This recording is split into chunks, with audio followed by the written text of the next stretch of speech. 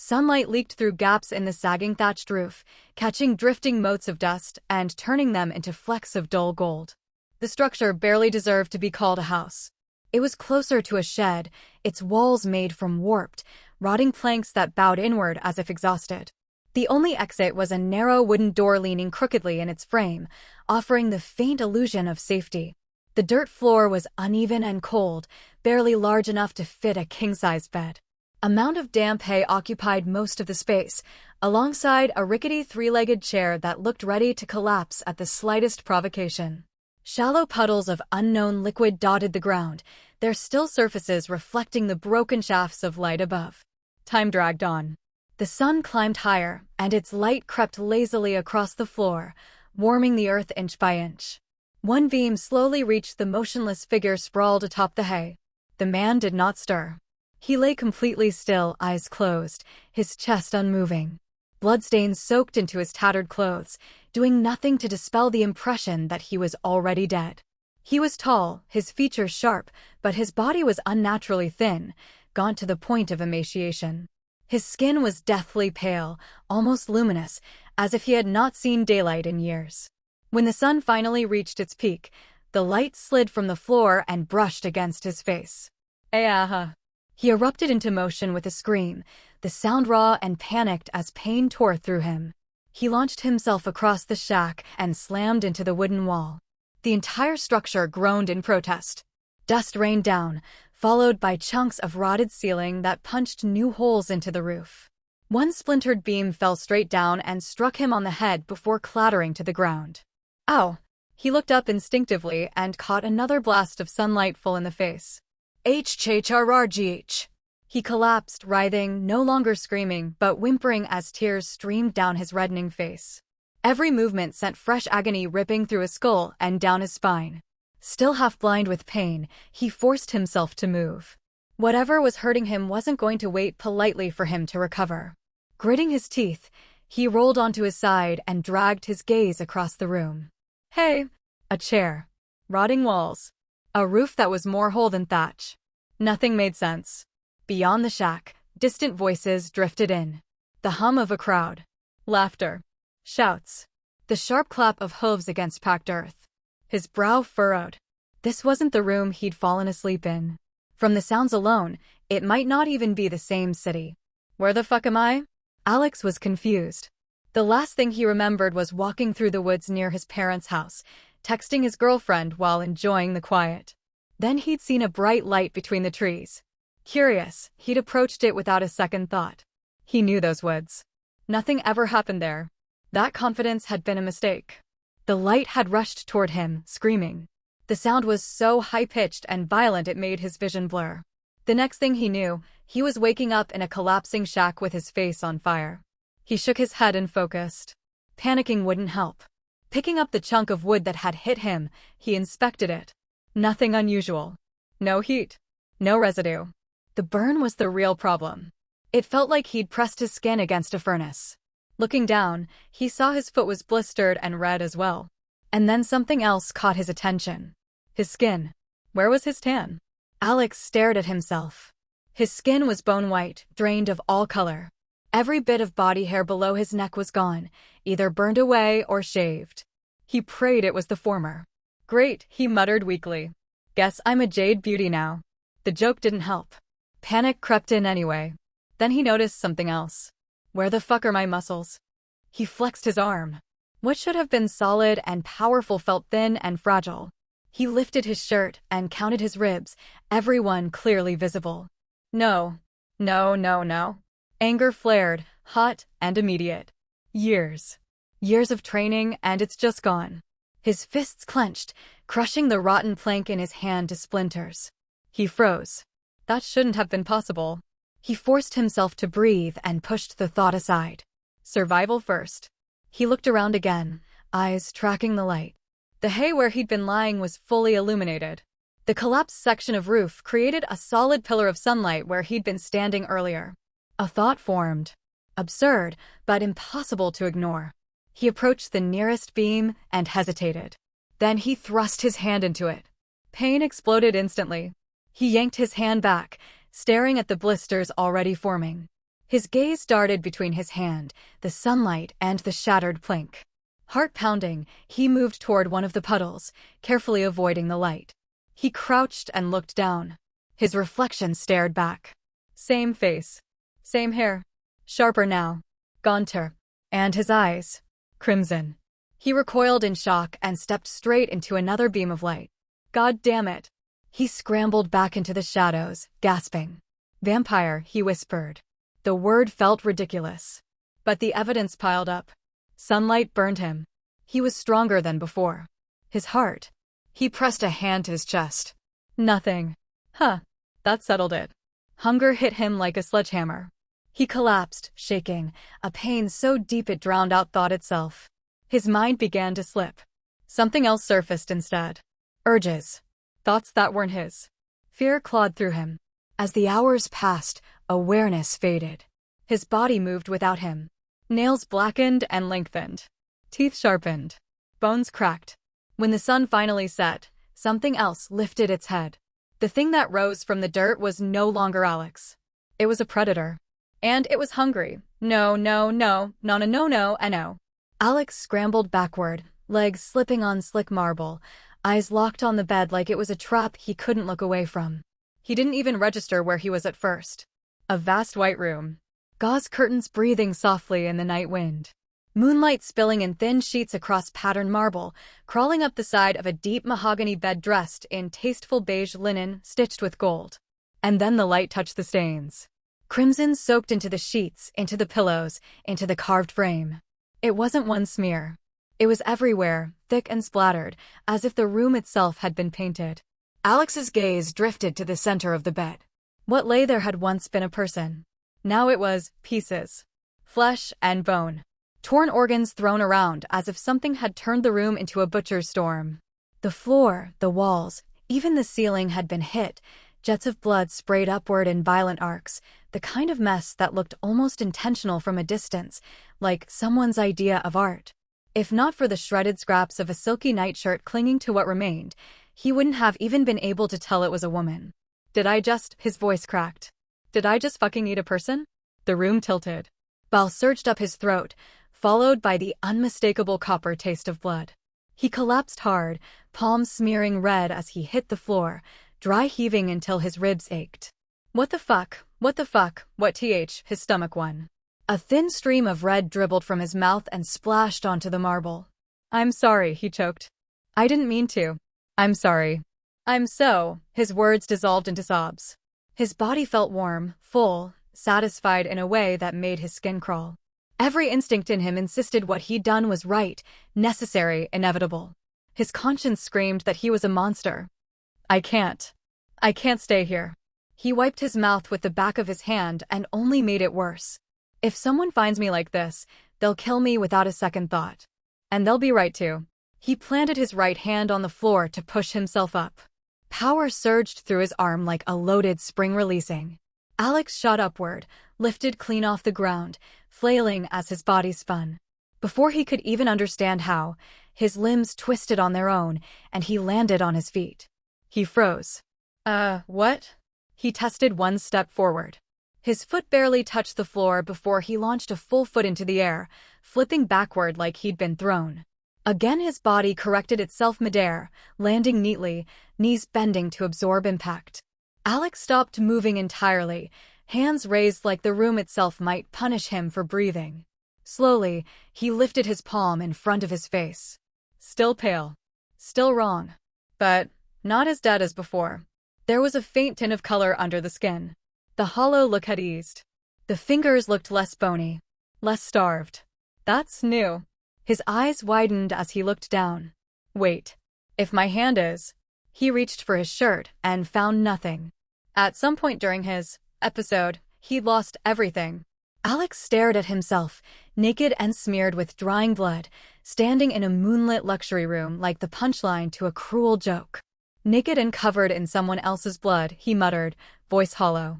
Just like the day I was born. The laugh that came out wasn't funny. He forced his attention back to his body. It wasn't the skeletal wreck he'd woken up as. But it wasn't his old, trained build either. It was better than that. Sleeker. Denser. Like someone had taken a healthy body and refined it, shaved off every tiny flaw. Shoulders even. Posture perfect. Symmetry down to the smallest line. Muscle placed exactly where it should be, not bulky, not showy, just efficient. Designed. It felt unreal. Like a sculptor had rebuilt him while he wasn't looking. He barely had time to process it before his hearing snapped into focus. Footsteps. Multiple sets. Rapid. Coming up from below. And underneath them, a metallic rattle. Like a bag of tin cans shaking with every stride. Alex's blood went cold. He scanned the room and spotted an ornate necklace on the bedside table, heavy with gemstones and worked metal. A stupid impulse. A desperate one. But money meant options, and options meant survival. He snatched it and clenched it tight. The footsteps hit the upper landing. Shouts rose. Someone was close. Alex turned toward the window across the room. A full-length pane, moonlight glazing it like ice. He didn't trust himself to run without flipping into the ceiling. He didn't trust himself to climb. So he did the simplest thing he could think of. He leaned forward until gravity took him, caught himself with his hands, dropped into a push-up position, then carefully shifted his knees under him, aligning his body toward the glass. The door behind him slammed open. A voice shouted. A sharp inhale of horror. Alex reacted before thought could catch up. He drove his legs into the floor and launched. Glass exploded outward with a deafening crash. Shards tore into his skin. He crossed his arms over his head to protect his face and burst through into open air. Only then did he remember something important. He wasn't on the ground floor. He plummeted headfirst into a massive drop. Panic flared for a heartbeat before his body smothered it like a reflex. He twisted midair, somehow, rotating without effort, and landed in a crouch on soft earth with cat-like ease, knees bending to bleed off impact. Alex stared at his hands like they belonged to someone else. Then he looked up. A garden stretched around him, dotted with hardy trees like olives and patches of dry grass. Behind him rose a mansion of white marble, Greek in style, columns holding up a clean, imposing facade. Statues of mythological beasts flanked the entrance like warnings. To either side, more mansions, each grand in its own way, lined the street. Between them, tall marble walls topped with vicious metal spikes. In the distance, a cliff-faced mountain cut into the night. A temple sat on its edge, torches flickering like stubborn fireflies, tiny figures moving as if the place was alive. Alex swallowed hard. He heard shouting behind him again. Someone appeared at the shattered window, hesitating at the drop. A guard. Loose, airy clothing for the warm night, but layered with old-style armor, a brown leather chestplate studded with iron, matching trousers and boots. The bracers were the strangest part, a glossy blue metal, too ornate for practicality, carved with flowing swirls and set with gemstones that caught moonlight like frozen stars. Those swirls looked familiar. Before the thought could settle, the guard shouted something Alex didn't understand and drew his sword. Alex scoffed reflexively, keeping distance. And what are you going to do from there? Throw it? The gemstones in the bracers flared. A burst of radiance erupted so bright it stabbed into Alex's eyes like needles. He flinched, vision washing out to white, and a cold, instinctive terror surged through him. He moved without thinking, launching sideways. Something tugged his left elbow. Then pain obliterated everything. He hit his knees, gasping, clutching at his arm and finding nothing past the elbow but wet air and an open stump. Blood poured. The shock came a half-second later, rolling through him like thunder. Alex screamed. My arm. Fuck. It hurts. His severed forearm lay on the grass beside him, cleanly cut, as if sliced by a blade too sharp for the world. Behind him, the ground was split by a deep scar that ran several yards through the garden, carved into earth like someone had dragged a giant knife through it. Alex stared at it, trembling. Then he looked back up. The guard's bracers had gone dark again. The man was slumped in the frame, chest heaving, face drained of color. Whatever that attack was, it had taken everything out of him. Alex's instincts screamed to run. Another part of him, colder and meaner, whispered the obvious. He's seen your face. If you leave him alive, he'll lead others right to you. It's you or him, Alex rasped through clenched teeth. He forced himself up, swaying, vision flickering at the edges. Each heartbeat was an electric shock of pain that tried to fold him in half. Somehow, he stayed standing. The guard's eyes widened. He tried to lift his sword. His arm shook. Fear flooded his expression as Alex lurched closer, one step at a time, blood dripping down his side and splattering the grass. Then another shout cut through the night. "Die, monster!" A second blaze of radiance ignited from a window to Alex's left. Alex didn't wait to see it. He jumped. He shot upward more than 15 feet, soaring blind into the air as a crescent of bright force sliced through the space he'd occupied. It carved a shallow trench through the garden, cleaved a tree in half like it was paper, then gouged the marble wall beyond, leaving a long scar in the stone. Alex landed hard, pain exploding through his missing arm again. Tisk, half frustration, half relief. Too many. Too strong. And he still didn't control what he could do. He turned and vaulted over the garden wall with a single bound, landing beyond it with a stagger that almost sent him face-first into dirt. He snatched his severed arm off the ground as he went, clutching it by the wrist like a grotesque trophy, and didn't forget the necklace clenched in his other hand. If magic existed here, leaving pieces of himself behind felt like begging someone to ruin his life in ways he couldn't imagine. He sprinted into the night, the wind whipping past, stars cold overhead. A few guards tried to chase. Their footsteps faltered. Their shouts faded. And then there was only silence, his ragged breathing, and the wet sound of blood dripping into the grass as he ran. Hey everyone, I sincerely appreciate your support. If you enjoy my audiobooks, I would be truly grateful if you could subscribe to the channel. And if you'd like to support even further, you're welcome to become a Patreon member, where you can access audiobooks of novels as long as they are freely available on the internet. Your kindness and support mean so much. Thank you. Now that he was lucid and aware of his surroundings, Alex realized that he had somehow wandered into a completely different neighborhood while he hunted. Once again suppressing the horror rising within him, he pushed the thoughts to the back of his mind. We can think about it and despair once my life isn't in danger. He shook his head. As he rushed through much cleaner streets than the one he woke up in, Alex tried to fully get used to his new strength. All those stories of people gaining superpowers didn't mention just how disorienting it was to suddenly be several times stronger than before. Each step sent him hurtling through the air. Only by the grace of his new instincts was he able to stay at all on his feet. Every corner was a challenge, his face learning with extreme detail what the walls of these buildings felt like, though his coordination improved with time.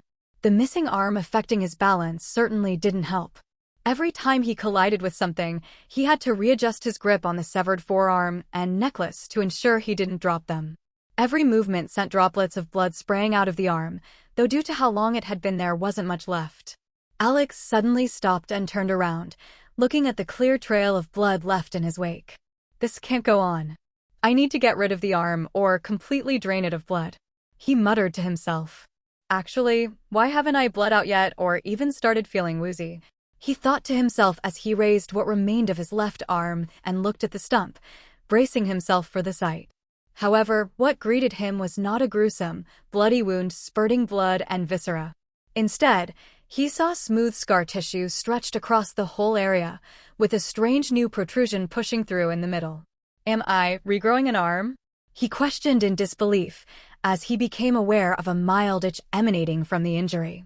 Now that I think about it, didn't I slice myself up on the window glass as I was jumping out? Inspecting himself, he noticed some very light scarring on his arms, which he had used to take the brunt of the impact, as well as a bit on his torso. In fact, even as he watched, Alex realized that the scars were fading in real time. At this rate, he would be completely healed in but a few minutes, leaving his skin as unblemished as a newborn baby's. That's so fucking cool. He muttered, no permanent injuries for me, baby. All I have to do is make sure I don't die. After stoking his delusions of grandeur, Alex refocused on the task at hand. Now, what to do with this arm? I need to drain all the blood, so I guess. Whack it against the wall. He hesitantly grabbed it by the hand and prepared to swing, before suddenly lowering it and slapping himself in the face. No, bad Alex. We don't smack pieces of our body against a wall, no matter how detached they are from the rest of you. He scolded himself while waving the limb around wildly, spraying blood over the street and walls. Now look what you've done. Idiot. Alex reconsidered his options. Gazing at the wall in front of him, he noticed the new splatters of blood from his recent hand-waving, his eyes suddenly flashing with inspiration. Placing the necklace on the ground to ensure it didn't get damaged or sent flying, he once again tightened his grip on the hand and started rotating, spinning it in circles. The rotations kept accelerating as he put more and more power into it, until the arm became nothing but a blur and emitted a low humming sound as it rubbed against the air. The centrifugal forces produced pushed the blood outwards, towards the opening in the elbow, and eventually out into the open air. Exiting the arm at such high velocity, the blood splattered across the entire street and several houses in its vicinity. After another minute of spinning, the amount of blood leaving the arm slowly reduced to nothing. Looking at it, Alex was shocked to see it once again looking like it did when he woke up earlier today, the extreme drainage having basically mummified it. Shrugging, he picked the necklace back up and gripped the severed limb in preparation to set off, before suddenly realizing that he had no idea where he was or even where he should go. It's not like he had a house he could stay in. Breaking into one of these mansions is out of the question. I bet they also have a bunch of magical guards and shit. That means I just have to find the slums again and chill there. Now, how to find the slums are new. While considering this dilemma, Alex chose a random direction and started walking, hoping to come across a solution to his problem. A few minutes later, and no closer to solving the issue, Alex came upon a large tower erected in the middle of a square. The large bell hanging from its roof, as well as the vague silhouettes of several men outlined against the starry sky, quickly told him its purpose. Oh yeah, I can just climb up to a better vantage point and find them that way. I'm so stupid. He berated himself before quickly slinking out of sight of the watchtower, unwilling to be seen. After escaping a certain distance to ensure they couldn't spot him, Alex looked at the nearest mansion and started climbing. The building was 3 stories of pure marble, with a red shingle roof gently sloping downwards to avoid being flooded by rain. To the previous him, climbing such a building would have proved an impossible task. The smooth walls and lack of handholds would have made it challenging for even the best in the world. Fortunately, this wasn't a concern for him now. His new abilities absolutely trivialized a previously impossible task. Backing up a bit, he took a running start before jumping as high as he could at the building. Soaring half a dozen yards into the air, he realized that he still wasn't going to make it. As soon as he impacted the wall, he once again pushed with his legs and flew another several feet higher, finally reaching to catch the edge of the roof. Unfortunately, he had forgotten to stow his arm somewhere, so he had nothing to grab the ledge with. Alex tried hooking his elbow over it, but the brief hesitation meant he had already fallen too low to reach, so he reluctantly fell back down to the ground. Damn it, he muttered under his breath. Oh well, we try again. Sizing up the distance, he decided to toss the arm up onto the roof, but had to make some practice throws first, especially since his aim wasn't the best even before he lost control over his strength. After a few minutes of tossing the arm into the air and catching it, he was at least confident he wouldn't overshoot by a mile and have to go searching for it in the streets. Backing up a bit to get a better angle, he carefully aimed before throwing it into the air. It drew a graceful parabola through the night sky before abruptly colliding with the roof with a muffled smack. Alex had prepared to go catch it if the slope caused it to roll off, but luckily it landed at an angle and didn't move from its spot. With a nod, Alex once again took a running start, double jumped off the wall, and this time successfully used his free hand to grab the ledge and smoothly vault onto the roof. Standing up, he scooped the arm off of where it lay on the red tiles and started looking around, finally getting a clearer look at his new location. As the night breeze ruffled his hair and the chill tried and failed to penetrate his pale skin, he beheld a vista the likes of which he could never have even imagined. In his immediate vicinity, he saw a seemingly residential area with many mansions, similarly luxurious to the one he was standing on. The area appeared to stretch on for several blocks, each building surrounded by walls of stone or carefully trimmed bushes. Interrupting the monotony were occasional squares with watchtowers like the one he had come across earlier, their forms reaching up into the sky. On a brief count, he saw over a dozen, with the nearest merely a few hundred yards to his right while the furthest was positioned at least 3 miles directly behind him. If you spot this story on Amazon, know that it has been stolen. Report the violation. Centered around a small mountain directly in the middle of the metropolis, the watchtowers covered a vaguely circular area, the city outskirts being without their protection. Though calling it a mountain might have been a bit of a stretch. The first peculiarity Alex noticed about it, and the most obvious, was the shape. It was like a perfect half-cube, as if a giant mason had carved it with a chisel before dropping it in the middle of the settlement. Smooth, seamless walls stretched upwards for over 1,000 feet, bordered by razor-sharp corners that simply could not have occurred naturally. The sheer strangeness of it was breathtaking. In fact, the scale of this monument was so large that Alex briefly failed to grasp what exactly he was looking at. He had seen the Burj Khalifa, the Eiffel Tower, the Great Pyramids of Egypt, and many other impressive human monuments on Earth, but all of them were completely dwarfed by the absolute scale of the object in front of him. This did not seem like something mere humans were capable of. It was the work of something more. Something greater. The only apt comparison he could make was the time he had witnessed the Grand Canyon. The sheer magnitude of it, the awe it made had him feel, had shown him how truly insignificant humans were in the face of nature. To now see an obviously artificial structure evoke the same feeling within him. He was overwhelmed. When he finally snapped out of his shock, Alex realized that atop this impossible object were buildings. The whole top surface of the cube, which must have covered an area of almost a square mile, was completely filled with all sorts of impressive-looking constructions, from mansions to palaces to fortresses. However, dominating over all other buildings on the cube was an absolutely colossal Greek-style temple, only dwarfed by the strange mountain it resided on. Over 300 feet tall and twice that wide, it towered over its surroundings. The huge, man-sized torches illuminating each column drew the eye, especially in the middle of the night, as if its monumental size wasn't enough. Taking a moment to appreciate the magnificent sight, Alex had resumed scanning the city when he noticed the horizon beginning to brighten to his left. Realizing he only had half an hour at most to get to shelter before something very unpleasant happened, he discarded all distractions and sped up his search. Looking away from the mountain, he gazed past the watchtowers into the lands surrounding the protected area, idly noticing how it was all enclosed by a large wall he had somehow gotten over in his hunger. After another very tense minute of searching, he finally saw a collection of poorly constructed wooden buildings huddled together, stretching several miles beyond the city wall.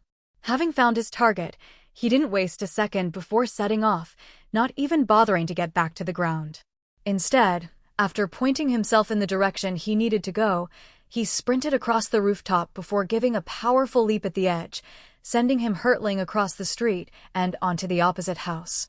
As soon as he landed, he kept the momentum going, charging further along the new roof and leaping again. In this way, he quickly traversed the city while avoiding any watchtowers, finally reaching the wall he had seen from a distance. Standing up close to it, he was once again awed at the apparent engineering prowess of the people this world. A sheer, 50-foot-tall wall of stone greeted him, once again covered in dense, flowing lines that seemed to shimmer slightly under the brightening sky. It loomed menacingly over the surrounding buildings at over twice their height, as if mocking their puny size. Having already encountered these lines several times that night, Alex realized that these were probably some kind of runic language belonging to the magic system of the world, something he greatly looked forward to exploring after he finally had some time to rest and gather himself together. Hopefully these aren't passive offensive enchantments, or I'm about to get absolutely cooked, he thought nervously as he observed it. Even despite knowing that the wall would not be a true obstacle to him, its sheer scale provided a not insignificant intimidation factor. He could only imagine what a regular human soldier would feel at the prospect of having to conquer it in the event of an attack. Now that he thought about it, a wall such as this was completely excessive if defending against mere men. I wonder what kind of magical monsters this world has. Since they have magic weapons and stuff, surely they have other cool shit, like dragons. Though I hope not to meet one until I'm much, much stronger. I don't think I'm Dragon Slayer material quite yet. Having assessed the wall, Alex ascertained that he should be able to get over it with some effort. Biting down on the severed arm to free his hand, he readied himself before suddenly bursting into motion across the roof. Flexing all of his new muscles to the utmost, He stomped down on the ledge and sent himself streaking through the air towards the wall. The second he made contact, he once again exerted himself and shot upwards, repeating the process. Another few steps later, he was almost at the top, but this is where gravity remembered he existed and betrayed him. Fuck, so close. He exclaimed unwittingly, desperately scrabbling at the wall to stop himself from falling. Irk! His downwards motion suddenly halted, almost jerking his shoulder out of its socket and slamming his torso against the wall, knocking the breath out of him. Raising his head while gasping for breath, Alex saw that his fingernails had caught around one of the swirls covering the wall. Puzzled as to how this was possible, he noticed that his nails didn't look quite right. Instead of pale pink, he found that the ends of his digits had extended into wicked-looking claws, seemingly carved from obsidian. Thinking back to his transformation earlier, he realized that this was what his hands had probably looked like. Never was a fan of long nails, but I guess they do have their uses. He mused, refusing to think about it too deeply before pulling as hard as he could and sending himself flying up the rest of the way. Catching the edge of the wall and pulling himself up was effortless, but when Alex turned around to go jump over the other side, he abruptly came face to face with a guard that was patrolling the parapets. Time slowed for Alex as he watched the guard's eyes widen as he took a deep breath to call for help. As adrenaline surged through his veins, Alex suddenly lashed out with his good arm, his fist slamming into the man's jaw. There was a sickening crack. The guard's head snapped back, the sheer force behind the hit hurling him across the parapet. He struck the far wall with a dull thud before toppling over the edge. Alex's heart lurched. Shit, wait. He darted forward, the severed arm slipping from between his teeth as he stretched out his left arm. For a half second he forgot that there was nothing there to catch with. Only the blunt stump waved uselessly at the guard's heels. Momentum carried Alex into the parapet, the impact rattling his ribs as he leaned desperately over the edge. His stomach dropped. Below, the man plummeted, his clothes fluttering in the wind. A final, wet impact echoed up the stone wall, followed by stillness. Alex remained frozen, breath caught in his throat, staring down at the crumpled figure on the cobblestones. His jaw clenched. He hadn't meant for this to happen. Are you fucking kidding me? He asked in disbelief. Are you actually fucking kidding me? As he stared down at the man's broken form, blood already beginning to pool around it, Alex clenched his fist in anger and punched the stone in front of him, uncaring of how it split his skin and splattered blood over the wall. Gazing at his already healing hand, Alex couldn't help but feel bitter. That's actually so stupid. I can reason away the woman back there. I wasn't myself and it was either me or her. Whatever. This guy, however. I should have been paying more attention. Now not only have I killed another person for no reason, but I've also refreshed the trail I left behind. God damn it. Clenching his fully healed fist, Alex turned his gaze to the horizon, where the faint light of dawn was beginning to creep across the sky. I can't promise I'll never hurt someone who doesn't deserve it, he admitted quietly. Hell, I can't even say I won't end up killing an innocent person again. But I need boundaries, something to keep me from losing it completely. Violence is a tool, not a game. Not a last resort, but definitely not the first. I don't believe that with great power comes great responsibility, but small responsibility is definitely needed. With conviction blazing in his eyes, Alex finally climbed over the wall and launched himself forwards, landing in a roll on the street below. Getting up, he set off at a sprint towards the poorer area, racing against the clock to get to cover. He arrived in mere minutes, just as the first rays of sunlight kissed the massive temple on the cube. Knowing that he had no more time, Alex dashed to the nearest building for shelter. Luckily, it appeared empty. Running up to the door, Alex tried pulling it open, but it didn't budge, only rattling in its frame. Looking up anxiously at the sun already illuminating the tip of the nearest watchtower, he could only grit his teeth and swing his arm back. Sorry about this, whoever owns this place. I'll pay you back for the damages somehow. He no longer hesitated and sent his fist into the door as hard as he could. With the sound of splintering wood, the door flew straight off its hinges and landed somewhere deep in the building with a crash. Wincing at the noise, something no doubt having broken, Alex once again apologized to the unknown owner before stumbling inside and away from the sun's deadly rays. Once he got into the relative safety of the shed, Alex finally relaxed. The adrenaline pumping through him faded as he suddenly collapsed to his knees, allowing exhaustion to finally slam into him. His eyes flickered as he briefly blacked out. "Whoa," he muttered, "that's not good." But today truly had been a crazy day now that he thought about it. He had woken up in an unknown location in a brand new body, run what must have been at least half a marathon, healed a bunch of injuries, and climbed some very tall structures. It would be stranger if after all of that he was still full of energy.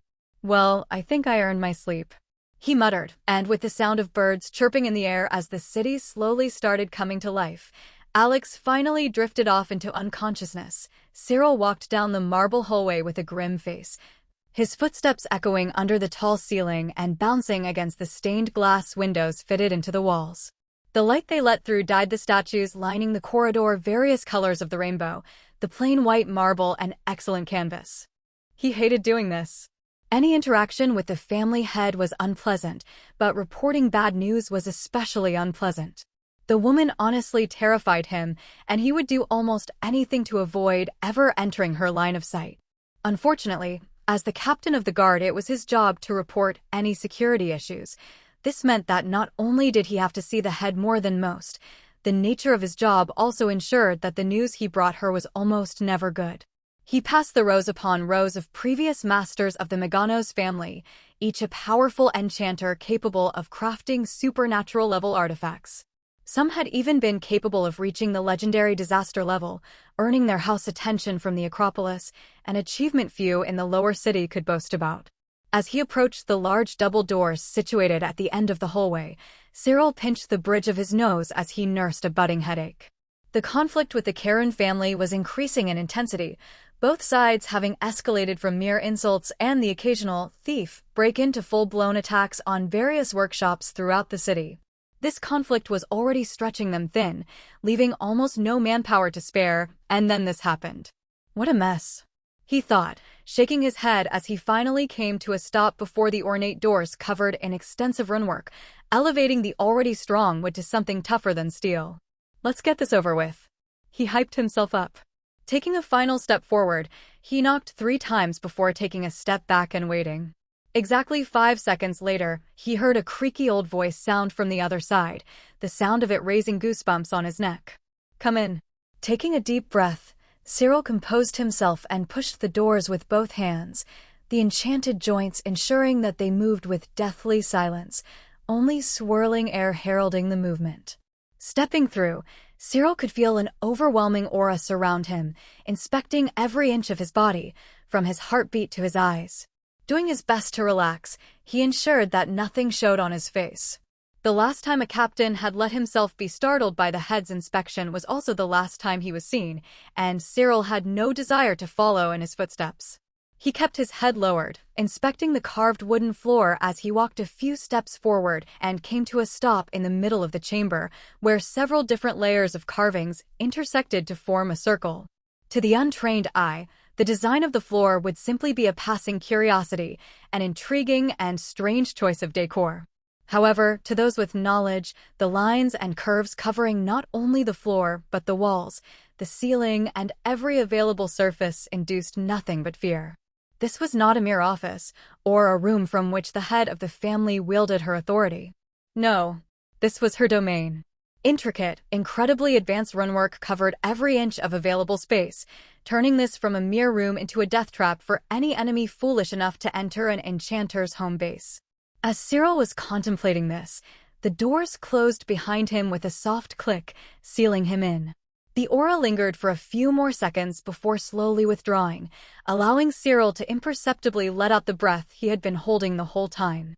"Raise your head," the voice ordered, once again sending a slight shiver down his spine. As he straightened his neck, he finally laid his eyes on the widely renowned Meganos family head, one of the premier nobles in the lower city and a disaster-level enchanter and mage, Lucia Meganos. Unlike what one would expect, she did not have fangs or horns, or even glowing red eyes that marked her as a monster in human flesh.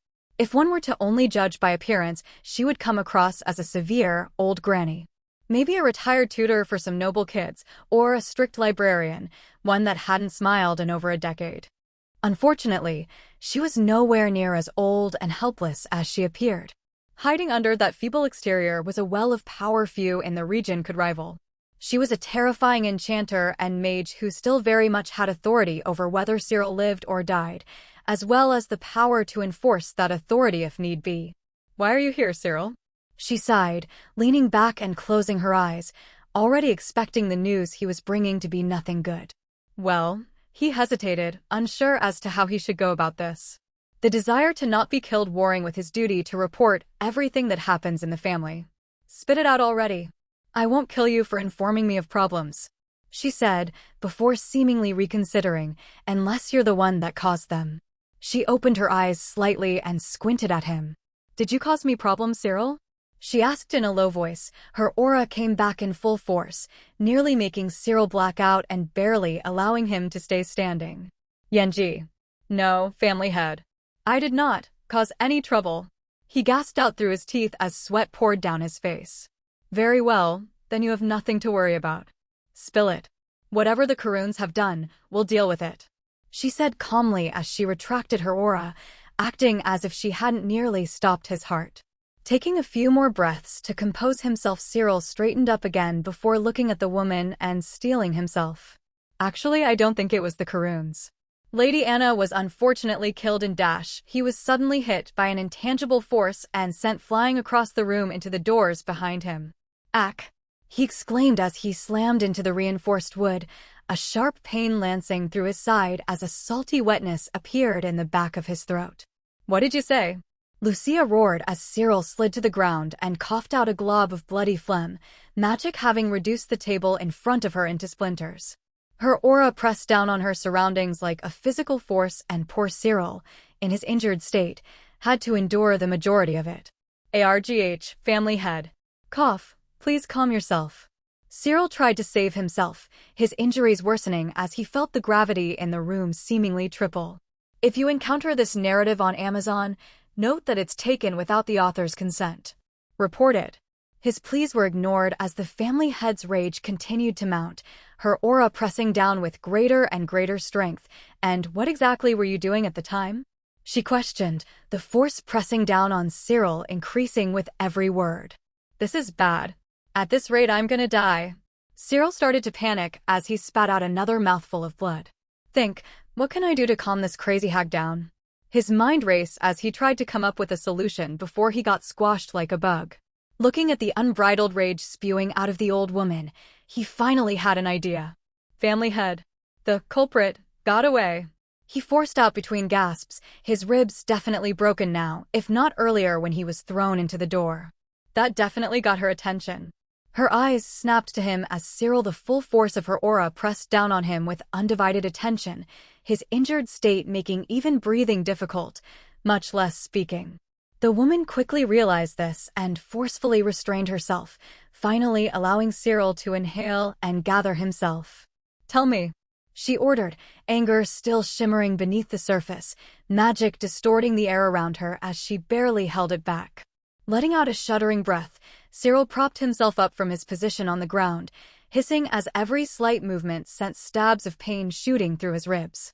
"Goddamned bitter crone, may you be flayed alive by the same monster that ripped apart the young miss. In fact, better that both monsters kill each other and leave us mortals alone."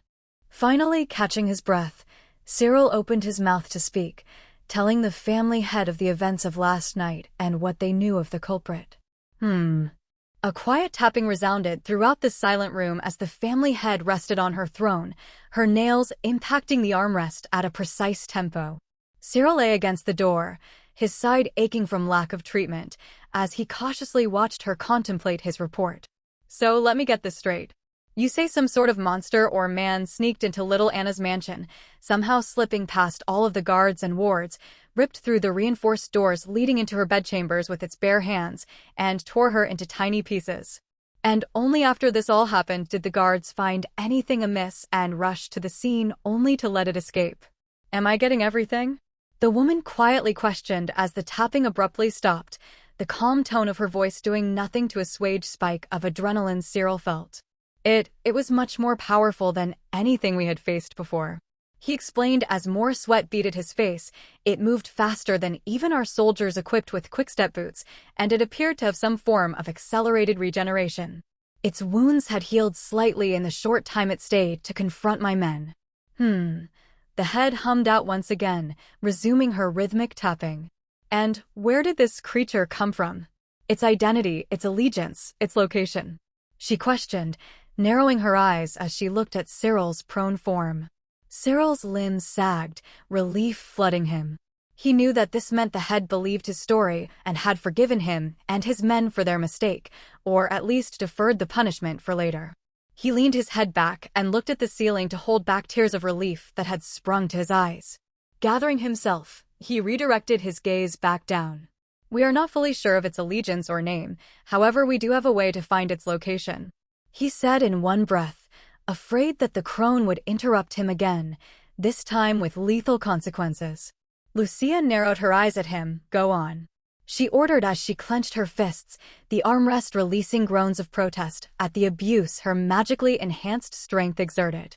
Gulping in fear, Cyril eyed her hand as he replied, while we failed to catch or kill the creature on the scene, we did manage to severely injure it and chop off an arm. Unfortunately, it took the limb with it when it ran away, but it did spill a large amount of blood in the meantime. If the family head is willing, we could craft blood-seeking amulets to help quickly find it. He finished, bowing his head with difficulty. Don't bother, the head said as she got up from her chair, surprising Cyril so much he lifted his head and stared at her. I'll do it myself. At that, Cyril widened his eyes in shock. The family head hadn't personally moved in years, not since the city was last attacked by monsters, and a mandatory draft was issued to all combatants at the supernatural level and above. The fact that this creature had urged Lucia Maganos herself to action did not bode well for the safety of the city or its citizens in the near future. He watched as the disaster-level enchanter walked over to the extensively ruined wall and tapped several seemingly random spots. With a low grinding sound of stone against stone, the swirls and lines slowly withdrew, revealing a concealed opening about the size of a man's torso. Cyril quickly looked away, wincing at the pain the sharp movement elicited. He was sure that he was not meant to see whatever was stored in the head's personal safe. A moment later, he once again heard the sound of grinding stone and looked up just in time to see the last of the gap disappear behind slithering marble, the wall standing completely unblemished once more. He let his eyes drift over to the family head, who was now holding something and standing over the remains of her desk to look around at the piles of splinters. After a short moment of searching, she found what she had been looking for and gently waved her hand.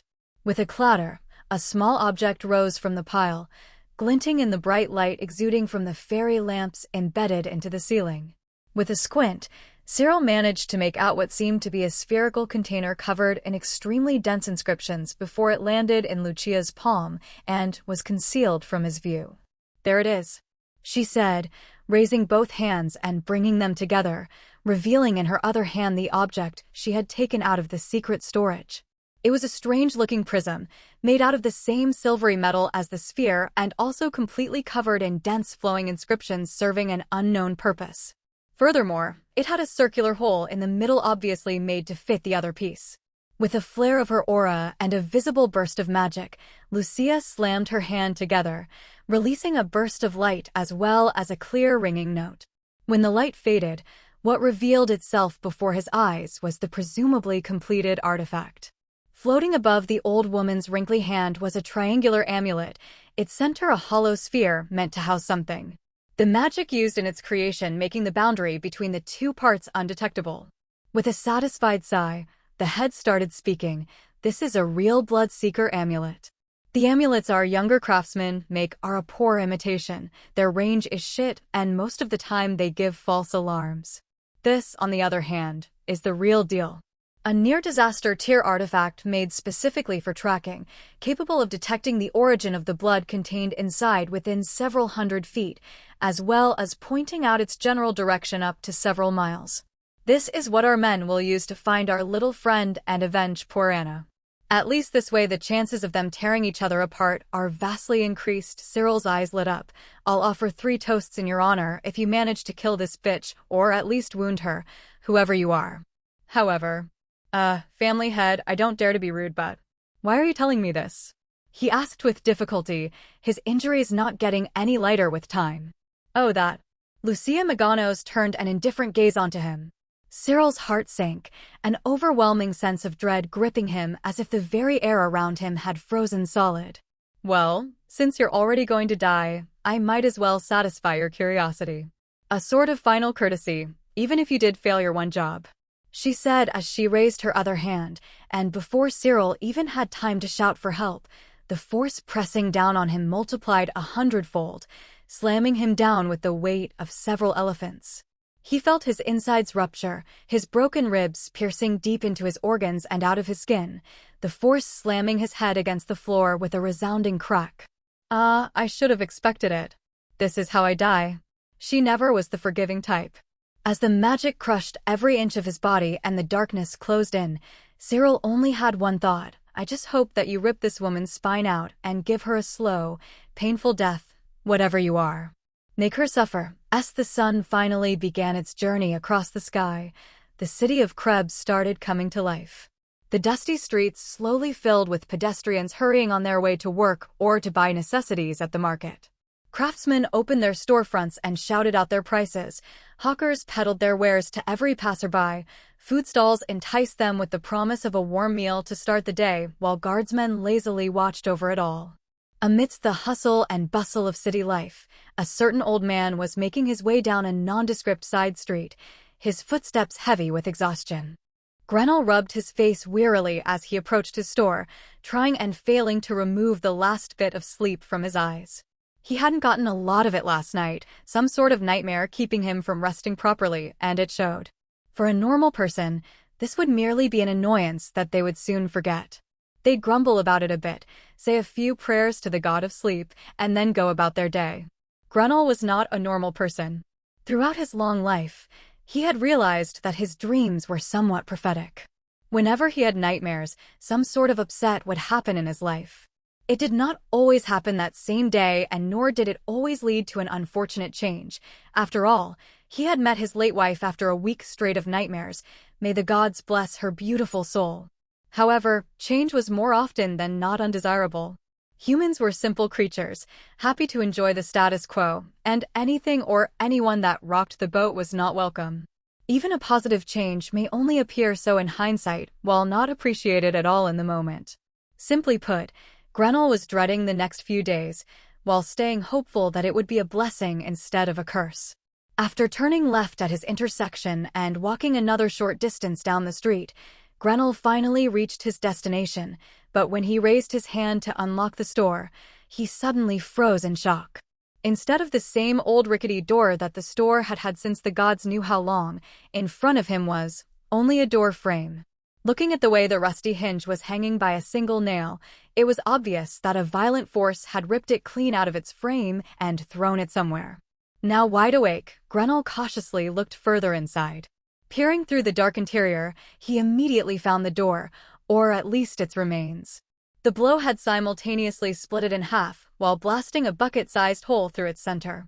The bottom part was lying on the wooden floor several feet into the dimly lit space, while the upper half could be seen embedded into a vegetable crate further inside. "No, my cabbages," he exclaimed, rushing inside without any regard for potential danger. Skidding to a stop before the unfortunate box of produce, he anxiously checked it over. "Damn it," he cried, "this crate cost me over 50 coppers. Whoever's the bastard that did this, you better not let me catch you." Gritting his teeth at once again having his dreams proven right, he turned around to pick up the bottom of the door only to once again freeze at what he saw. Right before his eyes, just next to the now empty door frame, laid the figure of a naked man covered in blood, slumped sideways onto the floor. The gentle rise and fall of his chest was the only indication that he was alive. Putting the pieces together, Grenell's conclusion had him glaring at the figure in anger.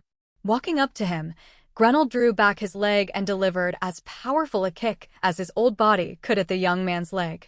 "Damn it. What is this kid made of?" "Stone."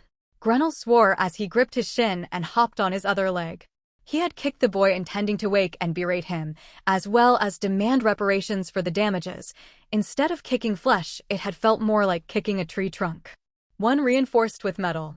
As he hopped around and cursed all 18 generations of the young man's ancestors, Grenell heard a low groan from behind and whipped around with his hands raised in defense. Instead of an attack, what greeted him was the sight of the young man turning over to face the wall, muttering something before falling silent. Grenell stared for a few more seconds before turning red. A vein throbbed in his temple as he glared at the carefree interloper. He snorted in anger. "I see. So that's how you want to play it," he muttered and turned around. Navigating his way around the boxes of produce, he headed deeper into the store until he reached a separate room with nothing in it but a few buckets, a big barrel, and a water pump. New Omicron Thailand body yes. Thank the gods this place came with a pump pre-installed. So much time would be lost on going to the well every day. He mused as he grabbed the nearest bucket and placed it under the faucet. Walking over to the side of the pump, he gripped the protruding handle and started rotating the wheel. He wasn't a craftsman, so he wasn't sure how exactly it worked, but he knew that turning the wheel made water come up from the groundwater below, and that was enough. After a few seconds, Grenell heard a gurgle, and with a splutter, water slowly started flowing into the bucket. When it was over half full, Grenell cut off the flow and let the last of it trickle out into the bucket. Picking it up, he made his way back to the store entrance and stopped a few steps away from the young man. "So you want to barge into MY store, ruin MY cabbages, hurt MY foot, and still get a restful sleep?" He snorted with irritation. "Not gonna happen. Wakey wakey sunshine." And with a swing and a splash, the contents of the bucket were sent flying at the prone form on the ground. Alex was having a nice dream. In fact, he was having some of the best sleep he'd had in years, despite his bed feeling harder than usual for some reason. He dreamed that he got superpowers and could punch through walls and jump higher than a building, but he also dreamed that he got into a fight with magical laser sword owners and lost an arm. A bit weird, considering it was his dream, but whatever. Later, he saw himself punching a man off a wall, and when he went to check on him, despite him obviously being dead, the man turned around and said, "Wakey wakey sunshine." The entire ocean suddenly splashed into his face, rudely interrupting his dream and almost drowning him. Ahem. What the cough dash, waking up with a series of coughs and splutters. Alex gasped for air only to receive another face full of water, drowning his rising protests in more coughing. This book was originally published on Royal Road. Check it out there for the real experience. Well, aren't you a rude little shitstain? An old, cranky voice sounded out somewhere in front of him. What the fuck do you mean, I'm rude? Alex furiously wiped the water out of his eyes to get a good look at his assailant. Well, what else are you if not rude? Just a general nuisance. What are you on about, old man? Alex roared as he finally managed to open his eyes and beheld the source of his excessive hydration. Standing in front of him was what could only be described as the most stereotypical old codger. A balding head with thinning white hair on the sides, hunched back, wrinkly, everything. If one were to search up the definition of cantankerous in the dictionary, the picture would just be this guy. The old man in question was also glaring at Alex, with a bright red face and clenched fists. The old man was taking deep breaths to calm himself, but it obviously didn't work. Alex idly wondered whether he was about to watch someone die from a stroke in real time. He decided to warn him about the dangers of getting too angry at such an advanced age. "Hey, old man, you should dash. Pay me back for the damages you caused me, shitstain, or I swear to the gods I'll call the guards." Before he could even finish his sentence, the old man interrupted him with a roar of fury loud enough to wake the giants from their eternal slumber. The sheer volume of the shout was such that Alex almost passed out again from sheer shock. As it was, he only clutched his ears in pain and ducked his head defensively, not willing to have his eardrums ruptured first thing in the morning. "Are you fucking crazy?" he roared back, finally getting angry at the senior citizen. "You break into my house, douse me in water, and then threaten to call the cops on me? Are you insane?" That seemed to really get under old man's skin as he somehow got even more red and started letting out a weird whistling sound, like a boiling teapot. The bucket in his hands started shaking, making Alex start to genuinely worry that he might complete the legendary, infuriated until he spat blood achievement. Thankfully, the old man closed his eyes and took one more deep breath to forcefully calm himself down, leaving Alex genuinely impressed. Being able to control such obviously extreme levels of emotion was not easy. Opening his eyes again, the old man looked at Alex with an amused gaze, as if watching a performance at a circus. "Okay then, youngster, pray tell how exactly did I break into your home?" he asked. "What do you mean how?" Alex questioned in confusion, his incredulity rising by the second. "If you don't know, who am I supposed to ask? You obviously used something to break," he trailed off, finally turning away from the old man and getting a good look at his surroundings. Taking in the dusty wooden floor, the dim lighting coming from the shattered doorway, and the crates and shelves of various produce, Alex couldn't help but blink. Where am I?" At that, the old man widened his eyes and stared at him for a moment, before suddenly bursting out laughing. "Ahaha. You're saying that you broke into my store and don't even remember how or why." He wheezed in between fits of mirth, his hands on his knees to support himself. "I do not recall ever Brea, King." Alex stuttered to a stop before suddenly widening his eyes. "Are you saying it wasn't a dream?" Needing to verify the truth, Alex looked down at his arm, only to find a perfectly normal, if very pale, limb staring back at him. "That doesn't prove anything." Trying to get up, he pressed his hands on the ground, only to once again send himself flying into the air, twisting and landing smoothly on his feet. "What the hell?" The old man scrambled back, tripping over himself in his haste to get away. Alex froze. "Well then, I guess that proves it, but let me check just one more time," he muttered. Turning around, he quickly approached sunlight streaming through the torn-open doorway and extended a finger to touch it. As soon as it contacted the light, his fingers started turning red with a sizzle and pain lanced through his hand. "Ow! Fuck!" he exclaimed as he pulled back, waving his hand to get rid of the sting. "Well, I guess that does it." It was real. A slow grin spread across his features. "Oh great, so he's a goddamned lunatic. Wonderful." A voice drier than the Sahara cut through his jubilation, freezing him as he remembered that he had an audience. Turning around, he was about to apologize for his unsightly display, only to frown when he saw the old man standing in a defensive stance at the other end of the room. What are you doing?" he questioned. "What do you mean, what are you doing?" "I'm distancing myself from the crazy person that broke into my store while covered in blood and then demonstrated supernatural strength before being burnt by the light of the sun. You are obviously some sort of foul beast disguised as a man, and I refuse to go down without a fight."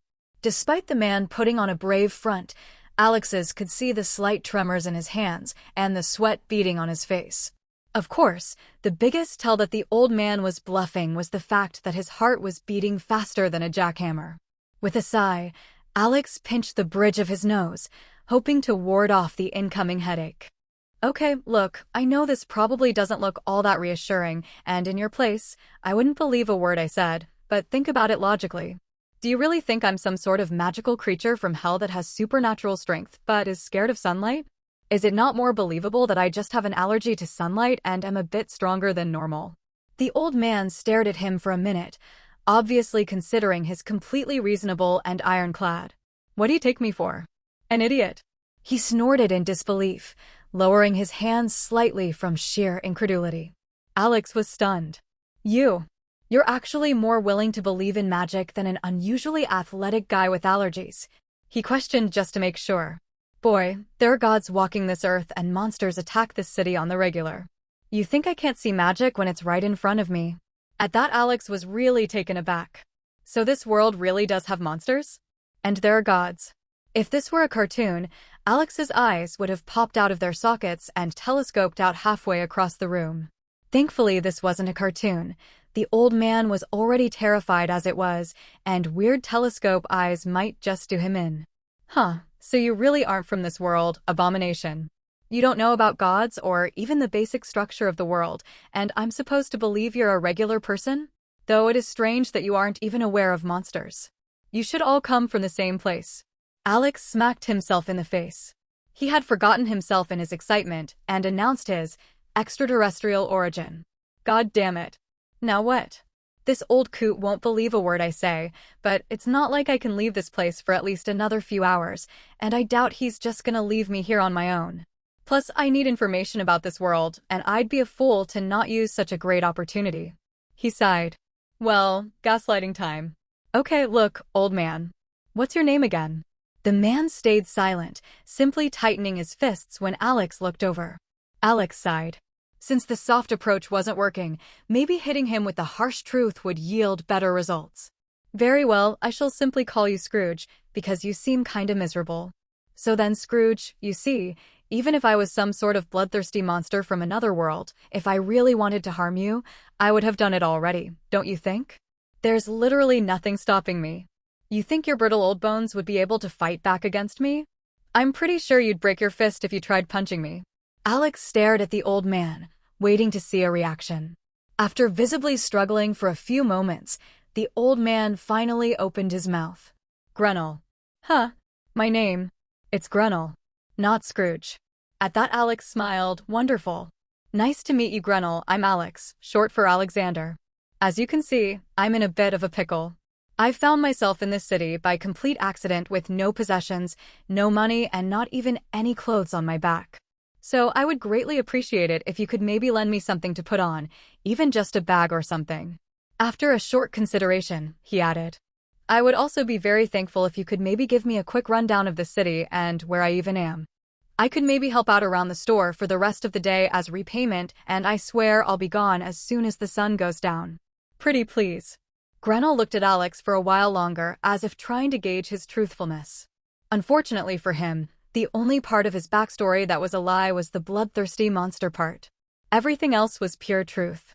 Grunel must have sensed that, because he finally relaxed a little, though he still kept the crates in between the two of them just in case. Very well, he finally said. I shall help you out, but after you leave you will owe me a favor. Having the ability to call a favor from someone with supernatural strength could be very useful. Deal, however, the favor can't be something outside my capabilities or go against my interests. If you ask me to go face down an army on my own, I'm not doing it. Same thing if you ask me to kill an innocent baby.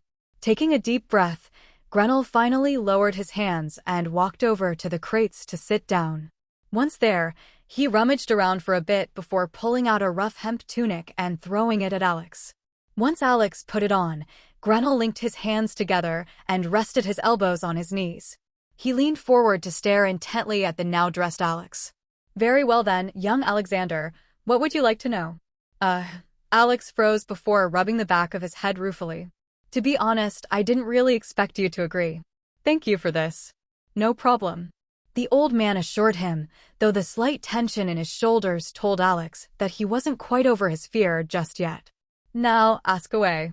Considering the fact that everything Alex did know could be written on a one-sided sheet of paper, the answer was obvious. Tell me everything. The old man looked at him for a second, then bent down and grabbed one of the ruined cabbages that had rolled out of the crate before suddenly throwing it at Alex's head. With his new body, he should have easily been able to dodge, but he was so stunned by the action that by the time he thought to move, the cabbage had already met his face. Hey, what the fuck was that for? He questioned indignantly while rubbing the point of impact. Language. Also, do I look like I have infinite time on my hands? I wasn't aware that I was a god, but maybe you can see something that I don't. Seeing Alex's confused expression, the old man threw another cabbage at him. Were you dropped on your head as a baby? The old man questioned while pointing a bony finger at him. What kind of answer is everything? How the hell am I supposed to know everything, much less have the time to tell it all to you? If I knew everything, do you think I would still be running a store at my age? I would have long retired in my mansion, with all the riches various kings and lords would give me for my wisdom. Tell him everything, he says. Boy, give me a real answer. All right, goddamn. Alex cowered. If that's how you want to be, then fine. He considered for a bit more. First, I want to know the name of this country as well as its general layout, including the name and location of this city. You don't even know the name of our country? The old man asked in disbelief. Wow, you really are some sort of otherworldly creature, aren't you? Why would I ever tell you any information about the defenses of this city? I don't want to die, but I don't think my life is worth compromising a whole city's defenses. For the last time, I'm not some bloodthirsty monster, I'm just lost. Alex tried to defend himself, losing steam the further he got into the sentence and ending on a lame excuse. Plus, I couldn't care less about the city's defenses. I just want to know the general layout, the type of stuff a regular citizen needs to get around. The old man simply quirked an eyebrow at that, not even deigning to give it a response. Slumping his shoulders in defeat, Alex finally gave up. Whatever, just tell me what you can about this place. Very well. The old man leaned back and shuffled around to get into a better position. The country we're in is called Orenthia, and our little city is called Krebs. Well, I say little, but it's actually quite important to our rulers. What's so important about it? Alex asked. Nothing much, it's just the biggest exporter of various foodstuffs in the country. Grenell shrugged with a smug grin. It's estimated that around a fifth of Orenthia's food production takes place within this city. That much? Alex was surprised. That number was nothing to scoff at. So it must be pretty prosperous, right? Actually, before that, how many cities are in this country? If there are only 2, it's not quite as impressive. Grenell chuckled. Oh, don't worry about that. There are several dozen, some estimate there to be over 50 of them. That is impressive. Alex nodded along. That explains the guards with the magic laser beam swords I ran into yesterday. You had a confrontation with some guards? Grenell's eyes sharpened at that. Yeah, Alex replied, looking up from the ground. I got into a fight with them for reasons I cannot disclose, and they chopped off my arm. But Grenell frowned, before indicating with his hand. You still have both arms? Huh. Alex looked down again. Oh yeah, right, they grow back now. Did you just say it grew back?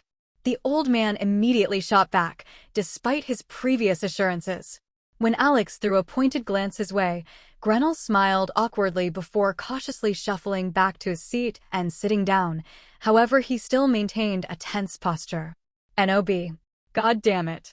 There goes all the hard work I just put into convincing him he was safe. Alex thought in exasperation. Suddenly his eyes widened. Shit. Where did the severed arm go then? I swear I took it with me when I was running away.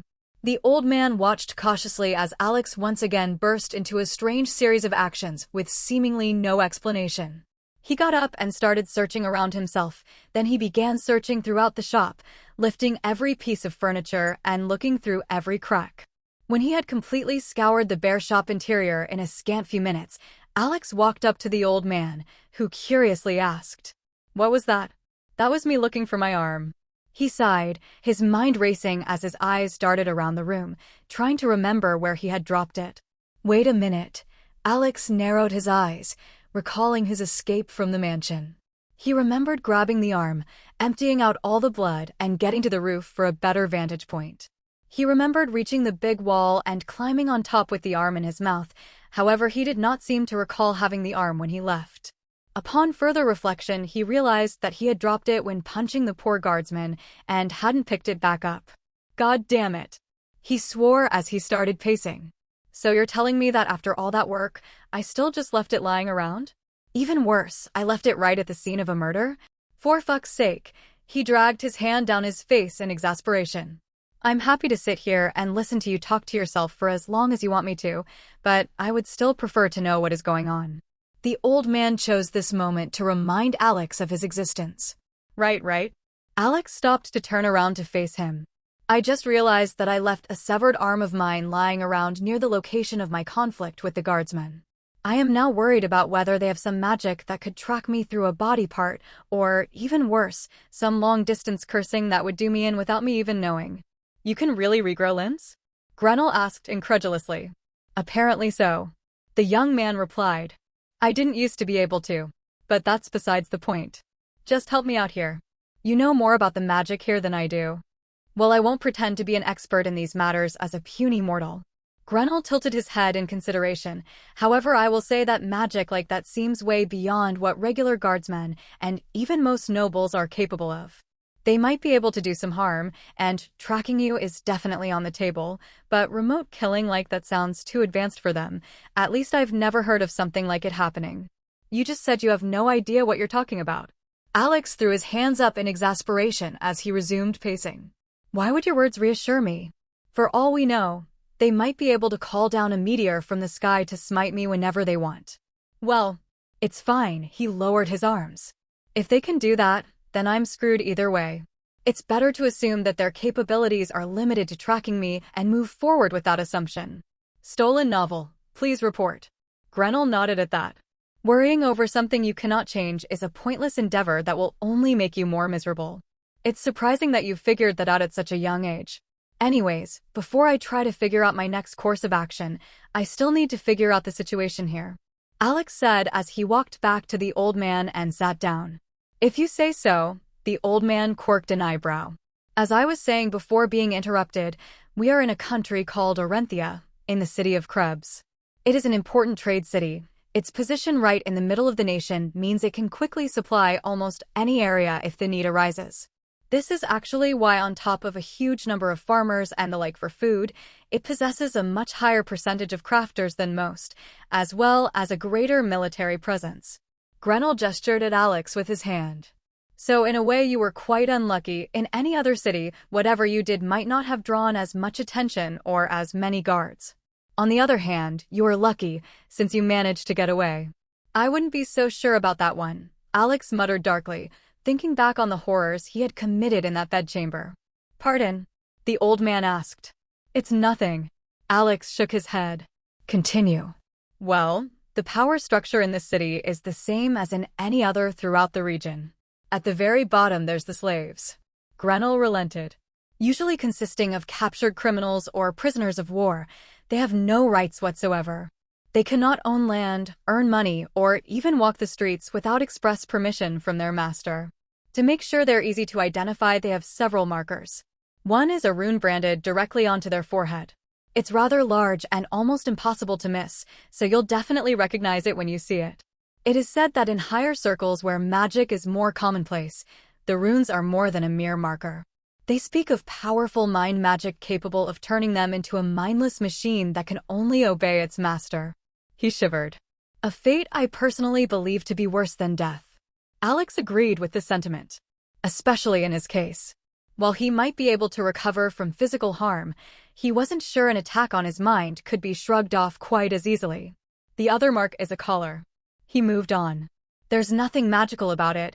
It's only used as an identifier, as well as a way to lock the slaves up when needed. Damn. Alex had to stop and think about that. As someone that had grown up in the modern world with modern sensibilities, he obviously found the idea of slavery distasteful. However, Alex knew himself, and he knew he was not a very kind person. He wasn't some sort of saint, willing to put his life on the line and make it his goal to rid this world of slavery. At the same time, he wouldn't consider himself a bad person, because if it didn't inconvenience him too much, he didn't mind helping someone in need, but only to a point. Whatever. Think about moral dilemmas and the wrongness of slavery when you're not in danger of being hunted down by magic sword wizards. He told himself before nodding at Grenell to continue. The next level is us. The old man explained, gesturing between the two of them. The commoners. Whoa, whoa, whoa.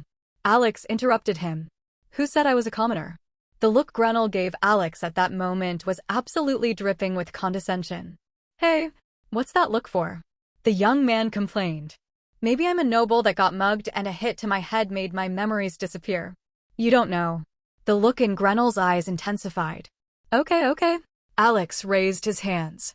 If it makes you happy, then I can be a commoner. Commoners actually make up the majority of the population, as the name implies. The old man chose to ignore him. We are allowed to own land, though not too much, and are usually employed where skilled labor is needed, such as jewelers, weavers, and shopkeepers. What about women? Alex asked, aware enough of this time period to know they weren't really considered people. What about them? Grenell tilted his head. Do they also classify as commoners, or are they something between a commoner and a slave, or? The young man gingerly asked. The question seemed to truly baffle Grenell as he stared at Alex, with complete befuddlement. Why on earth would women be ranked differently from men? Alex tried to think of a way to tactfully explain Earth's history of sexism. You know what? Grenell raised a hand. I'm not even gonna ask. Huh, Alex thought.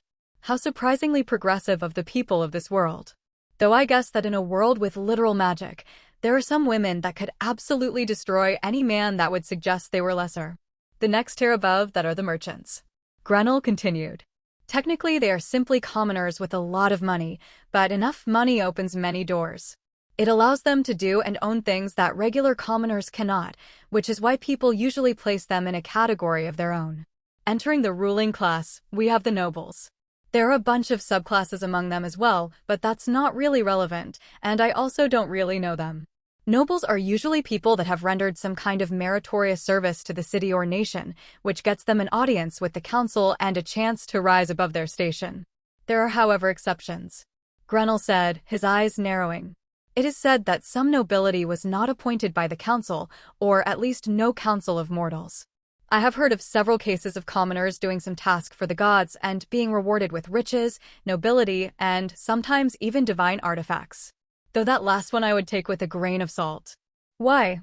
Alex asked. Rewarding some kind of magic treasure for a job well done doesn't seem that crazy. If you don't know anything, stay quiet. Better to say nothing and be suspected a fool than open your mouth and remove all doubt. Grenell snapped at him. I'll get to that in a second. Geez, relax, I'm just asking questions. Alex put his hands up defensively. Please continue. Where was I? Grenell frowned. Magic nobles. Alex helpfully supplied. Ah, right. Divinely appointed nobles. The old man nodded. As I said, some people are ennobled by the gods themselves. They don't really have any advantages over regular nobility. People are just less willing to mess with them because they are usually already rather powerful. They'd have to be to complete the gods' tasks. The main differences between a noble and a rich merchant are twofold. The first is that the merchant is still a commoner and cannot own a significant amount of land, while the noble can. This ensures that while they can gain great wealth from trading, merchants will never be truly self-sufficient. The second is that nobles are allowed to own their own private military force. Grenell focused his eyes on Alex. That fact is the one thing keeping our society the way it is. Commoners will never be able to overthrow nobles because not only do the nobles have more money and influence, but they also have absolute power as well. A trained, well-equipped platoon can take on 100 times their number of untrained commoners and come out on top. If you had gotten into a fight with a merchant, you maybe would have had to deal with 1 or 2 hired bodyguards, 4 or 5 at the most. For even a small-sized noble house? 30 men easily. I see. Alex frowned. So what you're saying is I got really unlucky. Well, I don't really know the circumstances of your conflict, but if that's what you believe, then sure. The old man shrugged. Finally, above even the nobles lies the Acropolis. That is the real seat of power in each city. They care not for all the conflicts and petty machinations of the lower city as long as we continue to pay tribute to them. And what exactly do we pay in tribute? The young man asked in apprehension. Faith, came the reply. What do you mean faith? I mean faith. Prayers. Grenell focused his eyes on Alex's face. Gods reside upon the Acropolis, and to live under their protection we provide them with faith. Alex stared at Grenell's expressionless face. You're telling me the gods actually, physically live in this city? If the people I attacked have any sort of connection to the so-called Acropolis and enlist the help of a god, I might be fucked. He broke out in cold sweat at the thought. He did say that gods existed in this world, but I thought they were more abstract and metaphorical. If there are actual, physical gods on this planet, within this city even, that makes things much more dangerous. No, nothing of the sort. Grenell waved his hands. When I say they reside there, I mean that's where all the temples are situated, not that that's where they actually live. A few minor gods may be staying up there, but the majority of those are so weak and have so few believers that they may as well be human. No, while the people living up there are either members of the council or their families, real gods live in the divine realm. Oh, thank God. Alex just about dissolved from relief, pumping his fist into the air. I get to survive another day. Grenell stared at his celebration impassively. Sorry about that. Alex coughed awkwardly. I occasionally forget I have an audience. I usually have it under control, but recent events have made it quite hard to stay focused. I can imagine. Whatever led to you waking up naked inside my store covered in blood must not have been very pleasant.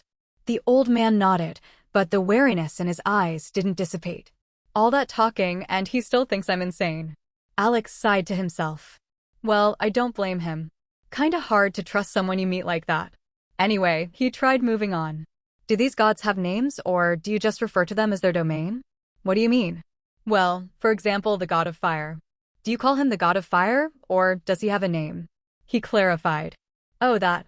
Of course they have names. Everything has a name, and if something didn't, people would give it one. The old man scoffed, before leaning in with a conspiratorial whisper. Don't tell anyone, but I believe even the greater gods were once mortal. Alex gave him a surprised look, intrigued by the possibility. Do you mean it's normal for a mortal to become a god? The short answer is yes, but that's a whole other conversation which we'll get to later. Grenell waved the question away. Why? The younger man asked. Look, I have nothing against explaining things to you, but could we do it while we work?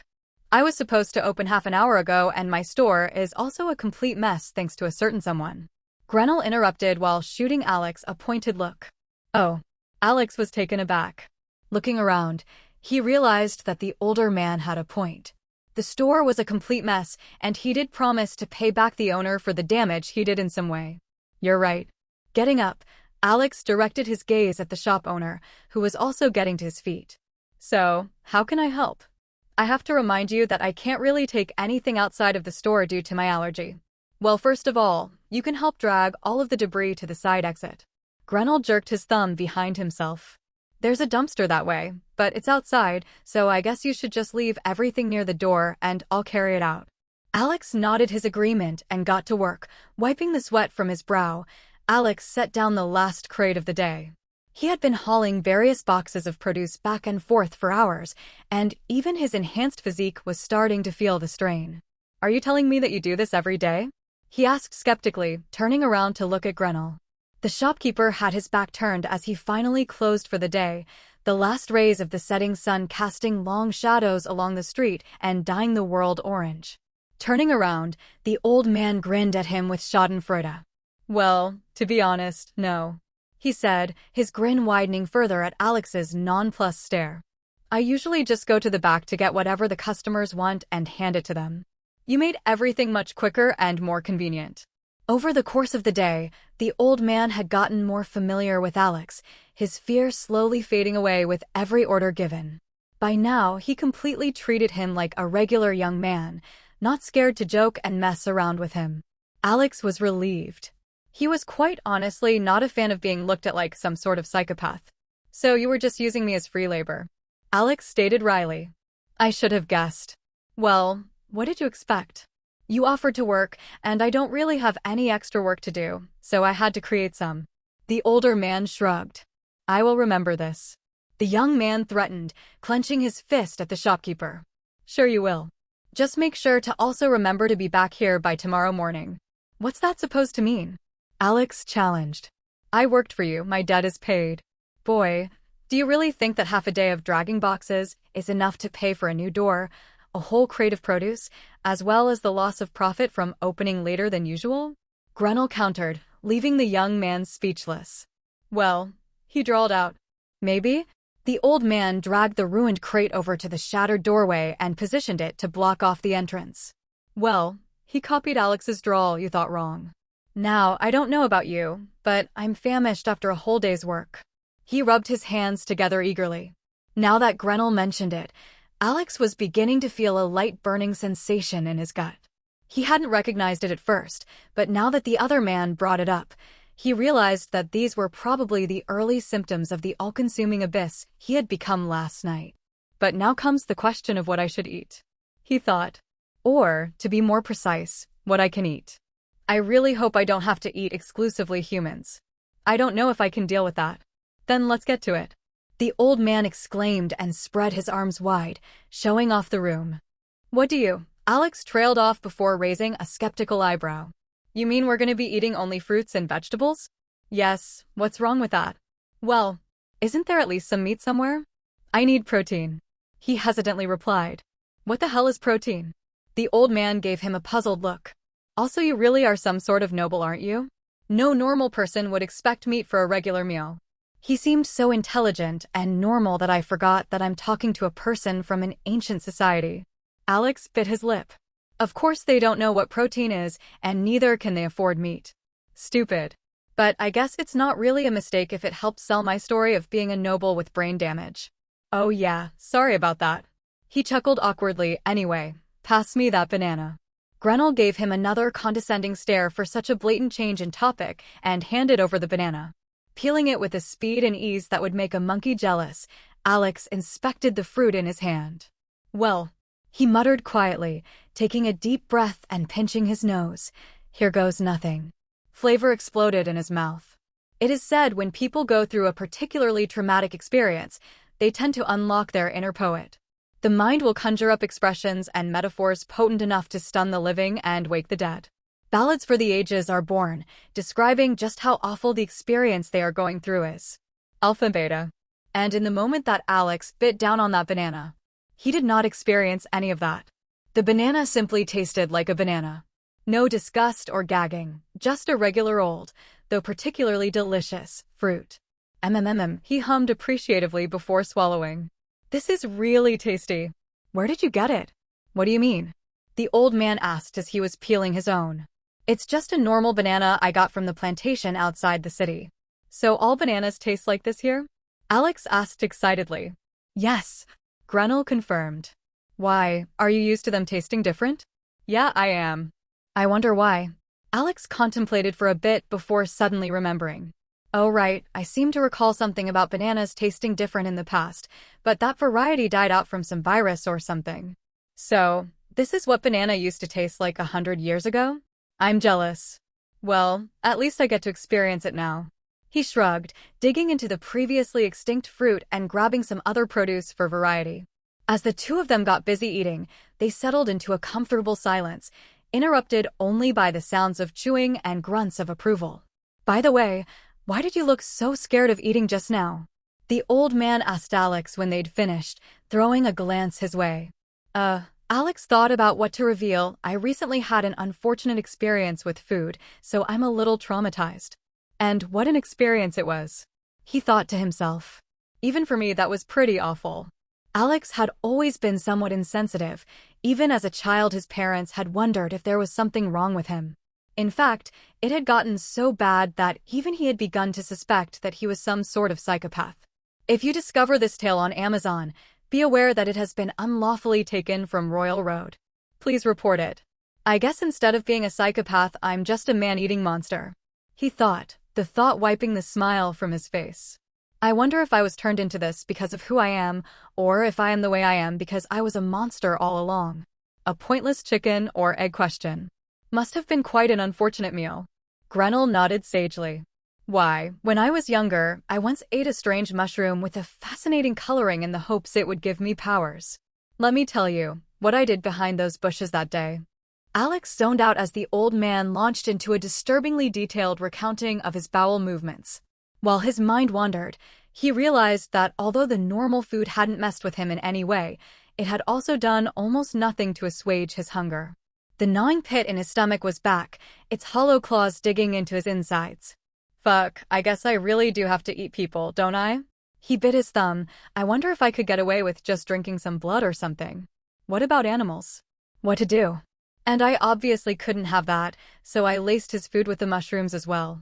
He still doesn't know to this day that I'm the reason he shot himself at his sister's wedding. Hey, are you listening? His contemplations were interrupted by the end of the old man's tale, none of which he'd heard. Of course I'm listening. How could I ignore the words of my elders? He lied with a bright smile on his face. I'm just wondering where I should go find shelter tonight, since it's about time I left. The playful frown on Grenell's face melted and was for once replaced by a serious expression. The old man crossed his arms and leaned back against a wall. So, you're leaving? Well, yeah. Alex gave him a puzzled look. That was the plan. That's true, but we agreed on that this morning. The old man shook his head. Now that I've experienced your help, I want to keep you around. Stay, work here. Unless you have somewhere to be or something to do, of course. Your family is probably looking for you, though they probably won't be excited to learn what you've been doing here. My family, Alex's face darkened.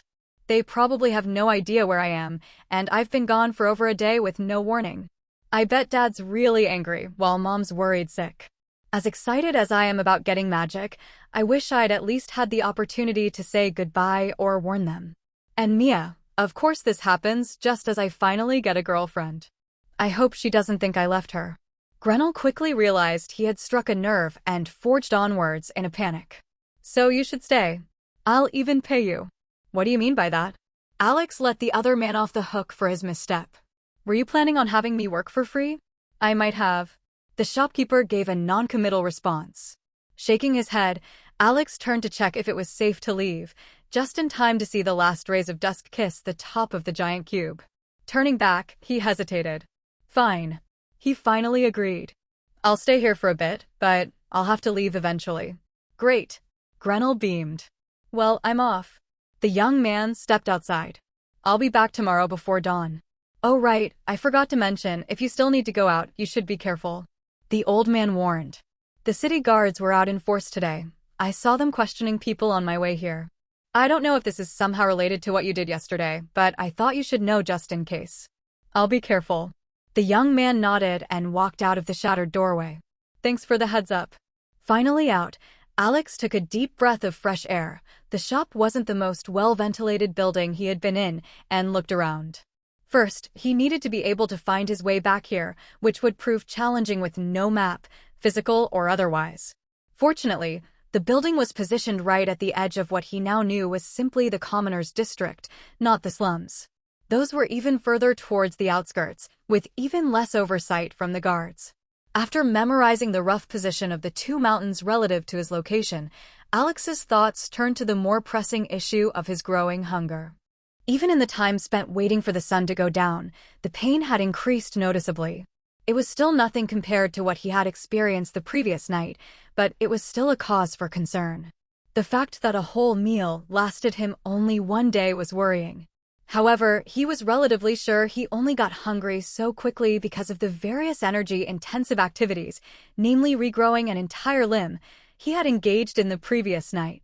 Resolved to nip the problem in the bud, before he once again turned into a ravenous monster, Alex set out towards the true outskirts of the city. He could have completed the journey in but a few minutes with his newfound speed, but people were still out and about at this time, and running at the speed of a car was not how you avoid drawing attention. Thus, he took the scenic route to learn the lay of the land, get familiar with the area. Wandering through the dusty, dirt-packed streets, he marveled at the wealth disparity shown in this city. He saw a family of 6 packed like sardines into a hut not much larger than a studio apartment, privacy nothing more than a myth. Comparing it to the colossal mansions he had seen just a few miles away, the gap was incomprehensible. Well, not like modern-day Earth was any better. In fact, I'd say the gap between a billionaire and the average person is even greater. Fascinating that even ancient societies had a fairer wealth distribution than the so-called civilized modern man. He shook his head in disappointment. When the last of the light faded and the number of people walking the streets dwindled considerably, Alex finally arrived at the true slums. The streets stank of human waste, puddles of filth littering the space between the rotting, half-collapsed houses. The people inhabiting the area weren't much better. Furtive figures darted through the alleys, while beggars lined the street, their weak calls for help falling on deaf ears. I guess the drug trade is going strong even here. Alex thought as he watched a man twitching on the ground, some sort of herb strewn about his position. Not that I blame him. What else can you do when born into these circumstances? I'd also do my best to escape reality. Doing his best to ignore the poor souls littering the sidewalk, Alex moved deeper into the slums.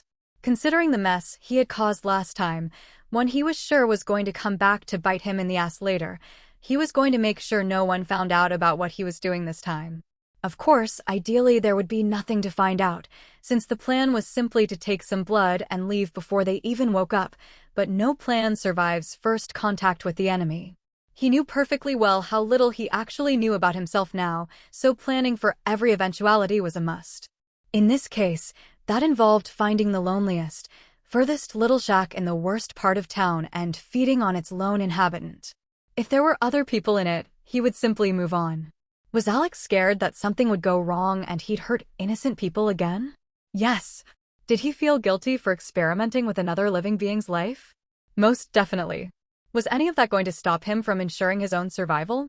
Absolutely not. Finally arriving at the real city outskirts, Alex realized that he may have miscalculated. Instead of finding the worst of the worst, the greatest rejects and biggest failures, what he saw was many times better than anything he had encountered in the slums or even in the commoner district before that. He hadn't thought much of what Grenell had told him about the main industry in this city. His mind hadn't made the connection between a vast agricultural industry and, well, the agricultural industry. Instead of more slums, hectares upon hectares of farmland and grazing fields spread out before him in all directions as far as the eye could see. There was a surprising variety of plants being grown within the same climate, though he guessed magic changed the rules of what was possible. Well, that's unexpected. Alex hesitated. I guess I should go back and find somewhere more towards the middle? Turning around, he threw one last glance over his shoulder at the bountiful fields before heading back into the unsavory part of the city. Deftly weaving his way through the cramped huts, guided by what little moonlight filtered through the cloudy sky, Alex searched for a suitable target. Now that the sun had gone down and night had fallen, the only people still moving through the alleys were of dubious inclinations. "Excuse me," Alex muttered as he squeezed past a hooded individual who was clutching something under his robes. The shadow of his hood did nothing to hide the bloodshot glint of his eyes from Alex's improved sight. "Just don't do anything stupid, man. I don't want to accidentally hurt you." Unfortunately, it was at this exact moment that the other man decided to do something stupid. A quick shuffling sound was all the warning Alex got before he felt a force impact his back with a thud. Turning around to ask what the man's problem was, a searing pain suddenly spread from the point of impact, as if a knife had been driven into his kidney. His anger ignited, and before he could think, he lashed out and backhanded the man in the face. With a horrifying crackle like popping bubble wrap, the man's head turned 180 degrees and his body was sent flying into the wall beside him, sending out a spray of splinters. Dropping to one knee, Alex didn't have time to concern himself with his opponent any further as he tried to clutch his burning side. Twisting sent an unprecedented spike of pain up his spine all the way to his brain, his vision going black as he fell forward, unconscious. Alex came to with a gasp, his eyes snapping open as he inhaled a mouthful of dirt. Coughing and spluttering, he wiped his mouth and looked around cautiously. He found himself lying on the ground in some alley, the dusty earthen floor and rotting walls his only company. Flipping over onto his back, he saw the moon watching over him through a gap in the rooftops, its light struggling to pierce through the gathering clouds. What the fuck happened? He shook his head to clear it. I swear I was going to find someone to snack on. Then the next thing I know, I'm waking up on the floor in some alley. Speaking of hunger, how long have I been out? Because holy shit. Alex clutched his stomach. The dull, throbbing ache had grown into a piercing pain, as if he had swallowed a sea urchin whole. Getting up, he re-inspected the ground at his feet. To his surprise, he found an ornate dagger laying beside him, its blade still wet with blood. What the? Furrowing his brows, he bent down to inspect it, noticing various intricate patterns covering the handle and crawling along the spine of the blade. The moonlight seemed to shimmer as it danced across the flowing lines, revealing its magical nature. Raising his eyes, Alex finally discovered the reason for his predicament. There, laying in a puddle of blood, was the disfigured form of a man, his neck twisted all the way around in a gruesome display of violence. I remember now," he exclaimed, clapping his hands together. "This fuck stabbed me." Dropping the act, he put on a serious face and cautiously approached the corpse, kicking it when he got there. "Fucking serves you right." Bending down, he inspected the man's features, trying to discern whether he had seen him before. He quickly concluded that he had never met this man in his life. Already expecting this, he moved on to rifling through the man's pockets. Alex didn't really have much experience in this area, so it took him a few minutes, but he eventually laid out the man's possessions on the ground before him. Doing his best to ignore his stomach, he appraised the items. From left to right there was a bag of herbs, some copper coins, a silver amulet with a blood-red gem in the center, and a strange deck of cards. He discarded the herbs immediately, not interested in whatever drugs this world's crackheads consumed. The coins he pocketed. He was certain it wasn't a large sum, but every little bit helps. He did the same with the cards, planning on maybe selling them to someone or potentially keeping them himself. That left him with the final item, the necklace. He had left it for last, as it was obviously the most expensive item in the man's possession. Quite honestly, it was beyond what the man should be able to afford. But that wasn't the only reason. Something about it called to him, pulled him towards it as if it contained something he had lost. Bringing it closer, Alex realized that the red part in the middle wasn't actually a gem, more like a container. Stored inside was slowly shifting drop of blood, and judging by the pull he felt, he had a sinking suspicion that he knew who it belonged to. Fuck, leaving blood at the scene really was a mistake. He swore, well, not like I had much choice, but still, at least I guess it can only be used to track me. Silver lining and all that. It reminded him of the other necklace, the one he had taken as he ran last night. He had hidden it beneath a loose floorboard at the store, the old storekeeper either not noticing or being kind enough to not question him over it. Pocketing the amulet for further study, Alex turned to the true final item, the man's body itself. Judging by the fact that it had yet to go cold and blood still trickled out of its mouth, he confirmed that he had only passed out for a few minutes at most, definitely not enough to get this hungry. RNOES. Well, I guess this confirms that regeneration uses up energy and makes me starve quicker, he thought. I could have guessed that without the help, but it's nice to have confirmation. Squatting before the man's prone form, he contemplated how he wanted to do this. His hunger needed to be sated, and he saw no reason to hurt another person when there was a perfectly good corpse right in front of him. I wonder what human actually tastes like? I don't really remember tasting anything the first time around.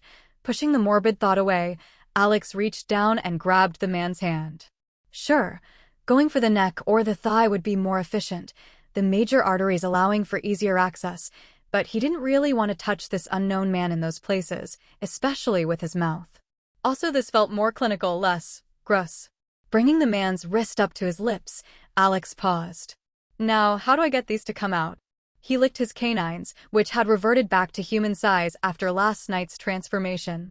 He tried willing them to extend, baring his teeth, snarling, hissing, even muttering, "Vampire time." Nothing worked. His teeth stubbornly remained human. Getting frustrated, Alex was just about to slice the man's wrist open with his new knife when an idea struck him. Narrowing his eyes, he dabbed a finger into the puddle on the floor and brought it up to his mouth. As soon as the blood contacted his tongue, he heard a quiet schnick and felt a light pull on his gums. Running his tongue across his teeth, he found nothing remaining from his previous denture. It felt like someone had filled his mouth with serrated pencils, their tips sharp enough to cut diamond, as demonstrated by his lacerated tongue. Ow, better not try to talk like this, he thought, looking back down at the poor man's limb. I guess, bon appetit? Tucked within a shadowed alley, a man sat quietly. His legs were crossed, his posture relaxed, and his eyes closed as if meditating. Beside him lay the mangled remains of a man's corpse, drained of life and blood, its grotesque form resembling a shriveled husk. Yet the seated man appeared entirely at ease, his calm demeanor at odds with the grisly scene mere inches away. Alex had never really tried meditation, all his knowledge of it coming from his experience reading novels and watching his mother practice yoga a few times, but he was trying his best to enter that state now. The reason he was attempting it was the unexpected aftereffect of his new source of nutrition. The previous night, while he was busy devouring the unfortunate owner of that bedchamber, he had felt a strange energy gather and condense somewhere inside his chest. He had quickly forgotten all about it amidst the chaos that followed, and he was surprised to feel it reappear tonight while he fed on his attacker. Upon noticing it, he had immediately pulled himself away from the man to focus on the sensation. Alex had read more than enough novels to know that a gathering of energy in one's chest, especially while one was consuming something, usually meant the unlocking of some power. Crossing his legs, he immediately focused on the elusive sensation within his core, trying to interact in any way with the new energy. He inhaled deeply through his nose and out through his mouth, doing his best to still his mind and relax his thoughts. Unfortunately, even after 20 minutes of effort, he still could not fully relax, the ball of power resting untouched by his efforts. The adrenaline from getting stabbed still hadn't fully left his system, and the excitement from discovering a new potential power definitely wasn't going anywhere. If you encounter this narrative on Amazon, note that it's taken without the author's consent.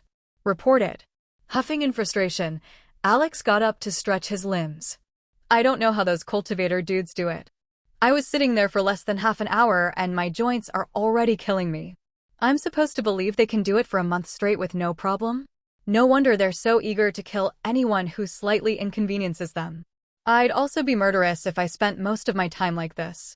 Well, since I can't meditate right now, maybe I can just figure it out by doing? Since I'm obviously some sort of vampire creature, I'm guessing this power is blood-related. He looked around to make sure no one was watching, ignoring the body lying by his feet. Okay then, he limbered up, shaking his arms and legs out. Glancing around once again, he closed his eyes to focus on the faint pulsation in his chest. He constructed a simple shard of hardened blood within his mind, trying to imagine its length, weight, and even texture with as much precision as he could. Once he had an image of what he wanted firmly held in his mind, he took a deep breath, snapped his eyes open, and threw his arm forward. "Blood bolt!" he shouted, fingers splayed outwards as every muscle in his arm bulged with effort.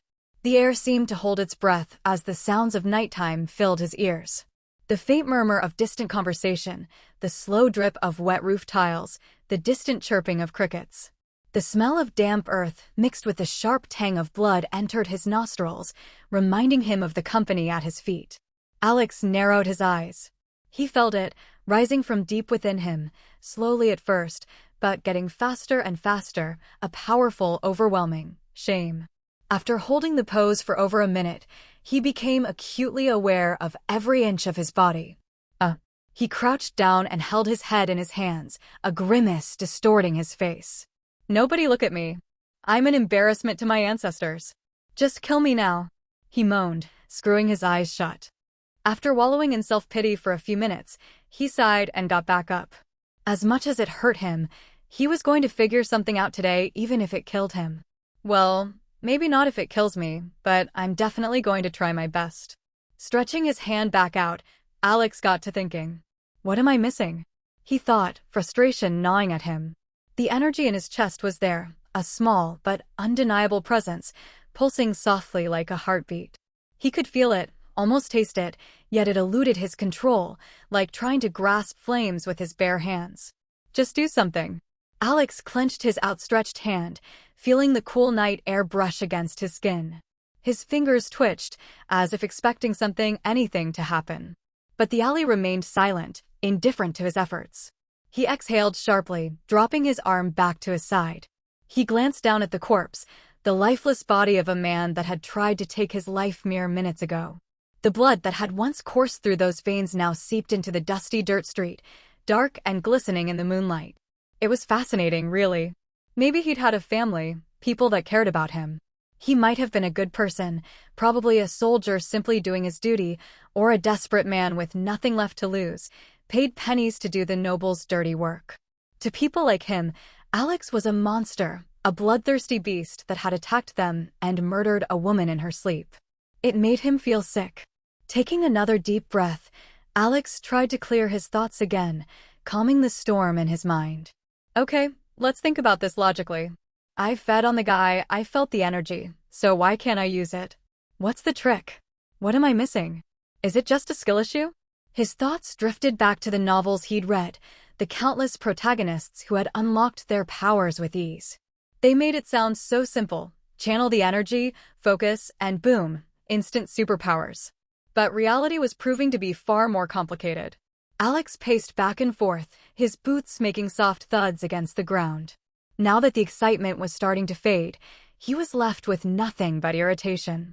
He was certain that he would figure it out eventually, but progress he wasn't making now could mean his death in the future. God damn it. He rubbed his face with his hands. How do I make it do something? Alex thought back on the 2 times he had felt the power react. Both times it had been instinctual, instant, with no deliberate manipulation or action on his part. Even his transformation obviously used some sort of catalyst to trigger, though he hadn't felt it back then. Maybe it's not about trying to force it, he mused, slowing his steps. Maybe it's about just letting it happen. He had been treating it like some sort of external source of power, something to tame or control, but maybe that was the wrong way to look at it. If he changed his frame of reference and started treating it not as something new, as something separate, but as an integral part of himself, that might be the key to unlocking this power. I don't force my limbs to move in the way that I want them to, and I don't manually command my heart to beat every second. He nodded along to his thoughts. If I try to consciously tell my biceps to flex, nothing happens. So do I have to effectively learn to control a new limb? He frowned, studying his hand. But then comes the issue of time. It takes a person years just to learn how to walk, and here I have a whole new aspect of my body to master. Even if my adult mind is much better at complex thought and prior experience makes things easier. I bet it'll take weeks before I can do anything useful with this. He sighed in disappointment. Well, no time to get started like the present. He closed his eyes again, this time letting the sounds and smells of the city wash over him without resistance. Everything gradually faded into the background as he focused his full attention on the steady pulses of energy within him. He inhaled slowly, feeling the air fill his lungs, and then exhaled, directing the breath through that warm core in his chest, letting the current carry the energy along.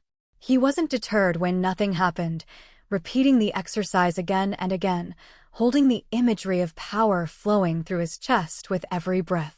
He was no longer trying to accomplish anything with the power. He was simply trying to interact with it in any way. Like a baby kicking its legs just because it can, with no goal or specific movement in mind. As the minutes passed, Alex's focus only continued to deepen, his thoughts giving way to a strange sense of calm. His breaths became more even, gradually matching the steady rhythm of the energy within him. With each inhale, he felt the warm, pulsing sensation grow slightly more distinct, more a part of him. It was still elusive, refusing to acknowledge his efforts, but no longer completely foreign. It's just a muscle. He tried to convince himself. Nothing special, just a brand new, imaginary magic muscle. It's a part of me and I can move it at will. You can already use so many, what's one more? The more he relaxed into the sensation, the more he began to notice small shifts in the energy's behavior. It wasn't a flood of power or a dramatic surge, but a subtle, almost imperceptible change, like the twitch of a finger. Okay, now I just need to make it twitch how I want it to. He shook his head wryly. Easy peasy. Instead of forcing it, he allowed the energy to simply exist, to be present without his interference. As Alex continued to focus, he felt a faint stirring within his chest, a whisper of movement. It was subtle, so subtle that he normally would have wondered if he was imagining it. But as he maintained his steady breaths and clear mind, the sensation slowly grew stronger, like an ember catching a gentle breeze. A flicker of excitement threatened to break his concentration, but he reined it in, choosing instead to observe the sensation calmly. Okay, easy does it. It's definitely twitching, he thought, suppressing the urge to grin. It's like learning to walk all over again, except this time, I might accidentally blow something up. He took another deep breath, trying to guide the energy just a little bit more, imagining it moving down his arm, maybe sparking a tiny, harmless blood bolt. But as soon as the thought crossed his mind, the energy flickered and retreated, slipping away like a shy animal. Damn it, Alex muttered, letting his arm drop in frustration. Of course, it's not going to be that easy. He glanced around the alley, half expecting to see some hidden observer laughing at his attempts, but thankfully, the night was still and empty. Except for the dead guy at his feet, of course. With a sigh, he crouched down beside the corpse, avoiding eye contact. You wouldn't happen to have any tips, would you? He asked it, only half joking. No? Yeah, didn't think so. Shaking his head, Alex stood back up, running a hand through his hair. He knew he couldn't afford to give up, not when his life, or unlife, or whatever was on the line. But the sheer frustration of not being able to do something so seemingly basic was getting to him. Fine, he thought, squaring his shoulders. If I can't force it, I'll just keep nudging it until it does what I want. I've got all night, and it's not like I've got anything better to do. With that, he closed his eyes again, settling back into his breathing, letting the energy pulse within him without trying to control it. Maybe if he could just get used to the feeling, it would become more familiar, more manageable. As he focused, the energy responded in kind, this time with a bit more consistency. It still wasn't much more of a gentle ripple than a wave, but it was progress. And right now, any progress was a win in Alex's book. We'll get there, he thought, raising his hand once again. One twitch at a time. As the first hints of dawn brightened the distant sky, an exhausted Alex stumbled wearily into Grenell's store, carefully placing the shattered remains of the doorway back in its place. In the excitement of discovering actual magic, he had forgotten how little rest he had gotten the previous day. Instead of a nice, long sleep to wait out the daylight hours, He had gotten rudely woken up by a grumpy old man and then worked until dusk. Immediately after, once again instead of getting some rest, he had gone out into the slums, gotten stabbed, and spent hours practicing his new magic, to little success. I should really do something about this. It's becoming a habit. He blearily thought as he collapsed to the ground in the same spot as last night, his eyes struggling to stay open. I hope the old man lets me sleep for a bit longer. Rearranging a random cloth into a pillow, Alex finally closed his eyes and succumbed to the blissful embrace of sleep. Alex awoke to the omnipresent din of the city. The faint murmur of conversation and the distant clang of pots and pans provided a pleasant susurrus in the background.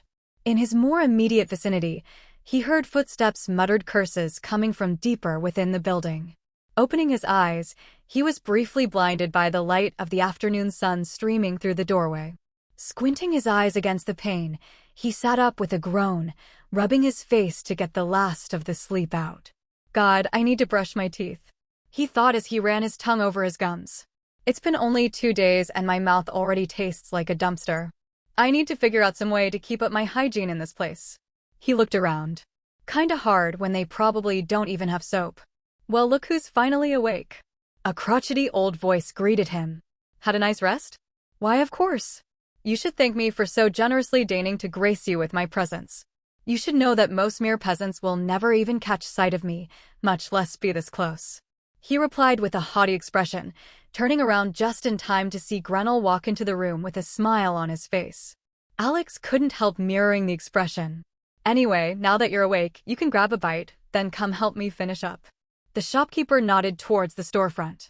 Only a few hours left until I close for the day. Alex watched Grenell grab what he came for and head back out to the front, the sound of heated haggling reaching him soon after.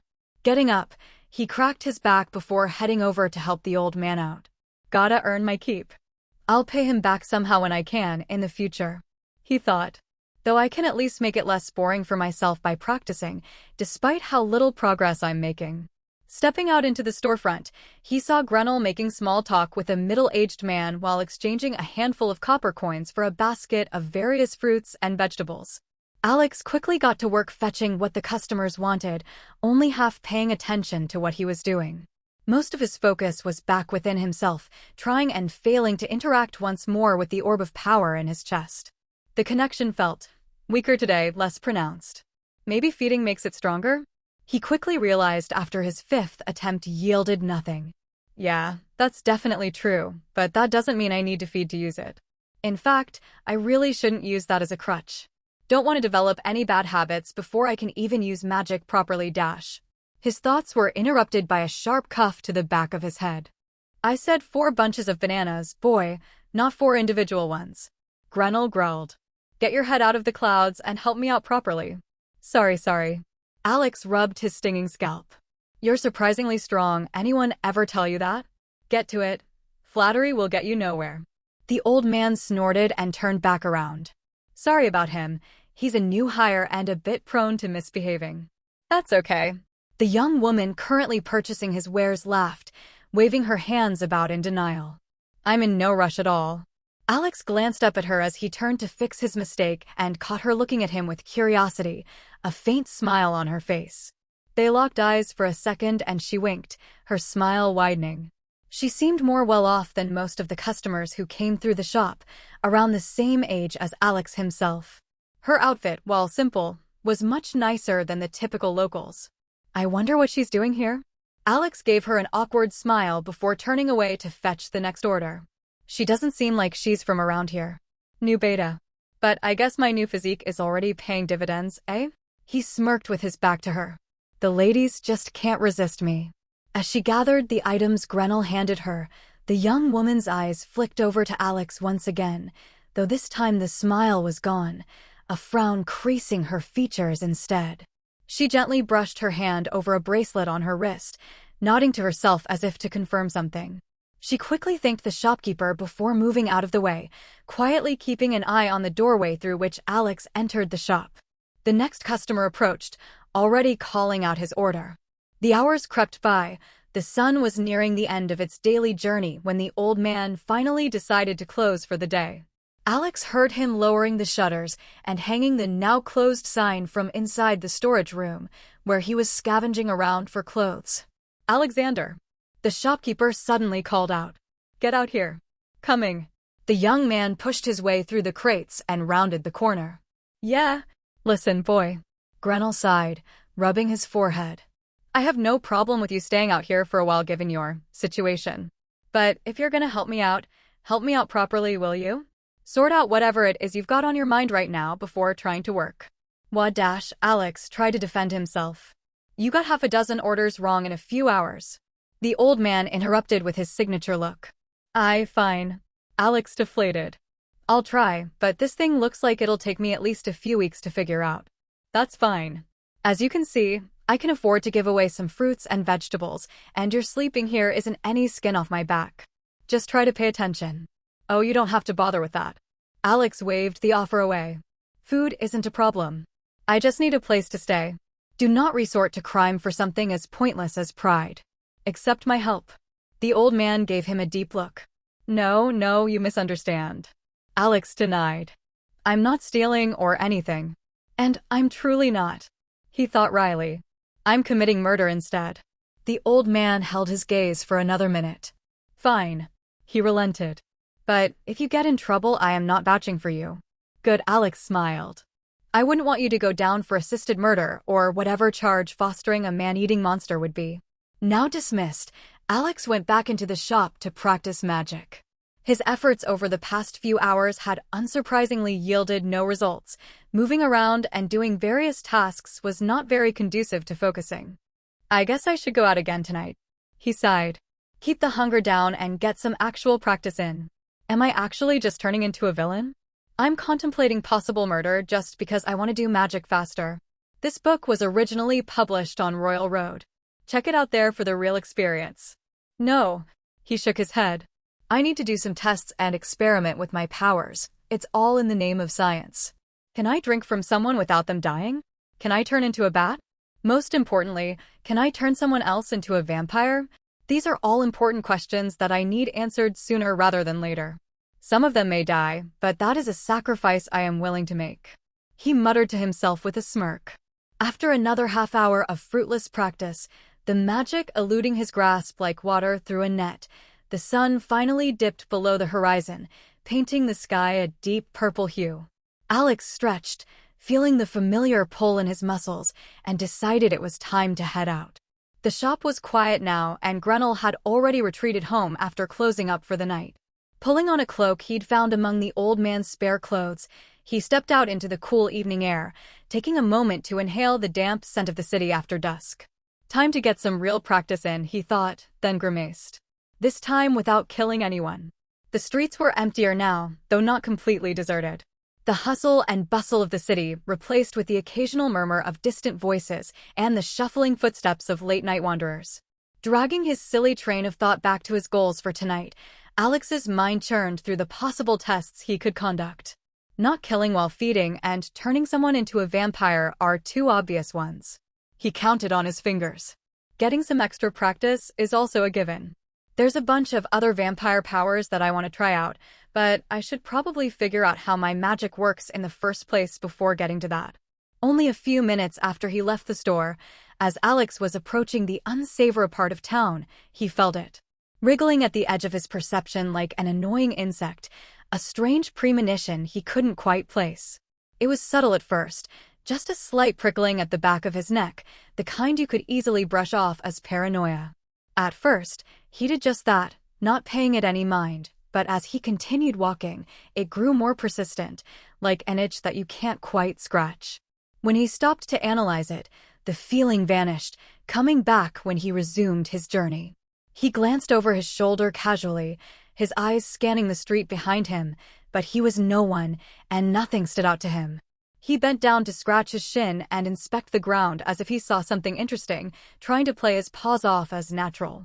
A few more sudden pauses later, he finally realized what it was: footsteps.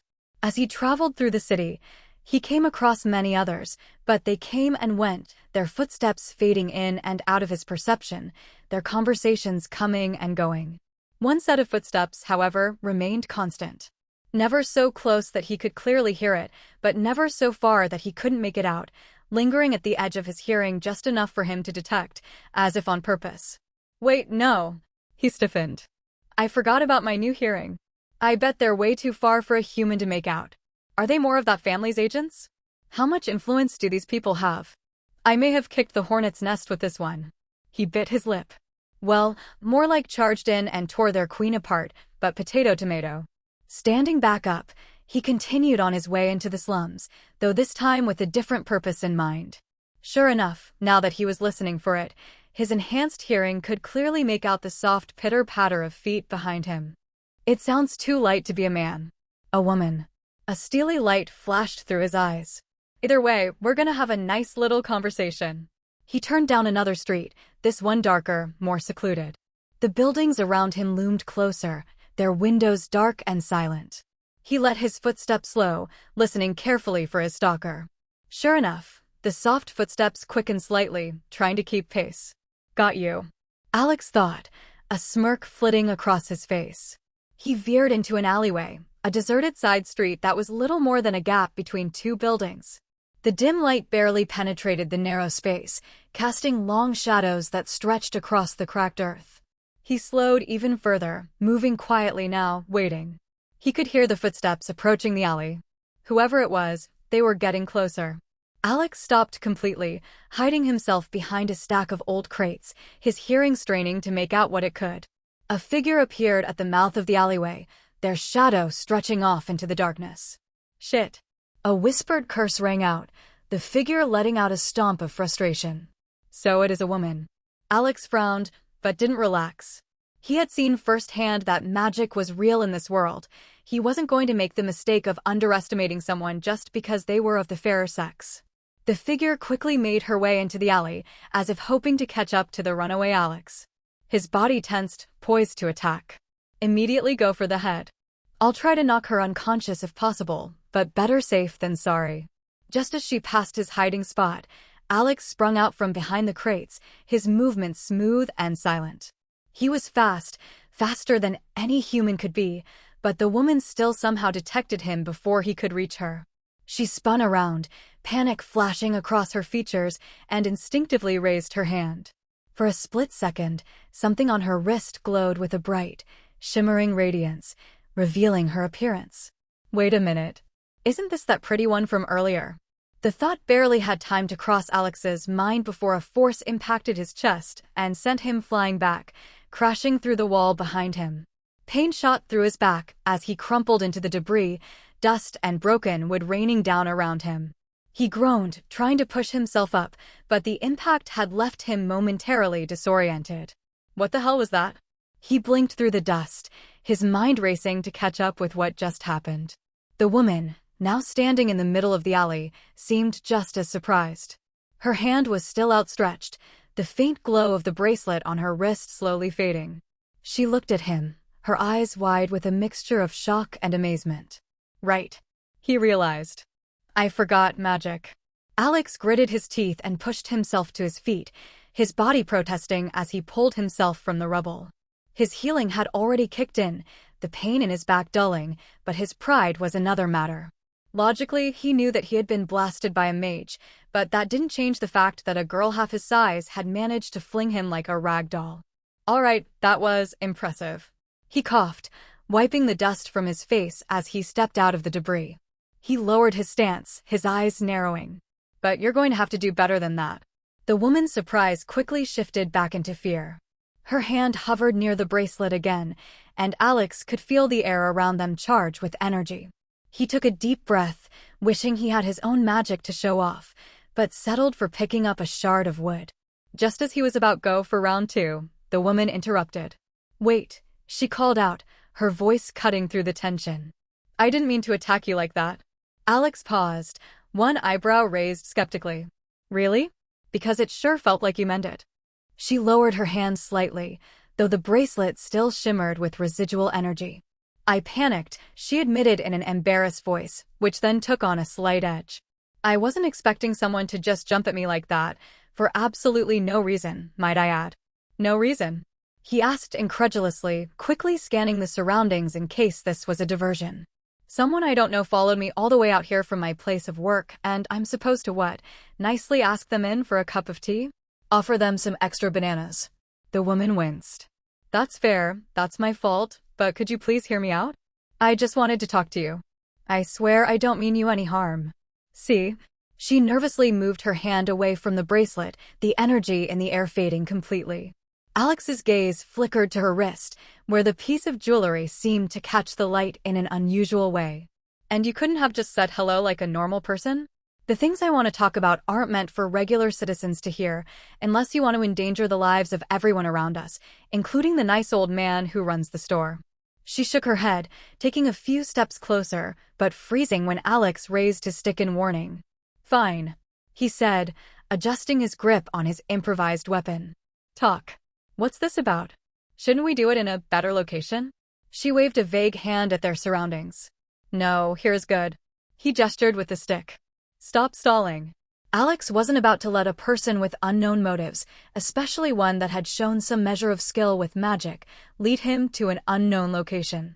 For all he knew, she had a special room prepared just for him with 1,000 different traps. I'll stay right here, thank you very much. The woman studied him for a second and realized that he wasn't going to change his mind on this. Okay, we'll talk here. The woman huffed as she sat down on the dusty ground, clearly annoyed that Alex wasn't making things easier. Her eyes flitted around the alley, no doubt considering her options if things went south. When she saw Alex standing there, stick still in hand, his posture rigid, she sighed again.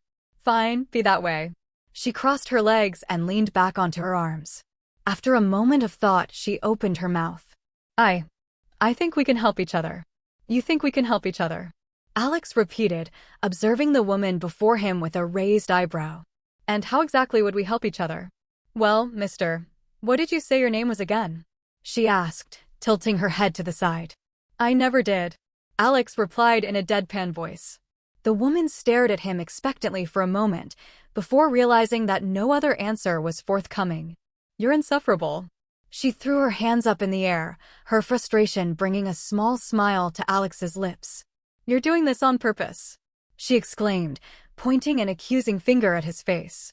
I have no idea what you're talking about. He denied, smoothing his expression into his best poker face. You. Whatever. I don't care. Moving on. She sighed. Anyway, what I mean when I say that we can help each other is dash. Alexander. He interrupted her. Huh? My name. He repeated. It's Alexander. The woman's left eyelid twitched. With visible effort, she closed her eyes and took a long, deep breath. Reopening them, she gave Alex another long look. You really are an irritating man, you know that, right? He stared back impassively, not letting anything show on his face.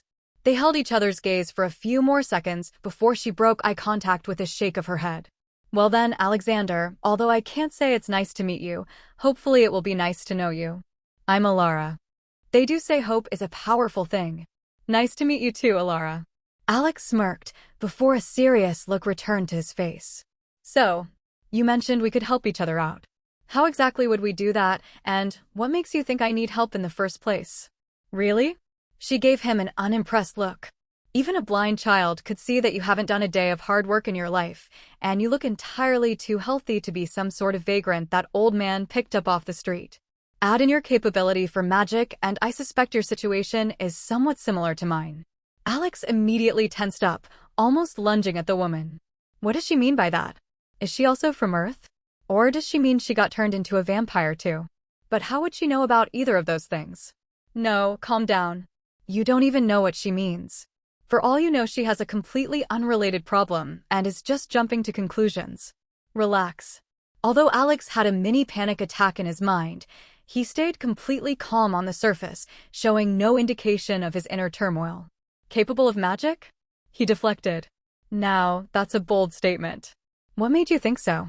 What if I'm just very good at sleight of hand? Alara rolled her eyes, clearly not amused by his evasiveness. Right. Because most people sleight of hand their way through walls and surviving blows that would send a regular person straight into a coma. She paused, her gaze sharpening. You're not exactly blending in, Alexander. So, drop the act. Could have been luck, Alex countered, though at this point it was more just for appearances than any actual hope that she would believe him. Ilara rolled her eyes. Right. And I can bring people back from the dead. You can? Alex's eyes widened in fake shock. What? No. Of course Ilara took a deep breath to calm down, letting it out slowly. Can you please just talk normally? She asked, a frustrated note entering her voice. Alpha. Fine, if you insist. He sighed. But what did you mean when you said our situations were similar? Well, you know. She gesticulated vaguely. Family expectations, wanting to decide things for yourself, to get away from all the pressure and demands. You get what I mean, right? Not really, to be honest. He shook his head. Are you saying you're on vacation or something? I ran away from home, she corrected, her voice a little quieter now, though her gaze never wavered. My parents wanted me to follow their path, take over the family business, lead a nice, safe, normal life. She rolled her eyes at the thought. But I'm a mage, magic is new, different, exciting. I don't want to stay cooped up in my home, managing family affairs until they find some rich nobleman twice my age to sell me off to. I need to make my own decisions. And they didn't understand that. The young mage lowered her voice further, anger filling every word. They think they know what's best for me, best for my continued survival, but I don't want to survive, I want to live.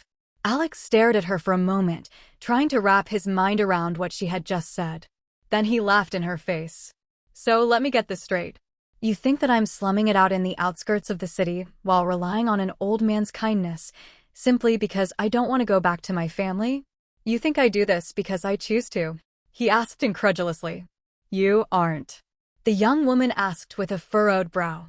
Alex tried to suppress the laughter, but it came out as a sharp snort, quickly spiraling back out into uncontrollable, full-bellied fits of mirth.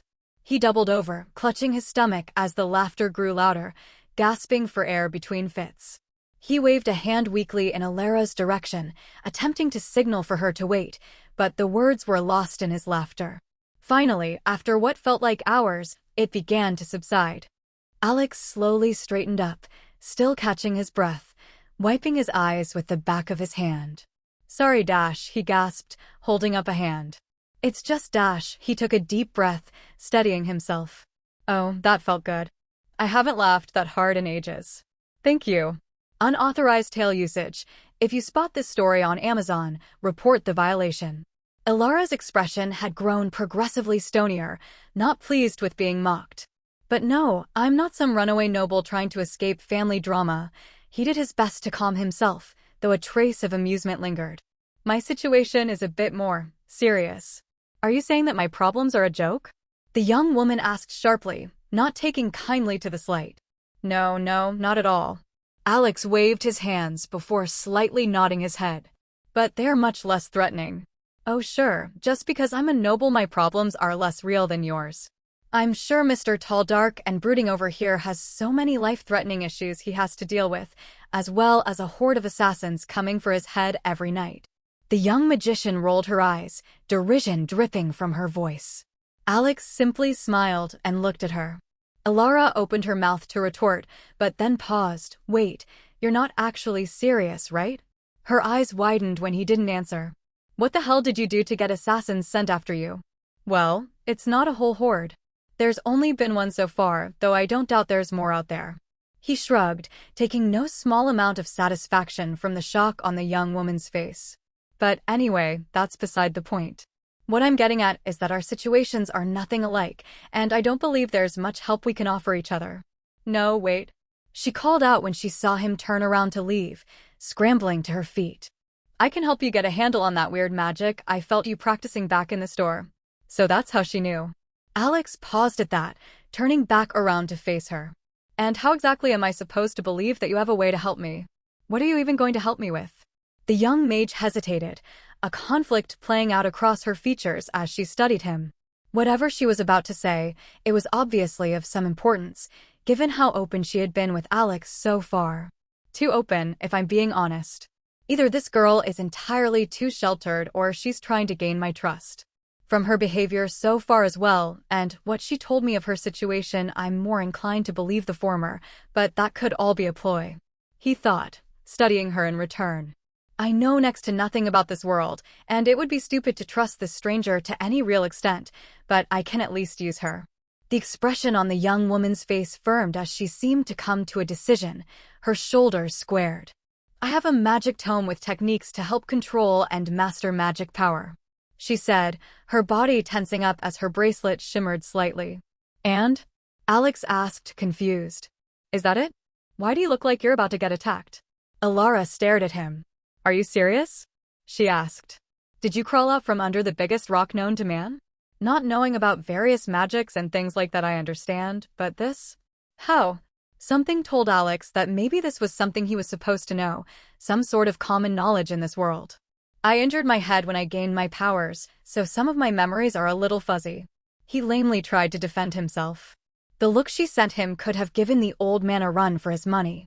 And I'm supposed to believe that why, exactly? Just humor me. Alex replied with a shrug. Alara exhaled, still looking tense, though not as much as before.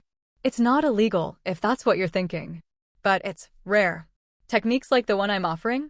They don't come cheap, and they're not exactly shared freely. Alex raised an eyebrow. So, how did you get your hands on it? Alara hesitated for a moment before answering. My family, they have money. Lots of it. I might not have wanted the life they planned for me, but I didn't leave empty-handed. I used my family's wealth to buy access to one of the best magic instructors around. She crossed her arms, her voice growing more firm. I learned things the common man couldn't even begin to imagine. And that includes explanations on how to quickly master magic and a set of techniques to go with it. So, what? You're saying you bought yourself a magical education with a silver spoon, and now you're offering to share it. Alex raised an eyebrow. Mighty bold of you to just give away resources you stole from your family. They're not going to come for my head if I accept your offer, are they? I didn't steal anything, she snapped. I'm saying I have a tool that can help you, and I would like to engage in a mutually beneficial exchange. Oh, you should have said so from the very beginning, Alex exclaimed, immediately turning around and sitting down. What do you want, and when do we begin? Alara took a step back, taken aback by a sudden change in attitude. What brought this on? I thought you didn't trust me. I don't. He nodded. But there's a difference between being offered a valuable technique out of nowhere by some stranger and being offered a deal. If you had told me the technique was a gift with no strings attached, I wouldn't have believed you. There has to be some sort of catch, something you gain out of it. Now that it's a trade, we both benefit, so there's less reason to expect trickery. So you're suddenly willing to work with me because my things are no longer free? She asked, her voice filled with skepticism. Alex gave a small shrug. I guess so. Let's just say it's easier to understand people's motives when there's something on the table for both sides. Less chance of hidden agendas when we're both getting something we want. So, what would you like in exchange for that knowledge you have? He inquired, ready to bargain. I should let you know that I am completely broke and have about 2 silvers to my name. If I wanted money, I would have just taken more from home. The young mage rolled her eyes again. No, I want to hire you. Hire me? Alex blinked. To do what? Protect me, of course. Alara smiled sweetly at him. I want you to be my bodyguard. Alex blinked, genuinely caught off guard. Bodyguard? You want me to play personal babysitter? Alara frowned, her tone filling with faux irritation. You make it sound so unglamorous. I prefer the term protector. Alex's brow furrowed as he mulled over her words. So your offer is, you're going to teach me rare magic techniques, and in exchange, I follow you around making sure no one drags you back home or puts you in danger? More or less. The young woman nodded. I make you stronger, and you use that strength to protect me. I see. Alex nodded along to her explanation. I have just one teensy question. What now? Alara frowned, her annoyance mounting at the young man's insistence on disagreeing with her. Well, if your so-called technique is so rare and powerful that you think it will make me strong enough to keep you safe, why did you not just use it yourself? Surely relying on someone else's protection is worse than just getting stronger yourself. He leveled his gaze at her. Or is there something about this technique you're not telling me? The young mage met his eyes without flinching. Oh, that's simple. I have used it, and that's why I'm already as powerful as I am right now. For you to be able to survive an attack from me unscathed even before training. You would get much stronger than me much quicker. Alex sighed, rubbing his temples as if the proposition was physically paining him. And you trust me to not betray you at the first opportunity? Why exactly? Ilara's grin widened. Because you gain nothing from doing so. I am already offering you the most valuable thing I possess, so there's no point to you turning on me. He couldn't argue with that. He really wanted to use his magic, and the current foreseen timeline of several weeks did not sit right with him. Ilara's offer could be his best and only chance to change that. Fine, he finally said, his tone reluctant but resigned. But I'm not promising any long-term commitments. Once I've learned enough, or I feel the risk is not worth the reward, we're done. Ilara's smile remained, though this time it was tempered with relief. Deal. And don't worry, Alexander. Once you see what I can teach you, you won't regret it. Well, that remains to be seen, though I feel like I'm getting the worst end of the deal. He retorted. And stop calling me Alexander. It's Alex. Ilara chuckled, amused by his grumbling. Fine then, Alex. Shall we get started? The new captain stood at attention, hands clasped behind his back, while the Megano's family head leafed slowly through a folio of parchment. The room was quiet, but not still. Runes glimmered faintly in the inlaid wood, their lines crawling with restrained energy, like veins under skin. Every time the powerful mage turned a page, the faintest shimmer stirred through the chamber, as if the air itself acknowledged her motion. You are settling into Cyril's post. The family head said at last, without looking up. Yes, family head. Cashin kept his voice measured. Good. She set the folio aside and finally raised her eyes to him. Pale, sharp, unblinking. Then you can begin your report. Of course, family head. He nodded. The beggar we sent off has been killed. We managed to confirm where the creature resides, and it seems to require blood to survive. Unfortunately, the equipment we provided has also been lost. The creature thoroughly looted the body after it was done. A pause stretched. The old woman's fingers tapped once against the desk, soft as a heartbeat. Unfortunate. The amulet was one of the weaker designs, but even the weakest tool in enemy hands is one we can't afford. Cashin did not allow any disagreement to show on his face. It accomplished its purpose, family head. The creature was found. It reacted. It survives. The head leaned back in her chair. A beggar, was it? Yes. Pulled from the streets. Cashin kept his report crisp, factual. He was given the blade and the amulet with a simple order: strike the one it pointed to. Nothing more. And he obeyed. He did. And died. Cashin inclined his head. Almost immediately, from what we could tell. The woman made a soft sound, approval, not pity. Good. His purpose was to draw a line between suspicion and fact. Now we know that our theory was correct, and where the thing keeps its lair. Cashin let silence answer. The mage's gaze lingered on him, weighing. Tell me, Captain. If the beggar had succeeded, would that have satisfied you? No, his answer was immediate. It would completely undermine the purpose of the guards if a random beggar could accomplish what an entire team failed to do. Her eyes narrowed, just slightly. You answer quickly. I have had plenty of time to think about it, Cashin said evenly. The family head turned her chair toward the large painting behind her desk. It showed a vast, shadowy expanse, the darkness broken up by little spots of flame, their lights illuminating dozens of elaborate residences. Time is the most expensive coin, Captain. Steel can be reforged, blood can be spilled again, but time does not return once spent. Your predecessor spent mine poorly. You will not. Cashin bowed his head once in acknowledgement. Good. She rose smoothly, stepping into the window's pale reflection. Now tell me what you make of it, this creature. Cashin considered his words. It hides well. No beast would linger in a shop, work for an old man and serve customers. It is intelligent, almost human. In fact, all its actions up to now are at odds with what we encountered that night. If we were not so certain that it was the culprit responsible, I would never have doubted it was anything more than a young man. Good. Her voice was calm, though her eyes flickered with a glint Cashin couldn't name. That means it can be measured. Intelligent things leave patterns. They form attachments. They believe themselves clever. He gave a short nod. All the easier to map its habits, so long as we don't rush. The old mage leaned back, satisfied. Yes. Patiently, quietly. No zeal, no careless pursuit. If a man dies trying to prove his bravery, I will hold you personally responsible. I will not reward wasted lives or time. Cashin stood silent. You will assign observers. She continued. Never the same faces, never the same routes. If they lose it, they do not chase. If it notices them, they are reassigned. Do not let it know we are watching. It will be done, Cashin said. The family head studied him for a long moment before letting the faintest smile tug at her mouth. Good. You may yet prove useful. She reached down, smoothing the parchment as though the matter were settled. Go.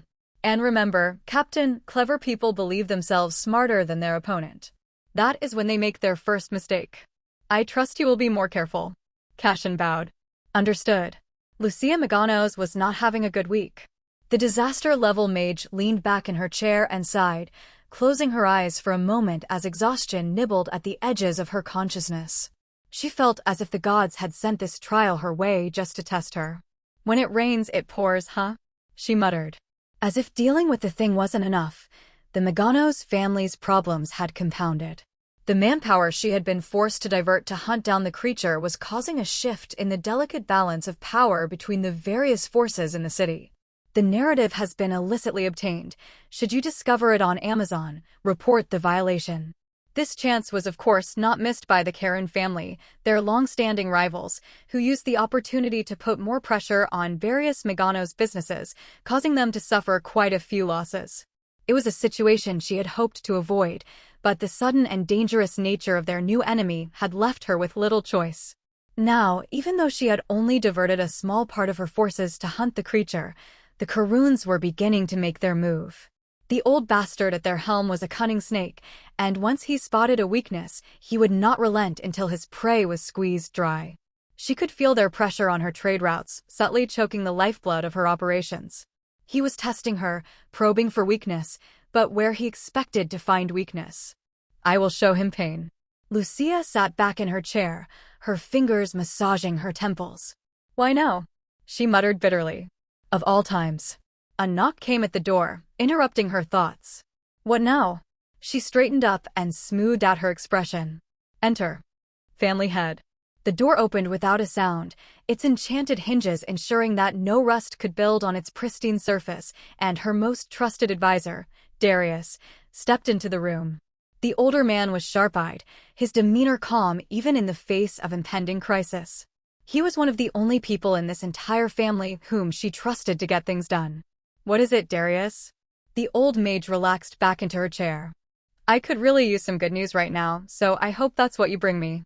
Darius paused at that, the words he was about to say getting stuck in his throat. Instead, he simply stood in his spot with pursed lips, his actions already telling her everything she needed to know. With an audible groan, the woman waved for him to speak. Get on with it. I just wish I didn't have to hear it. Well, technically this isn't a new problem. The advisor cautiously began. Just a consequence of an already existing issue that has reared its head at a very inconvenient moment. And what issue might that be, Darius? The head sighed in exhaustion, her mind racing through all the possible problems that could have flared up now. I don't have all day, so spit it out. The issue is related to the marriage. Darius cleared his throat. The one with the Lavoris family. He quickly clarified. Marriage with The old woman bore a puzzled look on her face before her eyes suddenly widened in horror as she briefly lost control of her emotions. Shit. Yes, Darius ignored the outburst, his tone heavy. As you know, Anna was set to marry into the Lavoris family. It was an important alliance, one that would have solidified our position and given us the power we need to completely suppress the Karen family. But with her, he hesitated, glancing at Lucia's expression. Demise. The marriage will obviously no longer happen.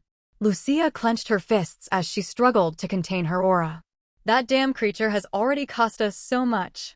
If we lose the Lavoris family's support and they decide to side with the Karoons in retaliation, we may as well gift the city to them on a silver platter. The Lavoris family does not yet know of what happened, though it is only a matter of time. Darius added, his voice holding little optimism. Young Master Tassus especially will not be happy with this turn of events. He was completely enamored with Anna, and to now have her die just a few months before the day of the event. The advisor quietly looked at the powerful mage. Family head, if I may be blunt, should they decide to side with the Karoons because of this? We are going to struggle to even survive in the city, much less prosper. Lucia's mind raced, piecing together the consequences. Losing Anna had been a deep blow, one that affected her personally, but this was a threat to the entire future of the Meganos family. The Leverases had substantial power. If they decided to side with the Karen family when push came to shove, everything they had built in this city could come crumbling down, especially with a portion of their agents out looking for the elusive monster. The old woman stood and started pacing again, her thoughts a maelstrom of rage and urgency. If the Leverases back out, we'll be vulnerable. The Karoons will sense it and strike. We cannot allow this to happen. Darius remained silent, letting her mind work. We need to move quickly, Lucia finally said, her voice a low growl. Contact the Levoris family. We need to salvage this alliance somehow. Offer them compensation, land, trade routes, whatever it takes to keep them on our side. And as for the creature, she stopped pacing and turned to Darius, her eyes burning with determination. Darius, you are less emotionally invested in this than I am. Tell me, do you believe hunting this creature is worth it? Is our position too precarious to worry about avenging her? Darius carefully weighed his response. While logic dictates that we cannot afford to stretch our forces so thin at the moment, and that we should focus on recovering what we can from this loss, catching the creature responsible may actually be the only way out of this. Lucia frowned. What do you mean by that? Instead of land, money, or the like, presenting the Leverases with the culprit may be the best way to avoid a falling out between our families. He explained his reasoning. If we can bring them the monster that killed Anna, we might still be able to salvage this alliance. It won't bring her back, but it would show that we protect our own. They need to see that we are capable of avenging any slight against us, and more importantly, that we are still strong enough to stand against any threat, be it the Karoons or even themselves. Lucia's eyes narrowed. You're suggesting that capturing or killing this creature could convince them move forward with the alliance? Exactly. Darius nodded. If we can deliver the head of the beast that took Anna, we might turn this from a situation of failure into one of vengeance. Show the Levoris family that we are still strong, even in the face of loss. This would not only honor Anna, but also strengthen the bond between our families. The mage hummed noncommittally. That could work, but we would be risking everything. If we cannot catch the monster, it will be over. But family head, do not think it is already over? The old advisor gave her a deep look. We are backed into a corner. I do not believe the Leverases will be swayed with material possessions, at least not by the amount we are willing to give. Better take a gamble that might not pay off than resign ourselves to a slow and pathetic death.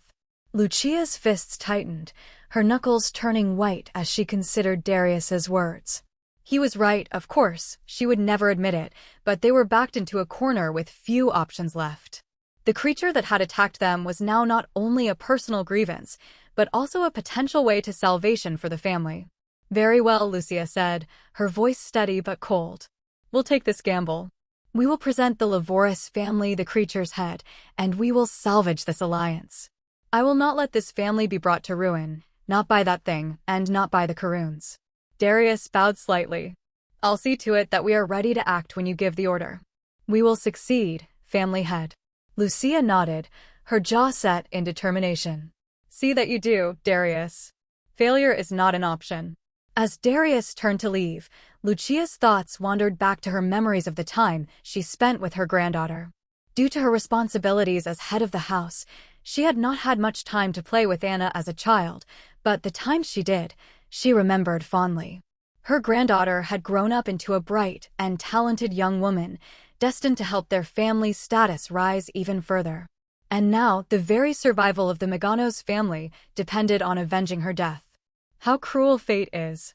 Lucia's fingers twitched as she thought of the creature that had taken so much from them through such a seemingly simple and insignificant action. This would be a great test for the Meganos family. Either they would rise stronger from this ordeal, or they would forever fall into ruin. She would ensure it was the former. I've changed my mind. This deal is not beneficial to me. We need to renegotiate the terms. Alara threw her hands up into the air, furiously stomping around the abandoned hut they had requisitioned for nightly practice. They had been meeting in this abandoned hut for the past several nights, passing the hours with Alara offering various techniques and tricks she had learned as Alex struggled to get a grip on his mana. Most of the time, she ended up groaning in exasperation as he failed to follow instructions, grew distracted, or started joking whenever the silence dragged too long. Progress had been slow, more frustration than result, until tonight. For the first time, the knot of energy in his chest had shifted the way he intended, spilling outward according to his will. The young woman paced back and forth, her arms crossed and an angry frown etched on her face. Every few steps she would glance over at where Alex casually leaned against the wall, looking far too smug for her liking. "I just don't understand how it's possible," she said, her tone filled with indignation. "Do you have any idea how long it took me to do that? Weeks. Weeks of focus, trial and error, frustration, and you just what? Waved your hand and bam." Alex smirked, clearly enjoying himself. "It wasn't that easy," he said, though the amusement in his voice betrayed him. "I mean, I did put in at least a solid 2 days of effort." Arg. Ilara glared at the young man, her hands curling into claws at him. 2 days. You managed to move the magic flow in 2 days. I had to study scrolls, meditate, pray, and even then, I barely got a twitch. I'm going to kill you. Ah, boo-hoo. The rich merchant's daughter born with a golden spoon up her ass can't handle being worse than someone. He mocked. You obviously just didn't try hard enough. It's not my fault you're such a slow learner. Ilara looked like she was about to combust. Slow learner? Slow learner. My teacher said I'm one of the most talented mages he's taught in over a decade. It usually takes a novice months to access their magic. You're just an abnormal freak. Hey, that's not very nice. He reprimanded. A mock frown adorned his face before it broke out into a smile. Did your parents never tell you it's rude to call people names? Oh my gods, just shut up. She pointed a threatening finger at him. One more word, and I swear to everything that is holy I will attack you. I can always find another bodyguard. Alex backed away with raised hands, still grinning from ear to ear. He mimed zipping his lips, locking them, and throwing away the key. Leaning back against the wall, arms crossed, he resumed watching her pace around. Ilara glared at him for a moment longer. Good, I can finally hear myself think. Alex simply nodded in agreement. Anyway, back to practice. The mage turned away. How far and how long can you extend your magic? She asked as she shook her arms out of their sleeves. Ilara waited for a moment, but only the breeze whistling through the walls reached her. The rickety structure they found themselves in appeared less and less likely to survive a strong sneeze, much less a training session between two magical individuals. Alex, she called over her shoulder. You there? Ilara frowned and spun around, readying her magic, only to immediately dismiss it. Alex was still there, leaning against the wall, arms crossed, with that infuriatingly smug grin on his face. Hello? You good in there? Ilara asked, raising an eyebrow. Don't tell me this is because I told you to shut up. Alex tilted his head slightly, lips pressed together in an exaggerated show of compliance. Ilara sighed, rubbing her temple. I need an answer, you moron.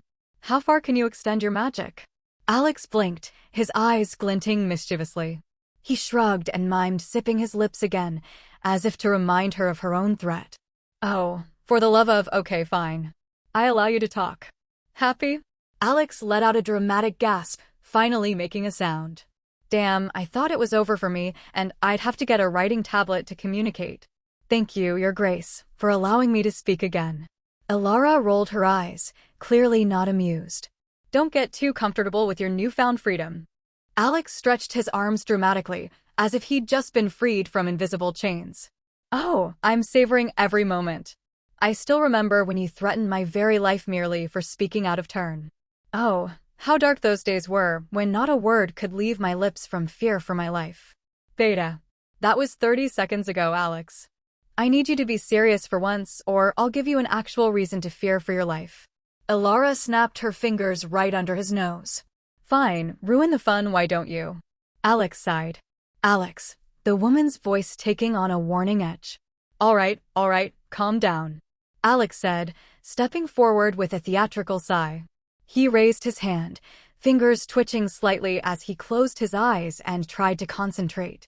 The flow of magic, still unfamiliar, responded slowly, but he could feel it, the subtle pulsation as it responded ever so slightly to his attention.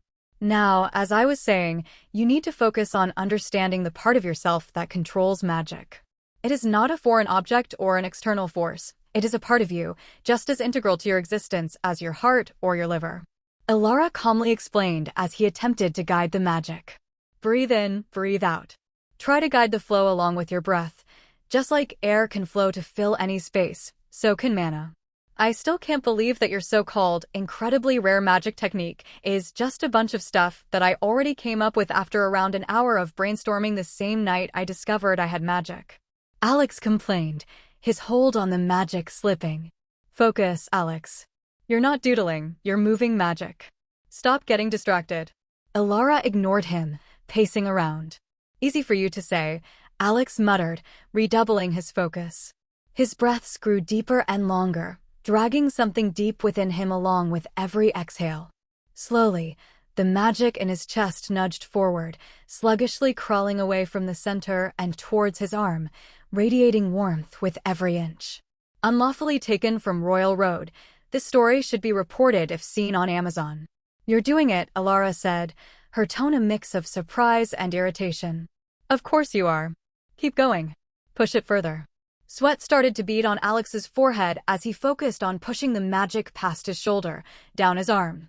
As it reached past his biceps, the sensation of power seemed to swell, and though it wasn't visible, he felt his muscles tighten and fill with heat. Any further movement suddenly grew exponentially harder, his entire strength barely enough to push it another inch onwards. There, elbow, Alex said, his voice strained. That's as far as I can get it. Ilara watched him, arms crossed, relief evident in her voice. Not bad for your second try, but nothing impressive either for someone who supposedly got a reaction on the first. You're moving it, but you can't even shift it to your hand, much less cast a spell. I guess Mr. Prodigy isn't so prodigious after all.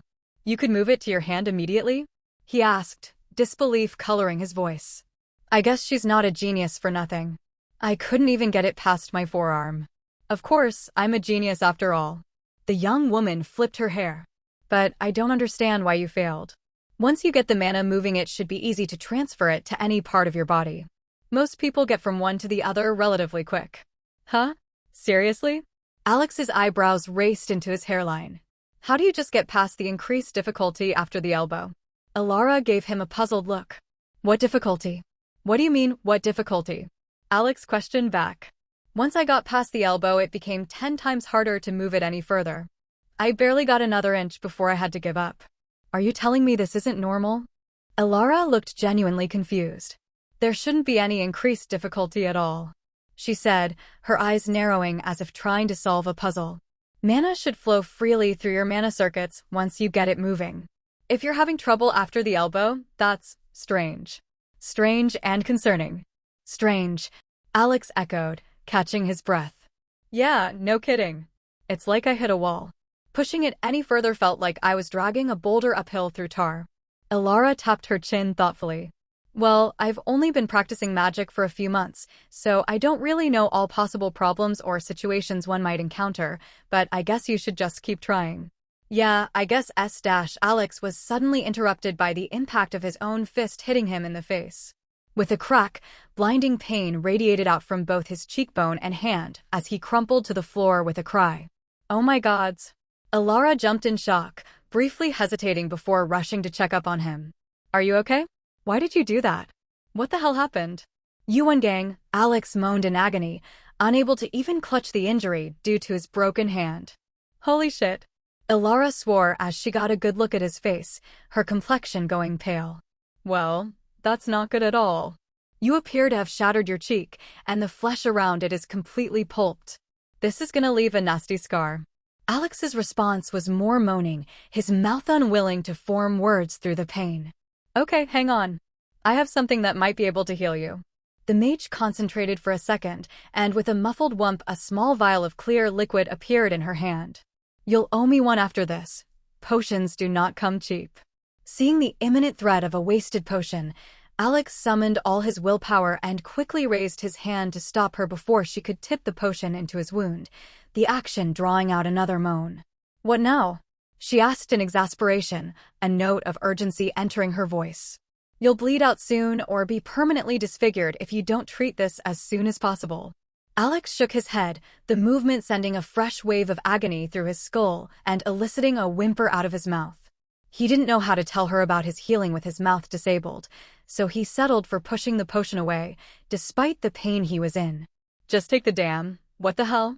Ilara's eyes widened as she let out an involuntary gasp. Ilara stared in disbelief as the mangled, broken flesh on Alex's cheek finally began to shift and twist. Like a living thing, it wriggled forward, the cuts sealing themselves and knitting back together. What in the actual? Ilara muttered, leaning back, her eyes wide with shock. The grotesque mess of Alex's hand, bent at an impossible angle, also slowly realigned itself. With audible cracks and pops, his bones mended, the swelling receded, and the twisted flesh smoothed itself out. Within minutes, Alex's shattered cheek was almost entirely back to normal, the skin still a bit red, but otherwise healed. His hand followed suit, flexing back into place, though the pain on his face showed that he wasn't completely healed yet. Erg. Alex groaned as he rolled over onto his back to stare at the ceiling. That was fucking terrible. He spit out a shard of bone. Feeling the smooth skin once again covering his face, he unwittingly broke into a grin. Well, at least now I've confirmed that I can speed up my healing if I direct mana there. That'll come in handy. You feel like maybe explaining yourself? Ilara's voice cut through his thoughts. Oh right, you're here. Just give me a second. I need a little break. He winced as a twinge of pain ran through his cheek. I'm still not fully healed. Oh, I'm sorry, how rude of me. Let me just sit here while you heal a life-altering injury in a few minutes. The young woman drifted into his vision from above, covering his view with her scowling face. I don't think so. Well, what do you want me to say? He complained, waving her out of the way. I'm pretty good at healing myself, that's all. Ilara took a deep breath, pinching her brows in annoyance. Alex, this isn't simply being good at healing. I have seen priests from a healing order, people dedicating their lives to healing magic, struggle to heal damage you undid in minutes. How dash? Well, it's not really magic, as far as I can tell. He interrupted. My body just kind of does it on its own. Just kind of, huh? The mage used both hands to rub her face. Don't kill him, he's useful, just ignore it. That's it. He was just dropped as a baby. It makes perfect sense. Damn, I guess she really won't like it when she finds out I can regrow an entire limb overnight. Alex observed the woman as she lost her mind. I'll just tell her later. I'm just going to move on to avoid driving myself crazy. She sighed. Why did you hit yourself like that? Alex started. Right, he had completely forgotten that the suffering he just experienced was self-inflicted. That's a good question. He nodded. I have no idea. I meant to just scratch something, but the next thing I know, I punched myself full in the face. I'm also still not fully healed, and it's definitely going slower now than it was earlier. Maybe I'm better at healing tissue than bone. What do those things have to do with each other? Ilara asked, perplexed. I mean, my magic is red, among other things. Alex shrugged. It would explain my injury as well as the difficulty in spreading my mana I discovered. If I have some sort of blood or body enhancement magic, then moving it through my body could massively enhance it. So, when I bent my arm, I simply used too much strength and hit myself. When I infused my face, I healed faster. And the blockage comes from the fact that when you imbue a whole muscle, you're effectively casting a spell, so to go even further would require you to cast multiple spells at once. Ilara widened her eye, clapping her hands together. That makes so much sense. No wonder you couldn't get it any further. All the books I've read say that multicasting is reserved for disaster class mages, so you obviously can't do it yet. She looked thoughtful for a second. Does that mean you're some sort of natural body mage? I heard that some people are born predisposed to certain paths, but I never realized it was this severe. Maybe? I don't really know any more than you do. Alex shrugged.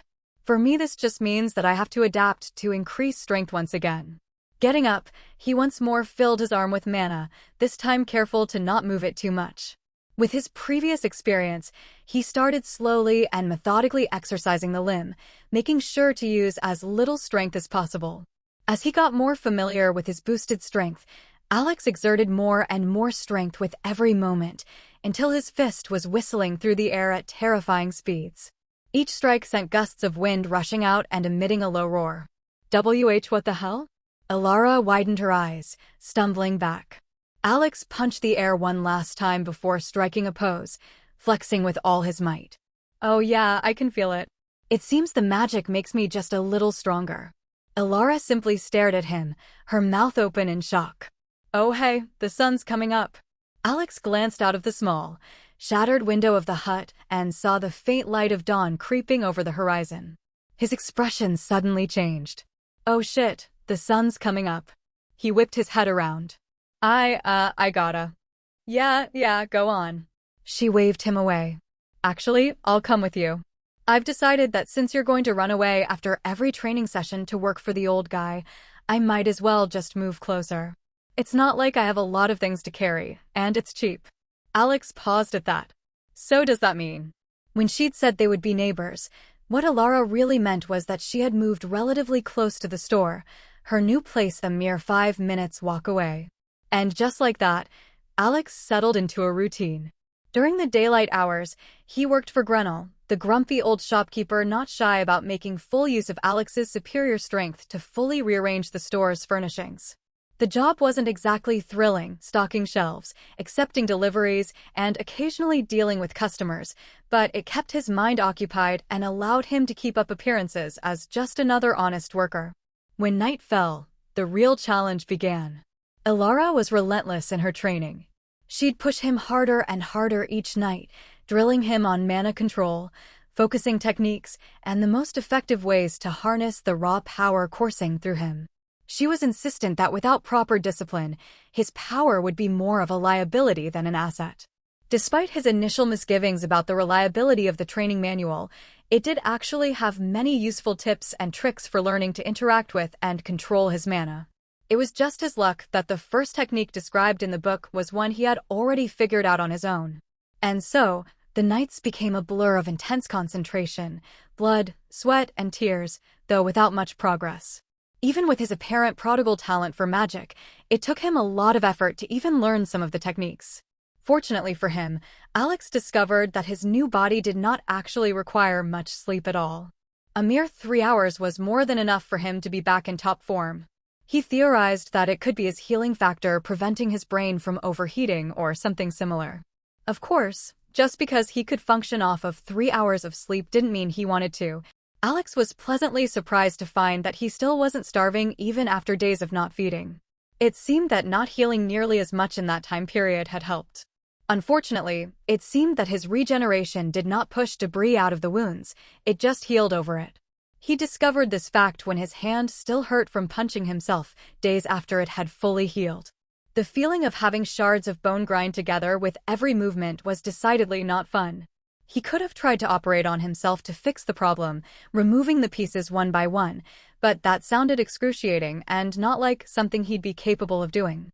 Instead, he chose to simply cut the whole hand off to remove the problem at its root.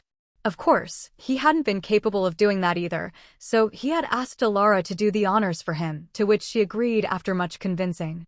At least the dagger he had picked up from his would-be assassin came in handy that way.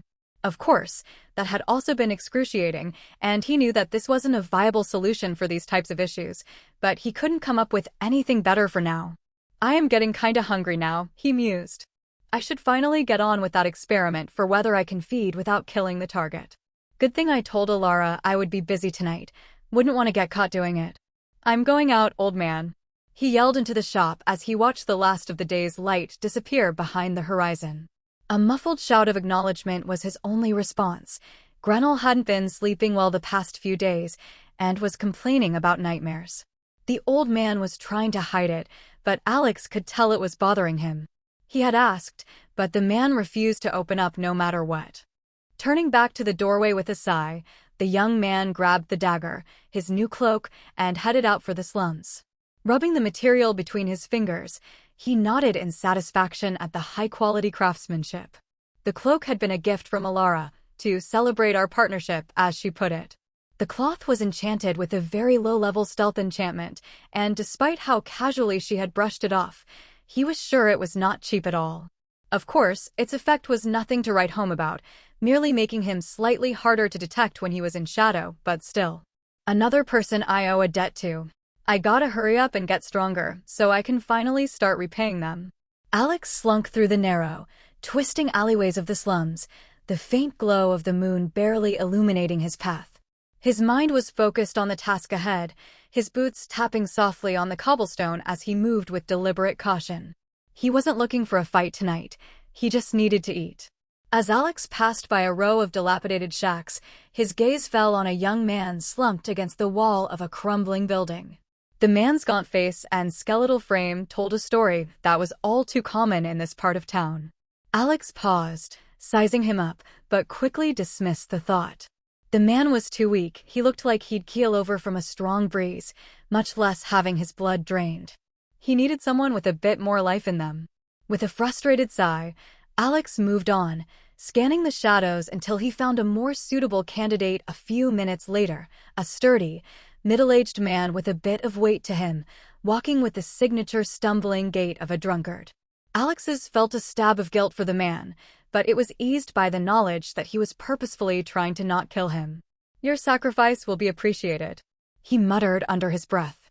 Moving swiftly, Alex approached the man, his cloak billowing slightly in the cool night breeze. The stealth enchantment made him almost invisible in the dim light, a whisper of air the only sign of his passing. Rengo. Of course, as he got closer, Alex realized that the stealth was completely redundant. Even if he had walked right up to the man in broad daylight, the guy probably wouldn't have noticed. Alex's nose wrinkled in distaste at the overpowering smell of cheap booze the figure emitted. The man positively reeked of it, so drunk that his senses were dulled to the point of oblivion. With the man practically stumbling over his own feet, Alex closed the distance in an instant. Once he was right behind his victim, Alex took a moment to compose himself. This should be easy, he thought. Just a quick chokehold, get him unconscious, and drag him off the street. Without giving himself time to second-guess his decision, Alex surged forward, his arms snaking around the man's neck in a quick motion. The man barely had time to grunt in confusion before Alex applied pressure to his windpipe and carotid arteries. The alcohol in his system made the process even faster. Within moments, the man went limp, collapsing into Alex's grip. I guess having siblings does help develop technique. Lowering the unconscious man to the ground, Alex's instincts leaped to the surface. His hunger, now sharper and more demanding, roared to life as food lay right before him. He bit his cheek to stay focused, the sharp stab of pain centering him. He was not going to let some hunger pangs dictate his thoughts and actions. Stolen content warning. This tale belongs on Royal Road. Report any occurrences elsewhere. Alex hesitated before grabbing the man by the arm. While he was sure it would be much easier to access his blood from the neck or one of the other arteries, the whole plan was to not kill him. Shaking the distracting thoughts out of his head, Alex stopped stalling and bit down on the man's wrist. Tui. He spat at the cloying, sour taste of the man's skin. You know what? I think I'll just leave a cut and drink that way. Don't really want to be in contact with this guy any more than necessary. He ran his tongue over his teeth. Unsheathing his dagger, Alex muttered a quick apology to the man and decisively dragged it across his wrist. Alex stared at the light scratch he had left on the man's skin. Okay, I guess I have to go harder. Readjusting his grip on the blade, he once again dragged it along the man's wrist with force. This time the skin parted easily under the enchanted edge, a few droplets of blood oozing out lazily, but the wound was still not deep enough to flow cleanly. With a grunt of frustration, Alex made a third, even more forceful slash, this time cutting deeply into the man's flesh. A brief moment passed in silence, and then, suddenly, a spray of blood erupted from the wound, far more than he'd anticipated. Shit! Alex cursed as the blood splattered across his face, drenching him. He instinctively wiped at his eyes, but the sticky warmth simply smeared further, refusing to go away. It was in that split second of vulnerability that it happened. The faintest sound, perhaps the whisper of a blade slicing through the air, or the subtle shift of feet on the cobblestones, reached Alex's ears. Despite his distracted state and blurred vision, something within Alex sensed danger.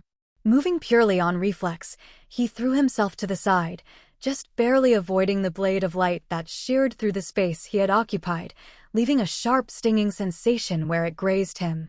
He stumbled back, wiping his eyes hurriedly with the edge of his cloak. His vision cleared just in time to see the body of the man he'd been about to feed on laying on the ground, motionless, blood pooling beneath him. The blow that had missed Alex had hit him instead, cleanly bisecting him from shoulder to hip.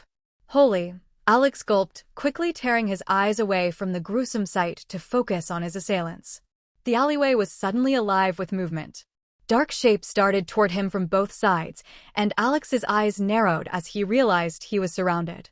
A team of soldiers silently emerged from the shadows, their armor glinting faintly in the moonlight. They were armed with a variety of weapons, swords, daggers, crossbows, and their eyes gleamed with cold determination. Well, if it isn't the little man-eater. One of the soldiers sneered. What, angry that we're interrupting your dinner? What are you going to do about it? Alex ignored the man's taunting as he studied the foes surrounding him. Given that he did not have many enemies in this world, he quickly identified them as the same group he had accidentally attacked previously. Damn, I really shouldn't have let myself bleed all over the place back then. I couldn't really have done anything to avoid it, but it's being a huge pain in the ass. He cursed in his mind. I wonder if they'll let me go if I explain that it was an accident? Whoops, so sorry I accidentally ate one of you. I swear it wasn't on purpose. I swear I won't do it again. Yeah, that's definitely gonna work. Hey, so, would you believe if I said that this was all a big misunderstanding? He tried anyway. Unfortunately, the soldiers chose not to respond, instead spreading out in a well-coordinated formation. They clearly knew what they were doing, and they weren't about to take any chances. Alex's mind raced. These were the same soldiers he had encountered before, but this fight would be much different than last time. They were prepared for him now, and they had considerably greater numbers. He wasn't going to be able to take them out one by one. The way they spread out showed a practiced familiarity that only came with extensive training. Regenerating that arm of yours was quite the feat, one of the soldiers commented, his tone almost admiring. But I don't believe it's one we'll give you time to repeat. Alex opened his mouth to retort when he heard a quiet scuff of movement behind him. Bastard! He snarled as he once again threw himself to the side, angry that he had fallen for such a low-level distraction. Unfortunately, this time they were expecting Alex to dodge. His evasive maneuver was met with a crossbow bolt right in his path of retreat. Fuck. The bolt impacted his shoulder with a thud, tearing through the flesh and getting lodged in his shoulder blade. Without another word, the attack began. His right arm hung completely useless, the bolt preventing his healing from taking over. The pain was overwhelming, threatening to bring Alex to the floor with every movement, but luckily his body was being flooded with adrenaline, allowing him to hold on for now. Crossbow bolts whizzed through the air, and Alex barely dodging each one, twisting his body with inhuman agility. He lunged forward, aiming to break through the encirclement, but the soldiers moved in perfect unison, cutting off his escape at every turn. He growled in frustration as he punched at the nearest attacker, the blow connecting with the man's arm with a sharp crack. A scream of pain confirmed that he wasn't going to be using that arm anytime soon, but Alex didn't have time to appreciate his work. Another had used the opening to stab him in the side, the injury flaring with pain. Rage ignited through his veins and Alex acted before he had time to think. He instinctively channeled mana into his leg, a surge of raw power flowing through his muscles, and lashed out with a vicious kick directly at his attacker. The impact was brutal. The soldier's chest cratered with a sickening crunch, his body crumpling under the force of the blow. The sheer power behind the kick sent the man flying back like a cannonball, his lifeless form hurtling into another soldier who had been advancing behind him. The two of them collided with bone-shattering force, the momentum carrying them both through several walls. Wood splintered and stone cracked as they disappeared from view in a cloud of dust and debris. For a moment, the entire battlefield went silent. The soldiers stared slack-jawed at the cloud of dust swirling through the air, mutely looking between it and Alex's leg. Alex, too, was surprised by the power he had just unleashed, though he understood how it had happened. Under the threat of death, his potential was stimulated and he finally managed to fully imbue a limb for the first time, picking his leg, the body's strongest limb. With the multiplicative effect of his magic, it was no wonder the man's chest had turned into a crater on impact. Shaking off the burning pain that came with overdrafting his strength, Alex calmly spread his arms apart. What, one little kick and you're all scared? He mocked. The soldiers shifted restlessly, their pride warring with their desire for survival. Unfortunately, the enemy commander also saw the potential problem brewing and stepped forward to nip it in the bud. I will say, that was very impressive. They did warn us that you were dangerous, but this, the man waved his hand towards the pile of debris. This is something else. Alex tensed up when the man opened his mouth. Your stupid trick isn't going to work on me twice. What? The commander stared at Alex for a moment before realization flashed in his eyes. Oh, don't worry about that, we won't try ambush you again. No, I've come forward to give you a message. Honestly, I would rather not have to resort to this, as it is rather unbecoming of a noble house to do such things, but it is what it is, and the survival of our house matters more than mere pride. Why is he monologuing? Alex suddenly got a bad feeling. It's never a good thing when the bad guy starts monologuing. I don't like that they have backup plans, especially if it's something even they don't want to use. You know, humans are social creatures. The man suddenly said. It's a quality inherent to all of us. No matter what age, place, or time period, people always seek out other people. It is natural, and it has served well for the survival of our species. However, the problem with our desire to go looking for companionship, our desire to fit in, is that it creates weaknesses.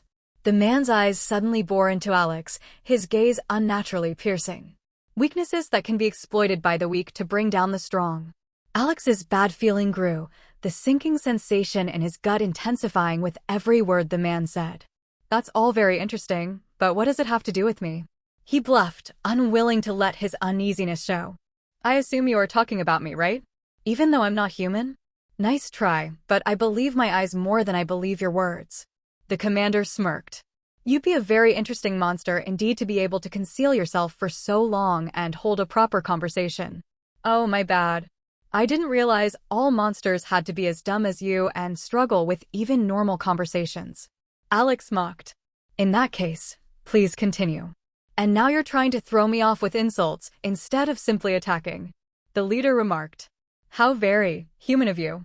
You're free to believe what you want. Alex shrugged. I'm not one of you.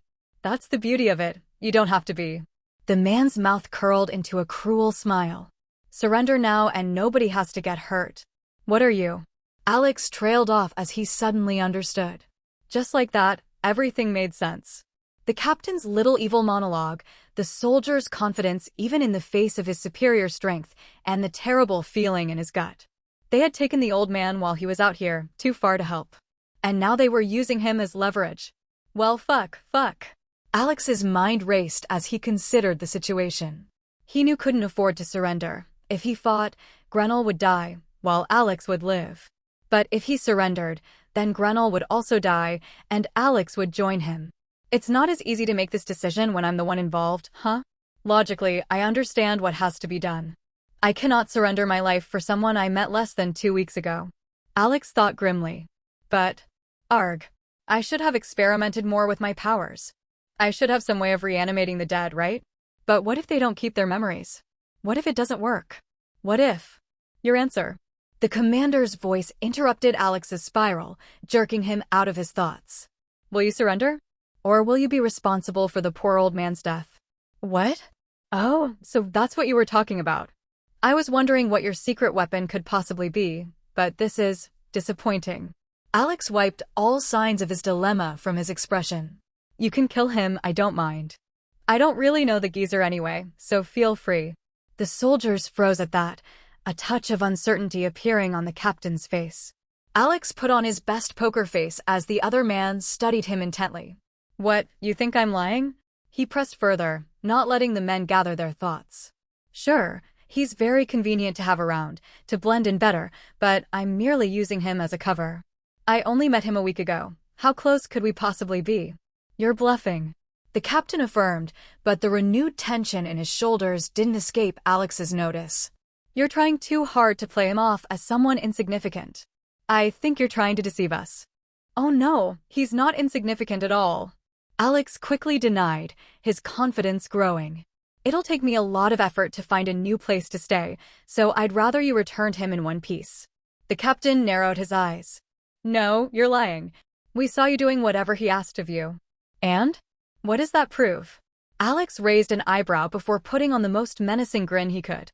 Do you honestly believe that someone that eats your kind for sustenance, would get friendly with my food? Just how stupid are you? A bead of sweat traced its way down the man's face, catching the moon's light as it slowly traveled downwards. You. Alex saw the uncertainty flicker across the captain's face and felt that his chance had come. Channeling his mana into a tight, controlled stream, he sprang into action. Before the soldiers could process his movement, Alex lunged forward, catching the commander in the jaw with an empowered swing. The man only had time to widen his eyes in shock before the blow shattered his jaw into pieces, ripping it off his skull and splattering the soldier beside him with shrapnel. The body crumpled to the ground as the surrounding soldiers stared in shock, frozen for a crucial second as they processed the carnage. Without hesitation, Alex turned to the next ranking soldier, his fist a blur as it collided with the man's helmet, denting it inward with a sickening crunch. Blood spattered from beneath the visor as the man fell, motionless, and that was all it took to jolt the rest of the soldiers out of their shock. With a series of roars, the men all charged at Alex with rage in their eyes, but their anger and panic made them sloppy. None of their previous teamwork showed in their attacks.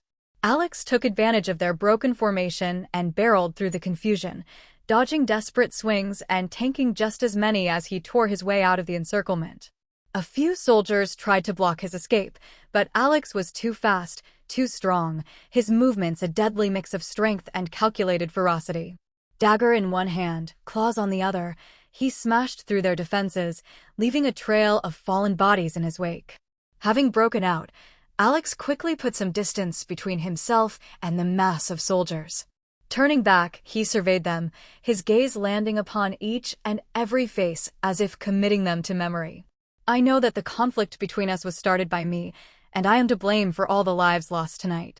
He called out to them. I do not doubt that you hate me and maybe even fear me, but that is no longer relevant.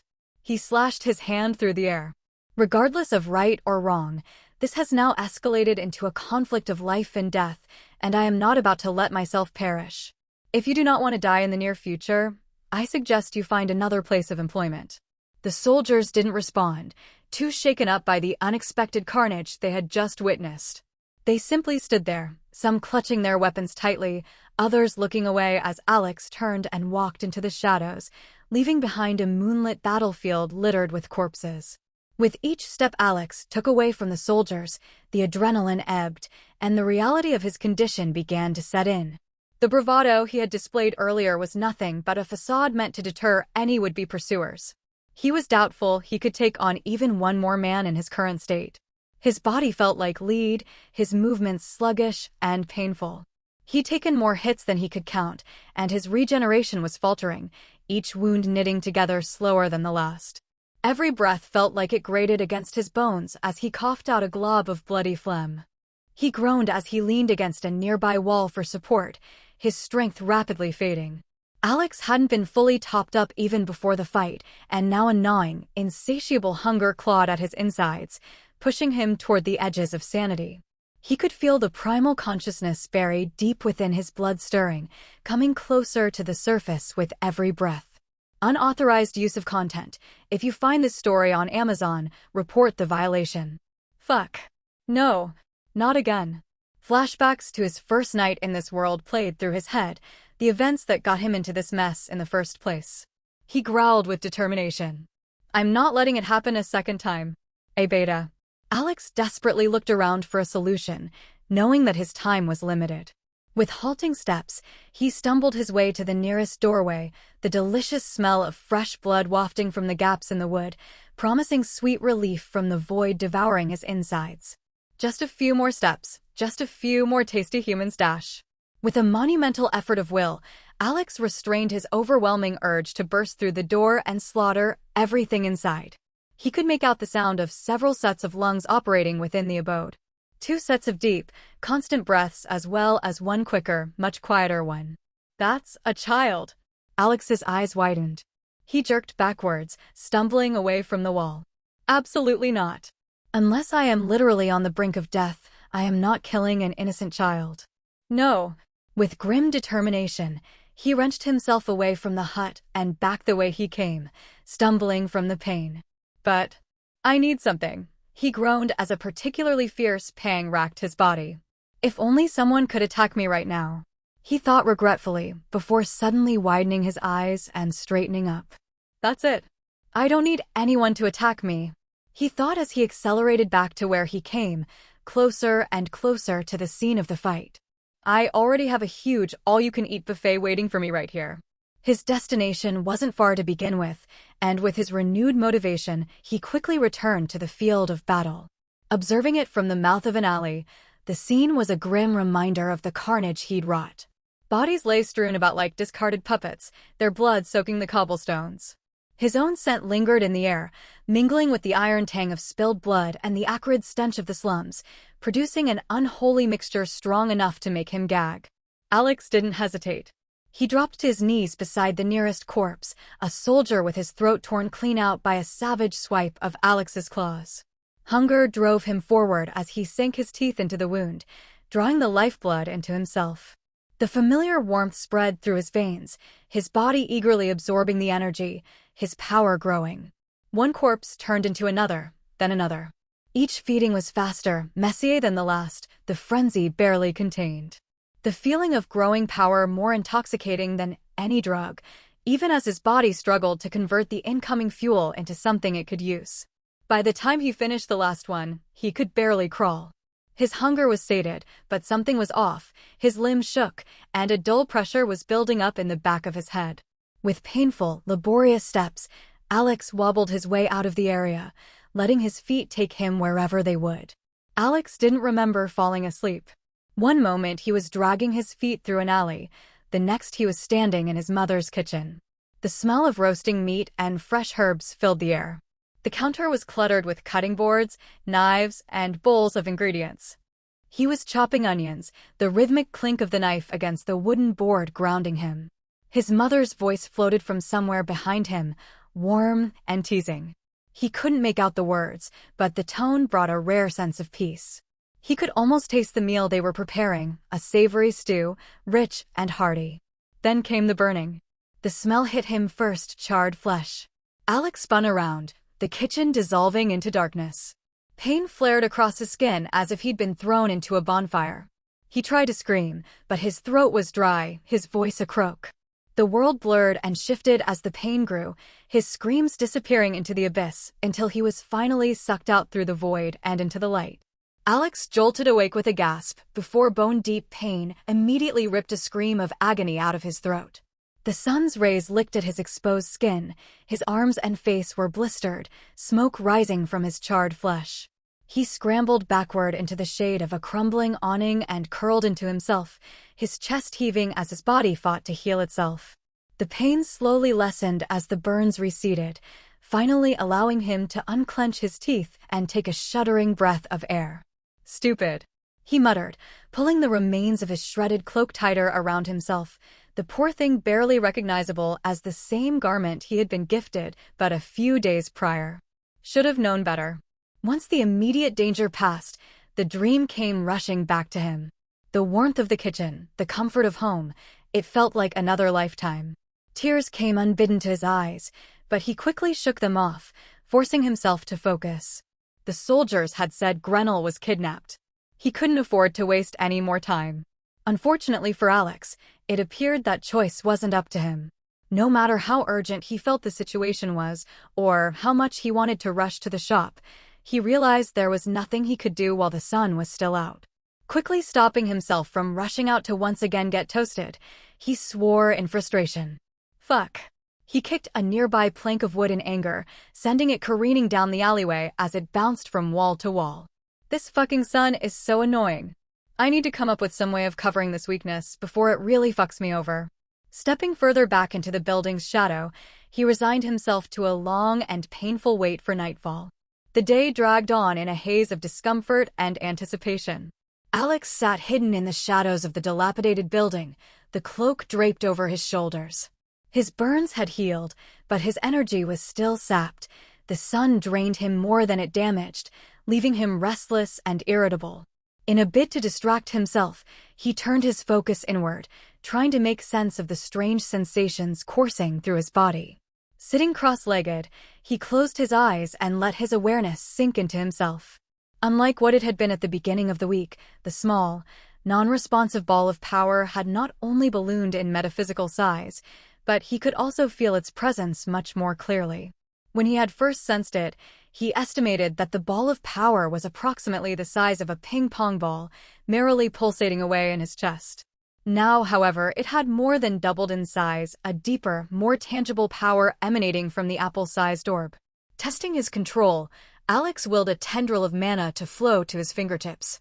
It responded with a speed and intensity that startled him, almost as if it had a mind of its own. It rushed down his arm, past his elbow, and to his wrist with unprecedented ease, filling the limb with strength. His breakthrough during the fight last night combined with the feast made the act easier than ever, almost to the level of a single part before. The raw power was intoxicating, but it also felt unstable, like a wildfire that could rage out of control if he wasn't careful. "This is too much," he thought, his brow furrowing. "I need to quickly get this under control, or I'll have another self-inflicted injury on my hands." He spent the rest of the day experimenting, pushing his limits as much as he could, confined as he was to the shadows. He found that his power had spiked in nearly all aspects, from the speed at which he could imbue himself, to the strength he could exert, to how long he could sustain it. He had grown exponentially in all aspects. By the time the sun began to dip below the horizon, Alex felt a little more composed. His earlier panic had been replaced with a grim determination, bolstered by his newfound strength. As darkness crept across the city, he rose to his feet. Stepping out from his hiding spot, he headed home. The walk to Grenell's shop was tense. Every shadow seemed to hold a threat, every sound a potential ambush. The closer Alex got to his destination, the more wary he grew, crouching low and intently studying every twist and turn of the street. While he couldn't detect anyone, he didn't relax. They had obviously been observing him over the past few days, with him being none the wiser, showing that his senses weren't infallible. Traveling for half an hour in this manner, he finally caught sight of the store at the end of the street. By this point his nerves were stretched taut, flinching at every sound. Nestled among its neighbors, only separated by small, chest-wide alleys, the wooden building stood in its place like it always had. The old, peeling shutters were locked and secured, while a warning sign hung under the eaves, to deter any would-be thieves. Unfortunately, it seemed to not have had much effect, as the moonlight bathing the street immediately revealed the enormous hole in the wall where the newly fixed door previously was. Forcefully restraining his impulse to dash into the building, Alex calmly analyzed the situation. Aware that they wouldn't be stupid enough to hide in a place he could see, he instead trusted his other senses to detect any enemies hiding nearby.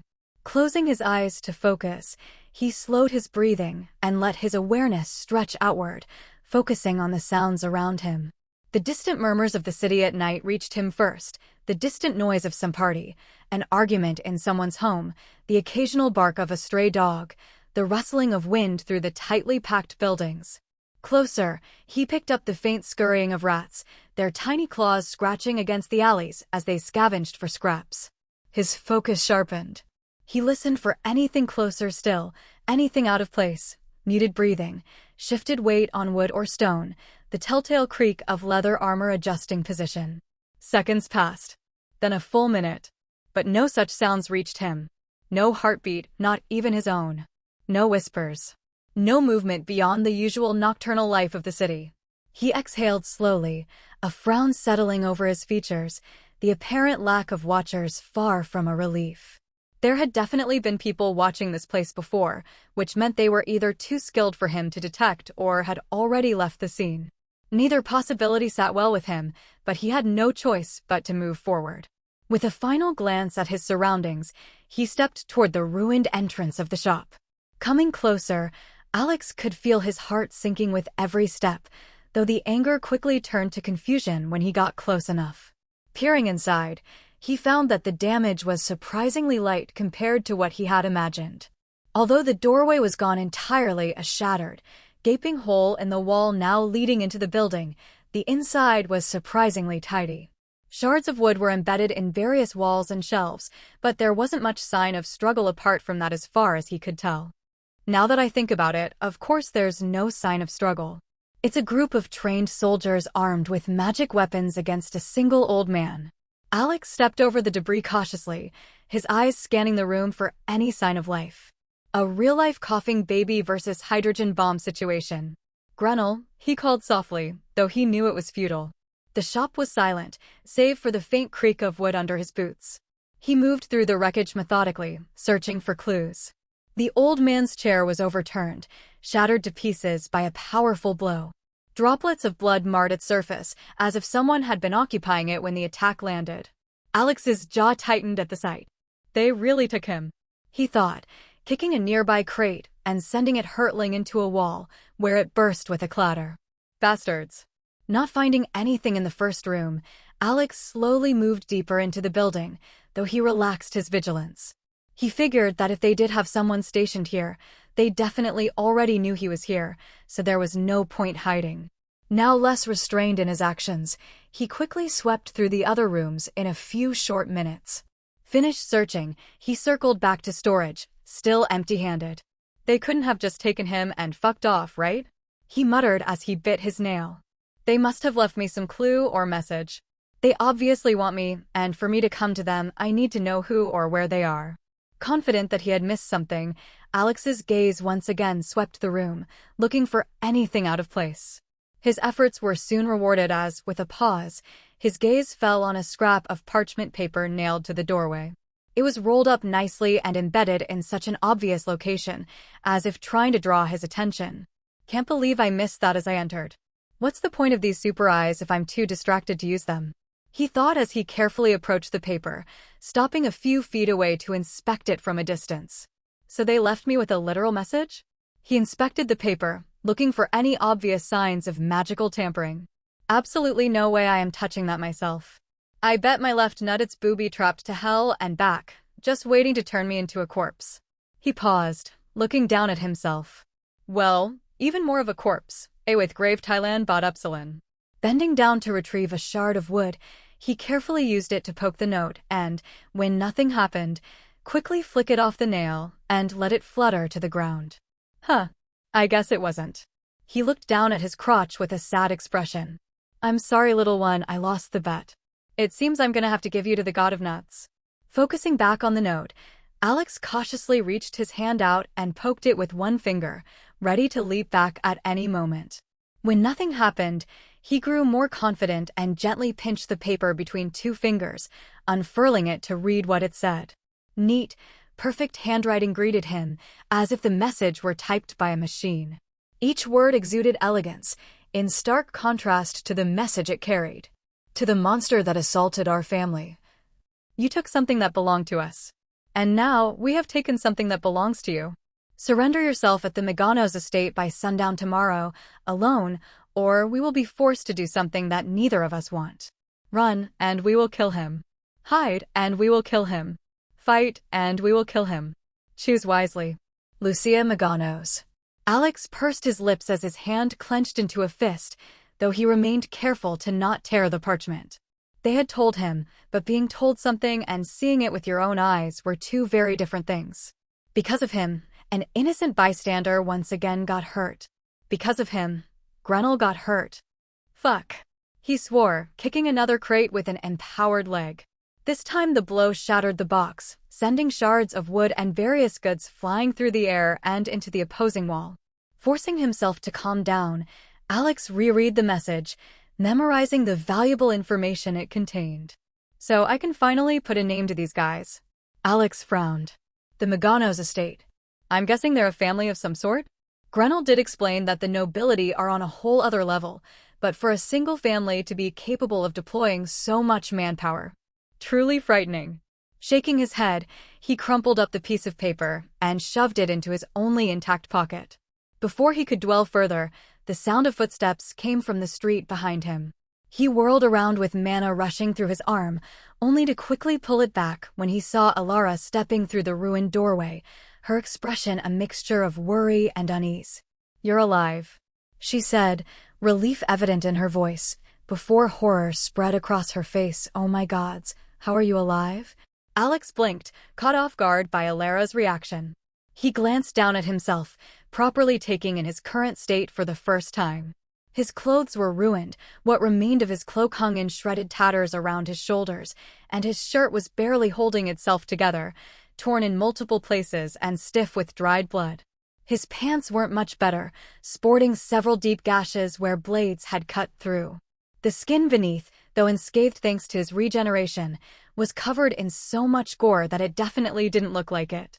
His arms were smeared with grime, dirt, and the pieces of men who had tried to kill him. Even his hands, clenched into fists at his sides, were caked in dried blood, his nails cracked from the force of his own attacks.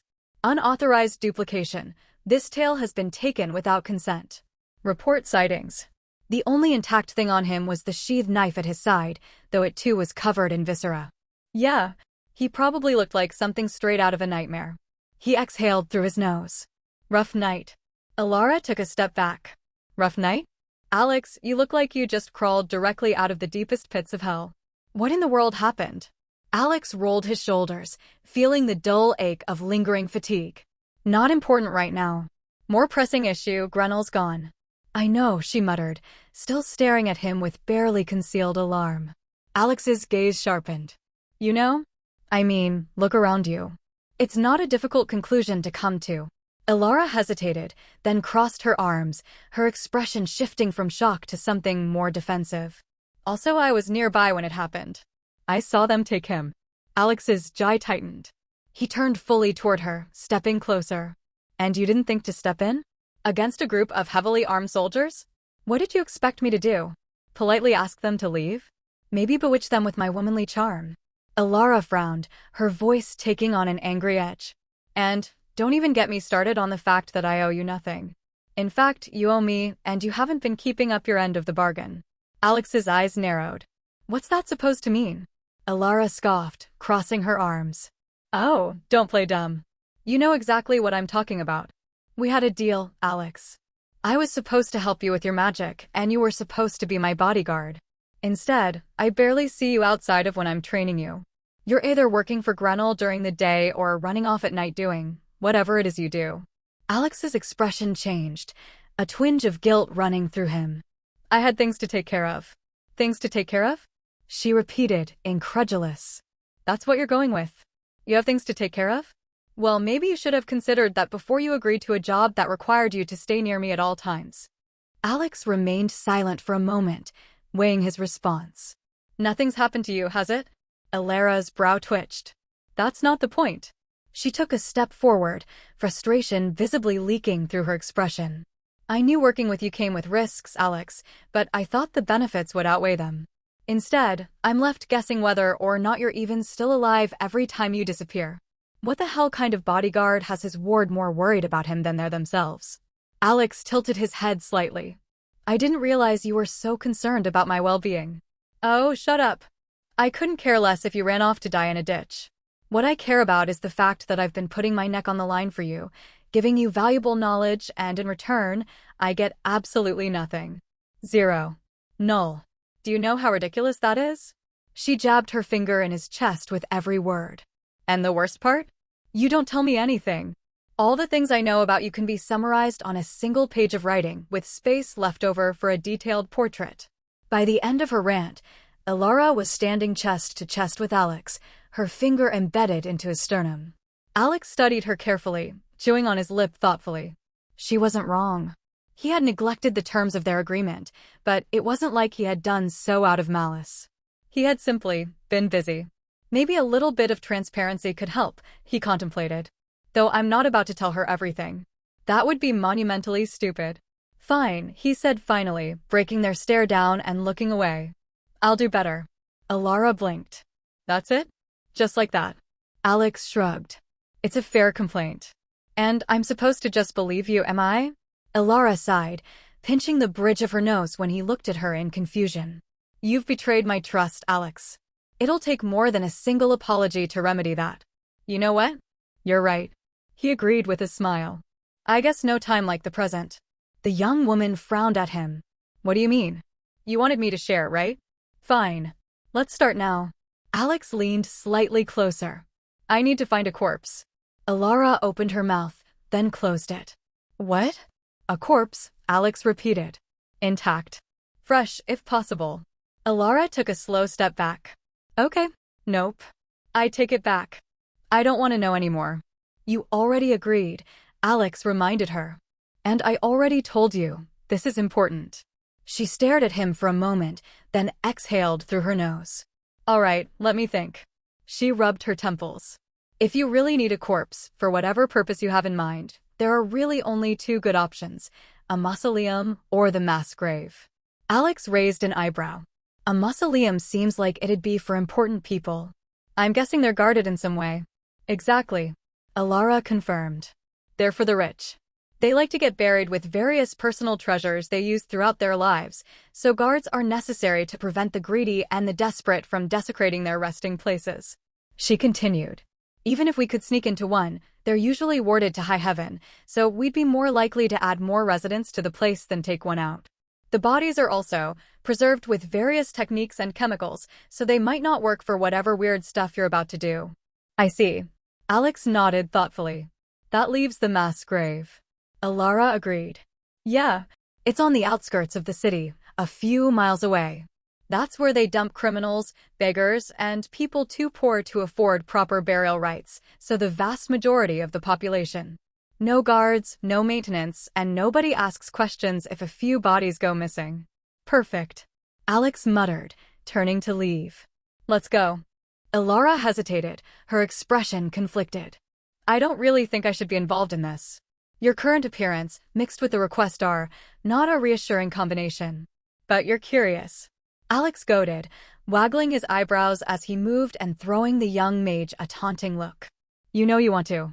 She clicked her tongue but followed.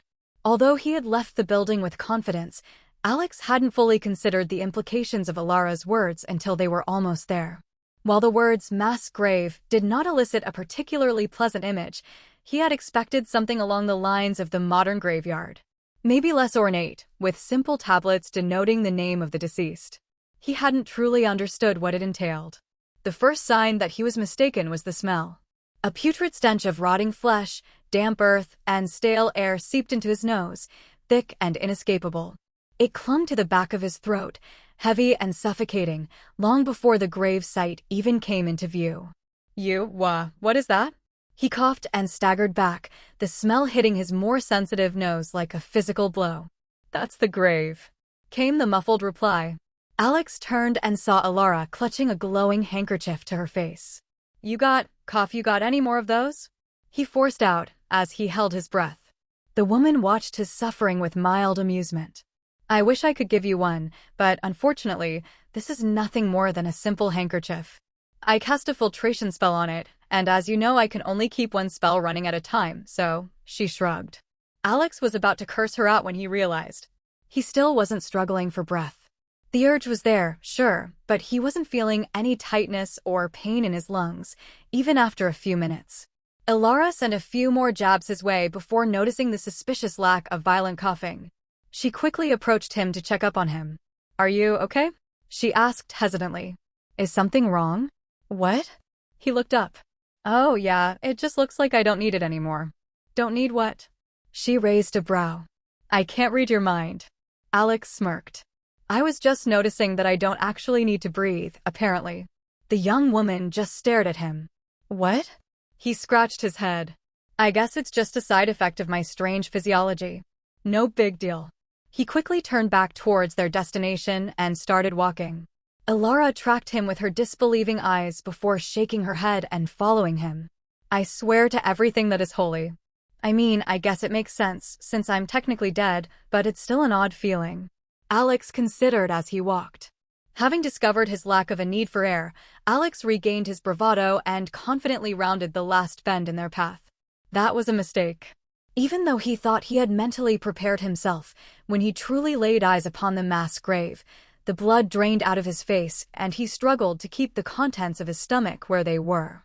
Alex clenched his jaw, forcing his revulsion down as he stepped forward. The gravesite stretched before them like a celebration of misery, mounds rising and falling under the dim light. A vast, uneven sprawl of loosely packed dirt where bodies had been discarded in shallow graves, often barely covered at all. Some graves were freshly disturbed, while others had long since blended into the landscape, their occupants forgotten. The buzzing of flies and other scavengers filled the air, the dim light more than enough for the insects to keep up their activities. A few exposed remains jutted from the ground, skeletal fingers curled in frozen anguish, patches of decomposing flesh clinging stubbornly to bone. Elara came up beside him, her expression twisted in equal parts disgust and discomfort. "Well," she muttered, "this is even worse than I expected." "You haven't been here before?" Alex shot her a look. She shuddered. "Of course not. I already told you my family is pretty well off. We have an official mausoleum we get sent to. Not this." Alex nodded, only half listening. "Well, let's get this over with." His attention had already shifted, scanning the area, looking for the right body. It couldn't be too decomposed, or there wouldn't be much left to work with, plus he wasn't sure if recency might affect the outcome of the experiment, so the fresher the better. After a few minutes of searching, during which he finally lost the battle with his stomach and emptied it over some poor soul's resting place, he found something promising. A man, perhaps in his 30s. His body was partially unearthed, half of him still beneath the dirt, as if whoever buried him hadn't quite finished the job. His skin had a pale, waxy hue, with missing patches exposing the raw flesh underneath, his eyes sunk into his skull, but otherwise he was relatively intact. Alex crouched beside the body, inspecting it. The man's clothes were little more than tattered rags, dirt clinging to the fabric. The only visible wound on him was a hoof-shaped indent on the side of his head. "I guess we know how he died," Alex mused. Elara remained a few steps behind, arms crossed. "All right. You've found your dead guy. Now what?" Alex ignored the question, rolling up his sleeve. "Knife," he said as he pulled out the enchanted blade. The look the young woman sent him was more doubtful than he thought possible. "Just trust the process," he reassured her. Then, before he had time to hesitate, he quickly swiped the blade across his wrist, releasing a spray of blood into the air. Elara took a sharp step back and raised her bracelet defensively. "Oh, hell no." Alex didn't respond. Gritting his teeth against the pain, he watched as his blood poured out, dark and thick, coating his palm. Then, narrowing his eyes, he focused. With a mental command, his mana stirred, surging down his arm, twisting into his veins like unseen threads. The blood exiting the rapidly healing wound shifted, brightening with an inner light, its surface rippling as it absorbed the energy. Alex exhaled, then tilted the corpse's head back and let the infused blood drip between its parted lips. Elara made a noise somewhere between disbelief and horror. "Alex, what the hell are you doing? Just let me work," he grunted. Alex pressed his bleeding wrist harder, forcing more of his blood into the body. At the same time, he reached inward, channeling mana through himself, pushing it through his veins and into the lifeless vessel below. Nothing happened. Seconds passed.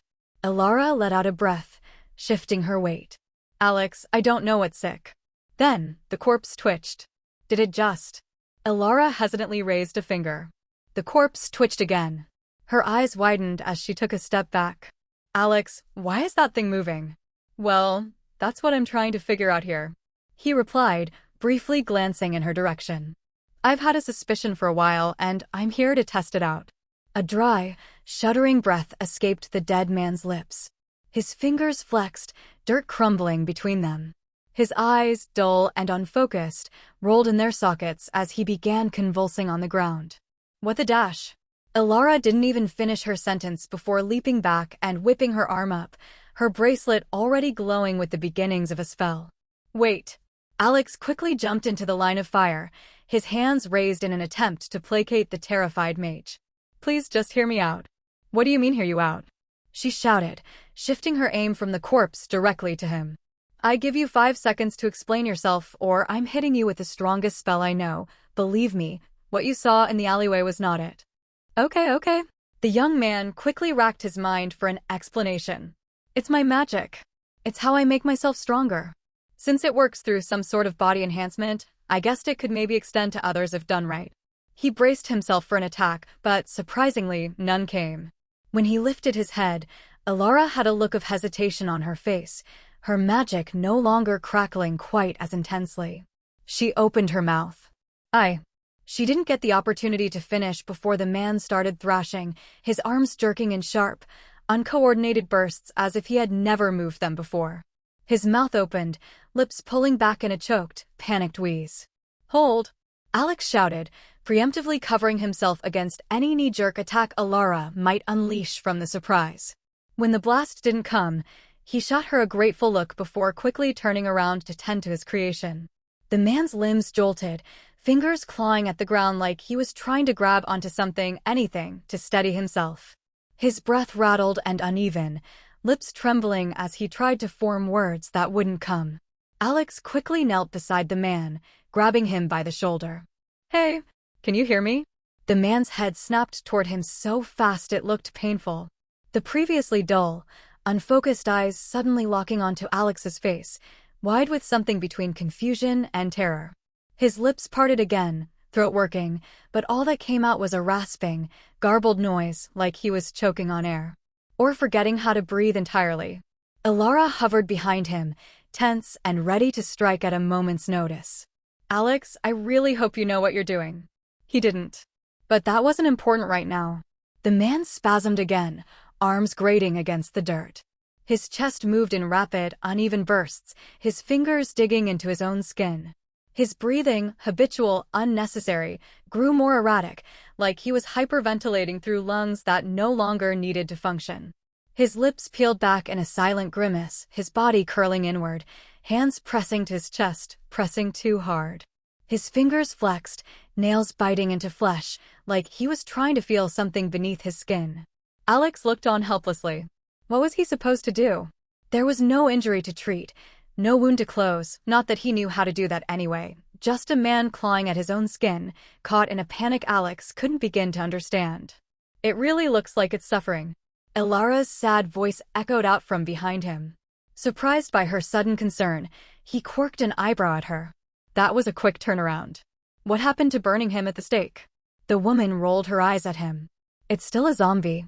They're nasty, dangerous pests, and there is a standing order to destroy any and all of them. I just haven't seen one be so expressive. There's a first time for everything." He turned back to the man, who had gone very, very still as an expression of growing horror appeared on his face. You good?" His cracked, peeling lips obeyed his will at last, his voice coming out in halting, painful bursts. "I died." Alex couldn't suppress a grimace. Shit. We shouldn't have let him overhear that. Most people don't take kindly to finding out that they died. It talks. Alara's confused shout came from behind. Suppressing a sigh, Alex turned around and shot the young woman a glare. "Could you relax for a second? I am trying to comfort a man in distress." "Relax?" She in turn gave him an incredulous glare of her own, clutching her hands to her scalp. "I have seen more incredible shit in the past 5 minutes than I have in the past 5 years, and you want me to relax?" She practically shouted at him. "Yes," he said with frustration. "I will deal with you and answer all your questions soon, but right now I'm a little bit busy, so calm down." His sudden anger took Alara by surprise. She blinked, mouth opening slightly, then snapping shut. A second passed before she exhaled sharply, crossing her arms. "Fine," she muttered. "But I will be getting answers." Seeing that she was finally backing down, Alex barely spared her a glance before turning back to the man. His panicked gasps had evened out somewhat. His hands still twitched, his fingers clenching and unclenching as though testing their own function. His eyes now flickered with exhaustion, the stress having taken a toll on his newly awakened self. But at least he wasn't thrashing anymore. Alex slowly lowered himself to the ground beside him, keeping his movements careful, controlled. "You're okay," he said, though he wasn't sure if the words were for the man or himself. The man's lips parted, his breath shuddering. "I don't feel right." His voice was strained, the words rough and sluggish, like every syllable took effort. He struggled to lift his hand, fingers twitching violently before he let it drop back into the dirt. Alex watched carefully. "You're adjusting." A humorless breath escaped the man's throat, something that might have been a laugh if it didn't sound so painful. "To what?" His throat bobbed, his gaze flicking to Alex. What happened to me? Why did she call me a zombie? Alex hesitated. The question hung in the air, heavy. He could lie. He could soften the blow. But what good would that do? You died, he said after some hesitation. The man's hands spasmed, one clenching into a fist, while the other scrabbled away at the dirt like it had a mind of its own. His attempts at breathing hitched as his fears were confirmed. For a moment, Alex thought he might lash out again, start thrashing or clawing at himself like before. But instead, his trembling fingers curled into the dirt, gripping weakly. Yeah, he rasped after a long silence. His throat bobbed, his eyes gazing into the night sky. I figured. Alex tilted his head slightly. You don't seem surprised. A shuddering breath rattled through the man's throat. He let his eyes fall shut for a moment, his body slumping inward slightly. It feels wrong, he admitted.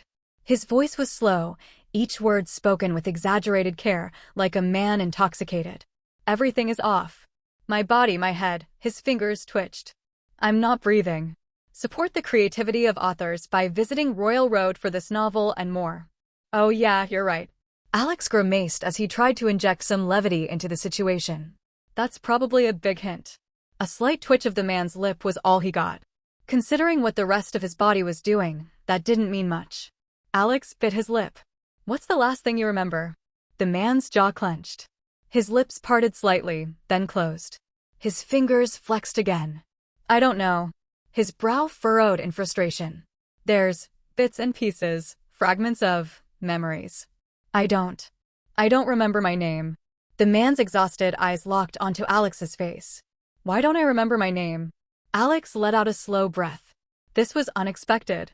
When the man woke up with what he assumed was his previous personality intact, Alex had rejoiced, thinking that his troubles were solved, but alas, it seemed there was a snag. Still, this was something. I can't answer that, Alex said, standing up and dusting off his hands. You should rest for a bit. The man hesitated.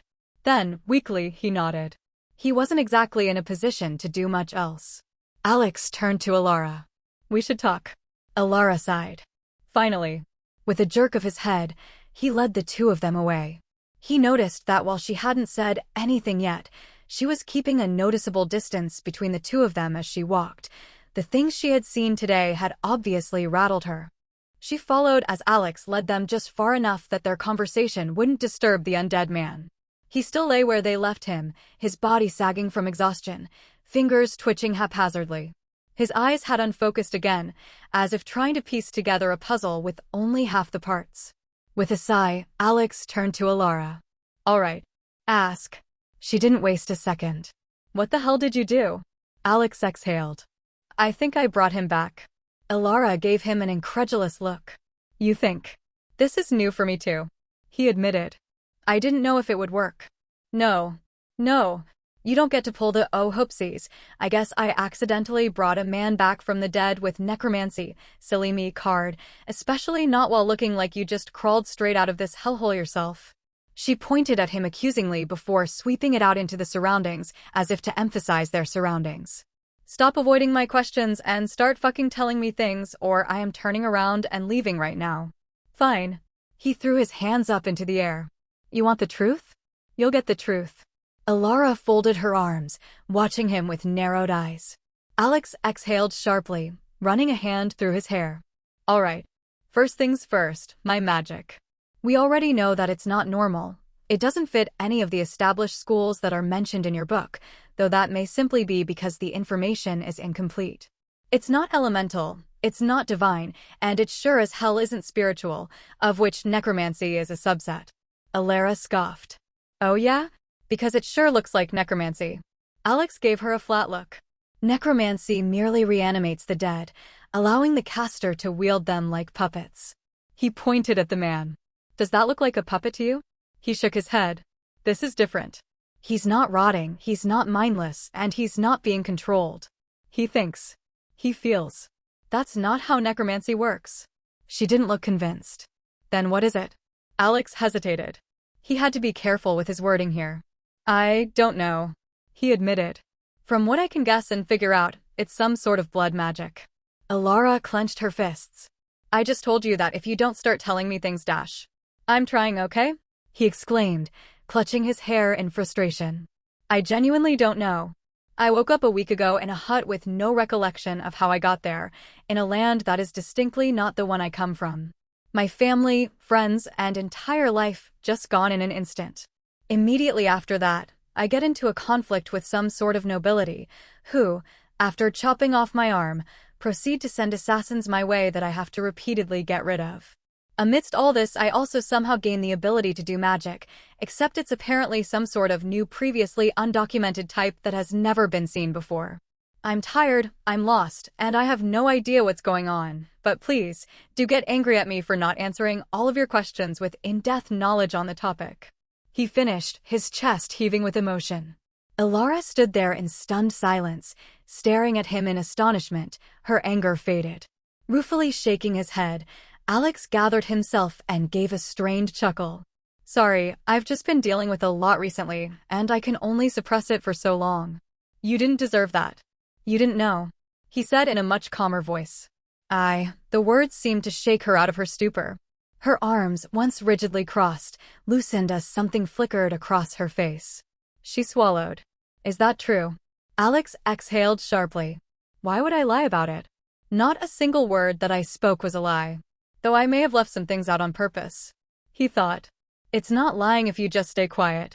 Alara's face went through a multitude of emotions, her expression shifting from shock to something almost like guilt. Alex, I had no idea. Her voice had lost its edge, taking on a softer tone. Alex rubbed his face, letting out a slow breath. Yeah, well, now you do. And I don't need your pity. What's done is done, and I'm sure I'll eventually find out what happened if I just keep going. She stood there for a second, as if unsure of what to do with herself. I shouldn't have snapped at you. Alara shifted her weight. I mean, I still think you're a reckless idiot, don't get me wrong, she added quickly, motioning vaguely at the clearing where the X-Corp sat. But I didn't know you were dealing with all that. She exhaled, rubbing the back of her neck. So, yeah, sorry. Alex just looked at her for a moment, taking in her contrite appearance. Well, now you know, so be kind to me. He smiled slightly. Alara groaned, rubbing her temples. I hate that you make it so difficult to be nice to you. His smile widened as a small chuckle escaped him. I try my hardest, for what is life without challenges? She huffed, but there was no real bite to it. Can I ask you something?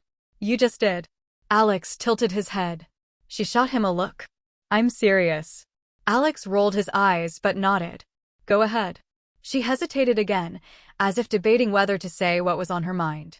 Finally, she asked, Did you tell me everything? What? He frowned slightly. You. Me. Everything say. She rolled her eyes at him. I feel like there's still something you're hiding from me. Oh, that's because I'm not. He confirmed without hesitation. I might tell you later, but there are a few things I still don't feel comfortable sharing with you at this moment. Alara was quiet for a moment. All right, she finally said, giving him a light nod. Alex blinked. All right? She rolled her eyes. Yeah, I mean, I still expect you to eventually tell me everything. You are definitely free to expect that. But I'll get off your case for now. She ignored him. I still have a ton of questions, but I'm guessing you don't have the answers to most of them. Oh wow, figured that all on your own, did you? He asked sarcastically. She huffed a quiet laugh. Shut up. For a moment, they just stood there, each occupied with their own thoughts. Even though they had more or less cleared the air, there was still a slight tension from the earlier accusations. So, Alara began in a bid to get rid of the awkwardness. Did you ever find out who exactly you pissed off? Or are they still just some nameless enemy you don't even know the identity of? Oh yeah, I was actually gonna ask you about that. Alex perked up, before his face quickly darkened. They left me a note in Grenel's place. They told me to come to their base if I wanted to free him. You do realize it's a trap, right? The young woman clarified. You're not actually planning on going? Well yeah, obviously. He rolled his eyes. Do I look stupid to you? Well, she hesitated, breaking out into laughter when he shot her a glare. Fine, just making sure. With a shake of his head, Alex turned back towards the poor guy he had unfortunately used for his experiment. The newly revived man was currently sitting up in his resting place, having evidently gained more control over his limbs in the short time they had spent away from him, though not enough to dig himself out of the half-grave he found himself in. Alex nodded his head in the man's direction. "Shall we?" "Sure." Alara nodded. "Though you still haven't explained what the deal with that is." "Oh, well, let's just say my homeland had stories about people with powers similar to mine, and a common ability of theirs had something to do with dead people," he quickly explained as they made their way over. Arriving before the man, Alex squatted low, so they were at eye level. "Hey man, how's it going?" he asked gingerly. The man in turn gave him what might have been a nonplussed look if he'd had greater control over his features. "I have just found out that I died and then undead. It is not going very well, as you said." "I see." Alex grimaced. "Well, at least you seem a lot calmer than a few minutes ago." There's only so long one can panic before they come to terms with their situation. The man shrugged. "Plus, at least I am alive again." "Hey, that's the spirit." Alex patted the man on the shoulder. "We should probably give you a name, right? Since you said you don't remember yours." The man was about to answer when he was interrupted. "Sorry for intruding, but you still haven't told me who is after you." Alara complained. "Oh yeah," he said with a start as he rummaged around his person before pulling out a crumpled note. He handed it to her. "Here's everything I know about them. You got any valuable insights?" Alara took the note from his hand, smoothing out the creases as her eyes scanned the contents. Her brow furrowed as she muttered to herself. "Anyway, while she's doing that, how about that name?" Alex turned to the man again. "I'm thinking. Duran. Duran's a good name, right?" The man seemed to consider it for a second before giving an indifferent shrug. "If you say so." "Great, Duran it is." Alex nodded happily. "I wonder how he'd feel about it if he found out I came up with that, because it sounds like durian." He thought. "This place really stinks and it's all I can think of." "Well, this isn't good," came Alara's voice. Alex turned to face her. "You know them?" "Of course I know the Meganos family," she said, lowering the note. "Everyone does." Alex tilted his head slightly. "That's great, but what specifically makes this not good? I mean, aside from them being rich, powerful, and probably involved in some very illegal shit." "Oh, you know," Alara joked. "Apart from the ridiculous amount of wealth that they use to solve all their problems, it's the source of said wealth that's the bigger concern." Alex frowned. "How so?" "The Meganos family is primarily a crafter family. Creating various artifacts has been their main business for many, many years. Now, on its own, that doesn't sound scary. Except you have to remember that the single most common and valuable use of artifacts is for combat," she explained with a grim expression. "How well equipped do you think a house full of weapons manufacturers is?" Alex grimaced. "I see the problem." "That really is a problem." Alex stood up and started pacing, running a hand through his hair. "On a scale of 1 to 10, how likely would you say our odds of mounting a rescue are?" "0. Alara said with certainty, her eyes following his movement. "Even if we were 10 times stronger than we are right now, my answer wouldn't change." Alex paused mid-step, raising an eyebrow. "Surely it can't be that bad?" "It's worse." She leaned forward, resting her elbows on her knees. Even ignoring their resources, their money, their mercenary ties, she counted out her fingers one by one. They still have at least one disaster-class mage, with a second one potentially lurking around if rumors are to be believed. Disaster class. Alex raised a brow. "You've mentioned it before, but what does that mean?" "It's just a power classification." Alara waved the question away. "All you need to know is that less than 1 in 100 mages can reach that level."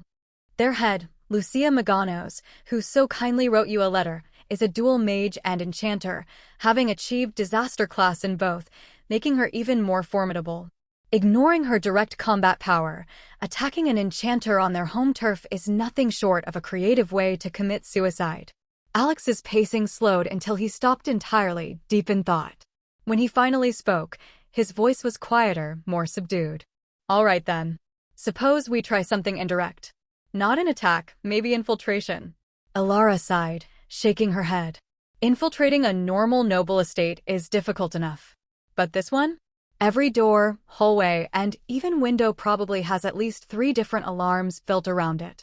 If we triggered even one of them, we're dead," Alex finished grimly. "Got it."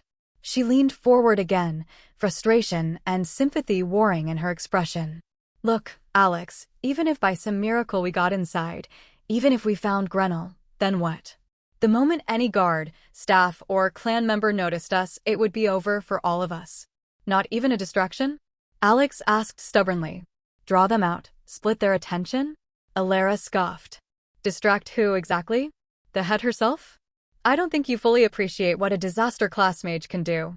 If she gets involved personally, the best we can hope for is a quick death. Then what if we don't trigger the enchantments? Alex tried again, grasping at straws. You're a mage, right? Can't you disable them somehow? She shook her head sadly. Sure, given enough time, the right tools, and a few years studying under a master thief. These enchantments were crafted by someone much better than me to guard against other disaster-level threats, and despite my best efforts, I remain far from that level. At best, I might disable one or two before setting something else off. Alex ran a hand down his face. Right, so infiltration is impossible, distraction suicidal, and a frontal attack outright insane. Pretty much, Alara said quietly. I don't want Grenell to suffer either. He seemed like a nice old man, but I'm not willing to charge to my death for nothing. Alex went silent again, jaw tense, eyes fixed on a point in the distance. Slowly, reluctantly, reality settled on him like a weight. He exhaled heavily, shoulders slumping slightly in resignation. So that's it? There's nothing we can do? I'm going to have to watch as the man that took me and gets executed simply for associating with me. His voice wavered as he dropped his head. Damn it, damn it, damn it. He raged in his mind as he clenched his teeth. Why did they go after him? Why was I stupid enough to stay when I knew I was being hunted? Why? Why? Why? His hands tightened into fists until his knuckles popped, guilt and self-blame crushing him. No, it's not over yet. He suddenly raised his head, turning around to stare at Duran with burning eyes. Worst comes to worst, I'll bring him back. And if he's missing memories, we'll figure it out. I'm sure if I develop these powers far enough, I can find a solution. There are literal gods in this world, after all. Noticing Alex's heated gaze, the man shifted uncomfortably in his grave. If I may interject, he began. From what I understood of your conversation, I also think it would be a miscalculation to try and mount the rescue of this Grenell. Snapping out of it, Alex shook his head ruefully. Even my first minion is trying his best to dissuade me. Do I really seem that foolish to them? Your concern is appreciated, both of you, but you can relax. I don't intend to throw my life away, especially when there is still hope for things to work out. He sighed. Alara frowned. What hope? Well, he's sitting right in front of us. Alex nodded his head in Duran's direction, turning to address the man. Speaking of which, you want us to help you out of there, or do you want to stay here? With diaresis Nigeria Naira yes. Duran glanced down at the grave he sat in, then back up at Alex, considering the question. I think I would prefer to get out of here, he admitted slowly. If it's not too much trouble. Thought so. Alex moved over, reaching down and gripping the man's arm. He gave a firm tug, and with surprising ease, Duran was pulled up from the dirt. The undead man swayed slightly, still unsteady, but managed to keep his balance. Thank you, Duran said quietly, dusting off his ragged clothing with stiff, careful movements. Alara watched them silently, a complicated mix of emotions flickering across her face, discomfort, curiosity, lingering frustration. After a moment, she sighed, visibly deciding not to press further. All right. Say he's our hope. What exactly does that mean? Alex hesitated. Duran proves that death isn't necessarily permanent, at least not in the way we think. If rescuing Grenell alive is impossible, and it clearly is, then maybe. Alara's eyes widened slightly as she caught his implication. Alex, you can't seriously be thinking dash. Why not? Alex interrupted, a hint of defiance entering his voice. You're standing next to living proof, figuratively speaking, that I can bring someone back from death. It might not be perfect, but it's something. Duran cleared his throat uncomfortably. I feel like I should point out that my memory is questionable at best. Exactly, Alara said firmly, pointing at Duran. Look at him. No offense, but I don't think this is the kind of solution Grenell would appreciate. You're gambling that you can do better next time, with someone you actually care about. No offense again. This text was taken from Royal Road. Help the author by reading the original version there. Some taken. The man inclined his head. I'm not gambling, Alex said, his voice quieter but firm. I'm gonna experiment, improve, and then maybe I can bring Grenell back properly. Memories, personality, everything. Ilara shook her head slowly, looking more worried than angry now. That's a huge maybe, Alex. And if you fail, then what? You'd just be defiling the man's body, turning him into something else. Well, it's not like I have much of a choice, do I? He exclaimed, sweeping his arms out. If you have any suggestions, I'm all ears. Even one idea will do. So come on, instead of criticizing me, do something useful. The young mage bit her lip. That's what I thought.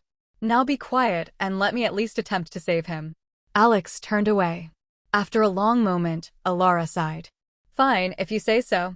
Then what do we do now? We can't exactly stroll into town with someone who looks freshly dug up from a slaughterhouse dump. Duran glanced down at his torn, dirt-covered clothes as well as the sickly pale shade of his skin, and gave a quiet sigh. The young lady is correct. Alex rubbed his temples. First things first, we'll find you some proper clothes and somewhere safe to stay. Then we figure out our next move. Find him proper clothes? Ilara raised an eyebrow. I was talking about you, Alex. In case you've forgotten, you look many times worse than our new friend right now, which is impressive considering he's literally dead. Alex glanced down at himself, suddenly reminded of the dried blood, dirt, and shredded fabric clinging to his body. He grimaced, conceding the point. Fair enough, he muttered. Can't really walk around looking like an escaped horror movie prop. What? Ilara frowned. I said maybe we should take advantage while we're here and experiment a bit more. He said louder. I would like to see if there's any sort of pattern to the skills, power, or personality of the corpse when it's revived. Might give us a better shot at successful saving the old man. Ilara turned around and started walking back towards the city. If you want to stay here longer, be my guest, but you should first figure out a way to hide or control anyone you bring back. Walking around with a horde of zombies following you is a great way to get the Cerberus division crawling up your ass, and trust me, you don't want that. Alex hesitated. Turning to look at Duran, he opened his mouth to ask for the man's opinion, but a sudden wave of dizziness swept over him. The world tilted alarmingly as he stumbled. He tried to catch himself on a nearby grave marker, which promptly exploded in a shower of rotting splinters, sending him sprawling face first into the foul dirt. Shit, Alex. A shout of alarm came from behind as Ilara saw him fall. Ack. A mouthful of rancid detritus assaulted his taste buds, the sensation not too dissimilar from the time he'd broken his jaw. He reeled back in horror and forcefully pushed down the bile that had risen in response to the sensation. Are you okay? The woman reached out a hand to help him, while a concerned Duran looked on in distress. What happened? 1 second you were fine and then dash. You work. He interrupted her with violent heaving, his face scrunching up in agony. Holy fucking balls. That's actually the worst, thing I have ever put in my mouth. It definitely didn't help that the dizzy spell still hadn't ended, the spinning world only adding to his nausea. Spikes of agony dug into his skull like so many starving tree roots, each moment sending fresh waves of pain through his entire being. With great difficulty, he raised a hand to placate his audience, the movement only adding to his suffering as he felt the world flip on its head. I'm fine. He ground out in despair, each word coming with great difficulty. No, but for real, what happened? I felt fine 10 seconds ago, and now I feel like I got forced to drink a gallon of pure moonshine mixed with absinthe and spiked with glass shards, all on an empty stomach.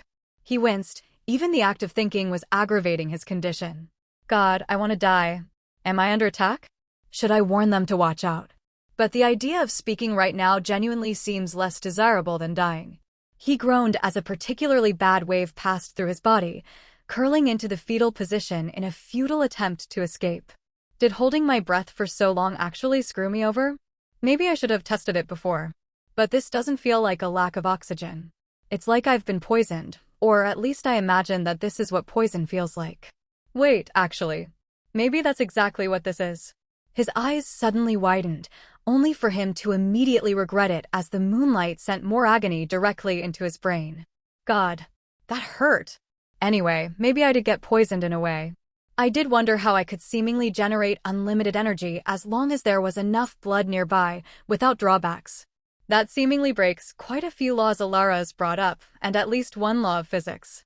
Hey, talk to me. Ilara's voice pierced his thoughts, his appreciation for her concern undermined by the pain her loud exclamation caused him. Are we under attack? With a groan of effort, Alex uncurled himself and flopped onto his back, throwing up an arm to shield his eyes from the light. Squinting through the pain, he managed to make out Ilara's shape as she stood over him, magic thrumming between her fingers. She cautiously swept her head back and forth, analyzing their surroundings for whatever it was she believed had taken him down. I think you can relax, he gasped, taking a moment to gather himself. I think this is a side effect of my magic. Feels like I've overused it and am getting hit with backlash. Your magic. She directed her gaze at him, a frown decorating her features before understanding seemed to sweep it away. I guess that makes sense. It does. He quirked an eyebrow with difficulty. Yep. The woman nodded emphatically.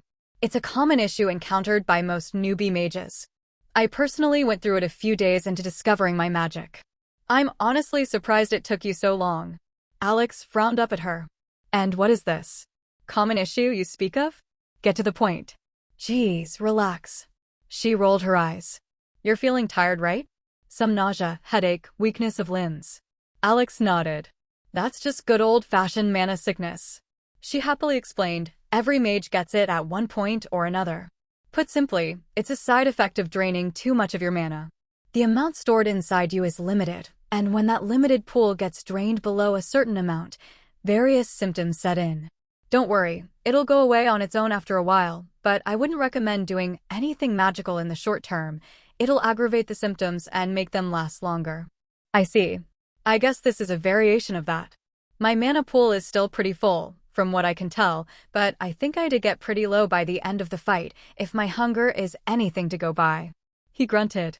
Seems it's either from repeated drainage and refilling, or it's just a delayed reaction from how low I got during the fight.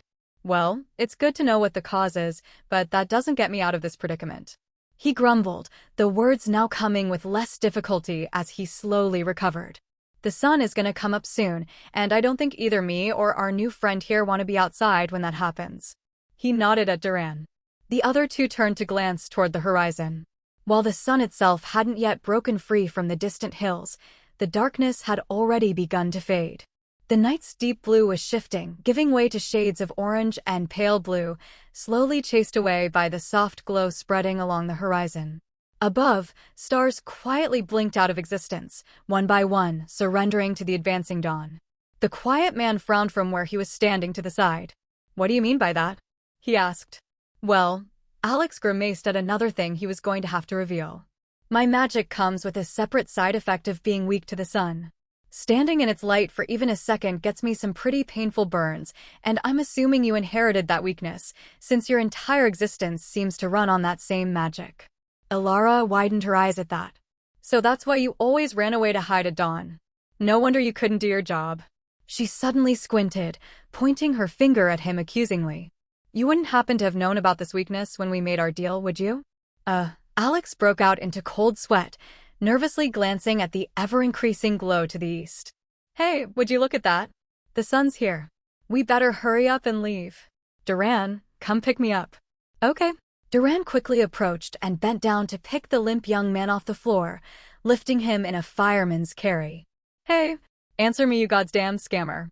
You knew, didn't you? You knew and you still made me train you?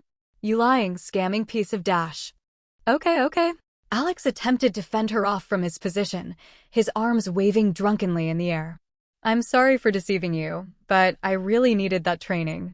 I swear I will make it up to you as soon as I can. In the meantime, we really do need to get going, because in a few more minutes there won't be an Alex to pay you off.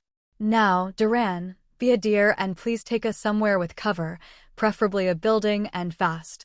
The man nodded and took off at a jog towards the city with Alex slung over his shoulder, an angry mage following close behind. We're not done with this, asshole. You and me are having a nice long chat about this when we're safe. She yelled after him. Yeah, he shouted back. Whatever you say.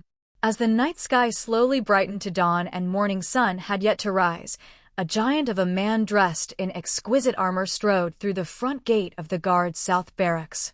Towering over normal men at a height just south of 7 feet, he was a wall of pure muscle and steel. His boots struck stone with calm authority, but his mind was far from still. Captain Adamantios nodded to the guardsmen saluting at the door without slowing, already stripping his gloves off. Inside, the air still held the chill of night. The scent of oil and old parchment clung to the corridors as he made his way to his office, 3 doors down, second on the right. He found his vice-captain already waiting inside. Kost-Levin lounged in one of the chairs, boots up on the edge of the table, twirling a dagger between his fingers with casual ease. Wiry where Adamantios was thick, his second-in-command had the lean, roguish look of a man who'd never fought fair in his life, and had never intended to. His half-buttoned uniform and permanent smirk were tolerated only because he got results. "You're early," Adamantios grunted. Kost grinned. "You're late. I made tea." "It's terrible." Adamantios didn't respond.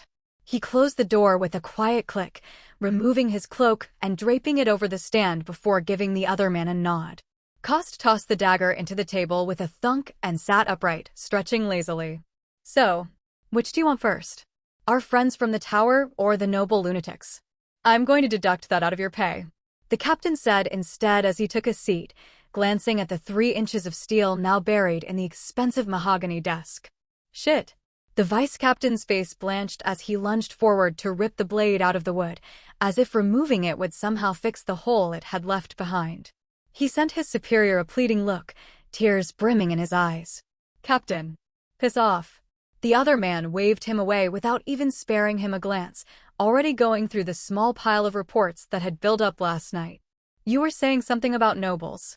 Is it those Meganos bastards again? Do we have any news about the damage that appeared on one of their buildings overnight?" Wiping away the distraught expression on his face, Kost nodded, all levity vanishing. Still no reply from them. "I think it's safe to say that they experienced some sort of attack and that the intruder managed to get away.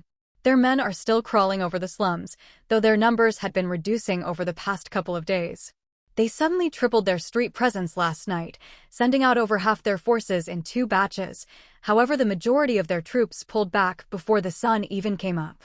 Our men discovered the site of what appears to have been a battle, well, more of a one-sided massacre, really, between one of those batches and some unknown assailant.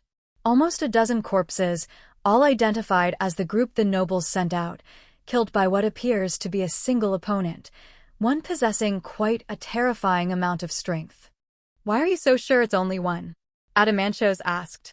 "And what makes you say they are strong, besides the fact that they managed to take out a whole group like that?"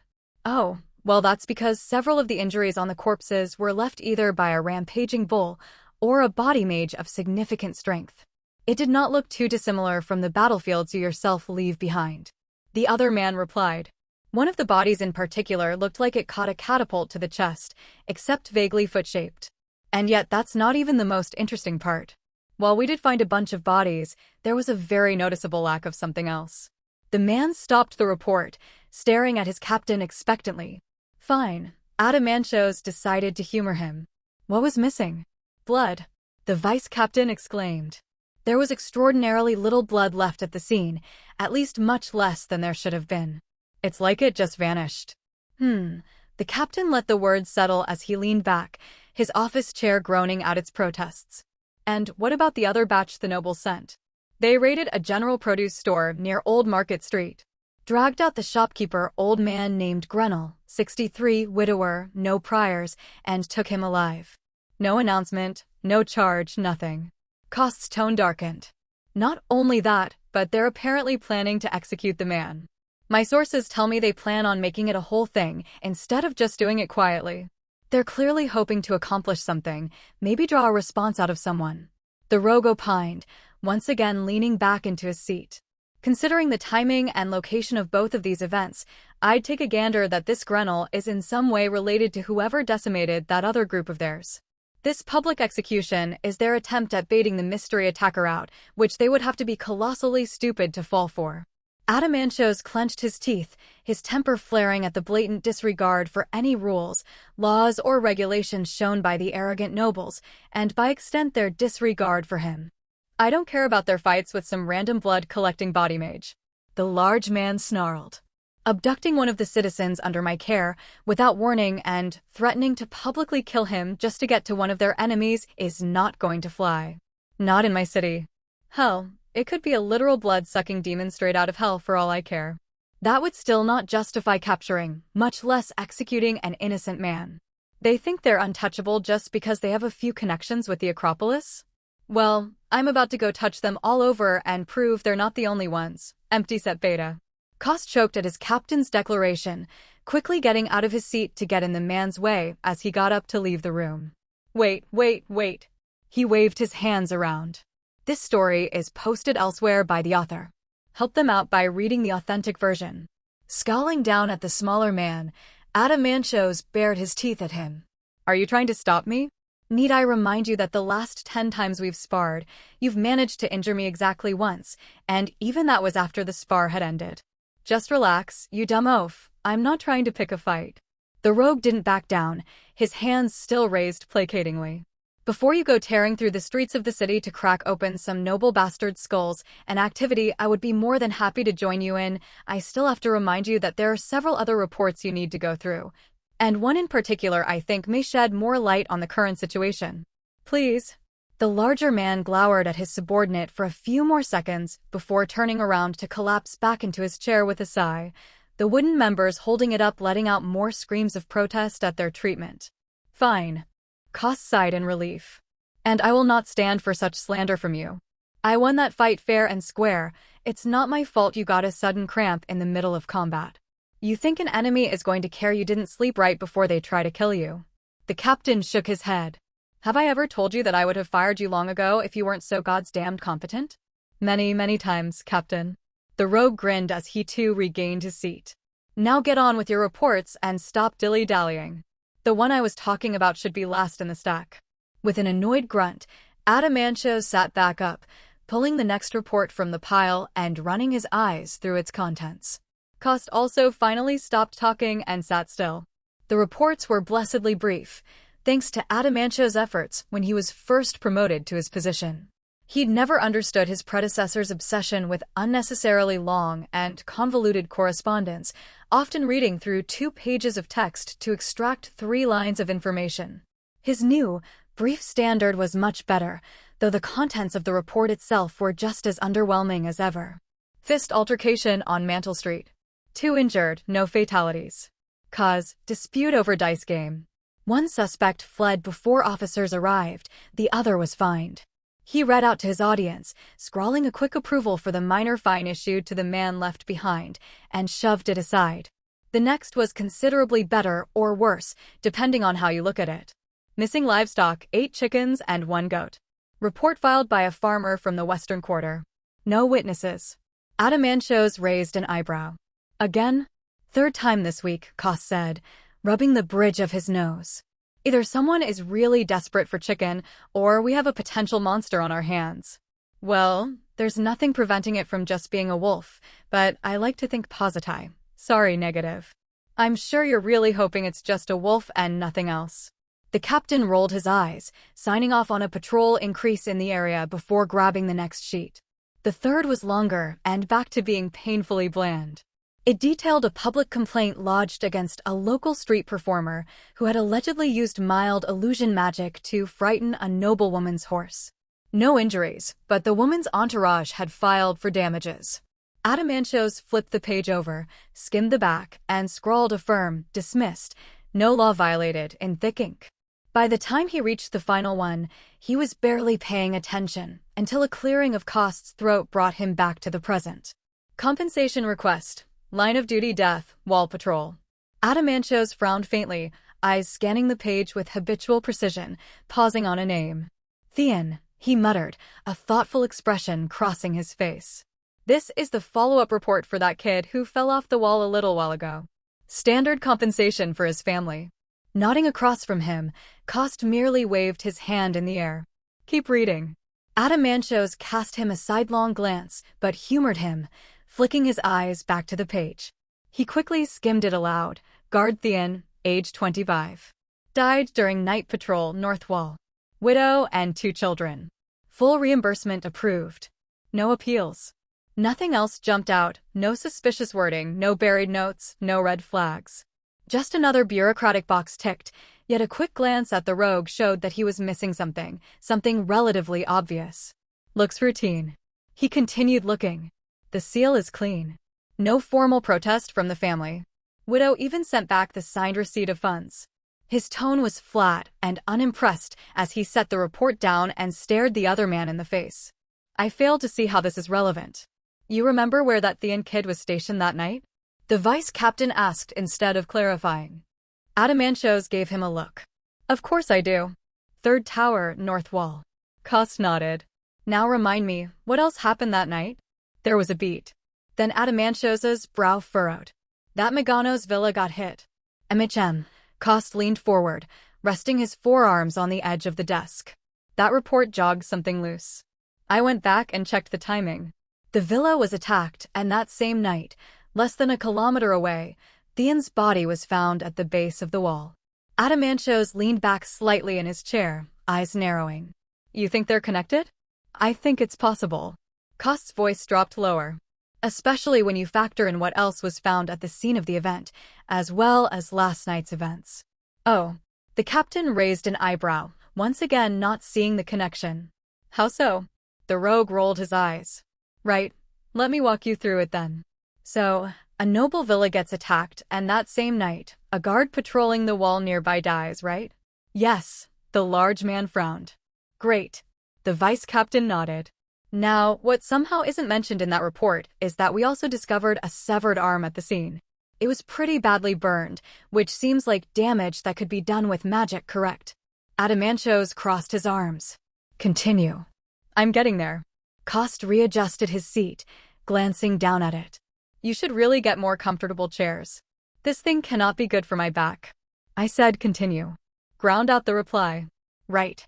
Kost cleared his throat, turning serious once again.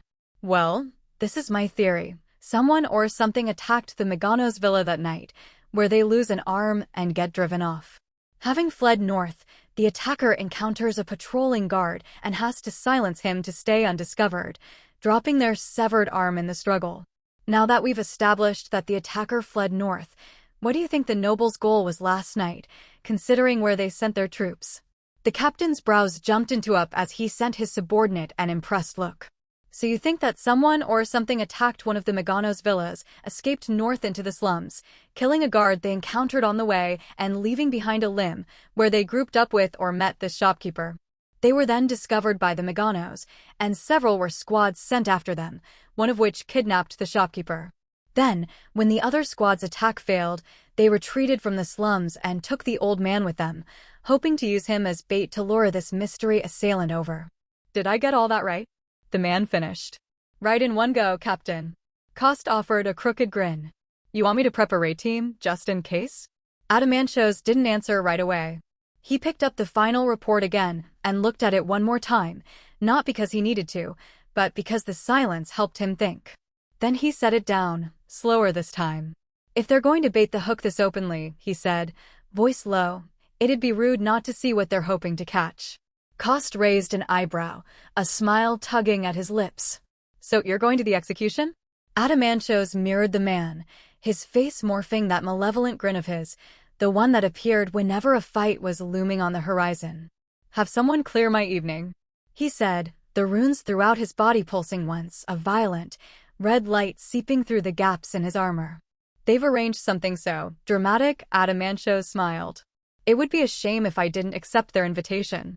After a desperate dash through quickly brightening streets, the trio had barely managed to reach cover before the sun fully rose.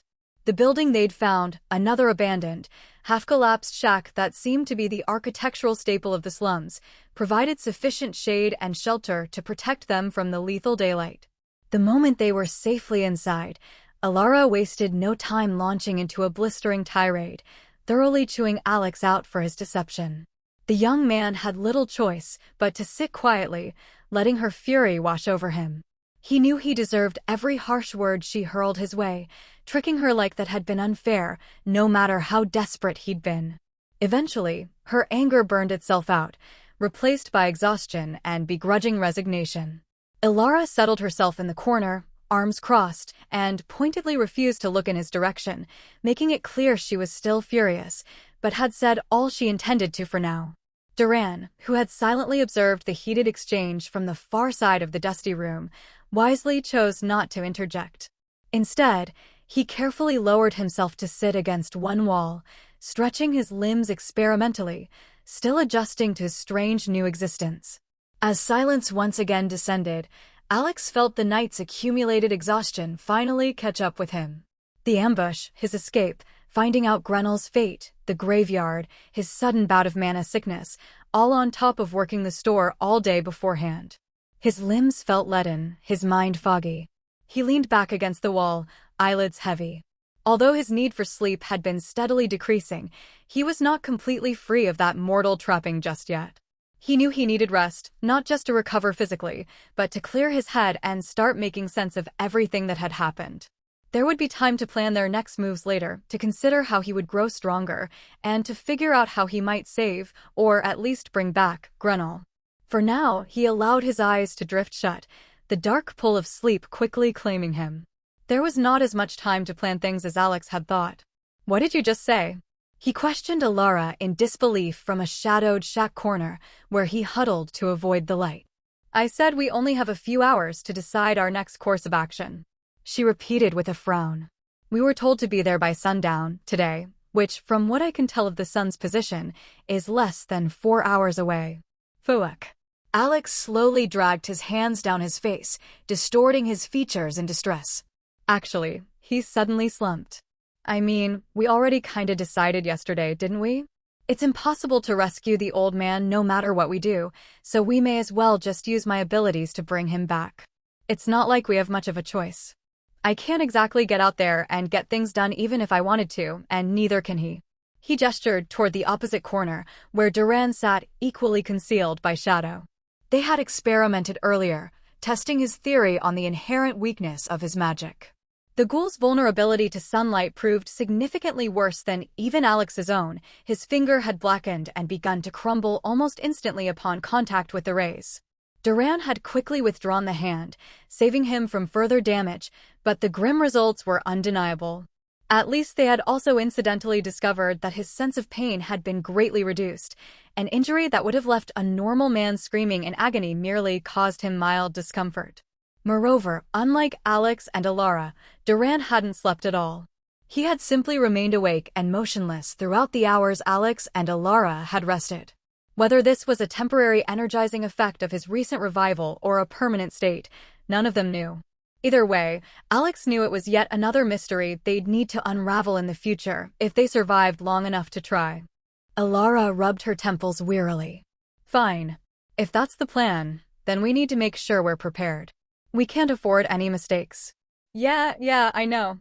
He exhaled, shaking his head. "Thanks, Mom. I don't have such an unfilial and troublesome son." She flipped her hair arrogantly. Letting out a chuckle, Alex adjusted his position, pulling free a small rock that had been digging into his backside. Absently turning it over in his hand, he inspected the bean-sized pebble as he let his thoughts wander. When they flickered to the events of last night, a sudden impulse came over him. Narrowing his eyes, he flooded his arm with mana, feeling the exhilarating rush of power through his veins. He focused carefully, channeling the magic directly into his hand. While he had not unlocked the ability to infuse more than 2 parts of his body at once, it appeared that the hand and forearm were considered as one in the eyes of his magic. Going by that logic, do I need to be able to channel 8 spells at once to fully infuse myself? He mused. No, actually, that's just my limbs. With the head and torso that makes 9? 10? Could be either. We'll see. Bringing his thoughts back to the present, Alex felt his hand reaching saturation, a not unpleasant tingling filling the extremity. Shifting his grip, he curled his fingers, letting the mana-enhanced tension build and build, until he suddenly released it, flicking the rock as hard as he could. The rock shot out of his hand with a sharp crack, blurring across space in mere instants before piercing the opposite wall and disappearing, leaving behind a neat, precise hole surrounded by faint wisps of dust. The sound shocked his two companions, who had been curiously observing his actions, out of their reverie. Whipping her head back and forth between Alex and the hole, Ilara's eyes threatened to fall out of her head. "What the hell was that?" she demanded, with Duran nodding along emphatically behind her. Alex waved them away, unable to stop a grin from spreading across his face. No matter how many times he used it, his mana continued to amaze him, its sheer power, its boundless potential. He flexed his fingers experimentally, sparks of excitement dancing within him. Magic almost made all of this worth it. But not worth it enough. His grin faltered, the joy soured at the thought of Grenell. "What's done is done. Stop sulking over it like a child and do what you can."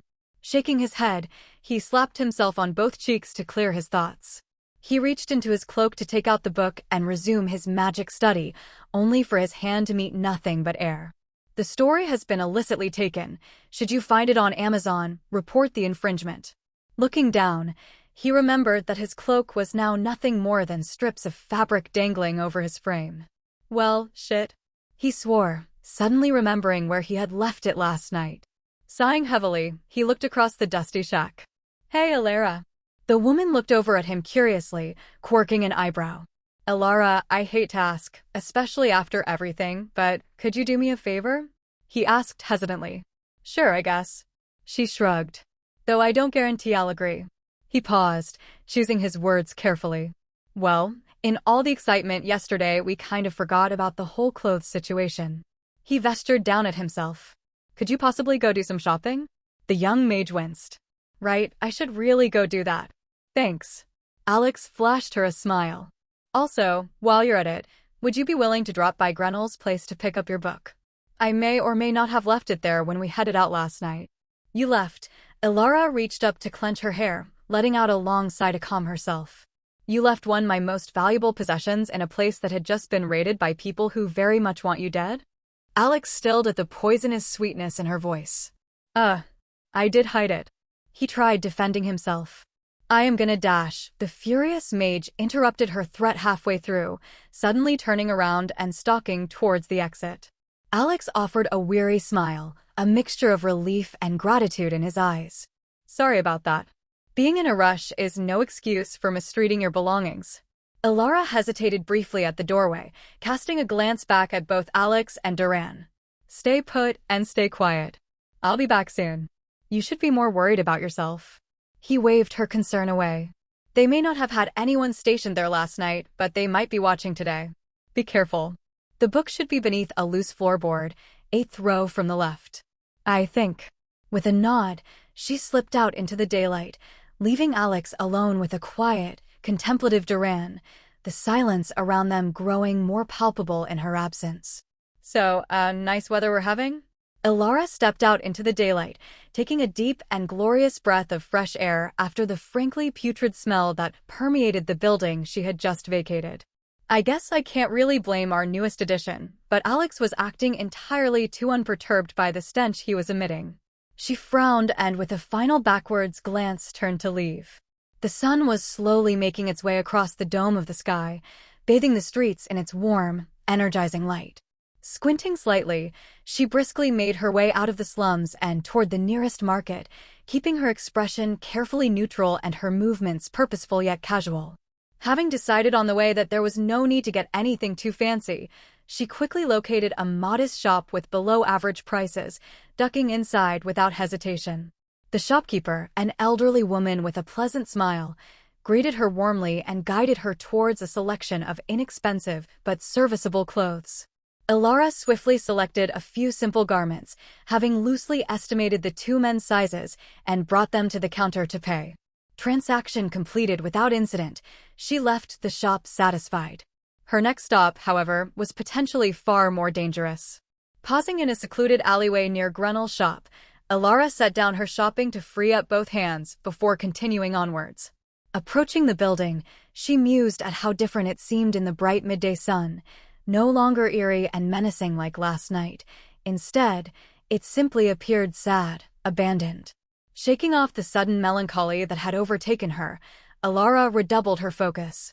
Edging ever closer to the structure, she finally came to a stop at a cautious distance, hidden in the shadows across the street. Remembering Alex's warning, she gently coaxing her mana forward, silently muttering a careful incantation. As she mouthed the arcane words, thin, invisible threads of mana spiraled outward from her body, their ends growing and splitting in all directions, like an ever-expanding web. An interesting and not widely known fact was that all living beings produced and contained some degree of mana, even ones that did not outwardly display any magical ability. This fact had produced the most widely accepted magician's definition of a living thing. Any and all beings capable of producing mana are to be considered as such. The reason this was relevant was that this discovery led to several complete revolutions in the field of magic, one of which was the creation of the Detect Life spell, a crude and incredibly easy-to-learn technique, yet dangerously effective even in the hands of a complete amateur. By sending out many thin and weak mana threads, one could sweep a huge area with minimal mana expenditure. Any locations where the threads met resistance indicated a source of mana, in other words, a life.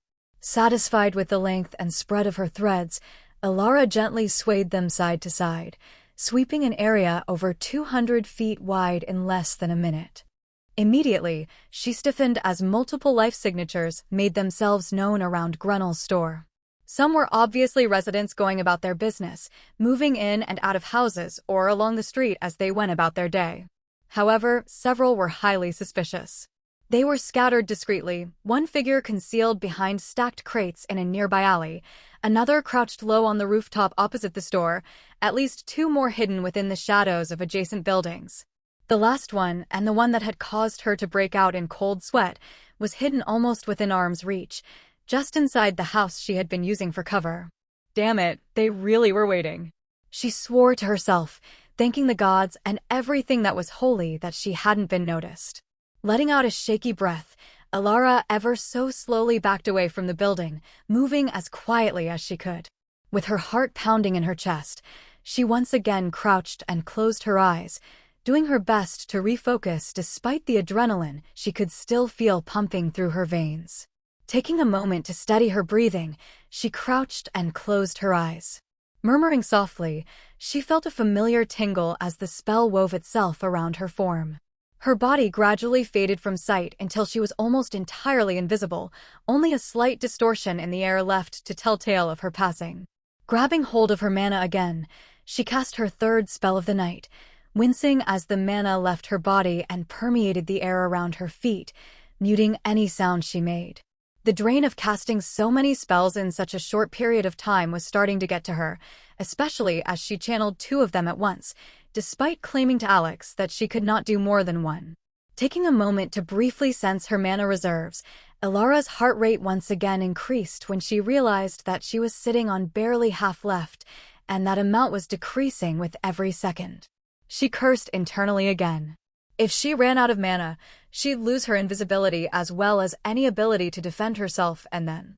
She shook her head sharply, forcing away the grim thoughts.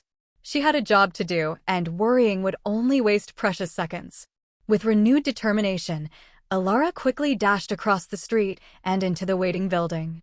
The interior was dim and silent, shafts of sunlight streaming through the windows, catching dust that hung motionless in the air.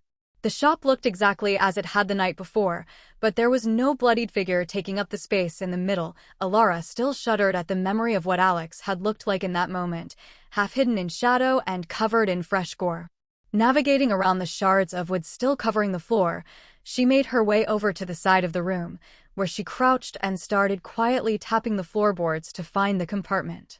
Once she did, her hands worked quickly, sliding the old wooden panel aside and pulling free the thick leather-bound tome within, idly noticing a beautifully crafted necklace lying under it. Relief swept through her in a cool wave. She cradled the book to her chest protectively, retracing her steps with cautious haste. Every second she spent inside chipped away at her limited mana supply, the pressure building in the back of her mind in the form of a growing headache. Back out on the street, Alara moved away from the shop at a brisk but careful pace, her body still shimmering faintly with the effects of the invisibility spell. She ran into the alleys behind the building, avoiding open spaces where her observers might be able to make out the slight distortion left in her wake. Her thoughts were already on what route to take back when it happened. Rounding a corner too quickly, her shoulder collided sharply with the figure hidden in the shadows. She bounced off with a surprised grunt, and the figure also stumbled back, letting out a low gasp of confusion. Lifting her head, Ilara's breath hitched when she noticed the man who had obviously been hiding there, his face covered by a dark cloth, leaving only his eyes visible, eyes that were now locked onto the vague outline of her silhouette. She thought. Well shit. Alex sat cross-legged on the floor, back pressed to the rotting wall, watching dust dance in through the air of their shelter. Duran sat nearby, fiddling with an empty threadbare sack they had found lying nearby. He learned a lot about the other man, well, zombie/ghoul, in the past couple of hours. His likes, his dislikes, his past, well, what he remembered of it, and his dreams. His companion had been a simple man, content with his lot in life, with no close ones but his ailing father and a younger brother who he hadn't spoken to in years. Unlike what Alex and Ilara had assumed when they first saw his cause of death, Duran had not been some sort of farmer or even worked around horses at all. No, before he died, he had been nothing more than a simple woodworker. Doors, chairs, tables, you name it. If it's built from wood, he could make it. They'd both tried to figure out why exactly a horse would have kicked him in the head, but his memory of that time was non-existent, leaving them in the dark. Alex did come up with a theory for how his magic worked, and if he was right, then letting Grenell keep his memories was less of a shot in the dark than they feared. When he told Duran that memories were stored in the brain, he hadn't been particularly surprised. After all, this wasn't the first time someone received a traumatic head injury in this world, though it probably was the first time someone had survived one quite this bad. If his theory was correct, then as long as they managed to keep the old man's head intact, they needn't worry about him coming out missing bits of himself. The conversation since then had devolved into idle small talk where Alex gave the occasional grunt or nod, but his attention had drifted by now. His eyes kept sliding toward the door. Ilara had been gone too long. He tried to tell himself it was fine. She was careful, capable, and knew her way around town much better than he did. She'd slipped in and out of dangerous situations unscathed several times before, or at least he hoped it was more than the ones he knew about. Still, after what had happened last night, what he had done to their enemies, he was not at all confident in her safety. "She'll be back," Duran said, finally catching one of his glances as he looked up from his sack. His voice was low but calm. "That girl is tougher than she looks. Trust me, I know that, probably better than you do." He shook his head ruefully. "Doesn't stop me from worrying when she runs off to a dangerous location specifically because I asked her to, especially since she should have been back by now." Duran simply waved his concerns away. "My father always said that worrying over wood that you haven't bought yet is a fool's errand. In the same vein, worrying about the young lady when we can't even leave this room is equally pointless and will lead to nothing good." "I know that. Alex swung his fist into the ground. The sword slammed into her side. The man's blade hit Ilara just above the hip, driving into a hastily conjured barrier that had flared into existence a fraction of a second before contact. The impact cracked through her spell like a mallet through glass, though it did its job of dulling the blow and saving her from getting bisected. The force launched her sideways into the wall of the alley, her shoulder crunching against stone hard enough to rattle her teeth. She gasped and staggered, barely staying on her feet as tears sprung to her eyes. Glancing down, she confirmed that the shock of the blow and the barrier spell had overwhelmed her concentration, both her invisibility and feather step spells failing. With till done. Light bled across her now exposed form, her bracelet glowing with lingering magic. When the soldier realized that the vague blur he had attacked on instinct was a person, no, a mage, a flash of fear passed through his eyes. He visibly steeled himself, quickly inhaling a lungful of air. Ilara immediately acted.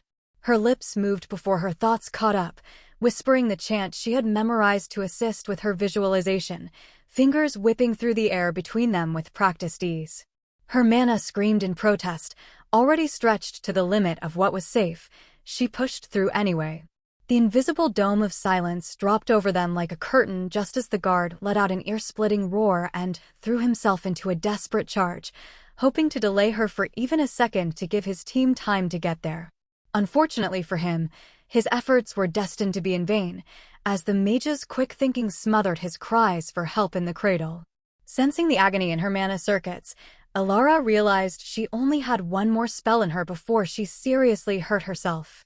Unwilling to waste it on an uncertain victory, she drew her dagger, hoping to create an opening to quickly finish the fight. Pointing the blade at the charging man, her bracelet flared threateningly. He didn't slow. Alara barely sidestepped in time, the blade grazing her ribs as he passed, leaving a long, shallow gash across her coat. Despite his fear, the man was fast, strong, well-trained. He pivoted with brutal speed, swinging again. She ducked, felt the rush of air above her scalp, and struck low, the lessons on self-defense her parents had allowed her to take serving as her guide. Even an untrained civilian with a dagger could theoretically kill a fully armed soldier if they were lucky enough to strike the correct place at the correct time. Her instructor, a powerful adventurer that had been passing by the city at the time, had said on their first lesson, "My job is simply to help you raise those odds, but do not be mistaken. A few lessons from me will not make you an equal to a real fighter. I'm an adventurer, not a miracle worker." Her dagger slipped beneath the guard's arm, biting deep into the exposed seam near his armpit. He grunted, not that anyone could hear it, and staggered back, but not before slamming the hilt of his sword into the side of her face. Stars exploded across her vision as the world flashed white with pain. Letting out a surprised gasp, Alara collapsed to the floor, the dagger spinning out of her hand. Clutching her face in agony, she looked up blearily in time to see the man come at her again, his sword now held in only one hand. The other clutched at his ribs in a futile attempt to stem the flow of blood that seeped from between his fingers. Unfortunately for the mage, while her attack was plenty lethal if left untreated for long enough, it still left the man with more than enough time to end her before he succumbed to his injuries. Rolling out of the way just in time, she heard the sound of steel impacting dirt mere inches from her head, the knowledge of how close she had come to death causing sweat to break out across her back. If you spot this tale on Amazon, know that it has been stolen. Report the violation. While she hesitated, the man freed his blade from the earth, his grip on the weapon tightening. He lunged again, sword sweeping out in a desperate attempt to decapitate her. Alara fell back on instinct. The blade whistling past her nose, the wind of its passing whipping a few strands of hair through the air. Breaking out of her fear, she kicked out at his knee in retaliation. The man grunted, stumbled, yet did not fall. Her hand found her dagger. She slashed up. The man twisted, but not fast enough, the wound in his side protesting the movement. Her dagger scored a deep line across his chest, slicing through cloth and muscle. He reeled backward, grip faltering. She pressed, striking again. This time he was ready. When he swung his blade to meet hers, she had to abandon the attack, knowing that she wouldn't win a contest of strength. Desperately pulling her arm back, the tip of his sword drew a line of fire across her forearm, adding another item to her growing list of injuries. Not letting her recover, the man followed through on his swing with a shoulder barge, crashing into her with his full weight. Her feet left the ground as he slammed her against the wall, her back arching with pain as he knocked the dagger out of her hand once again. "No, not like this." She snapped her head forward and cracked it into his face. A satisfying crunch. He staggered, blood pouring from his nose. She kicked him in the gut with all her strength. He folded, just enough. Drawing desperately on the last of her mana, she ignored the screaming in her circuits as she melded together the worst spell of her life and fired it point-blank into the man's face. His eyes widened for a fraction of a second before his head was reduced to a bloody mist, splattering her with bits of his cranium. The body convulsed once, twice. Then it slumped, sliding down her front until its weight pooled at her feet. She shoved him off and fell with him, heaving the contents of her stomach onto the street below. The silence spell fizzled out as the mana that had gone into it ran out, and with it came the onset of the worst migraine the world had ever seen. Her head throbbed in time with her pulse, each beat a drum of agony behind her eyes. The world swam and spun, colors warping at the edges of her vision. She tried to focus, to ground herself, but the alley twisted like a nightmare. Too loud, too bright, too much. Her knees buckled. She caught herself on shaking hands, breath coming in shallow, ragged gasps. Every muscle in her body felt like it had been flayed and rewired with glass. Her thoughts sloshed uselessly in her skull, unable to hold shape. Just pain. Just wait. Just. A dry retch forced itself up her throat. Nothing came this time. There was nothing left. She'd gone too far. She knew she had. That last spell had been instinct, desperation. Her body hadn't had the strength for it. She'd drawn too deep, too fast. Now she was paying for it. The silence granted by her spell was broken now. The distant clamor of the city sounding to her like 1,000 discordant voices screaming in her brain. Letting out a whimper, Alara forced her trembling hands forward, searching through the blood and filth for her dagger. Dimly aware of what she was doing, her fingers closed around it. She clutched it tight like a lifeline. The book, she mumbled with difficulty, the sound of her own voice sending a lance of pain through her. Crawling back to the mouth of the alley, she found it lying where she had dropped it. The leather cover was splattered with blood, hers, his, she didn't know any more, but the pages were blessedly clean, the treasure not ruined. She pulled it against her chest, staggered to her feet with a sound halfway between a sob and a curse. She stumbled into motion, one foot in front of the other.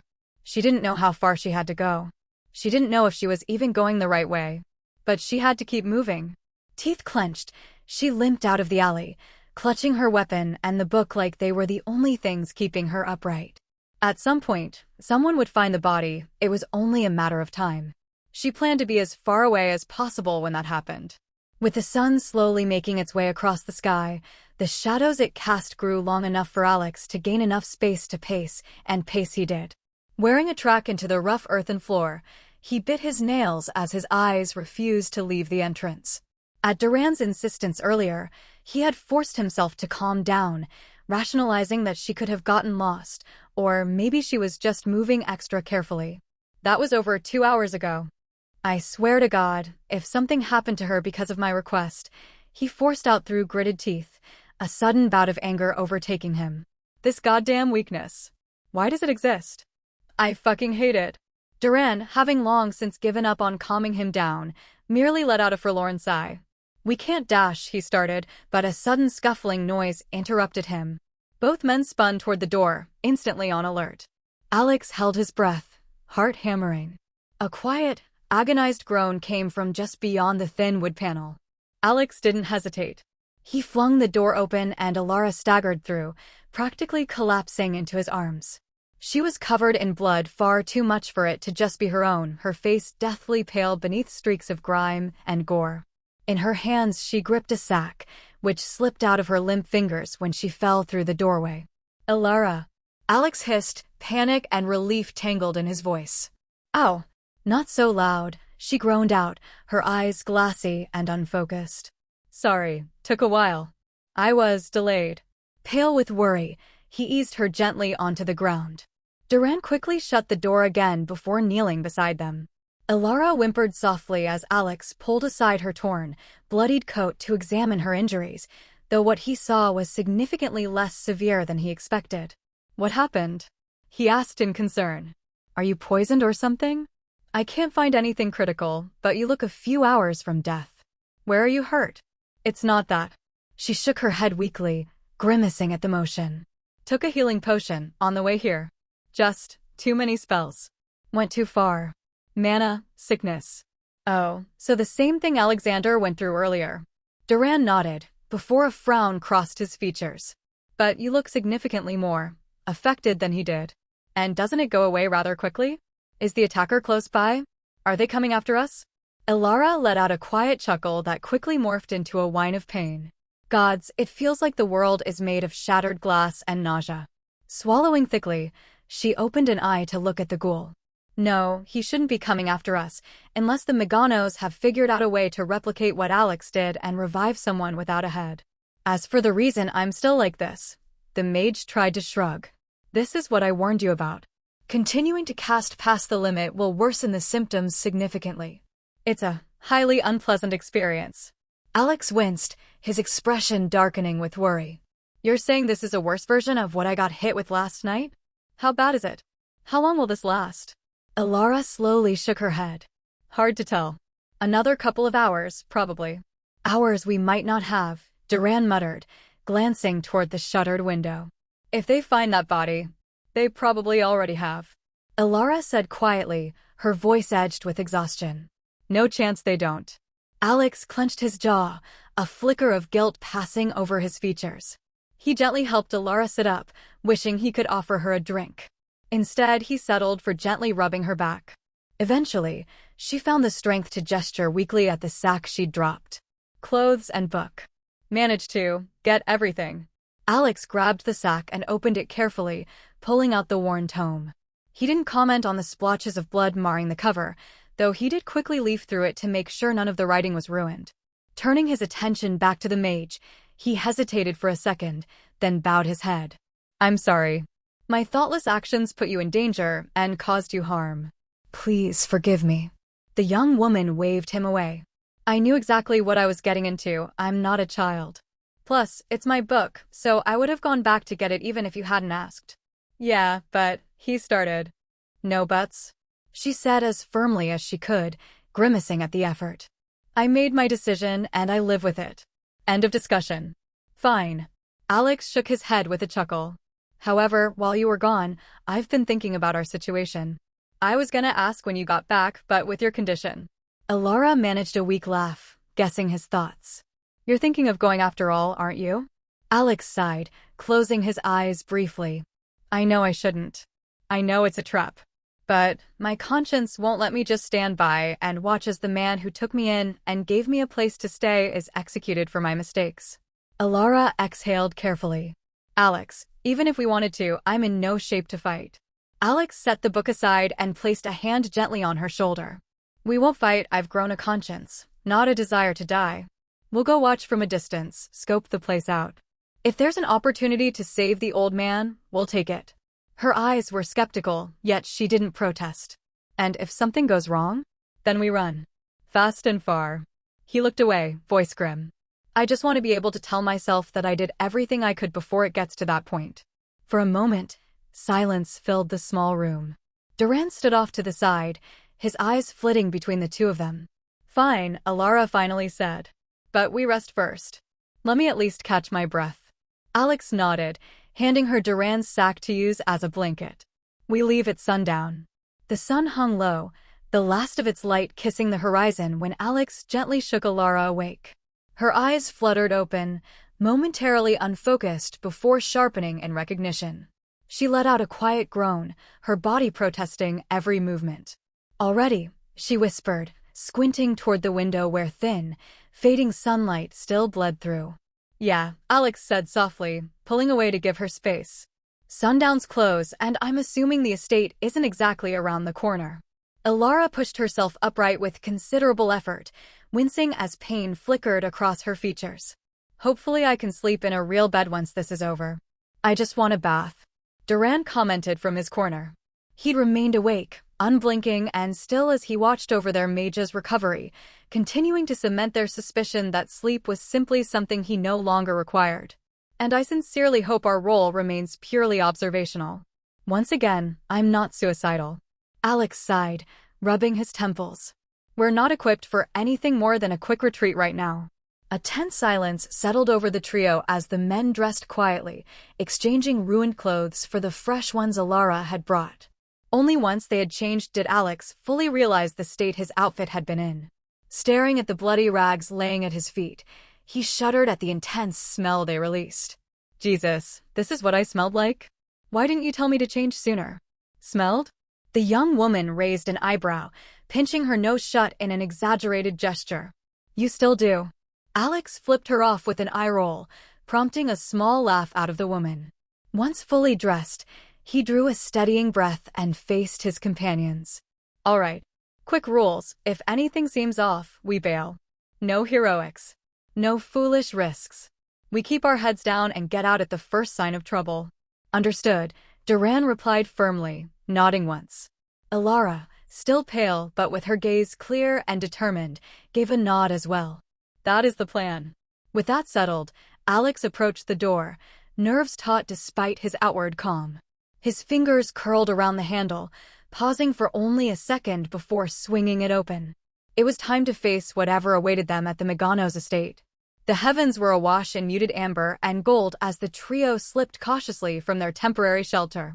Alex moved ahead, senses sharpened by anxiety, eyes scanning every shadowed alleyway and corner. Behind him, Alara walked silently, her face drawn with lingering exhaustion, and Duran trailed last, a makeshift bandage wrapped around his head to conceal his hoof dent from prying eyes. The city grew steadily quieter the longer they walked, the vibrant chaos of day fading into a hushed murmur of twilight. Occasionally, distant sounds of revelry drifted toward them, likely from a tavern where some carefree souls were partying the night away.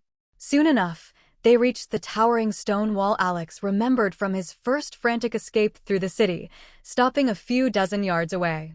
Even in his memory, it hadn't seemed quite this imposing. Rising nearly 60 feet above their heads, it was a formidable barrier of white stone, its surface intricately etched with countless runic inscriptions that seemed to shimmer faintly under the emerging moonlight. Watchtowers dotted its length every 300 meters or so, giving any defenders plenty of cover in case it was needed. A gate, small compared to the behemoth of a wall, but still wide enough for 2 carts to go through side by side with room to spare, was embedded into its base some distance away from them. It was manned by several bored-looking guards at the end of their shift, their tired gazes roaming aimlessly over the street before them. Alara noted his stare and stepped closer, glancing upward with a faint smile. "Welcome to the border between worlds," she murmured softly. On this side, the commoners struggled daily to eke out a living in constant fear of what tomorrow might bring. On the other, she gestured vaguely upwards.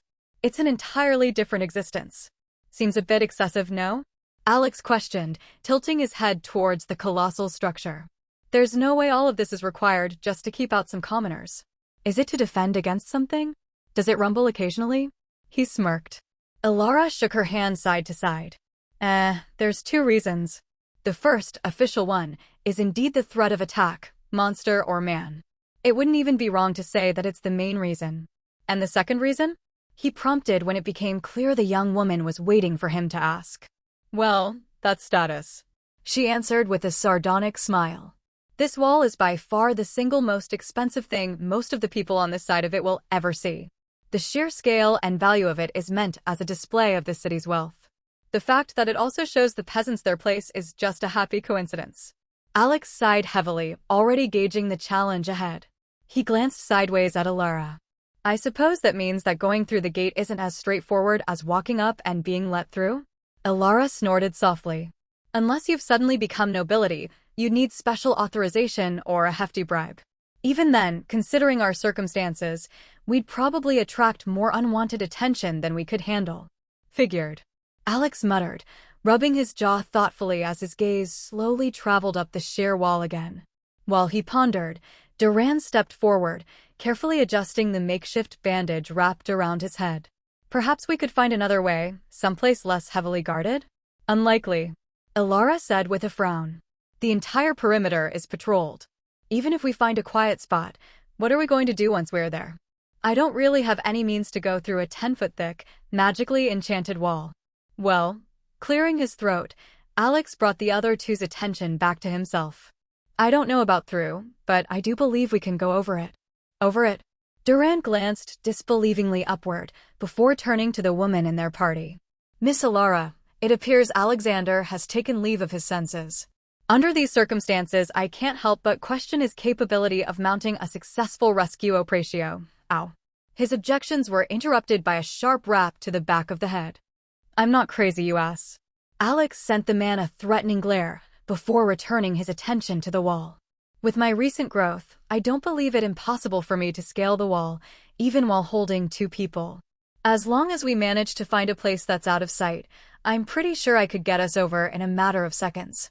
Alara crossed her arms skeptically, arching an eyebrow as she scrutinized Alex from head to toe. "You're serious?" "Dead serious," Alex replied firmly. "Look, I've tested it. The strength I can now generate with my magic is no joke. Carrying both of you at once won't even be that hard. Duran cleared his throat delicately, still rubbing the back of his head. It's not that I doubt your sincerity, Alexander, but this is quite the distance you are talking about. This tale has been unlawfully obtained from Royal Road. If you discover it on Amazon, kindly report it. Alex rolled his eyes at them. I'm aware. Trust me, I wouldn't suggest it if I wasn't sure. Ilara exchanged an uncertain glance with Duran before sighing in resignation. All right, fine. Assuming you aren't wildly overestimating yourself. I'm not, Alex interjected. Assuming you're not, she emphasized with a pointed glare, we still need to find a section of the wall where we're not immediately visible. Let's go. Moving swiftly but carefully, they skirted along the imposing wall, sticking close to the shadows cast by nearby buildings and thick hedges. Soon, they discovered a stretch of wall partially obscured by a cluster of short, leafy trees, providing at least some cover from prying eyes. Ilara glanced around cautiously, making sure no patrols were within sight before turning to them. Now, if you're really serious about this, then I can make us invisible so we aren't caught, but I can only hold it briefly. My mana circuits are still damaged from earlier, so you better move quickly. Understood. Alex nodded sharply. He quickly hooked an arm around each of his companions, lifting them effortlessly onto his shoulders. Ilara yelped in surprise, while Duran steadied himself silently, though Alex heard him mutter a quiet prayer to himself. The mage closed her eyes, whispering softly under her breath as she carefully drew mana into the air around her. A gentle shimmer washed over them, the spell wrapping around their forms as they faded from view. Her breathing quickened almost immediately, and Alex felt her flinch in discomfort. Hurry, she hissed, voice strained. I can't keep this going long. Drawing in a deep breath, Alex directed a powerful surge of mana down into his leg, feeling the muscles tense and coil like a spring. The sudden influx of strength was as intoxicating as ever, but now wasn't the time to get caught up in self-admiration. Focusing on his target, he bent his knees, gathered himself, and leaped. With a jolt, the ground vanished beneath them in an instant. The wall blurred past as they shot upward, his companions letting out surprised exclamations at the sudden acceleration. Ignoring them, Alex soared to over half the height of the massive barrier before gravity reclaimed its hold. Reacting swiftly, he twisted his body midair and pushed off a slight protrusion left by the enchantments covering the wall, soaring upwards once again. Near the top, Alex reached out, gripped the ledge firmly and pulled himself and his stunned passengers smoothly over onto the narrow walkway that crowned the wall. Gently setting Ilara and Duran down, he turned with a quiet smirk, breath only slightly quickened from the exertion. See? Told you it wasn't impossible. Duran straightened out his robes, his pale face betraying no expression beyond mild surprise. That was certainly an experience. Ilara, on the other hand, stumbled briefly as she regained her balance, shooting Alex a glare that was equal parts angry and nauseated. I'm never doing that again. She forced out as she clutched her stomach. Well, you're free to believe that, but unfortunately you kind of have to. Alex replied dryly, chuckling at her groan of despair. We're only halfway there. We still need to get back down the other side, so you should both climb on when you're ready. As he spoke, Alex quickly surveyed the surrounding area, idly noting that the section of wall around them was currently deserted. He could hear a few guards talking in the closest watchtower, but they didn't seem like they were going to stop anytime soon, which their mage no doubt noticed as the trio flickered back into view. Turning to look deeper into the city, it finally struck him why Ilara had called this wall a border between worlds. From their vantage point atop the towering structure, the sharp divide between the commoners and the city's elite became painfully apparent. On the side they'd just left lay the commoners' district, densely packed streets filled with modest homes, primarily wooden structures standing shoulder to shoulder. While relatively clean and orderly, there was no denying the cramped, practical nature of the area, clearly built more for function than comfort or aesthetics, and the quality of construction only worsened the closer to the outskirts you looked. But right in front of them, separated by a mere dozen feet of wall, the contrast was staggering. Wide, immaculately paved avenues stretched elegantly between pristine mansions, each more opulent than the last. Ornamental gardens, lush and painstakingly maintained, bloomed vibrantly under the soft illumination of enchanted street lamps. Marble fountains gleamed gently, the sound of flowing water creating a serene backdrop to a district built entirely on wealth and privilege. Alex stared down, momentarily speechless at such blatant disparity laid bare before him. The difference wasn't merely stark, it was staggering, almost offensive in its casual display. Okay, let's get this over with. He was brought out of his depressive thoughts by Alara's resigned voice. I'll only be able to hold the spell for a few seconds, so go quickly. Turning around with a quick nod, he scooped his two companions over his shoulders once again and leaped off the wall, aiming for a nearby roof to break their fall. With a slight exertion of will, he flooded mana into his leg once more, bracing himself just before impact. Despite this, the unexpected weight of his added loads buckled his knees, driving them into the stone with a sharp crack. NNGH. He let out an agonized groan, unceremoniously dropping his burdens as white-hot pain lanced up his thighs, and he collapsed onto his face. Oh gods, Alara exclaimed, scrambling quickly to her feet and rushing over to Alex. Are you all right? I'm good. Alex grunted out through clenched teeth, biting back a groan as his fractured kneecaps started knitting themselves back together. Just misjudged that a little. Gimme a minute. A little. Duran repeated dryly, brushing off his clothes as he rose. I'd hate to see what a larger misjudgment might look like.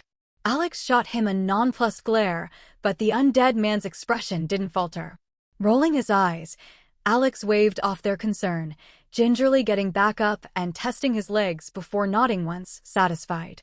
I'll manage. Come on, we need to move before someone investigates that noise. Setting off, the three moved carefully across the rooftop, staying low and silent as Alara led them further south. In the distance, the streets slowly filled with activity, lavish carriages and elegant nobles converging steadily upon a particularly impressive-looking estate. Apparently, they aren't fully advertising this event as an execution. Alex told the others what he gathered from the little he could overhear with his enhanced hearing. The people coming here think it's a banquet for building connections, though there are a few rumors that some criminal is going to be put to death afterwards. His face darkened. As entertainment. Alara nodded her head. The rumor was probably spread by the Meganos themselves. They can't just announce that they'll be killing someone publicly, but they need some way for you to know their plans. The rumors are their backup. Well, they have my attention. Alex frowned, his anger growing. They better not regret drawing it. Eventually, they reached their destination, stopping a few rooftops away from the massive compound that made up the estate. While they were indeed in the inner city, where only the rich and powerful resided, it was very clear at a glance that the Meganos were on a whole other level compared to their neighbors. The sprawling complex occupied several hectares of prime territory, enclosed by intricate fencing and meticulously maintained hedges. At its center rose an imposing four-story building, its elegant towers and massive columns gleaming brilliantly under the soft glow of enchanted lights, effortlessly overshadowing everything nearby.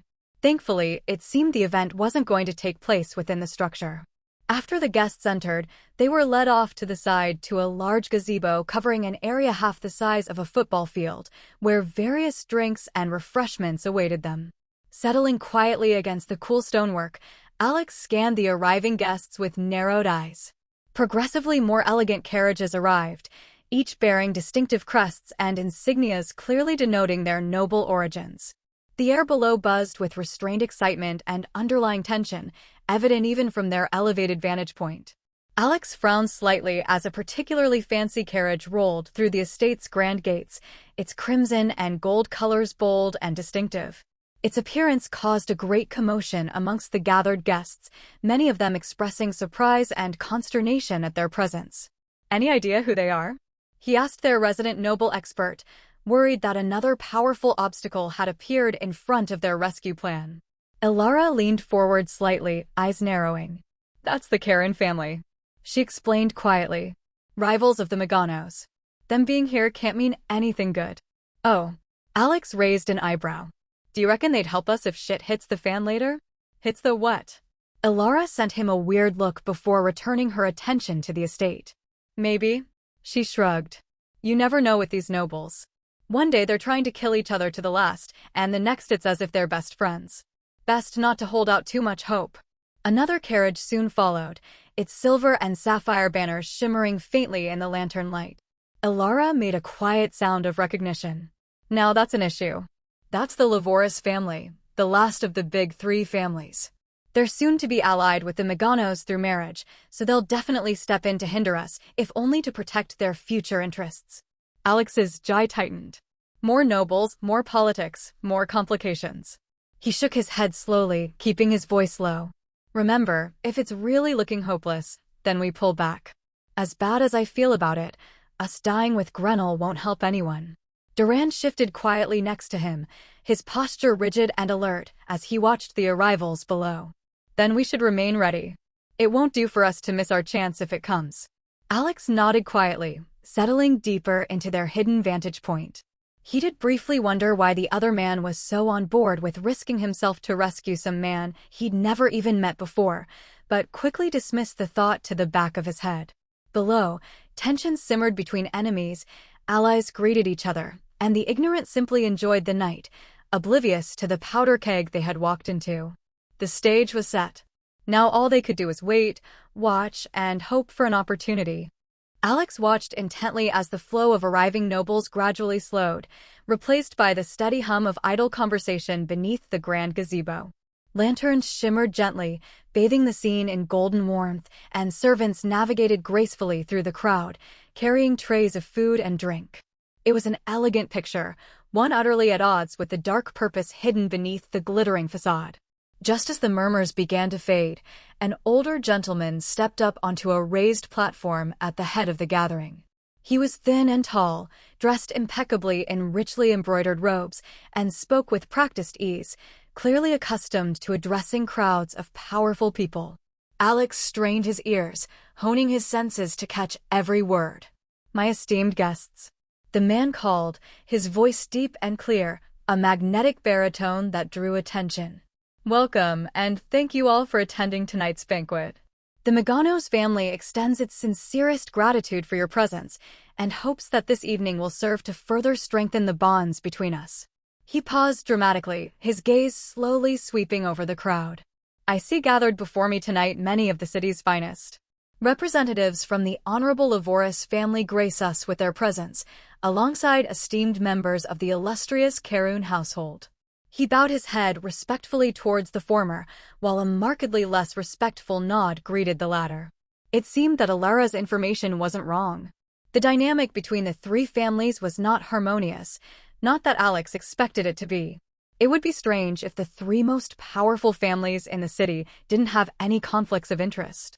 Whilst Alex mused, the man on the stage continued his speech, elegantly complimenting allies or slighting opponents in equal measure, simultaneously showing Alex any potential helpers to be found in the crowd. This was all, of course, veiled beneath mountains of platitudes and charming welcomes. Eventually, he stepped back to polite applause. The crowd quickly dissolved into pockets of cheerful conversation, idle laughter floating upward to their hidden perch. He sighed, frustration tightening his shoulders. He'd hoped they would at least hint openly at Grenell's fate, but the nobles seemed more interested in enjoying the extravagant gathering, ignorant or uncaring of the purpose behind it. "Looks like they're not in a hurry," Ilara whispered beside him, her voice barely audible if not for her proximity. "Almost makes you forget they're planning on conducting a public execution of an innocent man." Alex nodded bitterly, settling back slightly. Now knowing that this was going to be a marathon and not a sprint, he just hoped that there truly would be an opportunity to act, that they hadn't come here in vain. He didn't think he'd be able to live with himself if he simply watched as they murdered the man who had helped him when he needed it most. Time dragged slowly, the party continuing beneath them as the hours passed by. Alex found himself drifting in and out of attention, irritation and anxiety warring within him. Then suddenly, raised voices snapped him back to focus.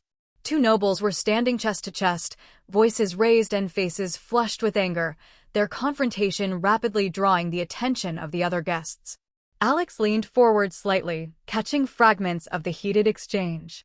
"Those are some brave words." One man snarled, his voice tight with barely restrained fury.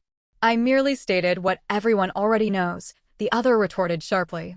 "Your family's loyalty has always been for sale to the highest bidder."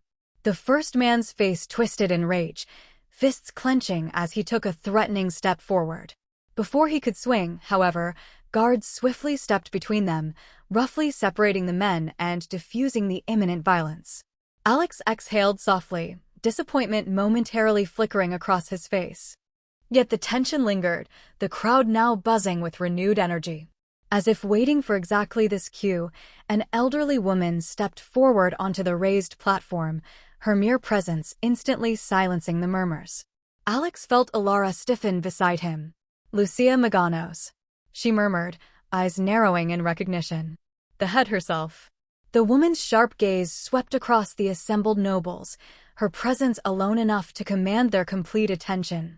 She lifted her chin, a faint, amused smile playing across her lips as she addressed them. "My guests," Lucia began, her voice grating yet commanding, resonating clearly through the gathering. "We're all here tonight as friends, or at the very least, as partners with shared interests. Such unsightly disputes serve no purpose among us. Since I see that tensions are running hot, we have prepared some entertainment just for today, for your enjoyment." She paused, allowing suspense to build, her gaze deliberately traveling across the crowd until every eye was fixed upon her. "As many of you have doubtless heard, tonight we indeed have business beyond simple pleasures. It concerns justice, justice long overdue." Her smile turned colder as she signaled discreetly behind her. At once, a ripple passed over the area behind the stage, the air shimmering briefly before an illusion collapsed, revealing a large cage beneath a heavy drape. Gasps of surprise filled the audience as Lucia gestured theatrically, servants swiftly pulling the fabric away. RNBEPSLNS. Within the cage sat an old man, his face and body heavily bruised. He wore rags that barely concealed his modesty, while heavy iron chains tied his arms to the floor. Beside him, separated only by a single thin partition, paced a large, muscular beast. It vaguely resembled a lion, if the lion was 6 feet tall at the shoulder and almost double that long, on top of having scales instead of fur and glowing red eyes. A spiked tail curled through the air behind it as it glared at the crowd with unconcealed malevolence. Gasps rippled through the assembled nobles at the sight of the manticore thrashing against its bindings, its roar rippling out through the garden. Bloodied stumps fluttered where its wings used to be, though that did little to detract from its intimidation. Enjoying this book? Seek out the original to ensure the author gets credit. Chains groaned as they strained to hold the beast down, while Grunel, pale, bruised, but alive, stared firmly ahead from the adjoining cage. His frail form looked almost invisible beside the monstrous creature, yet Alex's eyes locked on him instantly. His jaw tightened. Alara's breath hitched beside him. Duran muttered a curse under his breath, his knuckles whitening. "It's going to rip him apart," Alex murmured, voice tinged with despair. "There's going to be nothing left for me to bring back." Before Alara could answer, Lucia raised her hand, signaling again for silence, though her smile remained. "Tonight's entertainment serves both as justice and as a lesson," Lucia continued, her voice cutting sharply through the murmurs. "Some crimes are simply too severe to be forgiven." "What exactly is his crime?" a man called out, though his voice sounded curious rather than outraged. Alex turned towards the voice, noticing Alara tense beside him. "The representative from the Lavoris family," she whispered anxiously. Lucia regarded the noble coolly, her lips curving upward in an enigmatic smile. "The specifics will be shared with you at a later date. Rest assured, however, the Lavoris family will find this resolution beneficial as well." Before she could continue, a stir ran through the crowd. A large man stepped out from the throng, his sheer size parting the nobles around him like reeds before a boat. "Who's that?" Alex asked woodenly. "That?" Alara said as she trembled with sudden excitement, "is Adam Adamantios, the captain of the guard, one of the strongest people in this city, and our ticket to getting Grunel out of here." The murmurs of the crowd died the moment Adamantios spoke. "Lucia Maganos." His tone was level, but there was iron beneath it. "What exactly do you think you're doing?" "Captain Adamantios." The woman responded in kind, her eyes narrowing. "It is an honor to have you present at our humble gathering, though I can't help but notice that you don't seem to have received an invitation. I'm going to have to politely ask you to leave." The man let out a chuckle at that. "You nobles really are something else." You think that some connections with the Acropolis and a small band of soldiers is enough for you to be able to disregard the law? To disregard me? The city will not stand for this. I'm not sure what you're talking about. The Megano's head's voice sharpened. But the city stands because of families like mine, Captain. Do not presume to think that it is your efforts alone that safeguard our home. A ripple of murmurs ran through the crowd. Some nobles nodded faintly, unwilling to contradict the family head, but more looked uneasily at one another. Adamantios took another step forward. Safeguard? Is that what you call this? Shackling an old man in chains and parading him like some criminal without trial? This isn't safeguarding, family head, it's tyranny. Lucia's smile was thin, sharp as a blade. And yet the people sleep soundly, thanks to us. Monsters do not roam their streets unchecked, because we act when the guard is too slow, too hesitant. You act, Adamantios said, his tone darkening, without oversight, without restraint. Do you think the council blind? Do you think the city deaf? We can occasionally turn a blind eye, but here you have overstepped your bounds. I have not overstepped anything. The Megano's head said slowly. The words hard, each one set like a jewel. We acted where action was required. The alternative was to wait for the council to argue while whatever threatened our streets ate its way through the night. You speak as though these are matters of bookkeeping. Lucia continued. As though there was a council form to fill before a monster can be caged. You wear a uniform and you proclaim law from the barracks, but when the time came to do something useful, she flicked a glance at the cage behind her. You were not the one who did it. What are you implying? The captain's tone dipped dangerously. Oh, nothing at all. The woman shrugged innocently. I'm just remarking on how surprisingly ineffective your guards have been against this threat.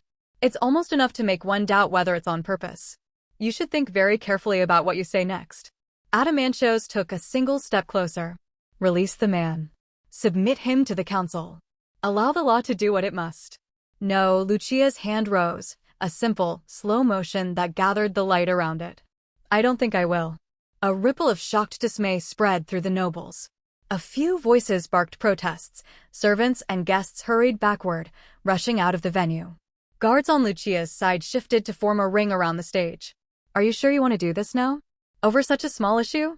Contrary to expectation, the captain was not worried or angry. He just sounded curious. What are you hiding that you're this desperate? I have nothing to hide. Lucia replied flintily. Then you leave me no choice, Adamantios said. His voice dropped an octave. By the power vested in me by the Acropolis, I order you to stand down and produce the prisoner for lawful proceedings. Lucia's laugh was a small thing, brittle as thin glass. And you will make me? Her fingers spread again. A pale runic sheen crawled along the rim of the platform, faint but visible to anyone who knew to look. Adamantios advanced until the two of them were only a breath apart. He towered over her, looking down on the frail old woman. Yes. The air between them trembled. The manicore whimpered and lay down where it stood, not daring to lift its head in fear of death. Lucia cocked her head. Show me then, she said softly. Show me what the law can do. Her voice was an invitation and a dare. The crowd scrambled back even more. Adamantios' reply was emotion. He stepped forward and struck. His fist came down like a hammer, the force of it thundering through the air as he swung. Lucia's hand lifted, runes spilling into the air, forming a lattice of light that caught the blow. The impact thundered through the platform, sending a ripple of power outwards that knocked goblets from tables and silenced every last murmur. The barrier splintered, shards of pale radiance scattering like shards of glass before winking out. Adamantios didn't hesitate. He pressed forward, another strike already on the way, a blur of speed that belied his size. Lucia slid back half a pace, her frail frame belying a speed that was not to be underestimated. With a flick of her fingers, the runes along the stage ignited, lines of silver crawling outward like veins of molten metal. They wrapped her in a shell of power, shimmering faintly under the lantern light. You mistake stubbornness for righteousness, she said, her voice cold but steady. But law without strength is meaningless. The captain's reply was another punch that rocked the building. Nobles screamed, scattering to the edges of the square. Some fled entirely, silks and jewels flashing as they scrambled through the gates. Others lingered at a safe distance, unwilling to miss the spectacle. Guards tightened their ranks around the platform, torn between protecting their head and avoiding being crushed in the duel. The manticore let out a piercing cry, rattling its chains in panic, while Grunel stirred faintly, blinking through swollen eyes. Up on the nearby rooftop, Alex blinked as the fight unfolded, filled with disbelief. There's no way this is real. He narrowed his eyes in suspicion. This is entirely too coincidental. Why would they be willing to fight out in the open like this, when they know I'm coming? It doesn't make sense. What? Ilara tore her eyes away from the spectacle below. The Meganos are obviously desperate to lure you out, so this may be a ploy on their part, but the more likely scenario is that there was simply no way to avoid this, not with what they've done to Grunel. I'm honestly confused as to why they would make it so public in the first place. This was the only logical outcome. It doesn't make sense. But I have to take the bait even if it is a trap. I can't just walk away when presented with such a good opportunity. Alex sighed and turned to Ilara, his gaze serious. Can you cast your invisibility from a distance? The mage's expression changed at that. What are you thinking? You can't go in there alone. Ilara. He looked her in the eye. I do not want to risk either of your lives unnecessarily. I alone am enough to do this, so let me do it. Conflicting emotions warred across the young woman's face, before she sighed in defeat. Fine. Though I can only store enough mana to power the spell for 2 minutes, so you better hurry. Don't worry, he said as she started casting her spell. We'll be long gone by then. The moment Ilara's spell settled over him, Alex's form shimmered and then faded, swallowed by the night. It was extremely disorienting to look down and see nothing but the ground where the rest of you should be. Oh God, I think I'm gonna be sick. He stumbled back a little as he adjusted to the strange sensation. If we get split up, meet up by the grave? He suddenly thought to ask. What? The young woman recoiled. Why would you want to go there? Because it's the only place I think I could find from here. Alex shrugged, much to Ilara's exasperation. She hesitated before giving a resigned nod. Fine. By the way, he said quietly, now that the spell was active, sorry, if something happens to me, if I'm discovered, you don't waste time. You go for Grunel yourselves. I can take care of myself, and I'll make a pretty good distraction too. Anyway, peace. You dash. Ilara's eyes widened, but the rest of her words were lost as Alex plummeted off the roof to the ground below. Who knows, I might be able to pull this off without getting discovered.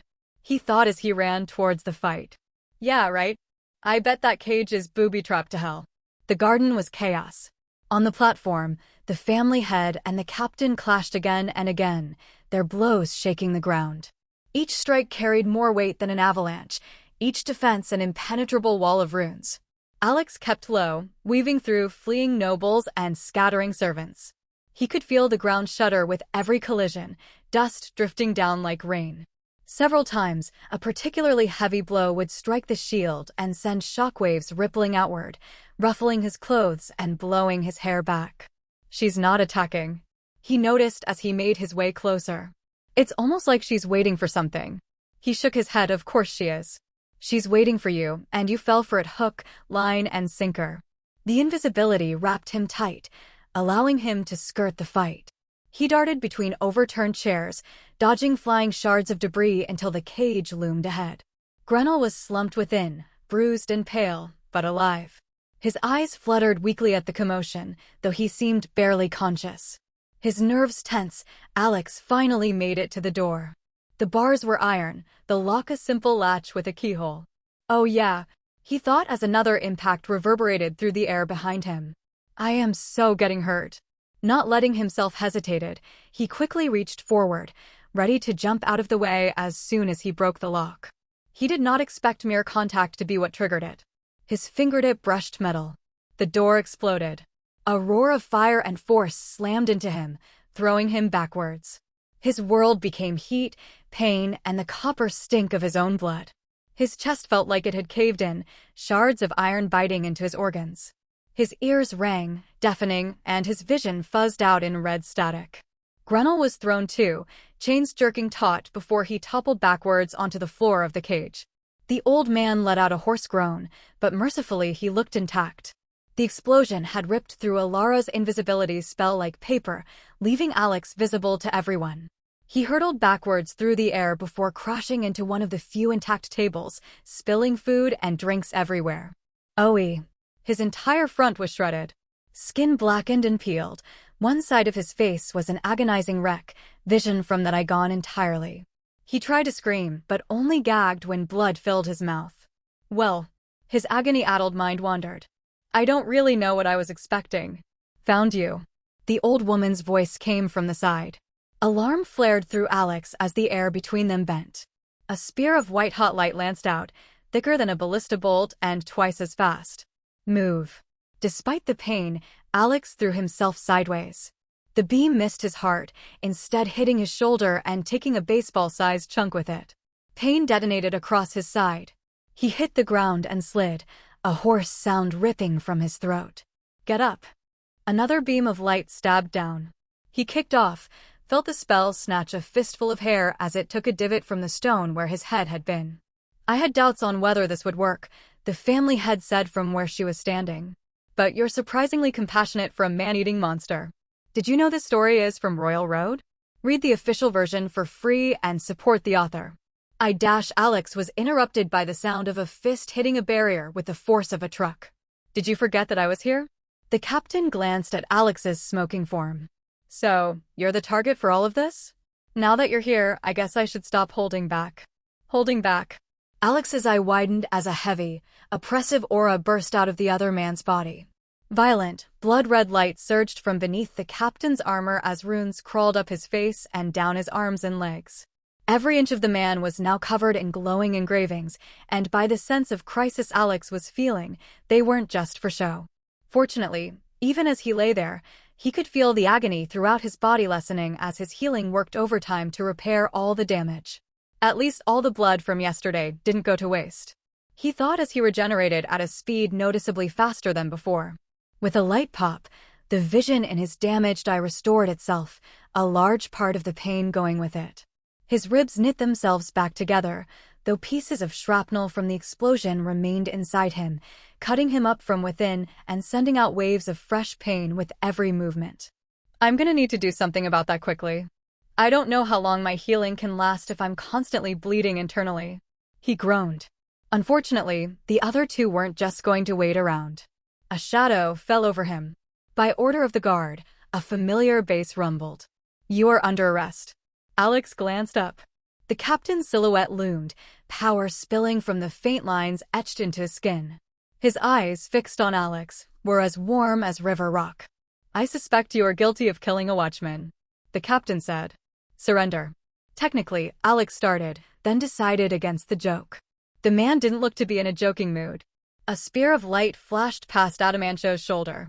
He flicked his head aside, and it took a lock of his hair instead of an eye. His gaze never left Alex. Back away from my prey, Lucia said, voice like frost. Now, they weren't talking to each other.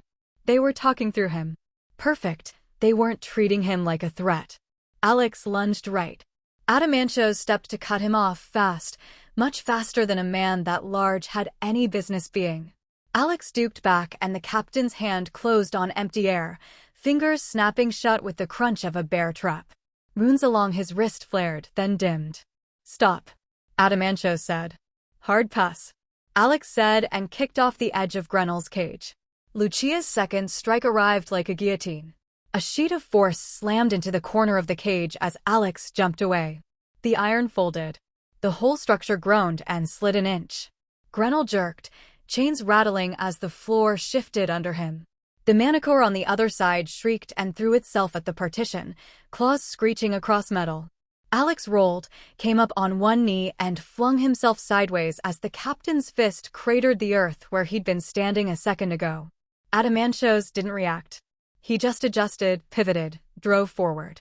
He aimed to grab instead of striking this time. Alex ducked under the clinch and slid through, a ghost of motion. The captain's elbow grazed his ear and sent him staggering sideways, vision flashing red and yellow. The family head did not let this opportunity go to waste. A host of smaller lances, like a series of needles, arced through the air, split into two groups targeting the other two combatants. Adamancho's did not even pay attention to the weakened spells, his rune-reinforced skin effortlessly blocking all of them. Alex was not so lucky. The first needle punched into his thigh, a sharp crack of pain that nearly buckled his leg.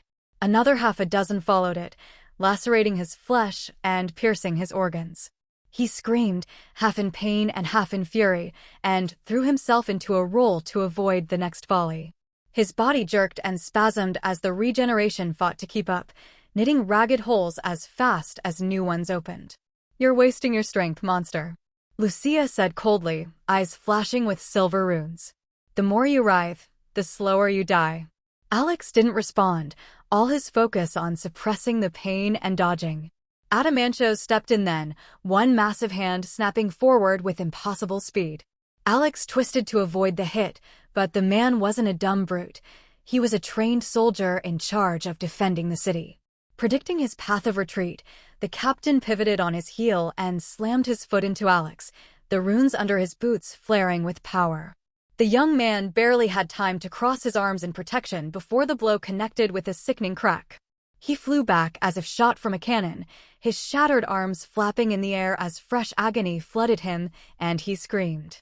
His back hit a pillar, the force of the impact embedding him into it as his vision flickered. "Yield," Adamantios ordered, his voice a rumble that shook the air. "I already told you, I'll pass." Alex rasped out through his concussion, his healing already fighting to put him back together. With every new blow, he could feel his hunger growing just that little bit stronger, his healing just that little bit slower. Lucia's eyes narrowed. "You see, Captain? It heals faster than we can wound it. We can't capture this thing. We should just kill it." "You shut up," Adamantios growled, striking again. His fist cracked into Alex's ribs, lifting him off his feet and bouncing him off the ceiling. "I'll get to you when I'm done with this one. You two fight like a married couple," Alex rasped, staggering up. "I'm honored to be in the middle of your therapy session." Neither of them dignified that with words. Lucia raised her palm and began sketching a pattern into the air, this one far more complex. The air around her trembled with power. Alex lunged sideways right into Adamantios, who caught him around the neck in a vice grip. Runes blazed across the captain's arm, burning Alex's skin like iron fresh from the forge. "This has been fun," Adamantios said. "But it's time to end this." "I don't wanna," Alex gasped, baring bloodied teeth. And then, without hesitation, he sent mana down his arm and raked his serrated nails across the captain's forearm. Adamantios roared, the sound rolling like thunder across the garden. He threw Alex across the gazebo right into a pillar that disintegrated into splinters on impact. "You should have held him still." Not giving him time to rest, the other mage finally completed her large spell and pointed at Alex, the geometric structure collapsing inwards into a line that shot forward faster than he could blink. Before he had time to react, the attack had reached him, though his trajectory meant that instead of taking his head off, it left a deep laceration at his waist, almost bisecting him. Looking behind, Alex saw a perfectly straight, razor-thin cut stretching for dozens of yards across the carefully maintained lawn before cutting into the house, its depths unseen. "TCH," the old woman frowned, finally turning her attention back to the captain. "Why do you keep meddling? You troublesome man." Adamantios ignored her and charged again, teeth bared in a rictus grin. Lucia's runes spun into another shape, light building at her fingertips. And Alex, broken, burning, and still half delirious through the pain, realized his only path forward was to keep them both too busy to notice Alara and Duran moving for Grenell in the background. "Survive," he told himself. "Just survive." And so, broken, bleeding, in pain, he dove back into the fight. The gazebo had been reduced to ruins. Chairs lay belly up. A silk pavilion pole leaned drunkenly against a shattered hedge. The lanterns had burned down to smears of orange, painting everything in low, weary light. The nobles were gone, carried off, herded out, or run screaming. Only guards remained at the fringes, though even their ranks were largely incomplete, only the bravest having stayed behind. The rest of the square was a ruin of cut stone, torn turf, and the scattered remains of a single stubborn intruder. Alex wasn't sure if he was still alive. Bits of him were everywhere. Smears on a column, chunks clinging to a splintered banister, a mouthful of teeth gleaming in trampled grass. He had lost count of how many times he'd been opened and stitched shut by whatever engine now lived under his ribs. It was slowing. The heat that used to blossom bright at the first bite of pain came grudgingly now, like a forge whose bellows had blown out. He staggered aside, and a line of light ate the air where his chest had been. The cut ran on and on, skirting a toppled table and sawing a perfect groove into the garden wall. The house beyond wore a new scar. Once, earlier in the night, that kind of strike would have sent him diving headlong across the ground, scrambling on hands and knees just to stay alive. Now, after endless exchanges, his body had learned. A tilt of the shoulder, a twist of the waist, and the killing beam passed within inches instead of yards. The longer the fight dragged on, the less space he needed to survive. But it came at a price. His hunger, a mere afterthought at the start of the fight, had now turned into a devouring void, just a bit shy of the level it had reached that very first night. Already, he could feel his mind starting to fog, his consciousness fading in and out of awareness. Don't think. Don't plan. Dodge. Breathe. Heal. He had no space left for wondering whether Grenell was safe, whether Alara had found the seam in the cage's defenses, whether his companions were safe. All of that existed somewhere outside the chorus of pain and noise that had become his world. Lucia's next shape wasn't a spear or a disc. It was a handful of short, ugly darts that immediately turned the air around them into a kiln. They moved slow enough to watch. Designed for a trapped thing. She flicked them toward his knees. He ran. Not away, across. The darts hissed through the space his legs had just vacated and struck stone, which bubbled as if someone had poured acid over it. She'd adjusted for maximum damage instead of killing blows to waste his energy. Clever. He hated that. The captain came next, silently. Shouting was for crowds and warnings. Each blow aimed to disable him, to claim a limb, to fold a torso. Alex dodged with legs that didn't want to lift and slipped under a hook that would have taken his head clean off, the mist stirring his hair like wind from a passing train. Finally, he made a mistake. Adamantios fainted low and came over the top. Knuckles like a battering ram kissed Alex's cheekbone. Something broke. His vision doubled, then snapped back into one as his body demanded a repair it didn't have the budget for. Yield, the captain said again, for what must have been the 50th time that night. Alex wheezed in response. He drove his teeth into the inside of his cheek and tasted copper. It helped, but not much. The engine flickered and coughed and spat out another thread of strength. He spent it immediately, ducking under a cut from Lucia that turned a stone bench into ribbons. It with Tilda. She too had stopped speaking long ago, her eyes flickering in fear at her target's impossible vitality. The next exchange was an ugly blur. A shoulder from the captain that made his right arm go dead to the fingertips. Lucia's spell, too perfect to dodge, which he caught on an overturned table and then on his own bones when the table lost the argument. He tasted dirt. He tasted rain. He tasted his own tongue. Up, up, up. He pressed his palm against the ground to push, and his hand didn't quite work. The fingers bent wrong. He stood anyway. The world swam. Alex's legs trembled. The hunger had his spine in its grip now, whispering to him in a voice that sounded like his own. Stop running. Stop thinking. Eat. His awareness flickered like a candle in a storm, threatening to go out. He finally let it. The first thing that happened was his heartbeat changed. Well, to be precise, he gained one. Slow, powerful thuds that shook his ribs emanated from his chest, and they brought changes. His skin went cold all at once, as if the heat of the fight had been pulled out through his pores by invisible hands. Claws unsheathed from his fingers, black and curved, obsidian hooked to drag and hold. His teeth pressed against his lips, sharp edges testing their fit. The whites of his eyes bled into gray, and the irises thinned to ringlets of red. The cuts that were still healing all over him smoothed until his skin looked like polished stone. The tail has been illicitly lifted. Should you spot it on Amazon, report the violation. He dropped down to all fours, his spine emitting a horrifying cracking sound as it curved and twisted, leaving a series of raised ridges on his back.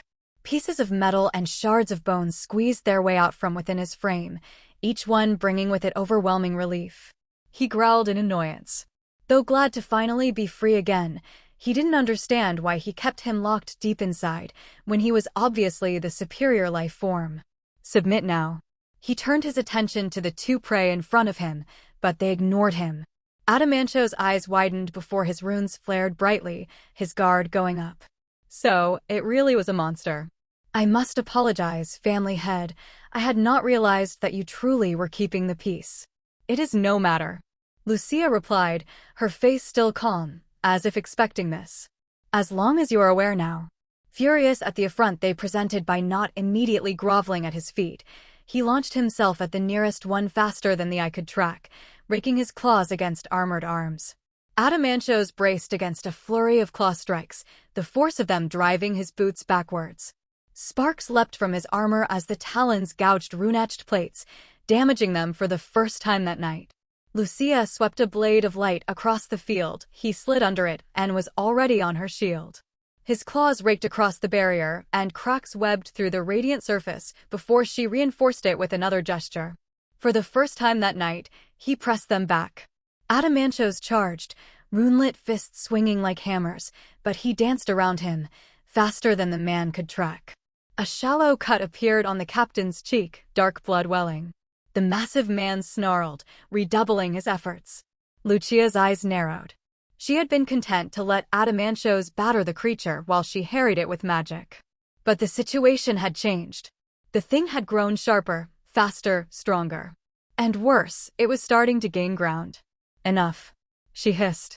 Runes blossomed all at once around her, dozens, then hundreds, snaking across the ground, through the ceiling, unfolding into the full breadth of the formation she had laid throughout the gazebo. The very air lit with crawling script, the shattered square transformed into an enchanter's web. The temperature spiked. Air thickened. Each thread of light that left her hands now struck with the force of a siege weapon. The next blast of power smashed him off his feet, flinging him into a column that now refused to shatter under the impact. He felt the impact rattle through his body as something cracked. He staggered up, just in time for Adamanto's fist to crash into his ribs, snapping them like twigs. Lucia's second volley came immediately after, smaller darts this time, many times faster than before. He twisted aside, fast enough to avoid most, but not fast enough to escape unscathed. One punctured his shoulder, another scorched a trail through his thigh. His healing was patching the hole before the spell even hit the ground behind him. He hissed, eyes wild, claws twitching at his sides. His grin was gone. For all his hunger, all his frenzy, his instincts screamed louder, run. So he did. He spun on his heel and bolted, faster than any human I could follow.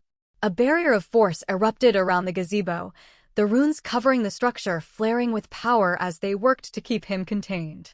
The family head had obviously planned this whole confrontation out, so of course she wouldn't let him escape.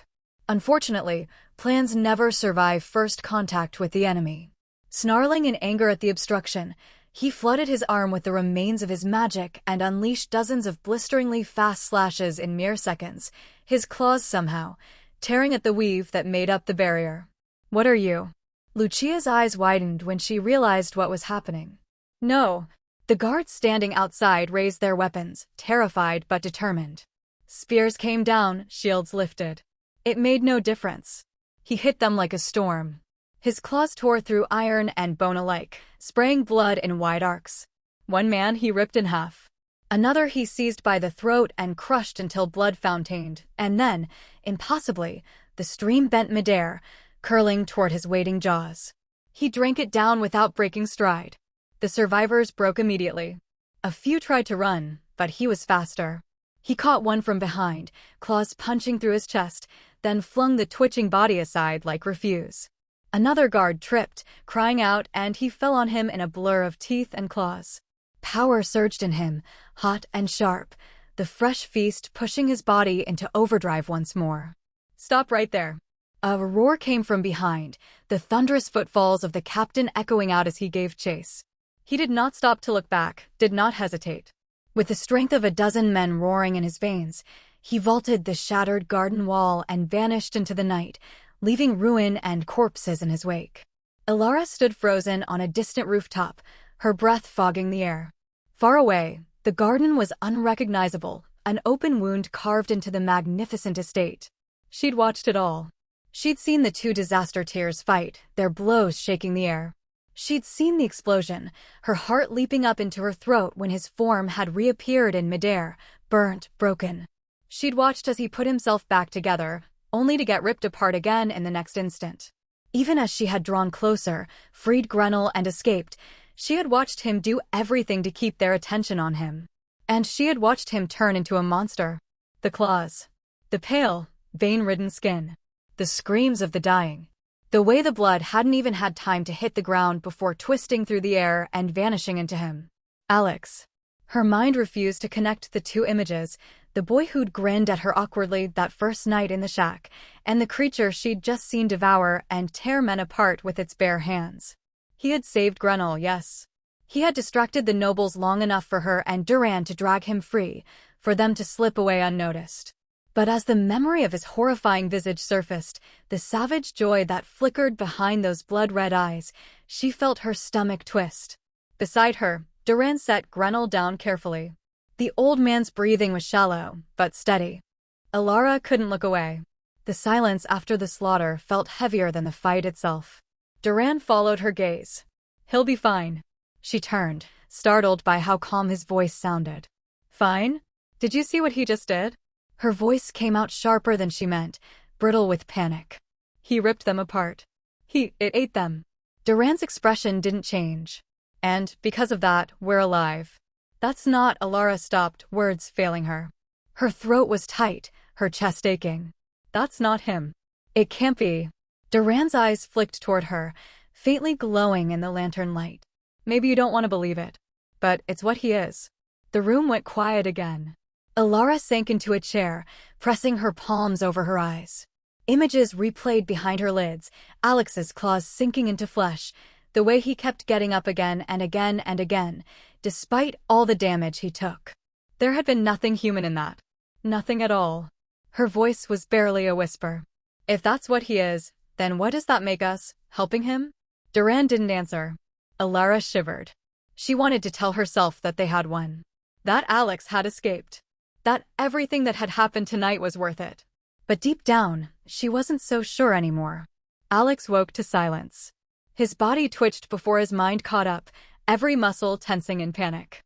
For a moment, he thought he was still in the middle of the fight, still surrounded by burning air, pounding fists, and flashing lights.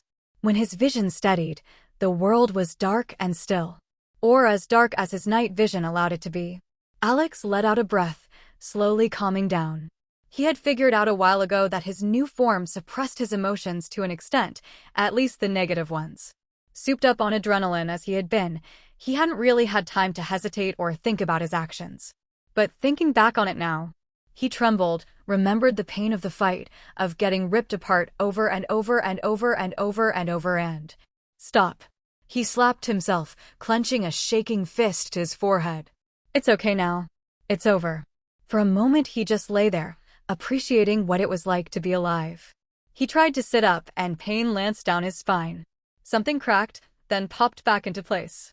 His breath came out ragged, shaky, but alive. Still breathing. He muttered to himself, half a laugh, half a sob. Rain had fallen recently, leaving the cobblestones slick and shining. The cloudy, moonless sky felt like an accurate representation of his own mental state.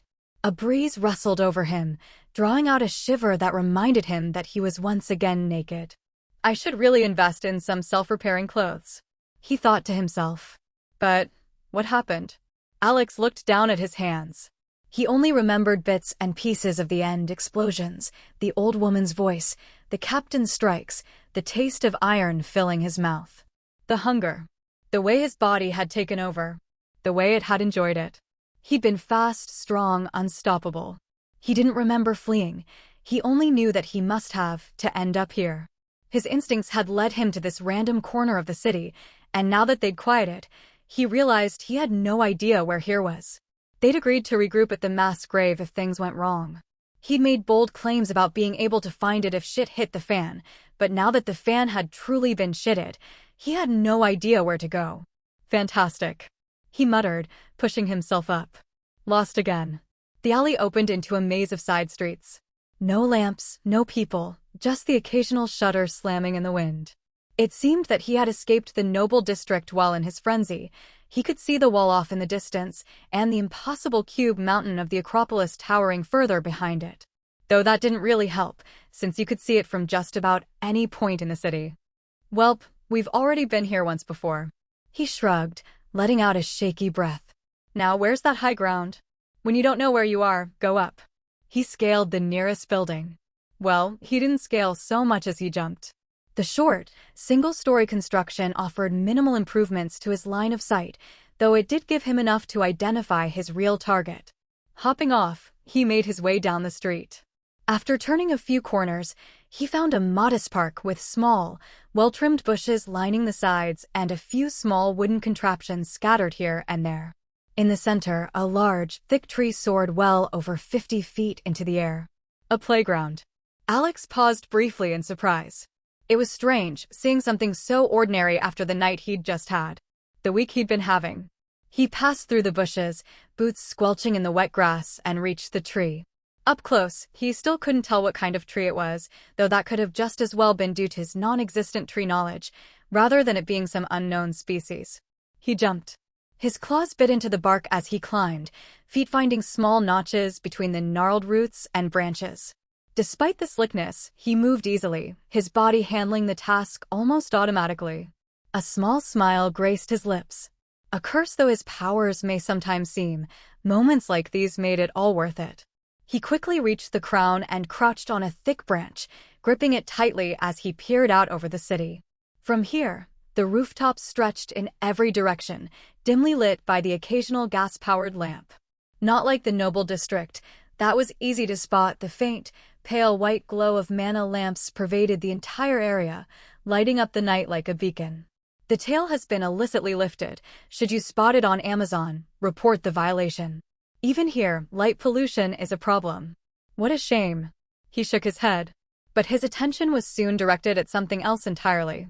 There, beyond the rooftops, framed faintly by the clouds, a familiar shape rose in the distance. Just barely visible behind the cover of the Acropolis loomed the sheer cliff-faced wall of the mountain he had seen on his first night here, its summit crowned by a tiny temple. For a second, Alex just stared at it, confused. Wait. He slowly lowered his head, looking from the mountain to the Acropolis, then down to the streets below. You've got to be kidding me. He let out a humorless laugh, rubbing his face with both hands. How the hell did I end up here? Somehow, during his frenzy, he'd crossed half the damn city. Maybe even more, since he'd apparently gone fully around the Acropolis and out the other side. Brilliant. He said flatly. Absolutely brilliant. Still, the sight gave him something he desperately needed: bearings. At least now he knew a general direction in which to head, even if it would be a longer trip than expected. He would need to hurry. He wasn't sure how much time had passed since he'd gone feral, but the night was going to be over soon no matter what, leaving him only a few hours to find shelter. But first, he paused. He leaned against the trunk for a moment, letting the wind cool his face. The exhaustion was still there, gnawing at his bones. Every time he closed his eyes, he could feel the phantom sensation of being torn apart, the old hag's light, Adamancho's fists, his body ripping and knitting itself back together until the world went white. Don't think about it, he whispered. Just move. He climbed down, slower this time. His hands shook, but not from fear, just sheer depletion. When his boots hit the ground, he took a deep breath, rolled his shoulders, and started walking.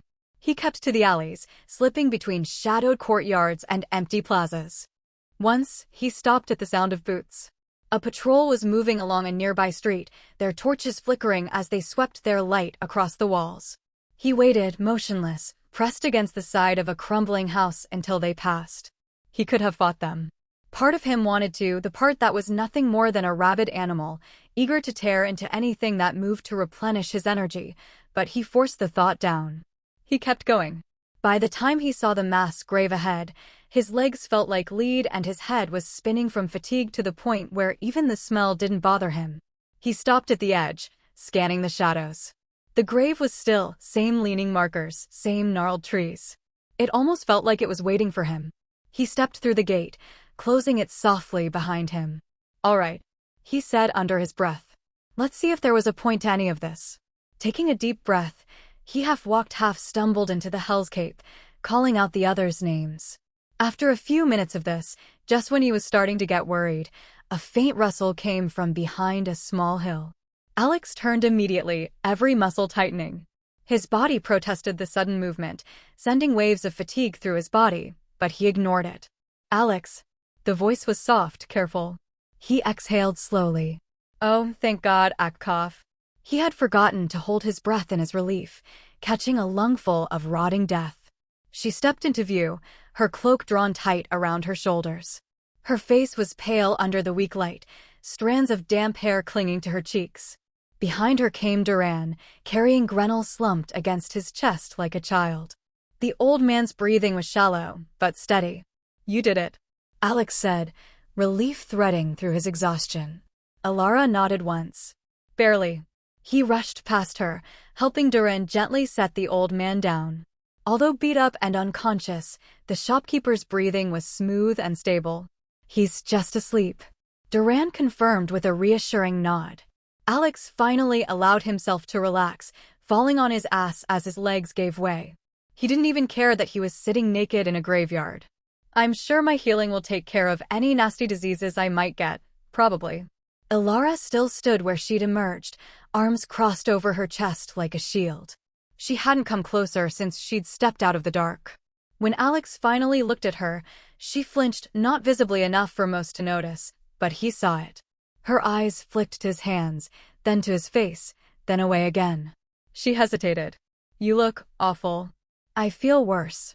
He tried to smile, but it came out more like a grimace. "You should see the other guy." Her mouth twitched but didn't quite curve upward. "I did." "Oh." Silence stretched between them, broken only by the distant patter of rain and Grenell's shallow breaths. "You saw," he said quietly. She nodded. "I saw." The way she said it, soft, distant, hit harder than if she'd screamed it. "I didn't have a choice," he said. "It's not a matter of if you had a choice, Alex, if that's even your real name." Alara's voice came low, trembling despite her best effort to steady it. "I watched someone I knew, someone I considered a friend, turn into a monster." A silence settled over them, heavy as the fog rolling through the trees. After a long moment, Alara spoke again. "What are you going to do now?" "I was planning on leaving. Running away somewhere where they can't find me," Alex said, though even as he said it, his heart dropped into his stomach. She hesitated, and when she looked up at him again, her eyes were wet. I can't go with you." His stomach sank. "Alara Dash. You don't get it," she said sharply, taking a step back before she caught herself. "When I close my eyes, I see you tearing those men apart. I can hear them. You weren't defending yourself, Alex. You were enjoying it." Her voice cracked on the last word. He tried to step toward her, but she raised a trembling hand. "Please," she said. "Don't."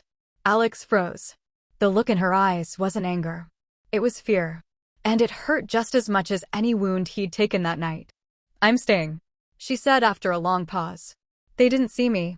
There's no need for me to uproot my whole life and run away God's nowhere." "You think I'd hurt you?" he asked quietly. Her lips parted, then closed again. She didn't answer. That silence said everything.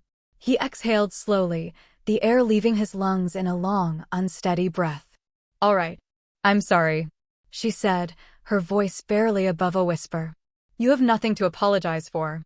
They looked at each other for another moment. "Take care of yourself," he said finally. Alara nodded, though she couldn't quite meet his gaze. "And you." She turned and walked away, her figure quickly disappearing behind a dirt mound. Alex stood there until even the sound of her steps was gone. Alex looked down at his hands. Blood, gore, and dirt covered them. He flexed his fingers once, then let them fall to his sides. Duran came close, Grenell held in his arms. "We should move." Alex looked up at the faint glow of dawn creeping over the rooftops. The air was cold, clean, and full of the quiet promise of pursuit. "Yeah," he said, turning away from the city. "Let's get out of here." For a moment, Alex glanced back. The mass grave was still.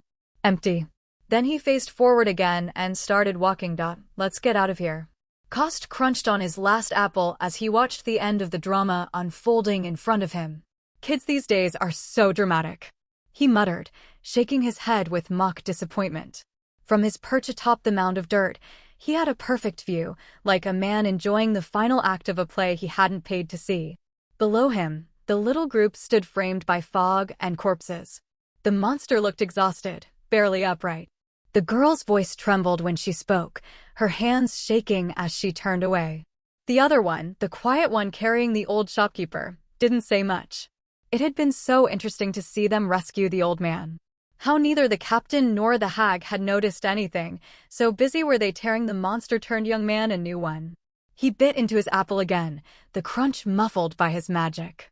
He stayed there for a short while after the group split, the girl wandering back into the city, the others heading north with the old man in tow.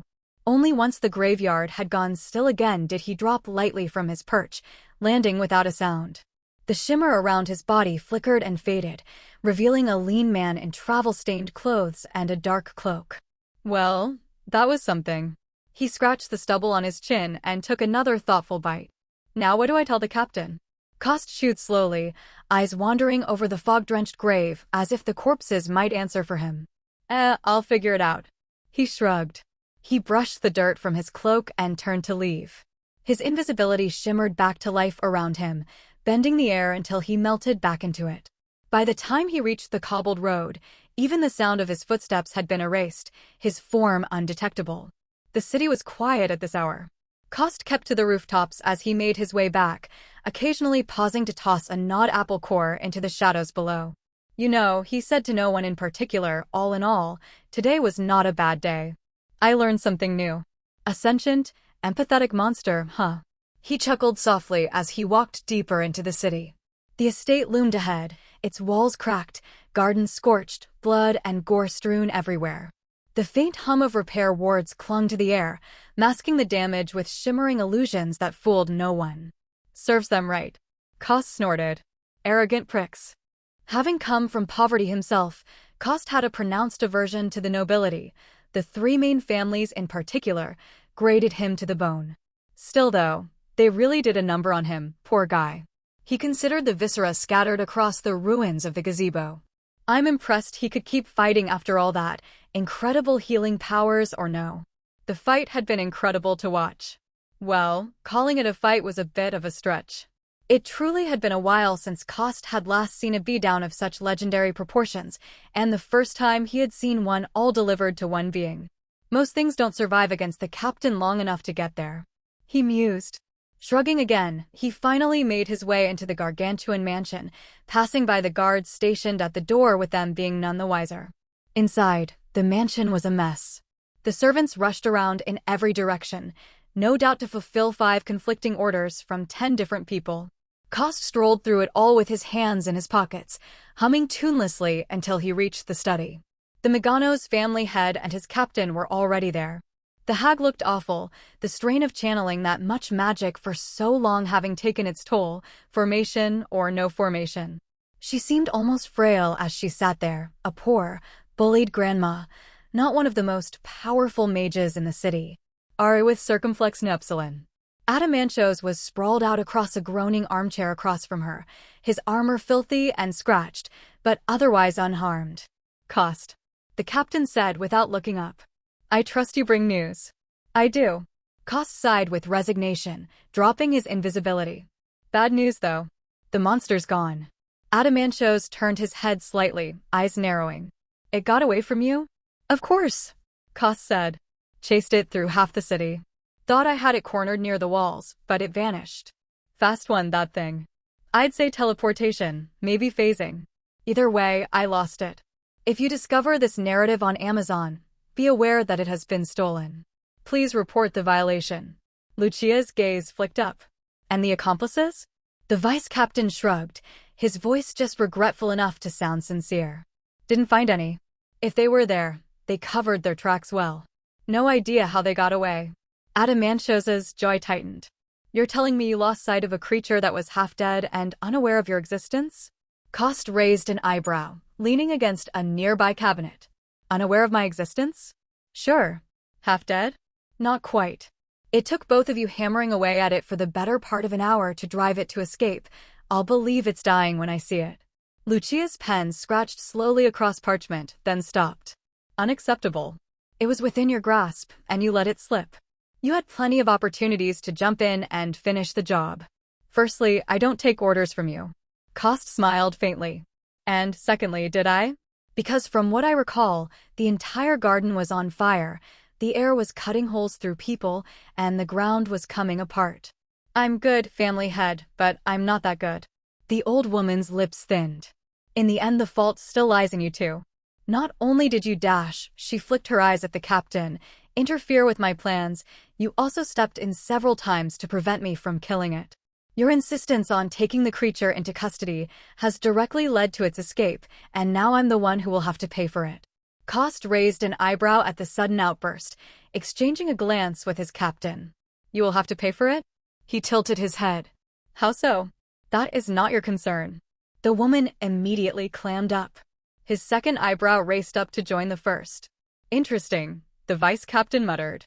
Lucia glared at him for a moment longer, then turned away, her attention snapping back to the stacks of paperwork on her desk, though he was pretty sure most of it was for show. I will be filing a formal complaint with the Acropolis when this is all over, she said stiffly. I'd like you to leave now. Both of you. Cost gave a mock salute. As you wish, family head. Adamantios rose from his chair, still saying nothing. His expression was unreadable as they left the study together. They didn't speak until they'd exited the estate. The captain walked ahead in silence, his boots striking the ground with measured rhythm. Cost followed behind, hands in his pockets. When they reached the barracks, Adamantios finally spoke. My office. Now. Cost waved his hand. After you. Inside, the office was as orderly as always, clean, bare, and pragmatic, just like its owner. Cost collapsed into his favorite armchair while Adamantios closed the door. That's the stuff. He moaned in comfort. It's nice to sit down after a whole day of running around the city. I'm taking a well-deserved nap. And just like that, he closed his eyes. For a time, neither spoke. The only sound was the faint creak of the chair as Adamantios also settled behind his desk. Cost cracked open an eye. The captain wasn't moving. He sat perfectly still behind his desk, hands folded, gaze fixed on Cost like a statue carved out of disapproval. The silence stretched. Cost shifted, faked a snore, then cracked open an eye again. The man was still staring. He sighed and sat up. You're no fun, you know that? You could at least pretend to believe me. The captain leaned back slightly, his voice taking on a serious edge. Your report. Cost slumped with a faint smile. What gave me away? You know the answer to that. The large man gave a resigned sigh. You are far too skilled to let something like that happen. You could track a worm through the dirt, much less a blood-covered monster that was rushing blindly through the city. I'd sooner believe that the dead could be brought to life than the fact that it gave you the slip. Sorry, what? The rogue cupped his ear. My ears aren't what they used to be. Could you repeat that? No. Cost sighed dramatically. So mean. Are you done? Adamantios asked flatly. For now, Cost muttered, slouching deeper into the chair. You're really ruining my fun. Adamantios leaned forward. Now, what actually happened? Fine. Cost sat up, his expression turning serious. I followed it, saw where it went. And it managed to make it out the central city no problem, though it collapsed on the other side of the Acropolis. Cost scratched his chin.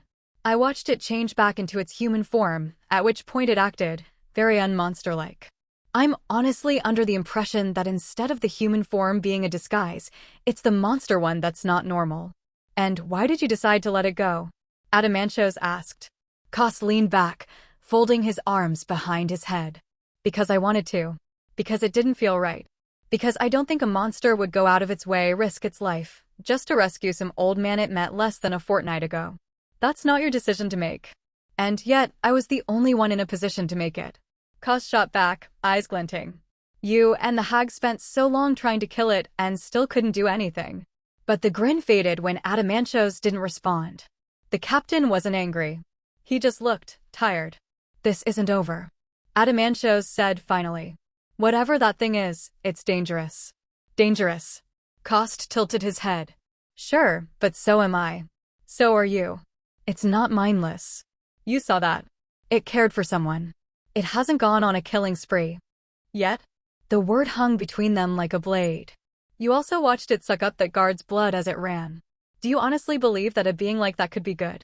Adamancio stood and crossed to the small cabinet against the wall. He pulled out a sealed scroll, set it on the desk, and dipped a quill into ink. What's that? Cost asked. A warning. Cost nodded. For whom? For everyone. The captain said. I'll have it sent to the Acropolis. By tomorrow, every city in the region will know there's something out there that can heal like that can think. He began to write, his pen scratching hard against parchment. They'll be ready if it ever shows its face again. Cost watched him for a moment longer, then shrugged. I guess that's a good idea. The captain didn't reply. When he finished writing, he pressed his seal into the wax and handed the scroll to Cost. Give this to the courier. And don't pull any of your usual bullshit.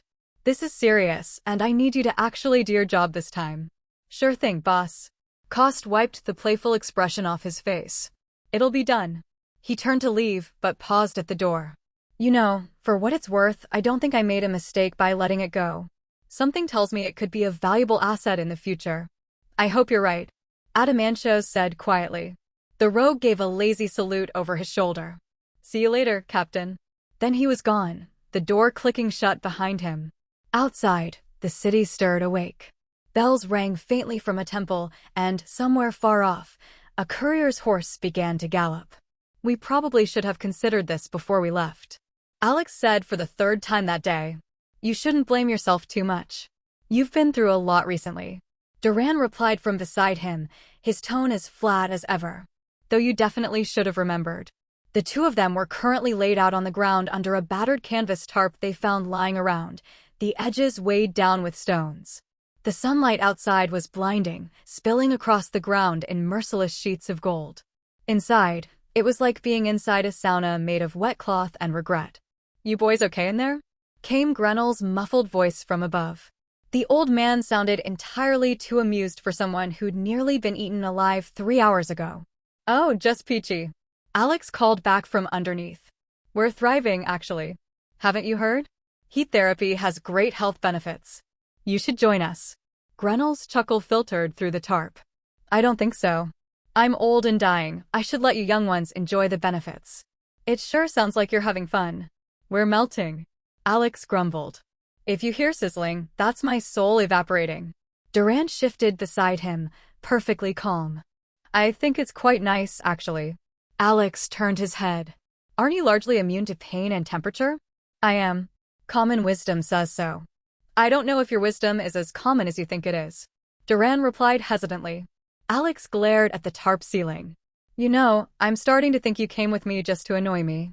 Grenel spoke again, his voice muffled by the canvas. You two sound like an old couple. Keep talking, old man, Alex muttered. You're next on the tarp rotation. His only reply was another chuckle. Hours passed in slow, sticky silence.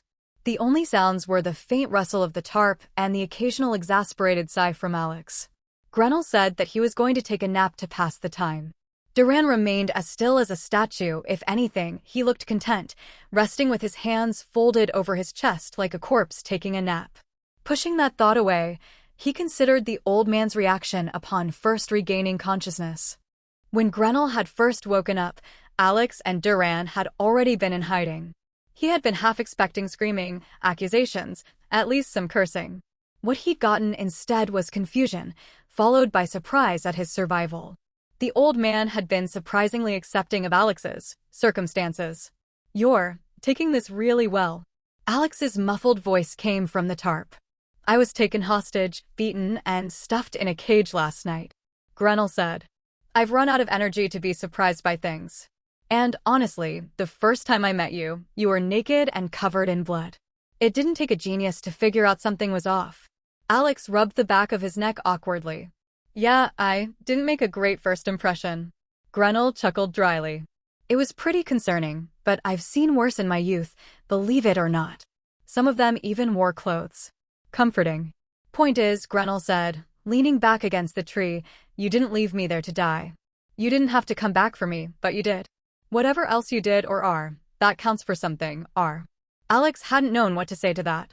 He still didn't. Now, as he lay under the tarp, the heat making his head throb, he found himself thinking about Alara. Although he had put on a brave front, it did hurt him how she had just left. And the worst part was, he couldn't even blame her. She was the second person he had met in this world, and in the short time he'd known her, he'd come to rely on her, maybe even consider her a friend.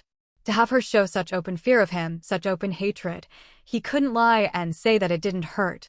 Especially with Grenell as a comparison. Eventually, as the light dimmed and the air began to cool, Grenell's voice finally came again. "Looks like the sun's finally set. You two still alive under there?" "Barely," Alex muttered, sitting up and peeling the tarp off his face. Unlawfully taken from Royal Road, this story should be reported if seen on Amazon. "Great, now go be useful and find some food. I'm hungry." A few days later, they'd figured things out. Well, mostly. Duran, a carpenter before he died, was quite handy with wood. While a lot of his memories were fogged or fractured, the sheer volume of these ones ensured that he hadn't forgotten his craft. With him giving instructions, Alex managed to craft a rickety cart out of some trees he had felled. As it turned out, super strength and razor-sharp nails lent themselves pretty well to woodworking. Duran also managed to help out a bit with Alex's dagger, which he had somehow picked up in the chaos that night. The end result was surprisingly solid, if ugly as hell, and worked well enough to carry a few people. Now, they traveled by night. The cool air was nice on Alex's skin, and the darkness let them move freely without risking an unfortunate case of spontaneous combustion. Grenell rode in the cart while Alex and Duran took turns pulling it along the rutted dirt roads. During the day, the situation switched. Their two photonically challenged members hid in the cart, their life-saving tarp pulled overhead.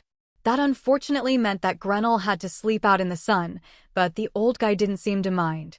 Food hadn't been an issue yet, at least, not for Grenell. Alex made a point of hunting every night, bringing back rabbits, birds, or whatever else he could catch. The old man cooked while they rested, and for a while, it almost felt normal. Almost. While he hunted, Alex had finally gotten the chance to drink from an animal. Surprisingly, it helped a little. The animal blood dulled the hunger enough to keep him sane, certainly more than the banana, but it didn't satisfy him. It was thin, flavorless, more like water than sustenance. Worse, it did nothing for his strength. His mana didn't stir, his body didn't feel lighter. It was like eating a loaf of bread for lunch. Sure, it'll fill you up, but it's still pretty severely lacking in nutrients. Still, it worked. For now. The nights were quiet, peaceful even. The sound of the cartwheels crunching over dirt filled the silence, accompanied by the occasional croak of a frog or hoot of an owl. Every so often, Grenell would hum softly to himself, some songs neither Alex nor Duran recognized. "You know," Alex said one night as they followed the faint outline of a river road, "this is kind of peaceful." "I like it." "Why would you say that?" Duran complained. "Now we're definitely getting attacked by a herd of exploding sheep, just to spite us." "What?" "Why?" Alex shot him a look. "Also, did you just say exploding sheep?" "Well, you know, the god of spite. He likes to visit travelers that are enjoying themselves and making their lives difficult for no other reason than he wants to." The ghoul replied, completely ignoring his second question. "Of course, it doesn't happen to all or even most, but it's significant enough that people know about it." "Really? But why?" Alex asked incredulously. "Also, exploding sheep? I heard that him and the god of travels had a disagreement some centuries ago, and he's been doing this since." Grenell snorted from the cart. "I don't know if I believe it, but it's just as likely a theory as any other." Alex was speechless. "But exploding sheep?" His questions were destined to be left unanswered. They stopped near dawn, setting up their cart in a hollow between two boulders. Duran went about checking the cart's joints, while Grenell prepared what passed for breakfast. Alex sat nearby, his stomach twisting in on itself. He frowned at it. He'd drunk from enough animals now to know for certain it wouldn't be enough forever. No matter how many cute bunny rabbits he drained, it would never be enough to really sate him. It made him nervous. He shoved the thought away, forcing himself to focus on the here and now. Grenell's voice cut through the quiet. "We'll reach a village tomorrow night. I think I recognize this road." "That's good," Alex said. "We could use a real roof." "And real food," Grenell added pointedly. "I am tired of unseasoned meat. I'm tired of hunting shit every night." Alex shot back. Then walk faster, Grunel said with a grin. Even Duran almost smiled at that. Almost. The next night, they reached the village. It was a respectable settlement, a decent size, ringed by a wooden palisade and faintly lit by torches along its wall. The air smelled of smoke and tilled earth, with the faintest trace of baking bread wafting on the breeze. Finally, Grunel said, stretching from the cart. Civilization. Don't get too excited, Alex warned. Look. The heavy gates were shut, a set of intimidating iron-studded wooden doors. 2 guards stood on the walkway above, spears resting over the palisade as they leaned lazily against the railing. They shut at night? Duran asked. Standard practice, Grunel said. Keeps out bandits and beasts. Right, Alex muttered, staring up at the wall. Guess that means us. Grunel glanced back at him. I'm sure they'd let in some weary travelers. You can at least go ask. Yeah, I'm sure that'll go great. Alex gestured to himself. Hi there, totally normal person here. Definitely not a monster.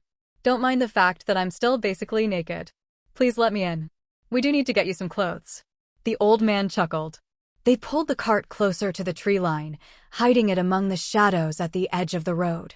From there, they could see the gate clearly. Let's wait until morning, Grunel suggested. Once it opens, I can drag you boys through. I'm sure they won't question some old man and his sickly grandson. Yeah, Alex agreed. Better you than me. Suddenly, he frowned. His hearing had just picked up a snippet of conversation between the two, and it was concerning. Yeah, I heard about it too, one of the guards was saying, his voice carrying faintly through the still night air. Message came through the temple a few days ago, right? Said there's a new disaster-class monster roaming the countryside. Disaster, the second guard repeated. That's what they call the ones that can level bidlings, right? Yeah. Supposedly this one's extra dangerous, though. The first man leaned forward against the railing, the torchlight catching the edge of his helmet. Doesn't look like a monster at all. Walks around like a man. They say it heals from anything, moves faster than you can blink, and drinks blood. The second man snorted. I'm sure it does. I definitely believe something like that would be a mere disaster level. I don't care what you believe, the first replied. Orders are to keep an eye out for anyone suspicious, especially travelers at night. It's said it might have a weakness to sunlight, just let everyone that comes in stand in the light and we'll be fine. The other guard shifted uneasily. And what's stopping it from just killing us all before then? We don't have a single disaster class stationed here. Don't think about that. I heard. The rest of the conversation faded into a quiet murmur. Alex crouched lower in the shadows, jaw tightening. Well, that's not good. The others immediately tensed up at his words. What's not good? Grunel asked in concern. Well, Alex relayed what he had just overheard. Disaster class, eh? The old man gave a low whistle when Alex finished. You've really made an impression, lad. I've actually been meaning to ask about that. Alex turned to look at him. What is this disaster class I hear people talking about all the time? I seem to remember something about being supernatural as well. You don't. Of course you don't. Grunel sighed. Right, well, sit down, I'll give a quick explanation. The young man settled down and started listening. So, Grunel began. Basically, artifacts and beings are divided into grades depending on their value, power, or whatever criteria they use to judge them. I don't know, I'm not a crafter or appraiser. Their classifications go something like this: mundane, supernatural, disaster, and finally divine. There are rumors of other levels out there, but these are the commonly known ones. And even then, disaster is more rumor than fact for the average citizen. I know more about the way artifacts are sorted than living beings, so I'll explain in those terms. That okay with you? He asked. Alex nodded. The names are all pretty self-explanatory. Mundane means that the artifact does things that regular people can do, albeit exceptionally well. A good example would actually be the water pump in my store. The old man explained. It drags water from deep underground and makes my life much easier. These kinds of artifacts are relatively common and usually cost a few months of salary to afford. Right, so mundane artifacts are just technology. I should have figured. The name really is self-explanatory. Alex chuckled. I'm guessing that also extends to living things too? If something is mundane, they're just a regular human, or a dog, or a cow. He clarified. Exactly. Next, supernatural is the tier above that. Grunel continued. Through the use of mana or some other resource, they can achieve things that regular people are completely incapable of doing, such as spewing flames, expanding space, or even flying. Even the cheapest supernatural artifacts are several orders of magnitude more expensive than their mundane counterparts, and some aren't available for purchase, no matter how much money you have. A good example is a whole category of supernatural artifacts that cannot be bought by regular commoners, military ones. Any sort of supernatural tier artifact that could be used for combat is strictly restricted to the noble circles and maybe a few particularly well-connected merchants.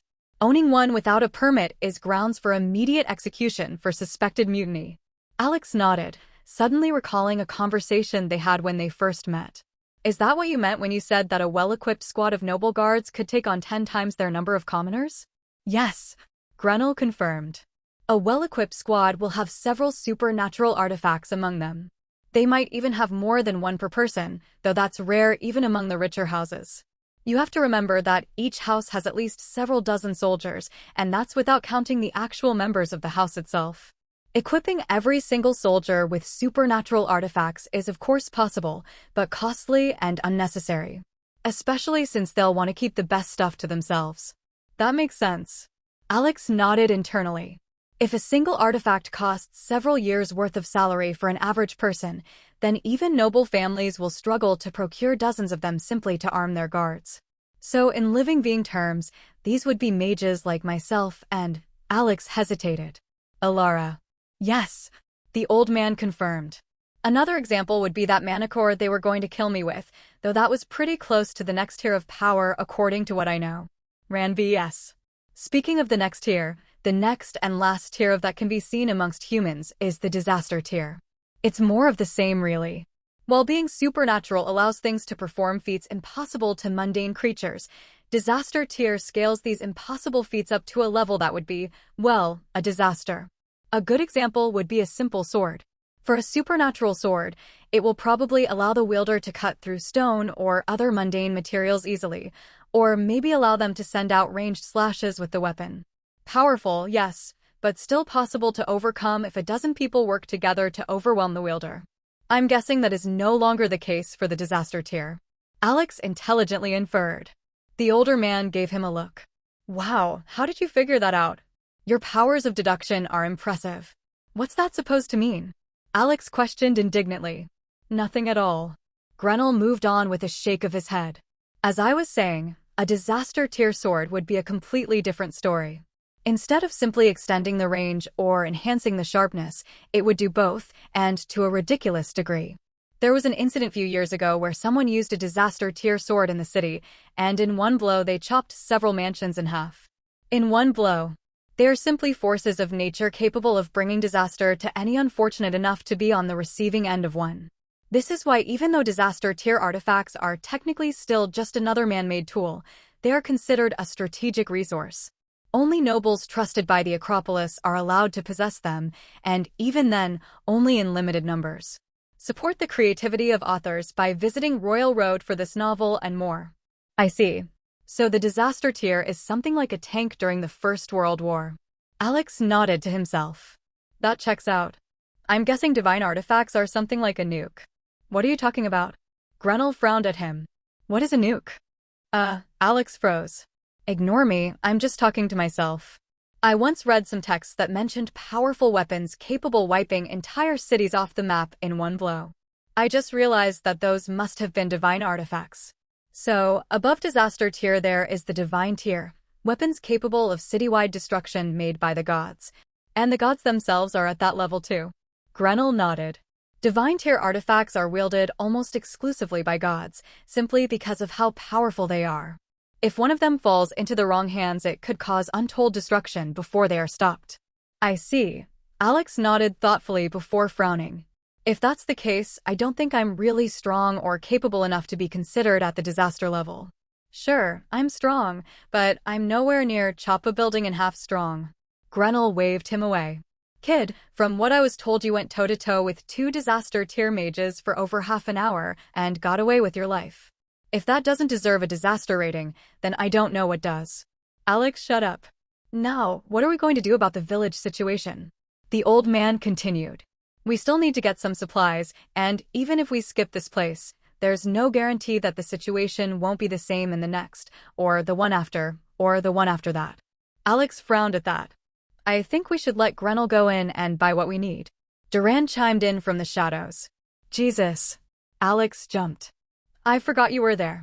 The ghouls studiously ignored him. We need those supplies, you need real clothes, and the only one who can get them is Grenell. I'm sure that if we keep going far enough, we'll eventually find someplace that doesn't know us, but in the meantime, we're stuck with this. I see where you're coming from. Alex hesitantly agreed. But what do we do about money? I don't know about you, but I don't think we have any lying around. We sell the dagger. The man shrugged. It's a fine weapon, but we don't really need it. We can buy a cheaper replacement if it's really necessary. I'd much rather have what we need than an unnecessarily ornate knife. It doesn't even chop wood particularly well. Fine. Alex reluctantly agreed. I guess it's our only choice. Grenell, you okay with going in the morning? Of course. The old man nodded. I'd go now if they let me. Okay then. I guess it's decided. Grenell goes out shopping in the morning. I guess that means you should try to grab some shut-eye for later. Alex suggested, only to see the old shopkeeper already laid out across the floor, eyes screwed tight. Grenell's eyes blurred as a giant yawn stretched his mouth open. He tiredly rubbed his face as he made his way closer to the village gates, trying to wake up. His recent lack of sleep was beginning to affect him, compounded by the fact that the sleep he did get last night was plagued by bad dreams. A small line of farmers and travelers waiting to enter the village was already forming by the time Grenell arrived at the gates. He joined the end of the queue, adjusting his clothes to better hide the dagger's ornate handle. When his turn came, the guard looked up, noted his age, and immediately lost interest. Business? Selling a few trinkets, buying supplies. The usual. The guard shrugged and waved him through. Don't cause any trouble. Wouldn't dream of it. Inside, the village was alive with movement. Market stalls crowded the main square, filled with everything from smoked meat to cheap tools. Grenell's nose caught the familiar mix of smells, dust, sweat, and freshly baked bread, and for a moment, he almost felt at home. He made his way to the nearest stall dealing in weapons and metal goods. It consisted of a medium-sized tent and a table loaded with goods set out front. The blacksmith behind the counter was a heavy-set man with burns on his arms and a perpetual scowl on his face. How can I help you, old-timer? The man asked in a surprisingly jovial tone. I'm looking to sell something, Grenell said, putting his hand to his side. But I wonder if you have somewhere more private we can conduct this transaction. The man looked skeptical. Usually, I would ignore a request like this, but the man looked around. Sure, why not? Not like I'm very busy today anyway. Turning around, the man led Grenell into the tent, letting the flap close behind them. Once inside, the man turned expectantly to Grenell, though the skepticism in his eyes hadn't faded. Seeing no reason to dawdle, Grenell pulled the dagger out from his side. The instant the light hit the blade, it shimmered faintly, the runes carved along its edge glinting like veins of silver. Well, I'll be. The blacksmith's eyebrows shot up. That's not a common piece. I wouldn't have suggested this if it were, Grenell said casually. Figured someone like you might know what it's worth. The man hesitated, then leaned closer to examine it. He turned it over, tapped the hilt, and finally whistled.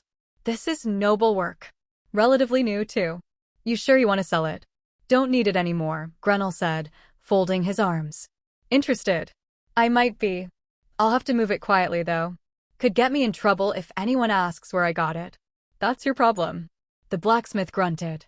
Fair enough. And since it's my problem, I'm guessing you have no issues with me naming the price? Grenell hesitated a bit before agreeing. He knew that no one would be willing to buy something like this at a fair price with no questions asked. Happy, the man named a figure. That's steep. So's the risk. The blacksmith said evenly. There was a long pause before Grenell sighed. Fine. You've got a deal. Satisfied, the other man disappeared into the back, returning with a small leather pouch that clinked pleasantly when handed over. Grenell weighed it in his palm, then tucked it away. Pleasure doing business. Likewise. The smith muttered, already setting the dagger aside under a cloth. The rest of the morning passed without issue. Grenell stopped by a general goods shop and bought what they needed: durable travel clothes for Alex, a good axe, rope, flint and steel, a few water skins, some rations, and a couple of small pouches of seasoning. All that barely left a dent in what he got for the dagger. He also ended up buying a real cart to replace the monstrosity that the two youngsters had created. He made sure that it was large enough to fit two people and had a fabric roof stretched overhead.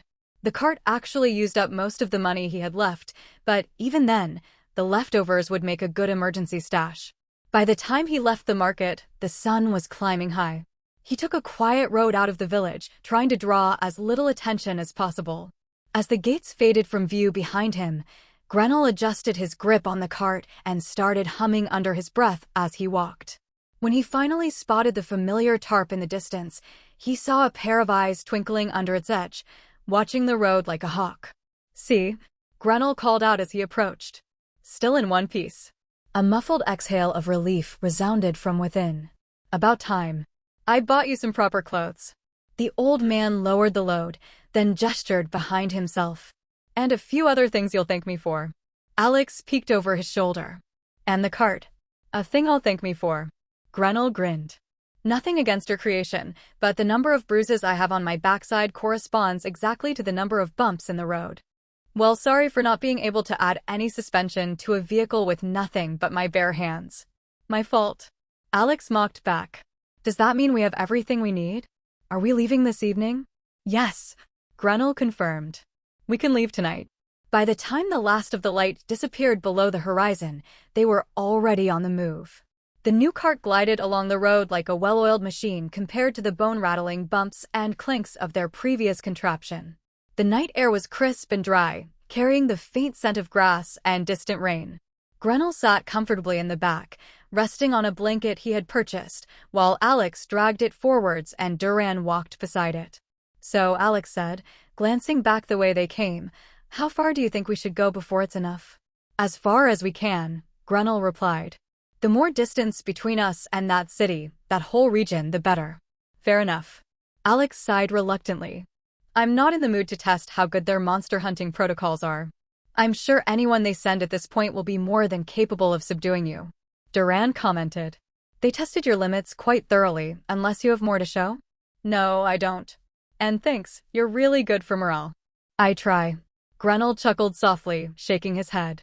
"If I'd known this was what traveling with you two would be like, I'd have stayed in my shop." Alex smirked. "No, you wouldn't have." "No," Grenell admitted with a sad smile. "I suppose not." For a while, they traveled in companionable silence, the cart's wheels thudding rhythmically against the uneven ground. The moon was full, casting silver light across the countryside. Crickets sang, and somewhere in the distance, a wolf howled. Then, Alex suddenly stopped. "Hey, so, I don't want to alarm anyone." He blinked, looking up at the sky. "But where did the sky go?" Grenell stirred in the cart. "What?" "The sky, the moon." Alex turned in a slow circle. "They were right there. Now, they're gone." "And why are the trees doing that?" His unease grew as he completed his rotation. The trees lining the forest road had somehow, without them noticing, grown dense enough that their trunks had melded together side by side, not allowing even the slightest gap to see beyond. The strange, fused-together trees had also woven their branches together into an impenetrable mess, replacing the sky with an endless stretch of interlocking wood. With a start, Alex realized they now stood in a woody tunnel that stretched in either direction, one with no visible end in sight. "Damn it, I knew the nightmares meant something was coming." Grenell muttered under his breath. "What was that?" Alex glanced his way. "Nothing." The man shook his head, waving the question away. Warily, Alex took a tentative step forward, the cart's wheels creaking behind him. The air felt thick, like he was walking through water, every breath dragging a faint hum through his chest. His skin prickled, not from cold, but from something else. Something unseen. He rubbed at his arms. "Does the air feel weird to you guys? Like it's buzzing?" Grenell blinked and looked around. "Buzzing? Yeah. It's like..." Alex paused, searching for words. "Like there's too much of it. The air. It's heavier than it should be." Duran crouched, running his fingers along the dirt. "No wind. No insects either." Grenell didn't answer immediately. He was staring at the trees, eyes narrowed. He'd lived long enough to hear all sorts of stories, some he personally experienced, Others were drunken exaggerations or folklore at best. But this fit too many of them.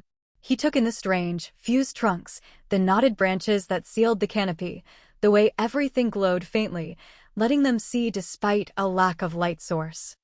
I've heard of places like this. His expression darkened. Never thought I'd see one. Alex glanced at him. Heard of what? Grenell hesitated. A dungeon. Duran straightened, eyes flicking to the old man. A what? A dungeon, Grenell repeated, voice low. They form when too much mana gathers in one place. Throws nature off balance. Space twists, gets wonky. Places like this, they don't follow normal rules. I heard it's usually because of some treasure or another attracting ambient mana to itself until it reaches a tipping point. The old man gestured at Alex. I'm guessing that's the buzzing you feel. Alex looked around again, unease creeping up his spine. And I'm assuming these things are meant to be pretty rare? Of course. Grenell chuckled. It takes at least a disaster-level material to attract enough mana for dungeon formation. Those are not common. You're telling me we were unlucky enough to just stumble upon one as we're walking? The young man asked in disbelief. Grenell gave a humorless chuckle. More or less. See? Duran complained. I told you we were gonna get messed with by spite. You jinxed us. My bad. Alex scratched the back of his head awkwardly. Well, I guess there's nothing we can do but keep moving forward. We'll stumble out of here eventually. It can't be that big. The author's tale has been misappropriated. Report any instances of this story on Amazon. Did you not hear me? Grenell rapped him on the back of the head. Space acts strange in dungeons. We could wander around for days and not find the exit. Conversely, it could also be just around the corner. Then how do we leave? Grenell rubbed his beard thoughtfully. If it's a dungeon, there'll be something at the center. A core or artifact causing the mana buildup. From what I've heard, moving it or destroying it is usually enough to escape. And if we don't? As if to answer his question, an ominous clicking echoed out from behind them, like someone tapping their nails on a table or a very large set of mandibles snapping shut. The sound bounced around the tunnel before slowly fading into the distance as silence returned. Then, Grenell said quietly, we wander around until something eats us, or we stumble upon an exit. I see. Alex looked back the way they came. I suggest we move far, far away from whatever that was. Everyone in agreement. Surprisingly, no one argued. Unfortunately for the trio, the dungeon did not consist of a single pathway leading them straight to the core. They had walked for what felt like hours. The air never changed, a heavy, humming, almost alive. The forest walls pulsed faintly with faint blue light that seemed to shift whenever they looked away. As soon as they had turned their first corner, tunnel split, branching into 4 different paths, each one identical to the other. The worst part was that it wasn't consistent. The same path, if retraced, would sometimes branch out into 3 or 4 more paths, and sometimes loop back to where they started. Alex had tried to just tear his way through the wood, but the stuff was stronger than steel. Even his mana-infused blows barely scratched it, and the damage healed in just a few seconds, leaving them with no choice but to walk. After the 5th time they came across their own footprints, Alex groaned. We're getting nowhere. I told you we should have gone right. Duran argued, gesturing back the way they came. And why would right be any better than left? Alex shot back. I just have a gut feeling.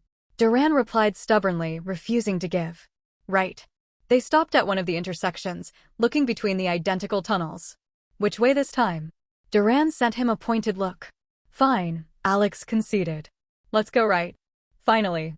The ghouls smiled, happily leading the way.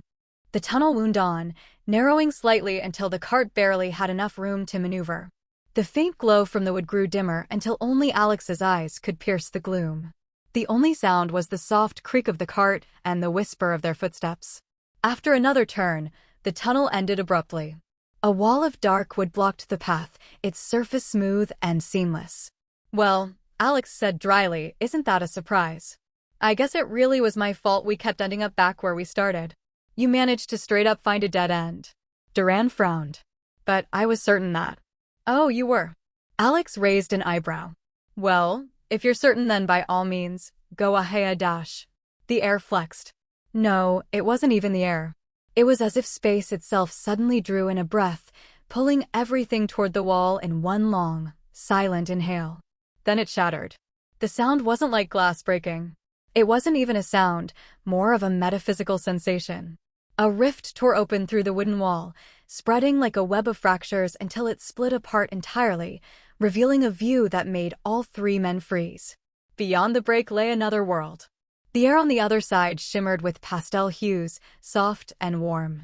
Rolling hills stretched beneath a cotton candy sky, where the clouds looked painted, almost unreal. Even the light was wrong, gentle, golden, almost solid.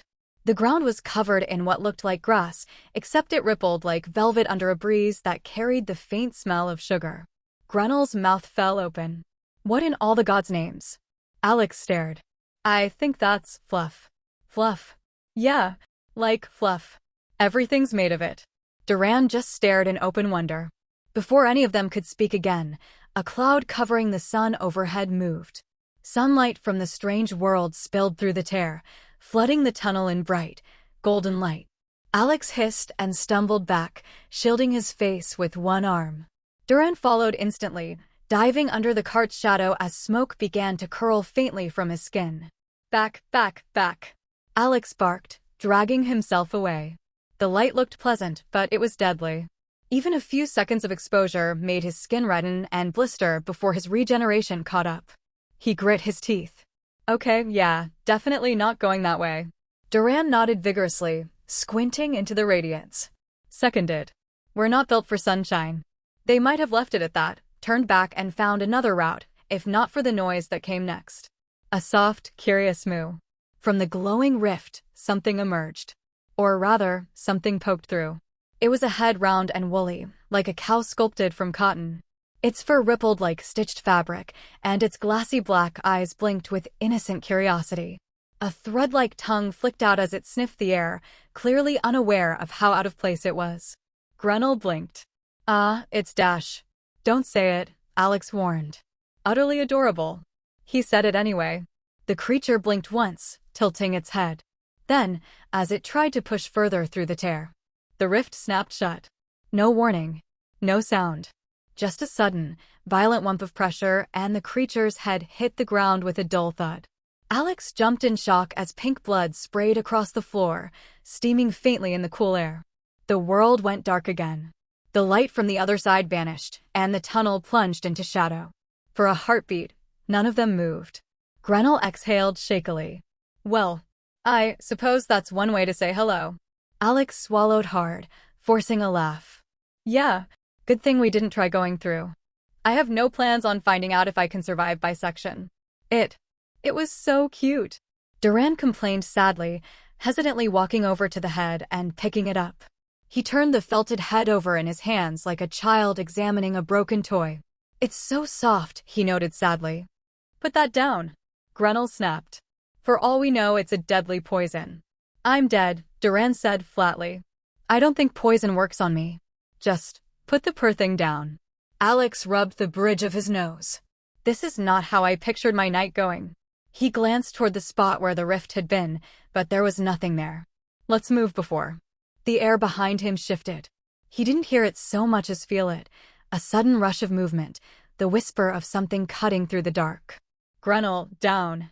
The old man ducked just as something slashed through the space where his throat had been. Alex spun, catching the blur with his arm. Pain detonated instantly. The force of the impact tore into him, spikes punching through muscle like a knife through wet clay. He staggered back with a hiss, blood splattering across the floor. Grenel shouted, scrambling away. Duran dropped the cow's head and reached for the axe strapped to the cart, his face twisting into grim focus. Alex's vision steadied just in time to see their attacker jump back and anchor itself to the wall. It wasn't big, barely reaching chest height at most, but that didn't make it any less terrifying. Its entire body was a weapon, bristling with jagged spines that jutted out from every joint, every limb, every inch of skin. In the few gaps that he could see, its green-gray flesh glistened wetly, stretched too tight, and its eyes were wide and black, reflecting the tunnel's light back at him. Its arms were even worse, each one studded with several long forward-facing spines that looked like a grotesque parody of a sword, each tip slick with Alex's blood. It was like if a goblin and a porcupine had a baby, which was then raised by Wolverine. It growled once, the sound like teeth grinding on stone. Grunel raised his axe. What's happening? I can't see dash. Later, Alex shouted, stepping forward when his arm finished healing. I'm busy. Locking onto the nearest target, the creature growled once again and launched itself off the wall, its spines slicing for Alex's throat. Alex ducked low, feeling the rush of air as the thing's spines whistled past his head. They struck the wood behind him with a sharp, splintering thud, sinking deep enough to stick. He twisted aside, drove an elbow into its flank, and immediately regretted it. Pain lanced through his arm as a dozen spines bit into his skin, shredding muscle and lodging into the bone. He tore himself free with a snarl, blood slicking his forearm. The thing detached itself from the wall and hit the ground on all fours, claws scraping against the dirt floor. It hissed, a dry, rasping sound that made his teeth ache, and lunged again. Alex stepped forward, met it halfway, and slammed a fist into its chest. The impact sent both of them reeling, the creature screeching as spines shattered against his arm. He felt each one punch into his flesh like nails through wet cloth. Letting out a scream of pain, he stumbled back, his knuckles a mess of torn skin and dripping blood. Duran started forward at the sound, his hands gripping their new axe. Stay back, he groaned, clutching the mutilated appendage close to his chest. I can afford to fight it. You can't. Grunel had already retreated behind the cart, placing his back to the wall and trying to make himself as small as possible. Duran hesitantly stepped back, protecting the old man. The monster circled, its movements jerky and twitching. Alex's eyes followed the motion, calculating distance, speed, angle, trying to find somewhere to hit that wouldn't turn his hand into minced meat. It didn't give him time. The thing darted forward with unnatural speed. Alex barely had time to twist aside. The creature grazed his ribs, leaving a dozen shallow cuts that immediately welled with blood. He grabbed its arm, meaning to slam it down, but the spines shredded his palm the moment he tightened his grip. Pain. Always pain. He gritted his teeth, forced his muscles to obey. His hand clenched anyway, dragging the creature off balance. It screeched, swinging blindly, and one of its spines slashed across his face, carving a burning line over his cheek. Damn it. He hurled it into the wall. The impact cracked wood and bone alike, and for a moment, his eyes flared with hope. Then it got up. It twisted itself upright in a way that no normal skeleton should allow, limbs bending at strange angles, the sound of popping joints echoing down the tunnel. Alex exhaled slowly. Of course. It launched again. This time, he didn't dodge. He caught the motion with both arms, took the hit square to the chest, and let his weight carry them both to the ground. Spines drove into him like daggers, but his hands found its throat and squeezed. Grah! He roared to drown out the pain, his chest getting more and more mutilated with every moment. For every muscle he reconnected and every stab he healed, 2 more were dealt back. His fingers dug through the slick layer of spikes, their serrated edges slicing him to the bone. Fueled by rage and desperation, he clenched with all his might, uncaring of the agony he was experiencing. The more he tightened, the more his skin tore. Blood spilled freely down his arms, mixing into the dirt. Its claws raked across his chest, ripping deep, but he didn't let go. Something heavy crashed into its back, Duran's axe shattering the spines on its back. The creature jerked back in pain, tearing loose from Alex's grip and taking a few fingers with it, leaving him lying there in agony. Oh, Epsilon. The monster spun, launching a spine that whistled through the air. Duran swore and ducked behind the cart, the projectile embedding itself halfway through the wooden frame. Wiping his brow, the ghoul readied himself, then darted out, hefting his axe. The tail has been taken without authorization. If you see it on Amazon, report the incident. It saw him and charged. Duran sidestepped, swinging the blade in a wide arc. The impact was solid, a clean hit, but the spines protected it from injury once again. They exploded under the blow, sending shards flying in every direction as the creature snarled in fury. Alex flooded his leg with mana, feeling the power saturate to its utmost, and delivered a kick with all his might. The blow landed on the creature's back, right where the first axe strike had largely broken the spines. The creature let out a brief whine of pain before a geyser of black blood erupted from its mouth and it shot into the wall like a cannonball, the spines working against it as it was embedded in the wood. Duran charged, both hands on the axe, and swung with all the strength he could muster. A wet crunch followed, the blade sank deep into the thing's neck. Alex waited for another heartbeat, then two, but the creature didn't move. He collapsed to his knees, chest heaving, his blood pooling beneath him. The tunnel reeked of iron and a strange, sulfuric smell. Duran still didn't relax, cautiously prodding the corpse with the axe head, ready to leap back at the first sign of movement. Is it dead? If it isn't, it's doing a damn good impression. Alex gasped, the agony spreading through his body, unwilling to be ignored. Having subsisted off of nothing but animals for the past several days, he was already running low on energy, and this fight had pushed him to the brink. He could feel the hunger growing with every second as his body worked to repair the dozens of holes perforating his body. Fuck. He swore to himself. Am I gonna have to ask Grenell to top me up? He still doesn't know about my dietary restrictions, and this is not the way I want him to find out. He looked around desperately, searching for a solution. Duran is a no-go. He's been dead for a while, and even if he wasn't, he's animated by me. No way I'm allowed to recycle energy like that. His gaze drifted to the creature's remains. The floor beneath it glistened, dark and wet, the blood oozing out in thick streams that steamed faintly in the chill air. The smell hit him next, metallic, sharp, tinged with sulfur and rotten eggs. He swallowed. That smell, it was awful, but maybe. Desperation muddled his thoughts. All he knew was that if he didn't choose to do something he might regret soon, he would be forced to do something he would definitely regret. Alex. Grenell's voice was hesitant. You all right? Fine, he said with difficulty, crawling toward the corpse. He stopped beside it, staring at the black blood pooling from its wounds. It shimmered faintly under the dungeon's glow, thicker than anything human. He hesitated, half expecting it to corrode the ground, or for the creature to suddenly wake up, but nothing happened. Slowly, he reached down, dipped 2 fingers into the liquid, and brought them to his lips. It was cold. Bitter. The taste almost made him gag, something between paint thinner and vomit, but the moment it slid down his throat, the reaction was immediate. The hunger diminished ever so slightly. Without hesitation, he grabbed the thing by the shoulder and stuck his mouth into its severed neck, drinking from it like a straw.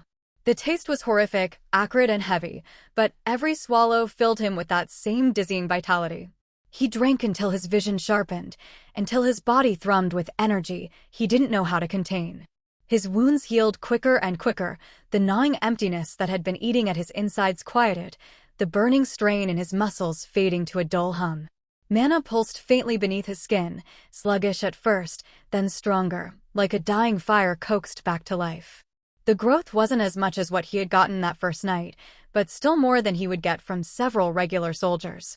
Enough to make him question whether he was meant to be eating monsters instead of humans in the first place.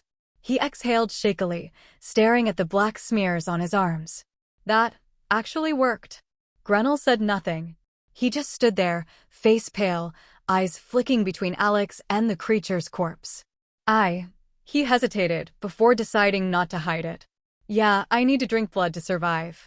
It's how I get my powers and why I never eat with you. The old shopkeeper relaxed, reassured that Alex hadn't gone crazy. You couldn't have given me a warning or something? He asked after a second. Sorry. I was really hungry. Alex shrugged. He wiped his mouth, grimacing at the taste, then turned toward Duran to make a comment, only to stop. The ghoul had collapsed to the ground where he stood. Duran? No response. Alex frowned, picking himself up and hobbling over to the man's form. The axe was still clutched in Duran's hands, his body slumped forward beside the cart. For a moment, Alex thought he'd just passed out, but then he saw it, the glassy eyes, the utter stillness, the faintly sunken look that hadn't been there before. Hey, he said, crouching beside him. Wake up. Nothing. He shook him lightly. Duran, come on. You don't get to take a nap right now. Still nothing. No flicker of movement, no reaction at all. Grenell's voice came from behind him, low and uncertain. What's wrong? Alex didn't answer. He just stared, a creeping unease curling in his stomach. Duran didn't breathe, never had, but there was a difference between that and This. His hand tightened on the ghoul's shoulder. Don't you dare. The silence pressed in, thick and heavy. Then, from somewhere deeper in the tunnels, came a sound. A distant scraping, followed by another. Then a low, guttural shriek that made the pebbles under their feet tremble. Alex's head snapped up. Faint echoes bounced through the twisting corridors, the clicking of claws, the dry hiss of air forced through narrow throats. Oh, you've got to be kidding me. Grenell froze. Tell me that's not. It is. The tunnel around them pulsed once, like the dungeon itself was taking a breath. Fuck. Alex cursed, the beginnings of panic setting in. The cart rattled violently as Alex sprinted down the twisting tunnel, the wood groaning with every sharp turn. The sound of pursuit echoed behind them, dozens of claws scraping across the floor, guttural shrieks blending into a single, maddening roar. Hold on, he shouted over his shoulder. Grenell clung to the cart's side with both hands, his knuckles white. Duran's limp body lay slumped next to him, one arm bouncing lifelessly with each jolt. It had taken Alex all of 3 seconds standing there waiting for the monsters to reach them to realize, oh wait, why should we wait for them in a dead end, when we can just run instead? Which is what he proceeded to do, after loading the old man and Duran's body in the cart. The tunnel forked. Alex chose left without thinking, uncaring of where it took him as long as it was away. The walls blurred past, their faint blue glow bending and shifting like the inside of a living thing. Every few seconds, something moved in the corner of his eye, shadowed claws, eyes, but he didn't stop long enough to make them out. Another screech tore through the dark. One of the monsters rounded a corner in front of them, close enough for Alex to see its silhouette, thin, long-limbed, its body glistening with a wet sheen. Go away, he growled, dragging the cart faster. The wheels screamed against the uneven ground, sparks occasionally bursting when the metal rim hit stones. The ceiling lowered suddenly. He ducked under a low arch of wood and nearly lost his grip when the cart slammed into the side, the impact echoing like a gunshot. Splinters flew. Grenell barely had time to let go of the side to avoid losing his fingers. Be careful. You're welcome to run yourself if you'd prefer. Another corner, another branch. He veered right this time. Behind them, the shrieks multiplied, the creatures splitting up, spreading through the maze. For a few terrifying minutes, it was chaos. Every tunnel looked the same, and twice he nearly ran straight into another group of monsters. One time, he couldn't avoid it, shoulder barging through a monster blocking the way, crushing it against the wall before it could even react. This one was much less intimidating than the spiked one. It looked more like a bird, with scarily sharp talons and a wicked-looking beak. Unfortunately, that wasn't really much help in a tunnel. Its bones snapped like twigs. In fact, nothing they had seen so far was as strong, or at least as difficult to fight, as the spiked creature from before. They were fast, yes, but not as fast as him. As long as he kept moving, they couldn't surround him. The maze twisted again and again. Alex had long since lost count of the number of turns he had taken. The noise of pursuit behind him began to fade, until only one remained. Tap, tap, tap. Alex didn't even look back. Persistent little bastard. He kept running, the tunnel bending downward slightly. The incline made it easier. Gravity did some of the work for him, but the cart gained speed quickly, threatening to overtake him. You can slow down. Grenell shouted. I think we lost them. No, we didn't. He shouted back, grateful for his superior senses. Alex risked a glance over his shoulder and caught a glimpse of it, something lean and sinewy, built like a python with too many limbs, not very hard considering any number of limbs was too many. Its eyes burned pale yellow, fixed on him with animal focus. The distraction cost him. His foot got caught on a root jutting out of the tunnel floor, almost sending him flying face-first into the ground. The creature howled at the opportunity and lunged forward, claws scraping against the ground as it gained speed. Grenell, hang on. What do you think I've been doing? The sound grew louder, thumping steps, rasping breath, the clatter of spines scraping the walls. Alex could practically feel it breathing down his neck. He tightened his grip on the cart's handle, then seemingly came to a decision. Taking inspiration from his near fall, he collapsed forward, gritting his teeth as the ground shredded the skin on his arms. Flattening himself as much as possible, he let the full-speed cart roll over him, carrying Grenell and Duran's body further away. And Beta. He turned to face the monster, arms already healed. It came bounding toward him, its mouth splitting open to reveal a tangle of shark teeth. He sidestepped the first bite, barely avoiding a follow-up set of claws that cut the air where his head had been. He couldn't avoid the tail swipe that followed that, tanking the hit with his arms as the muscular limb sent him flying down the corridor. This narrative has been purloined without the author's approval. Report any appearances on Amazon. Fine. He got up with a grunt, massaging his sore forearms. You wanted to chase me down? Well, you did. Now what? He lashed out, a low kick aimed at one of the creature's knees. It hit hard, snapping something inside with a crack. The beast shrieked, staggering. Alex pressed forward, hammering on top of its head, but it twisted aside and slashed at his ribs. The blow glanced off, cutting shallow lines into his skin. They circled each other in the narrow space, trading quick strikes and feints. The creature was faster than the others, but not very intelligent. It relied on instinct and brute speed, something Alex more than equaled it in. While it flailed about randomly, he could calmly beat the shit out of it. It lunged again, mouth wide, going straight for his throat. Alex met it halfway, catching the sides of its jaws and forcing them apart. The teeth shredded his palms as they strained against him.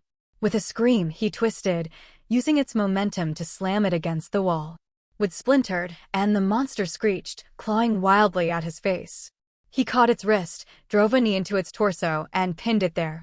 He flooded his arm with mana, his nails growing and taking on that obsidian edge, and without hesitation, he rammed them through the creature's neck. The monster convulsed once, twice, then went still. Alex held it there for a moment longer, making sure, before pulling free and letting the body slump to the floor. The inaudible buzzing of the dungeon air filled the void, like the low thrum of distant machinery. He flexed his bleeding hands, watching the wounds knit themselves shut. Not bad, he muttered, half to himself. I almost didn't cry from the pain this time. Turning around, he saw the cart stopped a few dozen yards further down the tunnel, a bend in the path having arrested its forward momentum. Grenell peeked over the side, eyes wide. Is it dead? Alex glanced back at the corpse. Yeah. He walked back to the cart, grabbed the handles, and started moving again, slower this time. The silence around them felt strange, too still after the chaos of the chase, but he wasn't about to complain. They'd survived. Speaking of survival, he stopped and turned back to the cart. Duran's body lay still where Grenell had tried to wedge him so he wouldn't fall out during the run. His eyes were half-lidded, empty. Alex stared for a while, frowning slightly. He'd been so focused on not dying that he hadn't had time to think about what exactly had happened to the ghoul. The thought that the ghoul had simply died, for no apparent reason at that, didn't make sense to him. Something must have caused it. In all the time he'd known Duran, which was his whole existence, the man had never eaten, drank, or absorbed anything that might constitute an energy source. It was easy to think, oh, he's undead, they just keep going until something kills them, but... Grenell looked at him questioningly. Alex. Thinking, he murmured. Don't interrupt. He turned the idea over in his head, comparing it to his own experience. He needed blood to heal, to fuel his mana, to keep moving. The energy inside him wasn't infinite. He could feel it thinning when he overused it. Duran was made from his mana. A puppet running on borrowed fuel. And like any tool left running too long, that fuel eventually ran out. Please let me be right. Alex muttered under his breath. Grenell blinked. What? He ignored him, crouching beside the body. It made sense. If Duran's existence relied on his magic, then the only way to restart him would be to feed more magic into his body. And the only thing that could do that was his blood, already saturated with mana. He exhaled slowly, flexing his hand. It was one thing to sustain grave bodily harm in a fight for his life. It was a whole other matter to willingly inflict it on himself in a calm situation. All right, he psyched himself up. Just a quick slice, nothing more. Before he could hesitate, he flooded his arm with mana once again and flicked the serrated nail across his other wrist. The edge sliced cleanly through his skin, a thin line of dark red welling up immediately. Transferring the flow of mana from one arm to the other, he packed as much of it as he could into his bloodstream, the liquid taking on a light shimmer in response. Satisfied, he brought it to the corpse's lips. Grenell's eyes widened. What are you? This should bring him back, he explained. If you hadn't realized, Duran is basically a zombie reanimated by me. This is how I did it the first time, and I'm assuming he passed out from lack of energy, so this should fix it. At first, nothing happened. The blood streamed into the ghoul's mouth before tapering into nothing as the wound sealed itself shut. Disappointed, Alex was about to cut himself once again when Duran's throat twitched, a quiet swallow breaking the silence. Come on. Alex didn't relax yet. Until Duran was awake and cognizant, he would not count his chickens. Grunel took a cautious step back, clearly uncomfortable. Is it supposed to do that? Yep, Alex replied without looking up. The silence returned for half a heartbeat, then Duran's fingers jerked. His hand clenched loosely, his veins bulging. Alex lowered his wrist, watching intently. With a sudden inhale that sounded halfway between a gasp and a growl, Duran sat up. Grunel stumbled back with a yelp. Alex put up a hand, drawing the ghoul's confused gaze to himself. Hey, you with us? Who? Duran blinked rapidly, his eyes unfocused. Alex's heart sank. Please no. Alexander. Duran continued, his voice still confused, but regaining some clarity. What happened? Oh, thank God. Alex collapsed in relief, leaning back on his arms. You're back. Back? Back from where? What are you talking about? The ghoul asked again, annoyance bleeding into his voice. You fainted. Alex finally replied, a smile on his face now that his fears were proven unfounded. Fainted? Duran repeated blankly. He looked down at himself, then around the tunnel as if seeing it for the first time. I don't remember that. You ran out of mana, Alex explained, standing and brushing off his hands. Turns out you need regular maintenance. Guess I should have read the manual before making you. The ghoul frowned faintly. Manual? Never mind. Grunel stepped forward hesitantly. Is he safe? For now, Alex said, flexing his wrist. The wound had already sealed, leaving only silky smooth skin in its place. He's running again. Duran rubbed at his temple, still blinking as if his vision hadn't settled yet. I feel strange. Lighter? No, emptier. Yeah, that's probably normal, Alex said quickly, not entirely convinced himself. Your mana was at 0.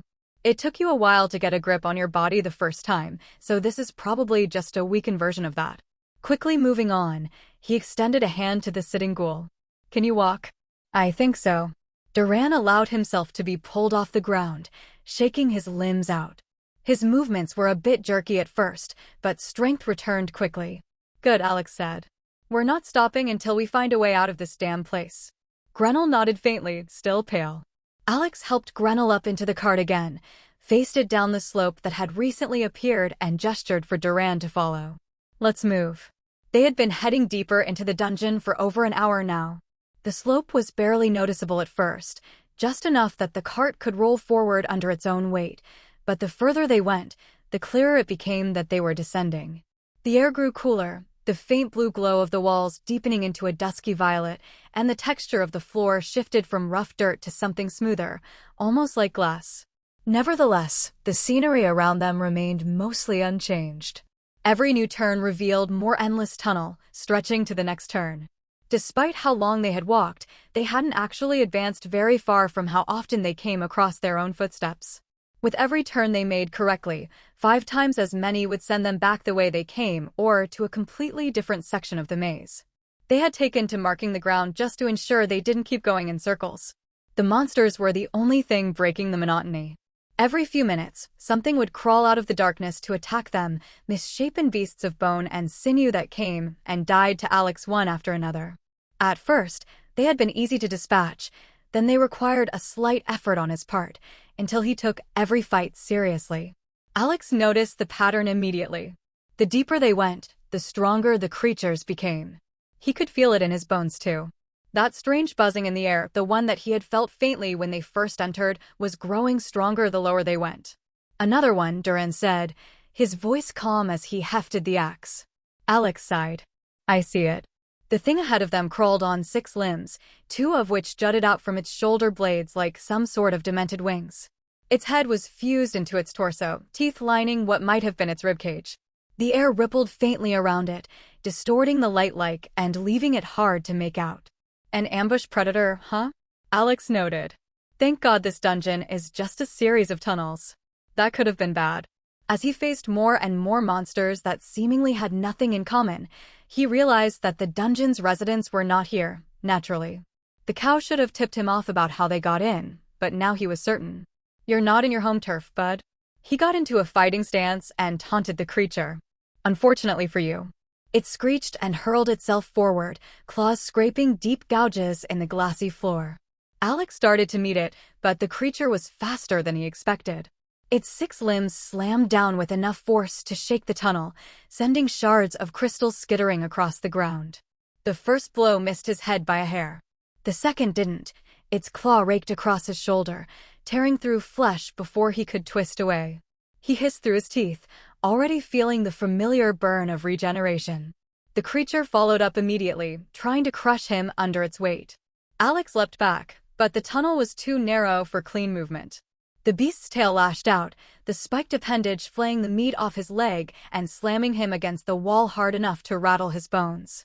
Duran surged forward when he saw Alex screaming on the ground, swinging the axe in a heavy arc.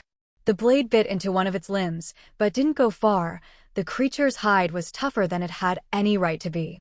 It shrieked, jerking back, nearly tearing the weapon from Duran's hands. Fall back.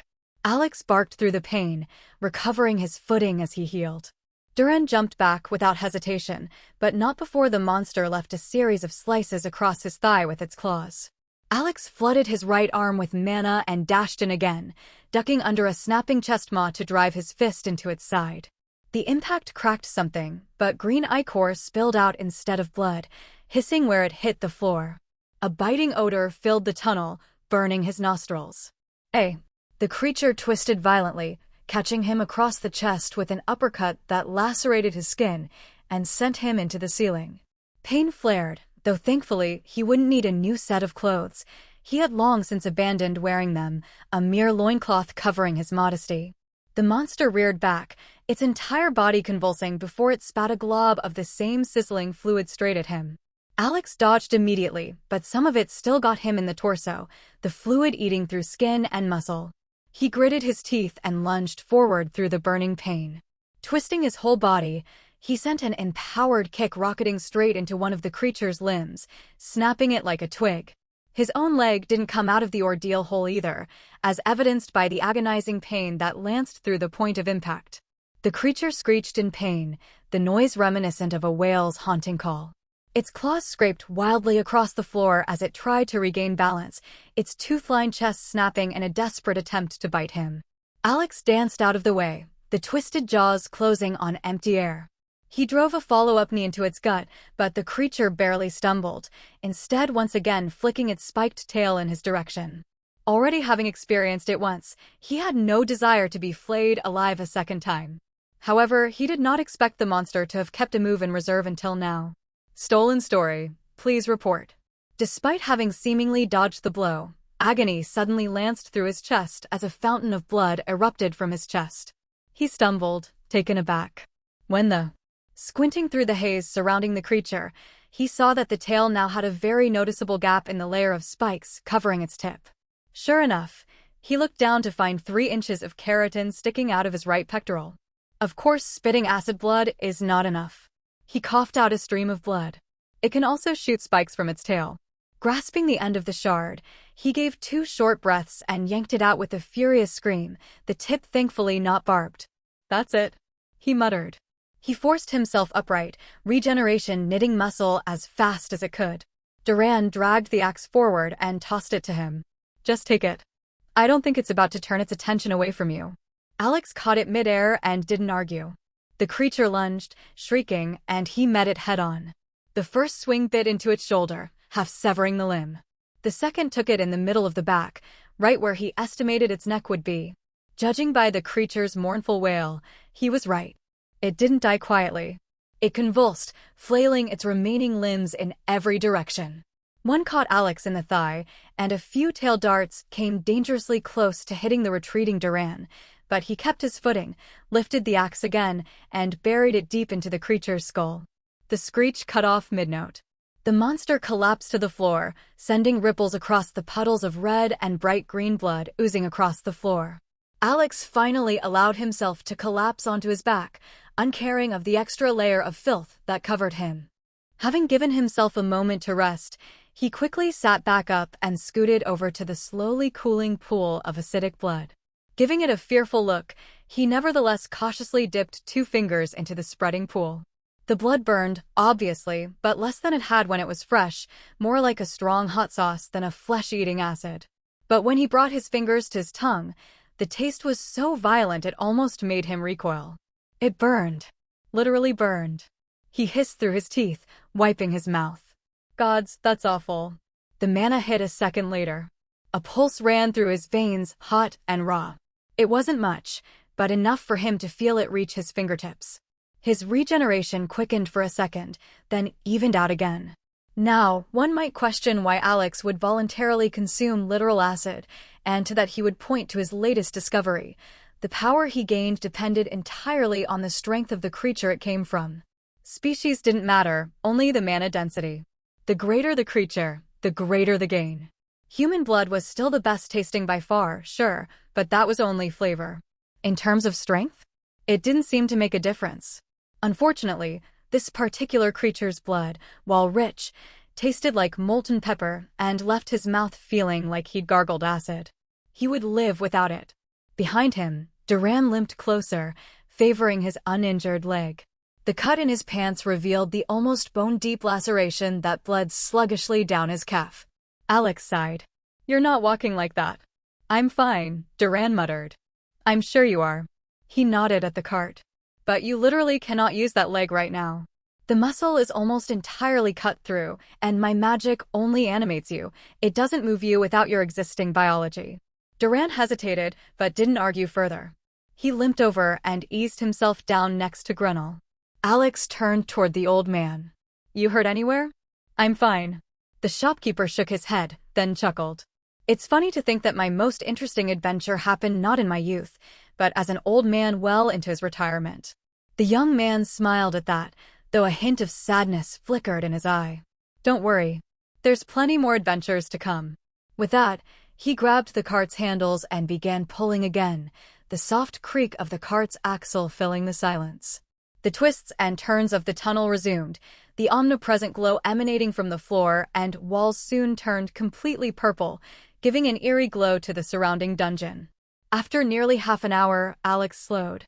The silence around them was strange. After the last couple of hours, no scuttling claws, no shapes lurking in the shadows, not even a distant shriek.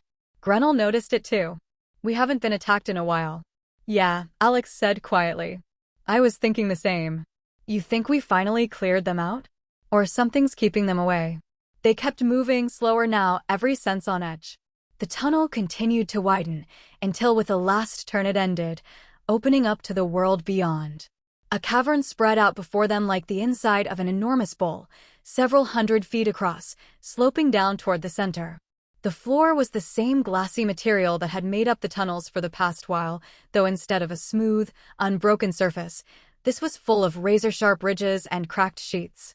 The walls and ceiling were made of tightly fused wood, twisted and warped into natural arches that rose high overhead. But it was what sat in the middle that drew their eyes.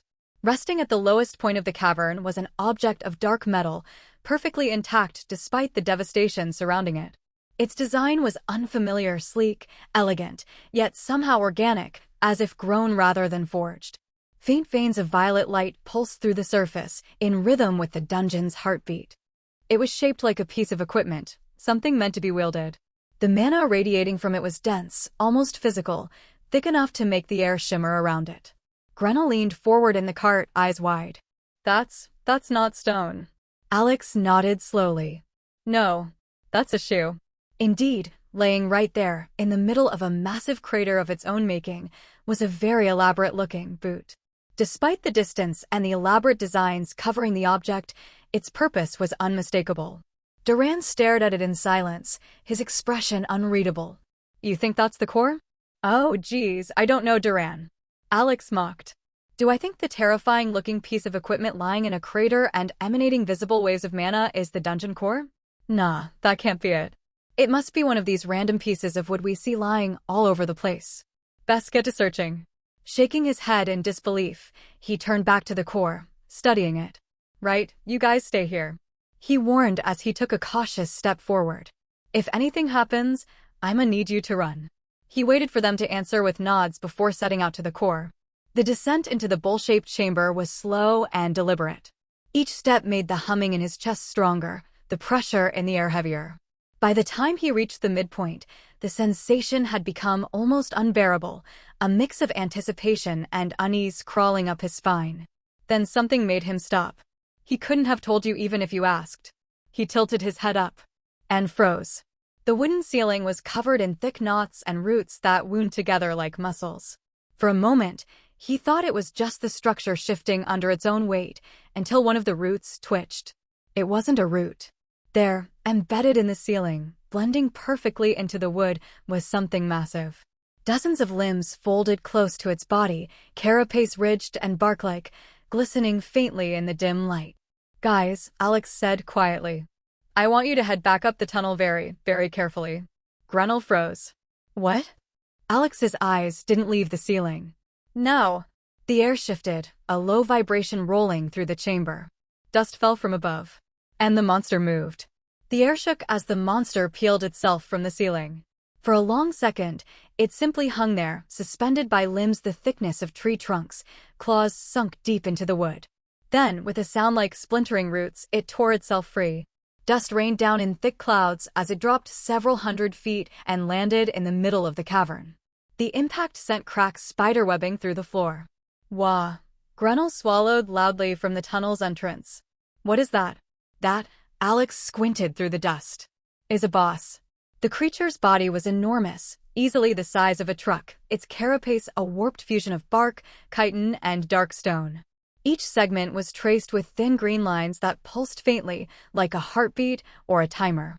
Over a dozen limbs extended from a central torso, each with varying lengths, but all ending in a wicked-looking barbed tip the size of a whale harpoon. The head was worse, a monstrous abomination dragged straight out of an arachnophobe's nightmare.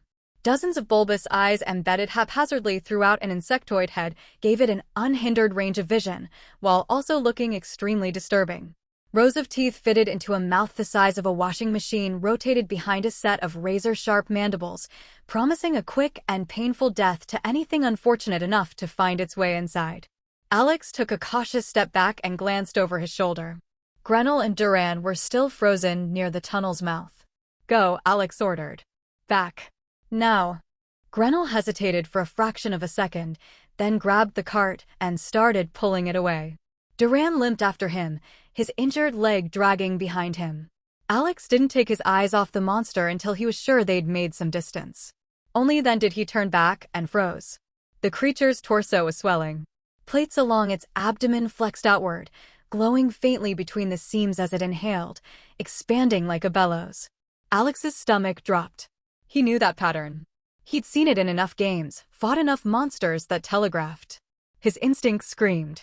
Cover your ears, he roared, his own hands clapping against the sides of his head a moment too late. The monster roared. The world detonated.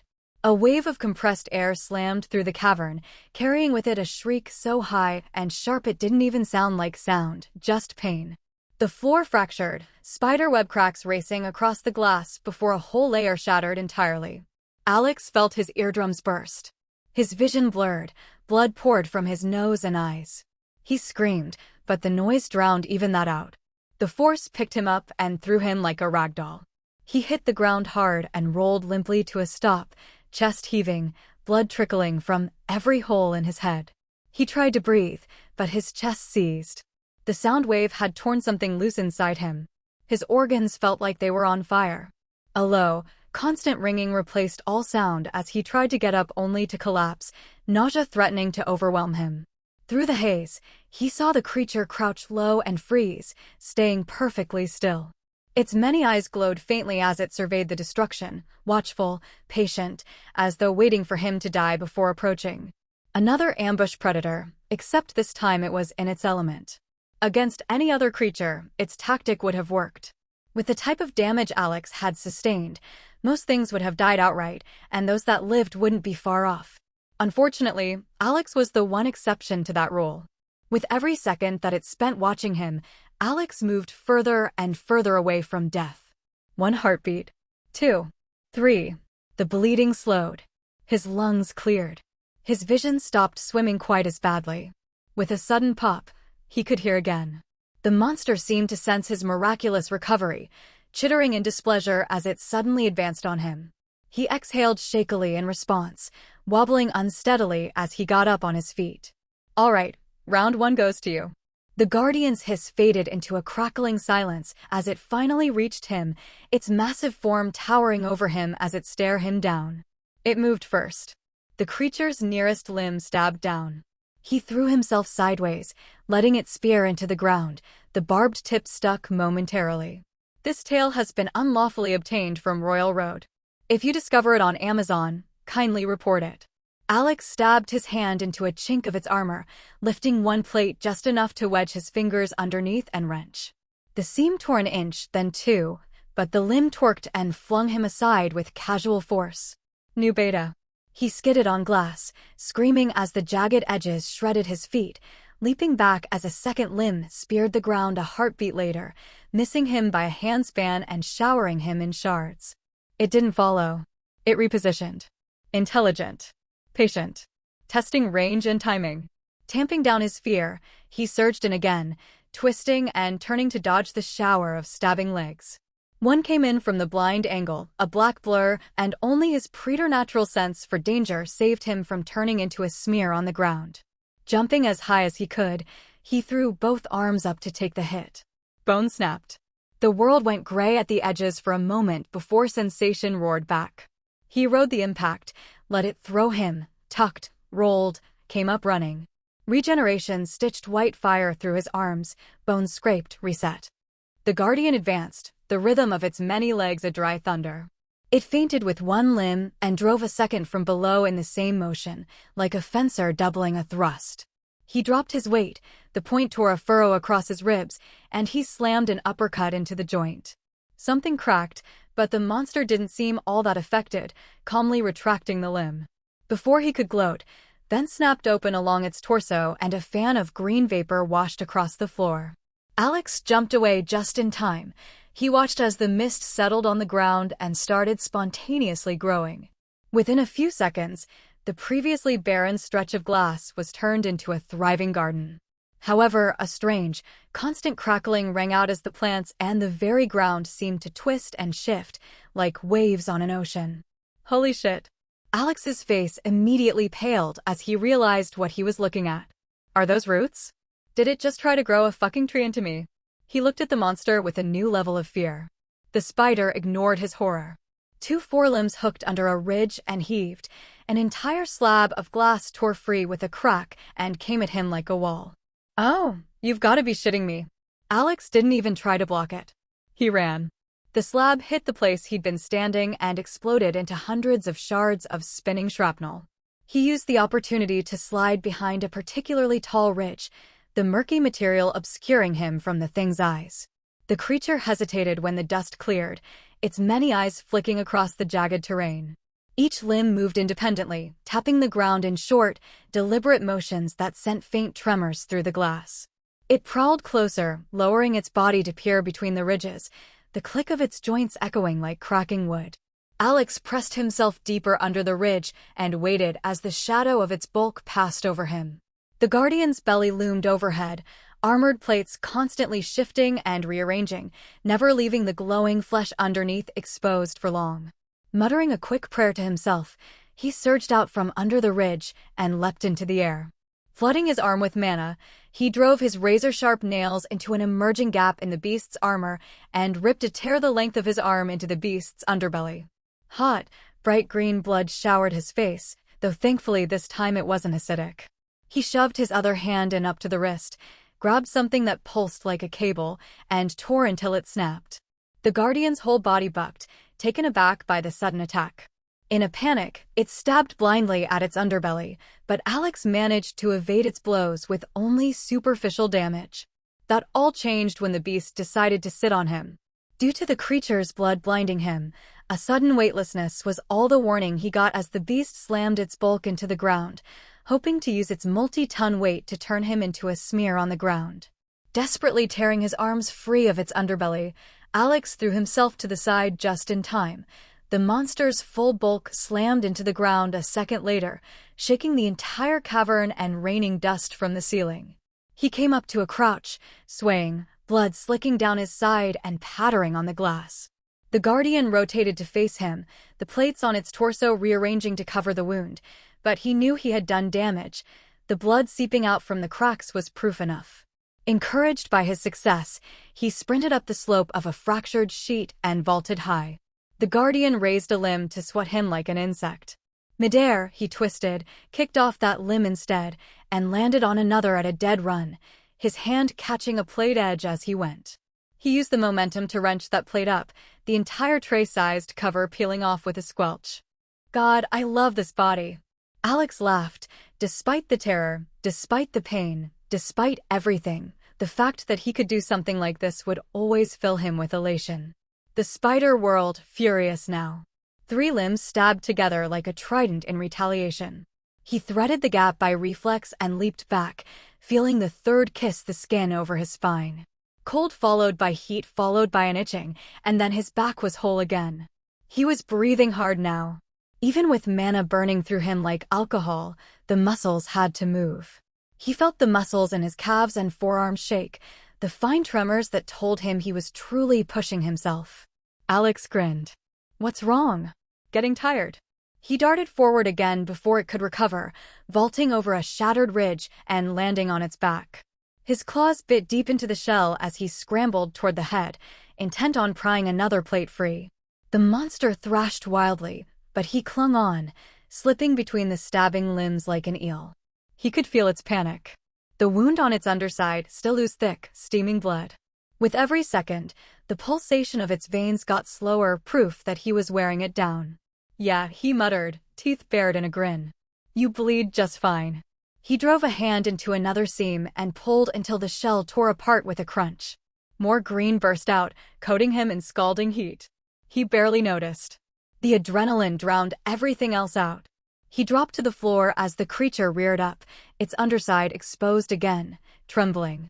For the first time since the fight began, it seemed to hesitate. Alex laughed breathlessly. What's wrong? Lost your nerve. He prepared to charge back in. Drip. Huh? He stared dumbly at the 3-foot-long spike of wood protruding from his chest, his foot frozen halfway to the ground. The sound registered an instant later, a sharp crack, followed by a wet impact.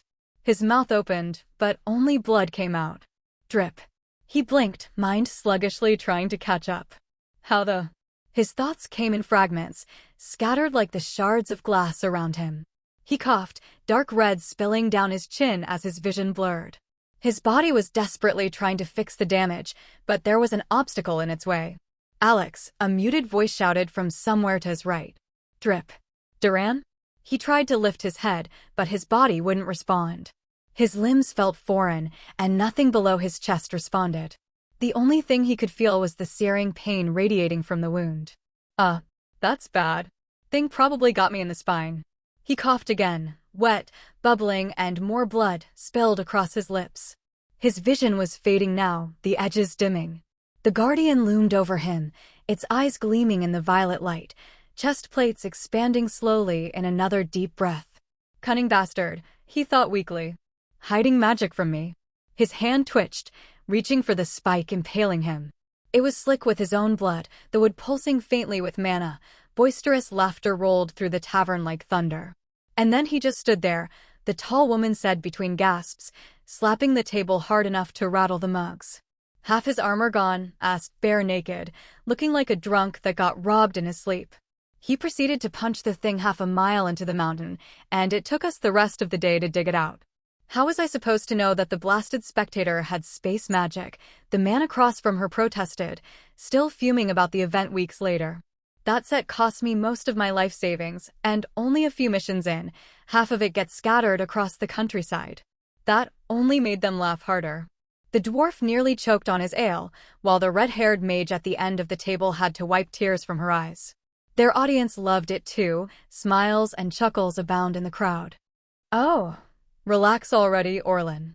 Bram, the dwarf, got up in his chair to slap the man on the shoulder. The set came with a tracking enchantment. You've already recovered most of it, so it's not like it was lost forever. But I'm still missing one of the boots. Orlin exploded, sloshing his drink around the room. Do you not realize that most of the enchantments on the armor are useless without the complete set? And I can't complete it when the final piece is so far away it doesn't even register on the tracker. A full set of Cataclysm tier armor, and it barely performs higher than the Disaster tier. Vesa used her ice magic to block the incoming droplets of alcohol before smiling wryly at him. You'll get it back eventually. We travel around enough that you'll definitely get in range at some point. She snickered. Unless of course it got sent to another world entirely, in which case you'll have to commission a replacement. My condolences. Orlin shot the ice mage a glare and briefly considered throwing his drink at her before thinking better of it. Waking up flash frozen to his bed was not on his to-do list. Setting the mug down with a loud thunk, he took a deep breath, forcing himself to calm down. The crowd of spectators sensed the change in mood and quickly dispersed, leaving the party of four alone. All right, enough about that. We need to have a serious conversation. About what? Vesa asked, smirking into her mug. Your tragic lack of fashion sense? Sarah, the tall archer, grinned. Or your terrible spending habits? Both valid topics. I suggest we discuss each one at length. Bram agreed, raising his drink. Orlin groaned. I swear you people exist to test my patience. All right. Sarah raised her hands placatingly. We'll be serious. What are you thinking? Orlin swirled the contents of his mug, watching the foam twist lazily before it settled. I'm thinking that if the rumors are true, he said at last, days like this might become a thing of the past for us. We make a decision about what's to come. A silence settled over the table. Sarah's grin faded. You're talking about Ekrate and the Free Kingdoms. Orlin nodded. Of course he is. Bram sighed, extending a pipe in Vesa's direction. Everyone's talking about it. 5 centuries of quiet, and now they're ready to start killing each other again over some godly grudge older than the countries themselves. I still don't understand what the point of war even is. Vesa lit the tobacco with a spark, nodding at Bram's muttered thanks. Unless the two countries massacre each other down to the last man, it's not like it's gonna massively affect the feuding gods anyway. Sure, they'll lose a little bit of power as their believers die, but it all seems so meaningless. And there's a god's damned sea between them, which means whichever country attacks first is almost definitely going to be at a massive disadvantage. She threw her hands up in the air. Why can't the two divine dickheads just have a good old brawl and leave us mortals out of it? Because they don't want to. Bram blew a smoke ring, the party pausing to watch it drift into the rafters. Which leads us to the reality of the situation. We have a choice to make. I feel like I'm missing something here. Sarah interjected. Why does the two countries going to war affect us? Sure, we're in Ekrate right now, but this isn't our first time working in a country at war. We do what we've always done, keep our heads down, do more missions, and earn more coin. If anything, war is our most profitable time. Support creative writers by reading their stories on Royal Road, not stolen versions. Orlin shook his head. That won't work anymore. Why? Because although the situation is the same, we have changed. He looked each member of his team in the eye. It's one thing for a country to let a disaster tier party roam around their borders while they're at war. They have bigger things to worry about, and there's a limited amount of damage we could cause if we decided to attack them. R with the Q nu Omicron Betas. Sarah's eyes suddenly widened with realization. But now? Exactly. Orlin nodded. We are Ashenvow, the Cataclysm tier party. We might intend to ignore the war, but the powers that be can't afford to ignore us. Never mind the fact that we would be a strategic asset for whichever country could recruit us. They simply can't allow us to run around within their borders unchecked. If we put our minds to it, the 4 of us could easily wipe a city off the map long before any reinforcements they send get there. Sure, there are people who can stop us, but those can be counted on one hand. Unless the gods themselves intervene, our party could do more damage to a city than an entire army in a fraction of the time. That brought a somber mood to the table. It was easy to forget how much they'd grown. Years of constant struggle had blurred together until every new challenge felt the same, only harder. The jobs had scaled with them, each one more dangerous than the last, so the strength they'd gained never seemed like progress, just necessity. But now, looking back, they realized how far they'd come. They'd outlasted whole armies, fought creatures that once would have crushed them in seconds, and joined the upper echelon of this world's power without ever noticing. Power had crept in quietly, turning them from mere pawns into forces of nature, ones that people wanted on their side. I suggest we leave. Orlin finally spoke, breaking the silence. Bram grunted, pulling the pipe from his mouth. And go where, Captain? North is only the ocean and the free kingdoms, which defeats the whole purpose of fleeing. The East? You know how they treat outsiders. The city-states won't touch us either, too afraid we'll topple them by accident. We'd have to go into hiding the moment we set foot anywhere civilized. Better fugitives than weapons, Orlin said, crossing his arms. I will not take part in a war I have no stake in. This is all ignoring the fact that we might not have a choice in the matter. Vesa interjected. Orlin raised an eyebrow at the unexpected comment. And why might that be? The beasts in the mountains, she said. They've been behaving strangely. That drew the others' attention. Strangely how? They've gone silent, she said. You know those herds of mana elk that usually roam the northern slopes? Gone. Not a trace. The locals say the wyverns have migrated early southward. And the passes that used to be infested with crawler nests? Empty. That sounds to me like the perfect opportunity to leave. Bram shrugged. With the beasts gone, we'll at least have one less thing to worry about as we make our escape. Sarah frowned. To add to that, empty could just mean winter patterns, a mana disturbance, or just a coincidence, couldn't it? Vesa gave her a look. Coincidences don't exist in our line of work, and it's too early for winter. Some mana phenomenon could explain it, but I find that doubtful. I think something or someone is controlling them. Orlin frowned. Controlling monsters? Wouldn't be the first time, Vesa said. Remember the Cradle War? Entire armies of altered beasts. If some scholars managed to recreate even a fraction of that power. Bram grunted. Aye, and if pigs could cast fireballs, we'd all be roasted. Don't start jumping at shadows now, lass. That was a freak accident and is impossible to reproduce. I'm not fear-mongering, she shook her head. Remember the stories. The monsters didn't just appear out of nowhere back then, they moved. Migrated, gathered in places that were supposed to be lifeless. And then one day, they all came back. Sarah also expressed her skepticism. And you think something like that's happening again? Vesa exhaled slowly. I don't know. But something's been off in this region for a while now. The air feels heavy. You can't tell me you haven't noticed. The others looked questioningly at each other. I can't say I've sensed any of your so-called heavy air. Bram leaned back with a grunt. But you're saying the mountains are about to spit out another catastrophe, and your bright idea is to stay where we are instead of leaving while we can? No, quite the opposite. Vesa rolled her eyes. I'm saying that if something that big is brewing, then when the fighting starts, this place will be the first to burn. A quick discussion followed by a vote settled the issue. Orlin nodded slowly. Then it's settled. We go. Just like that. Sarah asked. No plan? No destination? You really think that we should run away like some two-bit criminals fleeing into the night? Oh, relax. Orlin waved her away. You're acting like we're planning on uprooting our lives and leaving everything we know behind. We've traveled through several different countries before. Just pretend this is another extended trip. The tall woman hesitated, then reluctantly sat back down, letting out a tired sigh. Well, if you're all in agreement, it seems like I'll have to go whether I like it or not. Stop being dramatic. Vesa rolled her eyes, then looked at the others. But you're right. It seems we're all in agreement. We go. Bram muttered something under his breath, but nodded all the same. Aye. Better to choose our own road than have one chosen for us.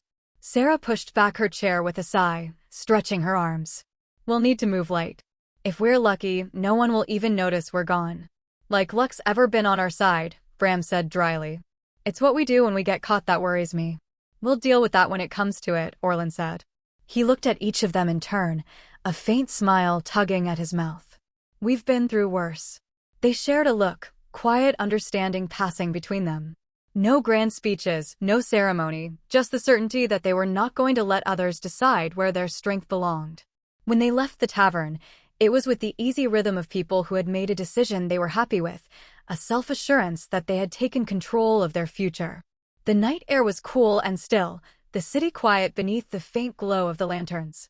And in the distance, under that same moon, people planned and monsters gathered. Drip. The sound of Alex's blood dripping echoed loudly through the cavern. The guardian stalked closer, circling him like a spider with its prey. The weight of its attention pressed against him like a physical force. Alex tried to move again. His arms rose to rest on the intruding object, but nothing else did. The spike through his chest effectively crippled him, rendering his healing useless.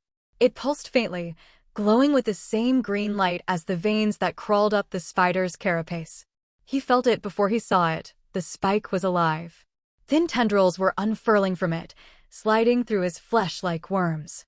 The pain was dull at first, buried under shock, but as the roots anchored themselves deeper, the agony bloomed in waves. "Shit," he rasped, blood bubbling on his lips. "You've got to be kidding me." He tried to rip himself free, but he was stuck fast. Each attempt sent new flashes of pain up his spine. The many-legged monstrosity moved closer. Its bulk blotted out the ceiling, turning the world around him into a shadowy blur of chitin and teeth. "I might die here," he grimaced. For the first time since arriving to this world, Alex truly felt fear for his future. And if I don't die, well, that might be even worse. Maybe immortality really is a curse. "Not like this," he muttered. His voice came out in guttural bursts, blood bubbling from his lips. He could feel himself slipping. Every heartbeat pumped more blood out of him, pooling warm around his feet. Although his body was making more by the second, he bled out faster than he produced it. His head spun. The guardian stopped a few meters away.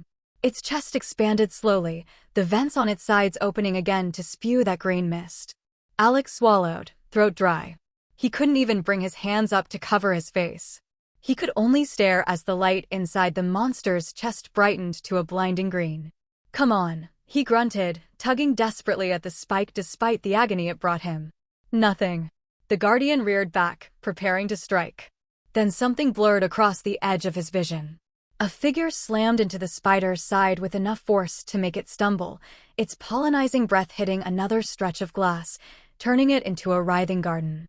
One of its legs buckled under the impact, gouging a trench into the floor. "Who?" Alex blinked through the haze, before his eyes suddenly widened. There, crouching right where the guardian had been, stood Duran, the splintered handle of his axe in hand. His entire body was wreathed in flickering red flames that licked along his arms and shoulders, casting his face in a hellish glow. The fire burned erratically, twisting and snapping like it was alive, yet it didn't seem to harm him. Instead, it looked like it was powering him up. The guardian retreated, studying its new opponent.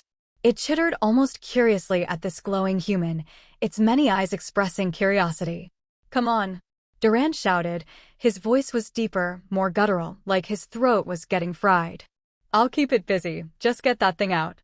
Alex tried to express his confusion, but only managed a wet grunt. The blood filling his lungs made speaking impossible. Duran didn't wait for an answer. He rushed the spider, axe flaring red as it cleaved through the air. The blow landed with a thunderous crack, biting deep into one of the guardian's legs. The creature reeled, ichor spraying in thick arcs. New beta. He pressed the advantage, swinging again and again, each strike leaving trails of light that hung in the air. The sound of metal meeting chitin rang out like hammer blows. Alex could only watch. What the hell, he thought, his mind struggling to process what he'd seen. Since when can he? Shaking his head, he clenched his jaw, forcing himself to focus. "I can ask later. Now move." He flooded mana into both of his biceps, flexing with all his might as he pulled. "Fucking," he gritted his teeth. "Move." Pain shot through his chest. His vision went white, and for a moment, he thought he'd passed out. When it cleared, he looked down to see the spine exactly where it had been, the skin around it slowly wriggling and twisting as it forced its roots deeper inside him. This story has been taken without authorization. Report any sightings. The sound of battle roared ahead of him. Duran had driven the guardian back several steps, his flaming axe tearing chunks from its armor. The spider shrieked, slamming two limbs down at once, but Duran ducked and countered, cleaving one clean off. The severed limb hit the floor with a crash, more bright green blood gushing out of the stump. For a second it looked like Duran could truly win. But then the guardian let out a shriek of rage.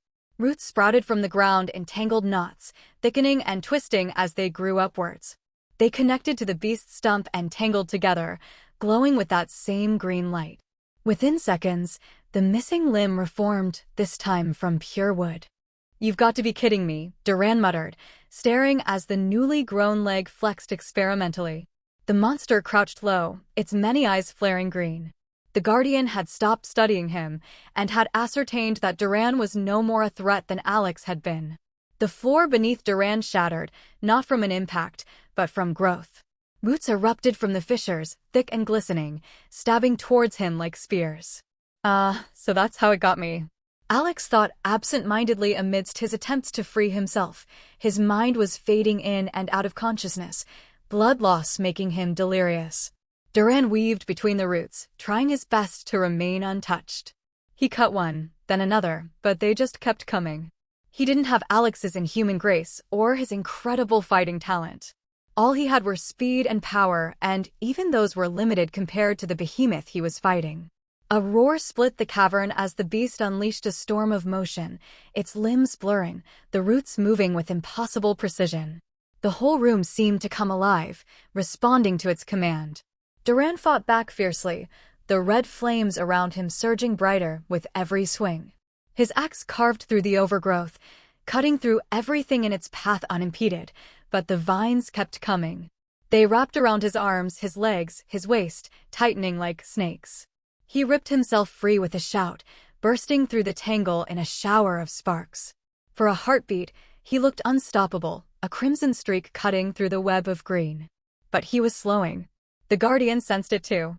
It lunged, slamming 3 limbs down in perfect sync. Duran caught one with his axe, dodged the second, but the third slammed into his side. Bones snapped audibly. He flew backward, crashing into one of the ridges. He staggered up almost instantly, blood dripping down his side, but the flame had dimmed. Alex's hands slapped helplessly against the spike. "Damn it, come on, please." The spike pulsed again, glowing brighter as if mocking him. The roots growing out of it were shifting, reaching his chest. He could feel them writhing beneath his skin, fighting for control and doing untold damage to him in the process. He coughed out another mouthful of blood and got desperate. He forced mana into his chest. The pressure built quickly, filling his torso until it hurt. He pushed harder. His chest saturated, refusing to accept any more mana. He pushed harder. Blood welled out from the wound, pouring down his front and staining it red. Veins burst in his chest from the overload, dragging him ever closer to death. "Fine," he rasped. "Let's see who gives first." The Guardian hadn't advanced on Duran. It had learned its lesson with a severed limb. Why approach a dangerous prey when you could kill it from a distance? It spread its limbs, anchoring itself to the floor. The lines etched into its shell pulsed in a quick rhythm, 1, 2, 3, and the air rippled. A forest erupted around it. Dozens of sharp, spear-like stakes burst from the ground, slamming into the glass and fanning outward. Everything in front of it shifted into a living maze, thick with branches and spines. Duran tried to retreat, but one of the roots shot up behind him, impaling his shoulder and pinning him in place. He gritted his teeth and hacked through it, freeing himself just as another came from the side. He barely dodged that one. The next he didn't. A spike tore across his forearm, ripping muscle and sending his axe spinning from his grip. The weapon clattered away, lost in a wall of writhing wood. "Come on," Duran roared, punching the nearest vine hard enough to snap it. He caught the top half as it fell and swung one-handed, the flames bursting back to life with renewed fury. The strike landed clean, severing all the stakes around him, but the victory was short-lived. The spider lunged before he could recover, stabbing downwards and from the sides with several limbs. Duran managed to defend for a short while, but he eventually slipped up as a blow caught him across the chest. The impact sent him flying again, this time into one of the ridges at the edge of the crater. He didn't get back up immediately. The Guardian advanced on the fallen ghoul, its wounded limbs knitting back together as it moved. The veins flowing along its surface were visibly dimmer now. Even a creature of its might would get tired of throwing around attacks like that eventually, but it was looking less and less likely like that would matter. Duran groaned, forcing himself to his knees. His eyes glowed faintly red through the haze, his jaw clenched tight. The strange fire sputtered weakly across his knuckles, but it wasn't enough. Not yet, he growled, pushing to his feet. I already died once. You don't scare me.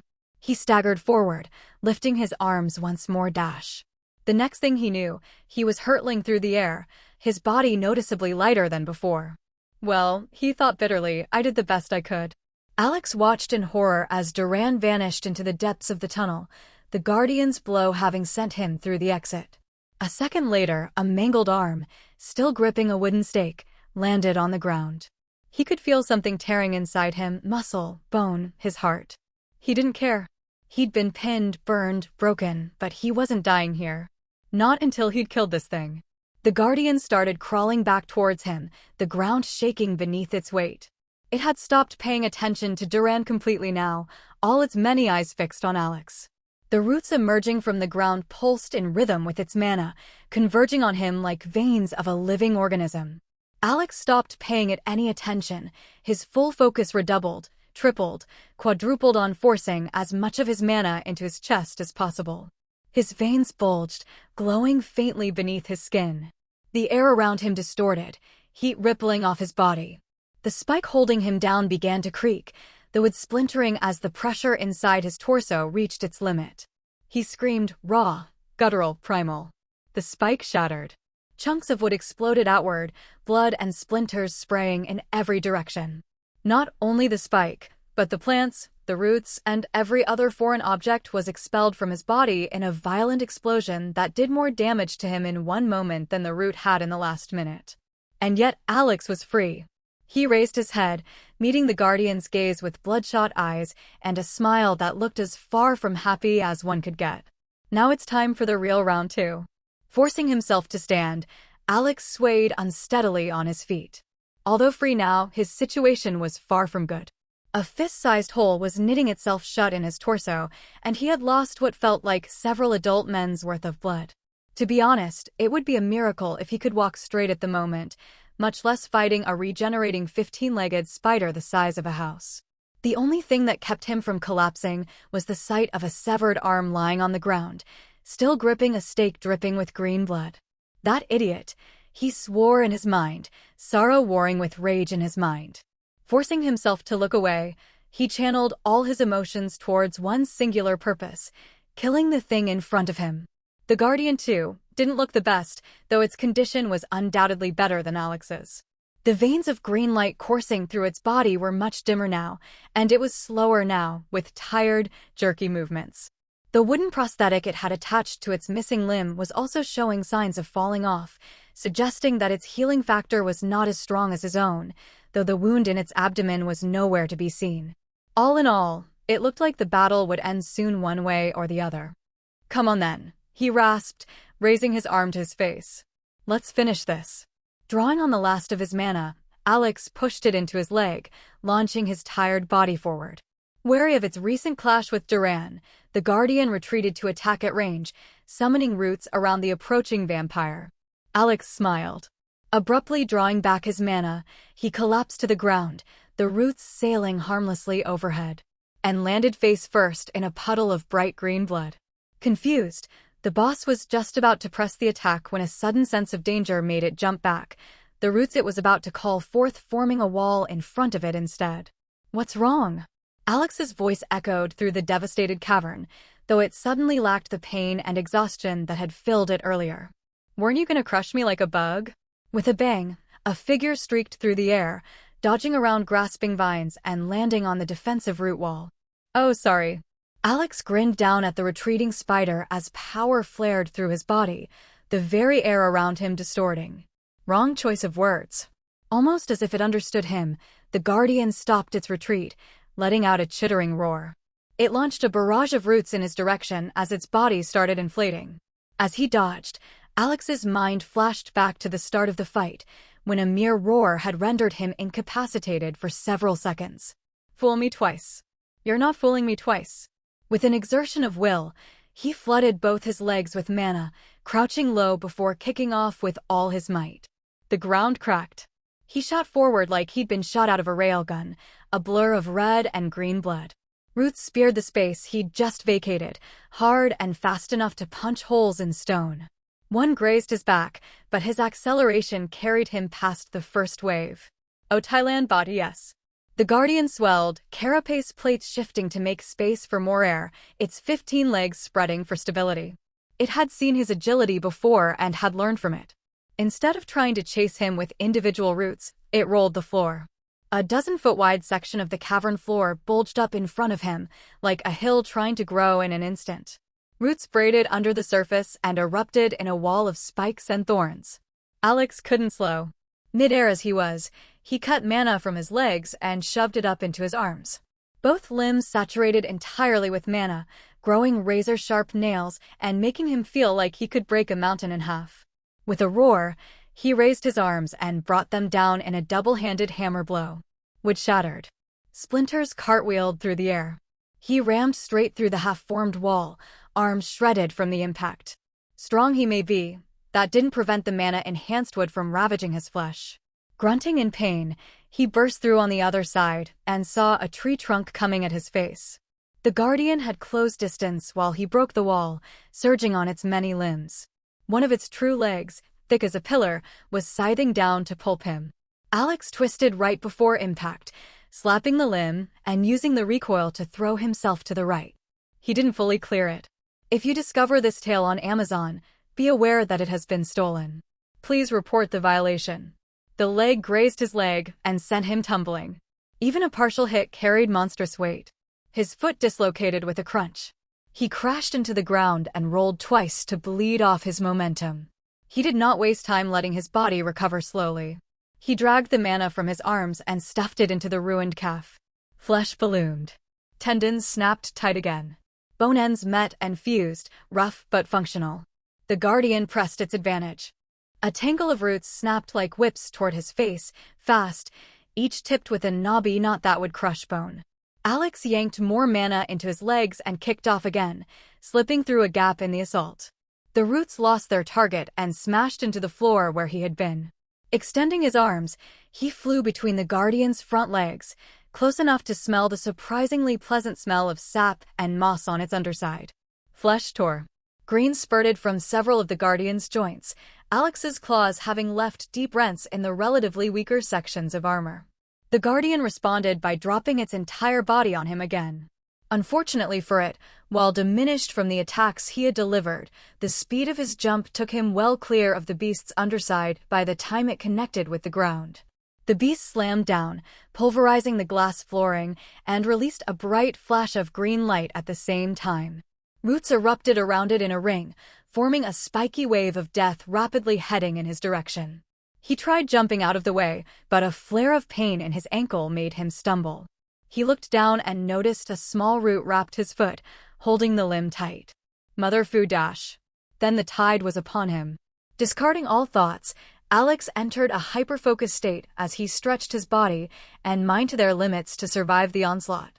10, 20, 30. The roots kept coming. With every one he cut down, 2 more took its place. An unending deluge of stabbing strikes that forced him to twist his body beyond what was possible just to survive. He gritted his teeth as a dodging maneuver tore a hamstring, only for the next blow to come for that same leg.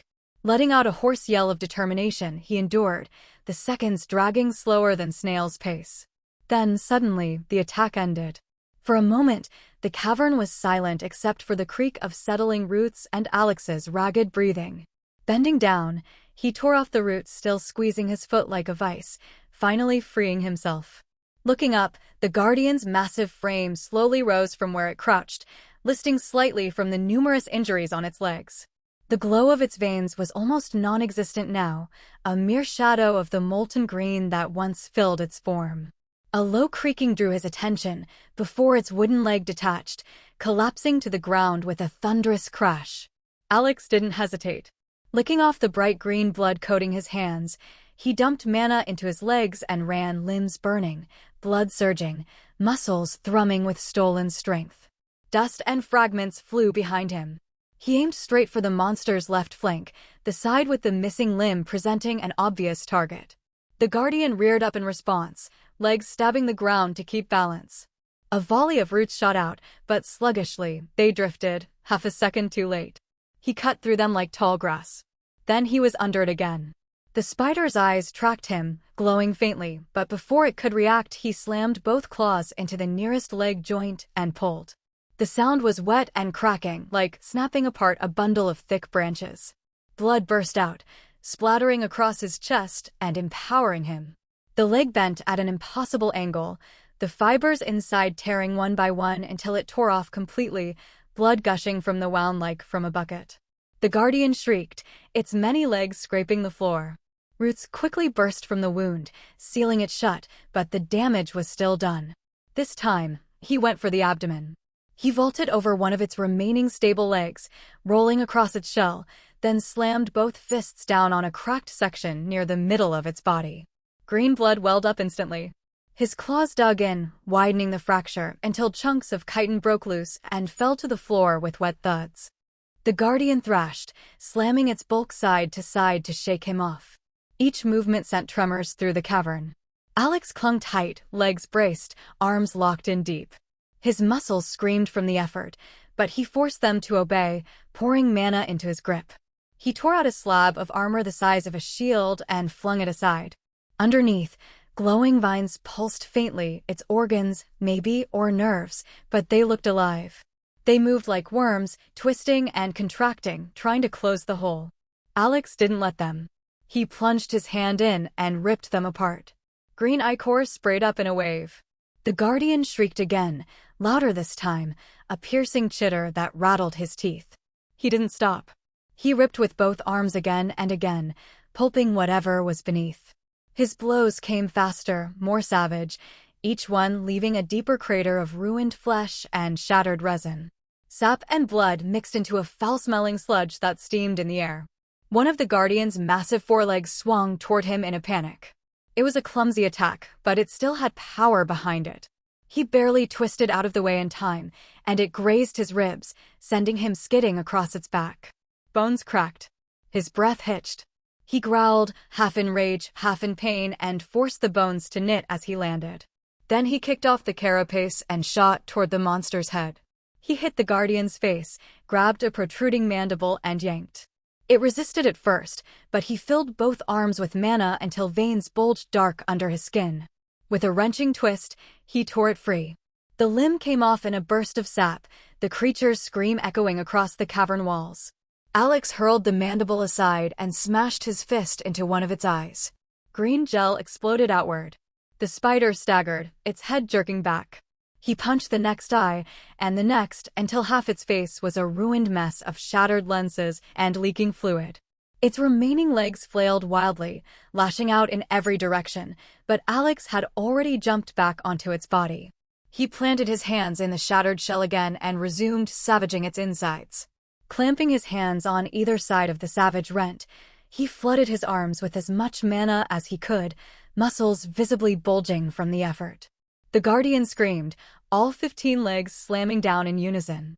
The ground rippled. Rocks split. Alex screamed back at it, muscles tightening, fangs bared. He tore upward. The carapace ripped in two. The sound was deafening. A geyser of green erupted, washing over him in a steaming flood. He didn't care. He tore again, carving the wound wider, until the monster's body was nearly split open from abdomen to head. The Guardian's legs faltered. It tried to lift itself to move, but they buckled under its own weight. Its abdomen deflated like a collapsing lung. The vines around its wounds went limp and lifeless. Alex climbed up onto what remained of its back and stood there, chest heaving, blood dripping from his hands.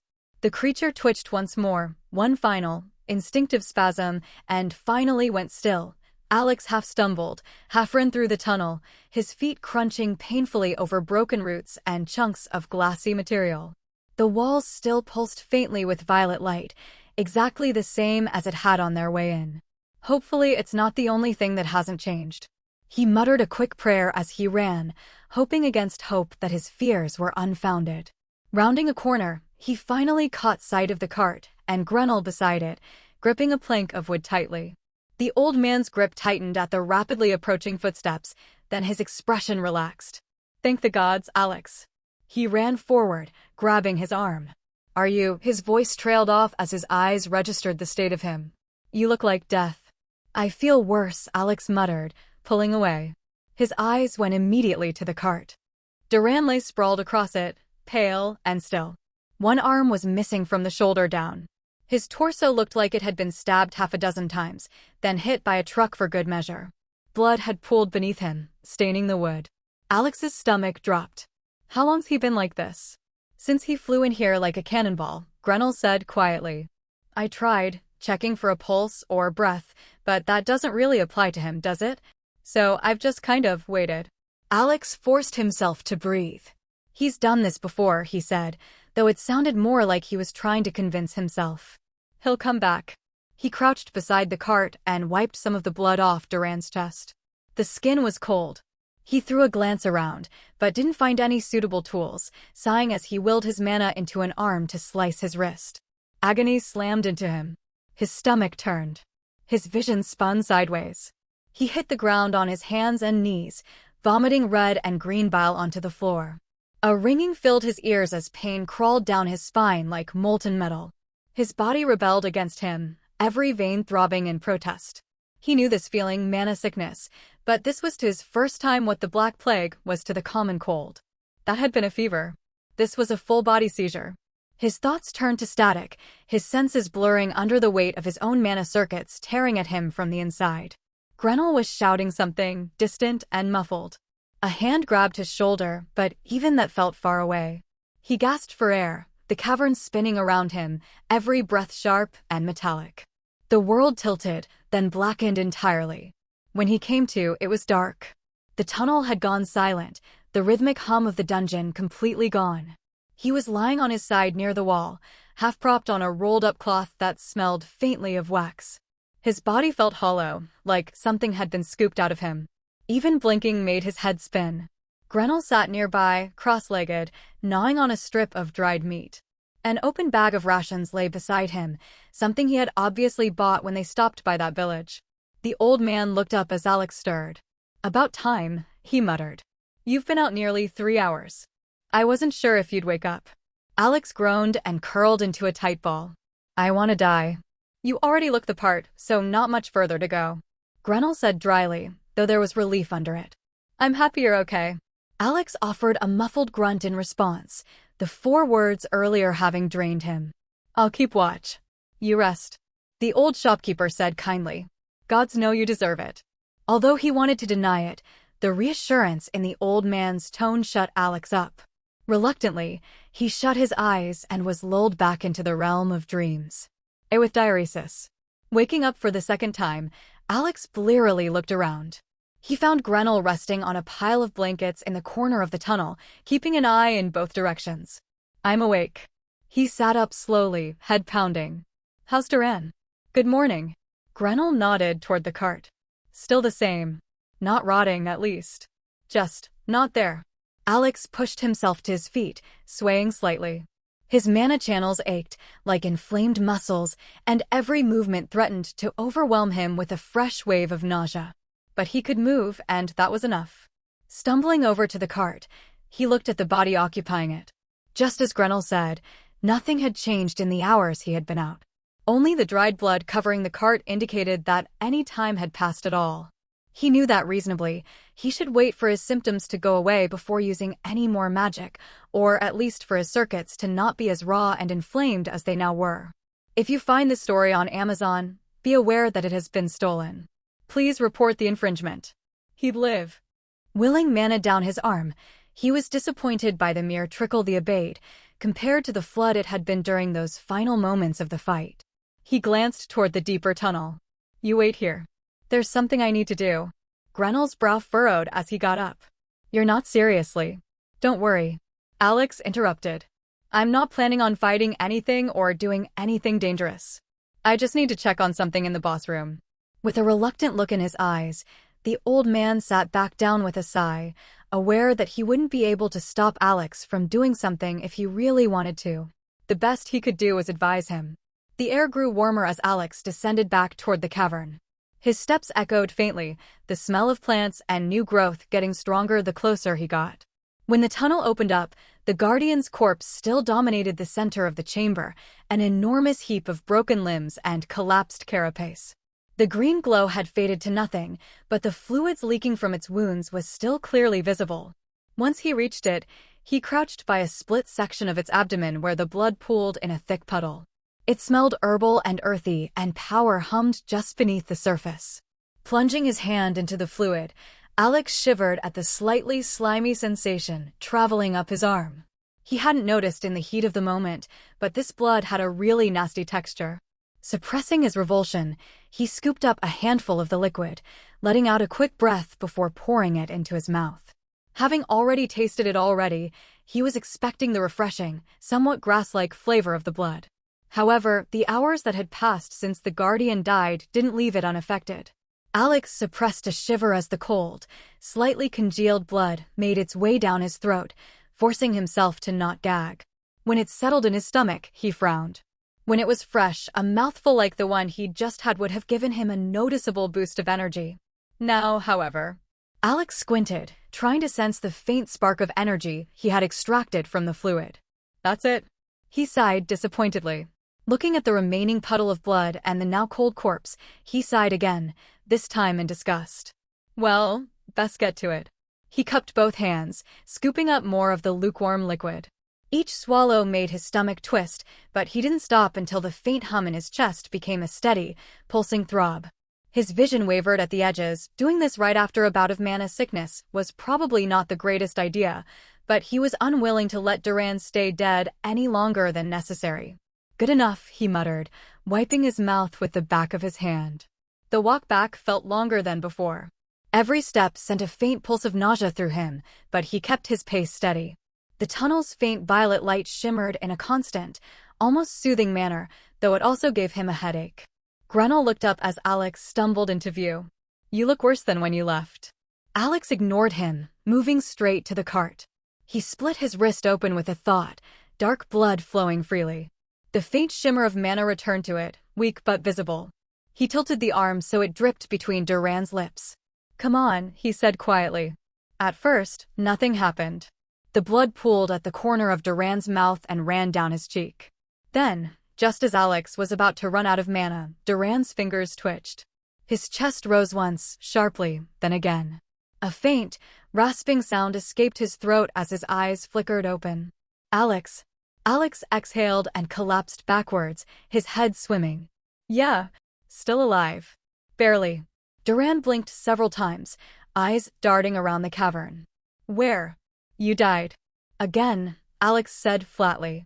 Guardian's dead too. The man frowned faintly, his expression muddled. Right. The spider. I remember watching the fight, seeing you in danger, and then I was suddenly filled with so much strength. Yeah, I was gonna ask about that. Alex interrupted from his place on the floor. Why were you on fire, and why did you hit the thing harder than I did? They just appeared. I didn't do anything special, I was just suddenly moving faster than I ever have. Stronger too. Felt like I could do anything. He stared down bitterly at his remaining arm. What a misconception that was. Grunell rubbed his chin thoughtfully. Sounds like some kind of last resort function. A failsafe that burns through all your mana in exchange for power. That's why you died again when it ended. Duran gave a weary chuckle. So I can trade my life for 5 minutes of glory. Figures. Alex didn't smile. He had shifted to staring at the wounds. The missing arm. The deep punctures in Duran's torso that hadn't closed. Even with his mana flowing through him, the damage hadn't improved at all. You're not healing, he suddenly said. Duran glanced down at his chest. I'm surprised to be alive. It would be a shock if I could magically heal this too. But you used to be able to, Alex said quietly. Slowly, but you did. Guess some injuries are unhealable. Duran flexed his remaining hand, expression unreadable. I'm guessing it has something to do with the flames. Alex's eyes narrowed. Grunell nodded. Most likely. From what I know, last resort abilities like that always come with drawbacks. We thought yours was death, but maybe it's the fact that any damage you take in that state is permanent. Alex chose not to question why the old man knew so much about these things, just like he hadn't questioned him the past dozen times. He would tell them if he thought it relevant. Until then, the old man could keep his privacy.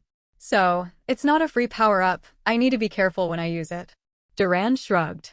At the same time, if it comes to the point where it's needed, there's not really much choice. Grenell looked between them, then cleared his throat. Well, dwelling on it won't help. Let's get out of here. I'm running low on food, and I don't want to see whether the dungeon will attract another monstrosity to replace this one. Alex nodded and rose stiffly to his feet, swaying slightly. His mana channels still burned, but he pushed the discomfort down. Let's go. When they emerged from the tunnel, the Guardian's body lay in the same position, a colossal, broken carcass, its chitin dulled to a gray-green shell. Grenell gestured ahead. There. Amid the wreckage sat the boot, its purple and black form somehow unmoved from the start of the fight. When they got closer, they realized that its form was embedded into the glass, maybe even fused with the material. Alex crouched beside it. So this is the core. You said if we move it, the dungeon might go away. That's what I heard. Grenell confirmed. The other possibility is that we need to destroy it, but that seems less likely. Only one way to know. Alex grabbed hold of the boot. With a heave, he broke it free of the glass encasing its base. The air shifted, the faint buzzing he had felt since they entered rising into a deep, resonant thrum that seemed to vibrate through the stone itself. Wait. Duran seemed to suddenly realize something and stretched out his hand, but it was too late. The core had been lifted, the mana focus of the dungeon had shifted, and the spatial boundary disintegrated, letting the outside world in. Wait, Durance tried shouting, but his voice was immediately drowned out as the world broke. The instant Alex lifted the boot, reality around them twisted like wet cloth being wrung dry. The cavern's walls folded in on themselves, lines of stone and root bending into spirals, before snapping flat again. The sound was indescribable, not thunder, not wind, just pure, mounting pressure on their eardrums. Grenell shouted something, but his voice was lost in the roar of collapsing space. Duran reached for Alex, his hand distorting mid-motion, stretching and splitting into impossible shapes before reforming again. The air itself warped. The Guardian's corpse rippled, stretched thin, then folded into a point and vanished. For one dizzying instant, Alex saw everything, every corridor, every tunnel, every hollow root chamber, compressing inward like the pages of a book closing around them. Then the ground disappeared. It wasn't falling, not exactly. It was as though gravity had forgotten what direction meant. Up, down, sideways, each changed by the heartbeat. His stomach turned over and over, the world dissolving into a blur of violet light and jagged afterimages. His senses screamed. And just as suddenly as it began, it ended. Alex hit the ground hard enough to knock the air from his lungs. He gasped, blinking against the rain pouring from the sky above. Gray clouds swirled overhead, heavy and dark. Cold water pattered against his back, mixing with the blood still crusted on his skin. We should take cover. Duran finished, voice rough and distant. Alex turned his head. Duran was kneeling a few feet away, staring in relief at the sky. Grenell lay nearby, clutching his stomach as he emptied its contents on the side of the road. What do you mean by that? He asked the ghoul. And why do you look more relieved now than when you found out we won? We are so lucky. The man turned to look at him, the relief in his eyes shifting to reproach. Me, specifically. I'm lucky. You almost killed me. The young man arched a brow. And how do you figure that? Because Duran threw a stick at Alex, which he dodged. If it hadn't been raining, I'd have burned to death by now. Alex paused as he realized what the other man meant. Oh, my bad. He looked up sheepishly at the sky, extending a hand to catch the falling droplets. That was stupid of me. Yes, it was. Duran agreed. So, I'm relieved because I didn't turn into a pile of ash as soon as we finally got back from the dungeon. He's right. He finally took a good look around. We are so back.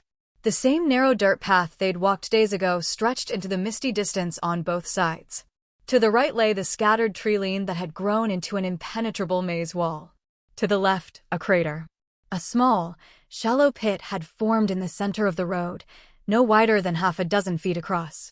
The ground within it gleamed faintly, the soil melted into a thin layer of dark glass. What's this? Grenell muttered, slowly approaching it. Alex followed, peering into the crater. Looks like something hit it from above. Hard. He frowned, squatting beside it. The center had an indentation, presumably from whatever had created the crater in the first place. Something small lay beside the indent as well, a blackened mass the size of a fist. Alex almost leaped out of his skin when he realized it was a massive spider. Or had been.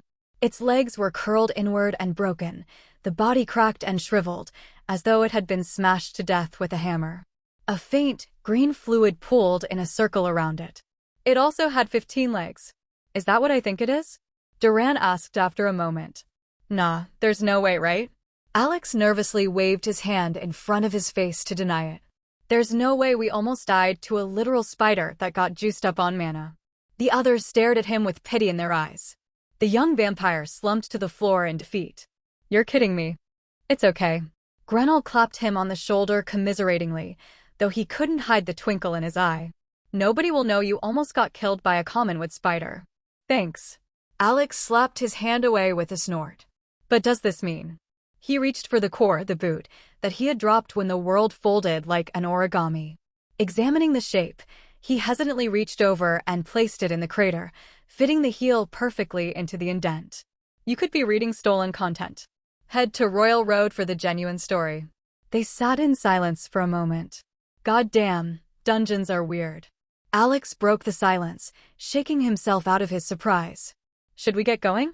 We should be safe now, but I want to put some distance between us and this place, just to be sure. Our journey has been delayed by at least a day, and if someone's chasing us, that's not good. Would also be nice to get out of this rain. Grenell squinted up at the sky, shielding his eyes from the water droplets. I suggest we go a bit further down the road and wait out the rain. The tarp is waterproof anyways. Everyone reached a consensus. Due to circumstances outside his control, Alex ended up being the only able-bodied member of their group. So, while Duran and the old man talked and laughed in the cart, protected from the elements, he had to pull the cart under the cold, miserable rain. You all right there, Alex? Grenell asked in mock concern. We wouldn't want you to catch a cold so soon after facing such a big and scary spider. The cart exploded into chuckles and snickers. Yeah, laugh it up. He grumbled under his breath. At least I can do a push-up. Turning back to the road, he focused on putting as much distance as he could between them and the dungeon. As the monotone journey stretched on, his thoughts inevitably started to wander. Now that I've had time to calm down and recover, there are several things that I need to investigate. He pondered as he pulled the cart, placing one foot in front of the other. Indeed, as he mulled over his memories of the fight, a few things stood out to him. First, have I finally discovered a way to fix my shrapnel issue? Alex remembered the moment he had been impaled, specifically the part where he had blown it away by filling himself with mana like a pressure cooker. Sure, it's a bit messy and quite painful. He remembered how he had basically exploded to get rid of the foreign object.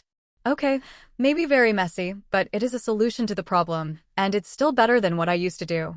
Regrowing a hand is still doable, but what do I do when I have something in my chest or my head? He shivered at the thought. Yeah, this is definitely an improvement.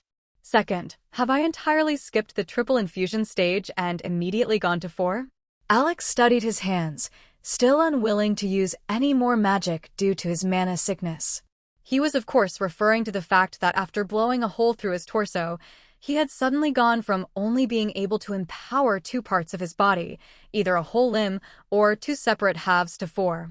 It was true that growth in the face of adversity was a real thing, but didn't this seem a bit extreme? Maybe the pressure cooker method helped somehow?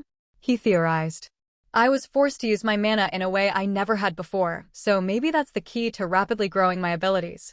If he was right, then whenever he got the chance to truly start training, he shouldn't just try to force mana into more limbs. He'd have to get creative. Shrugging, Alex looked up at the sky, noticing a distinct lack of rain. While the heavens were still overcast with clouds, there was no way to know how long that would last, so it would be better to start looking for a place to wait out the rest of the day now. After another 10 minutes of walking, he found a small clearing where the road bent around a cluster of low hills. A patch of trees had grown close to the roadside, thick enough to break the wind, sparse enough for the cart to fit in between. The rain had mostly faded by now, leaving the air damp and heavy with the scent of wet earth. This'll do, Alex said, pulling the cart off the road and onto the grass. Grenell poked his head outside and nodded approvingly. Not bad. close to the road, hidden from view. Flat 2.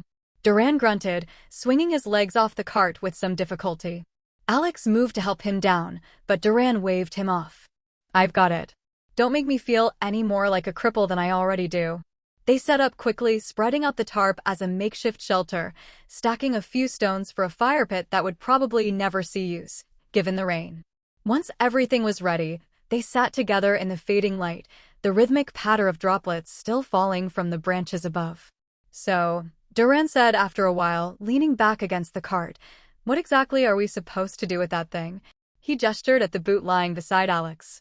Alex glanced down at it. The boot still pulsed with mana, its purple and black exterior positively reeked of wealth and power. He had no point of comparison, but the difference between it and the dagger they sold could very well be greater than the difference between the dagger and a mundane kitchen knife. Not much we can do. I don't think it's very useful to only wear one boot, no matter how powerful or expensive it may be. Unless you're Doomfoot himself. He chuckled at his own joke. Grenell shrugged. We could sell it. Sell it. Alex raised an eyebrow. And where do you propose we do that? I for one do not know a trader willing to purchase a ridiculously expensive piece of equipment at a fair price with no questions asked. Especially since we don't even know what this thing is worth in the first place. I refuse to be scammed again. Better than lugging it around for nothing, the old man countered. That thing is useless to us as is, so it's better to sell it off for something we can use instead. Probably, Alex admitted, but then shook his head. Which means whoever buys it will definitely lowball us. No thanks. So, what's your amazing plan? Duran asked. We keep it. Alex decided after a moment. If we ever need money badly, it's our emergency fund. Until then, it stays with us. Grenell shrugged. If that's what you think is best. You're the one who cleared the dungeon, so it's your decision. With that, the matter was settled. So what's our next move? Alex asked. I don't know this place, so I couldn't tell you which way we should go or what we should do. Northeast, Grenell said without hesitation. South and Wester Ocean, and if we stay here too long, we might get caught by anyone that might be after us. We keep moving until we're out of the country. That'll take a couple of weeks, if the roads are good, Duran argued. And longer if they're not. Then we better start ASAP. Alex said. We rest for the rest of the day, then move at sunset. The three of them got up and settled under the tarp, with the old man falling asleep as soon as his head hit the ground. It was impressive that he'd held on this long, considering he hadn't slept at all inside the dungeon. Alex huffed a quiet laugh and leaned back, letting the soft drum of water against leaves lull him into something like peace. For the first time in what felt like weeks, though it must have only been a day or two, there were no monsters waiting in the dark, no roots crawling toward him from the walls. Just rain, cold air, and the cloudy sky. He didn't know what the future held, who he might meet, the places he might visit, or the dangers he might face. Tonight, they would move, running further from his mistakes and deeper into the unknown. But for now, he could sit here and enjoy the moment.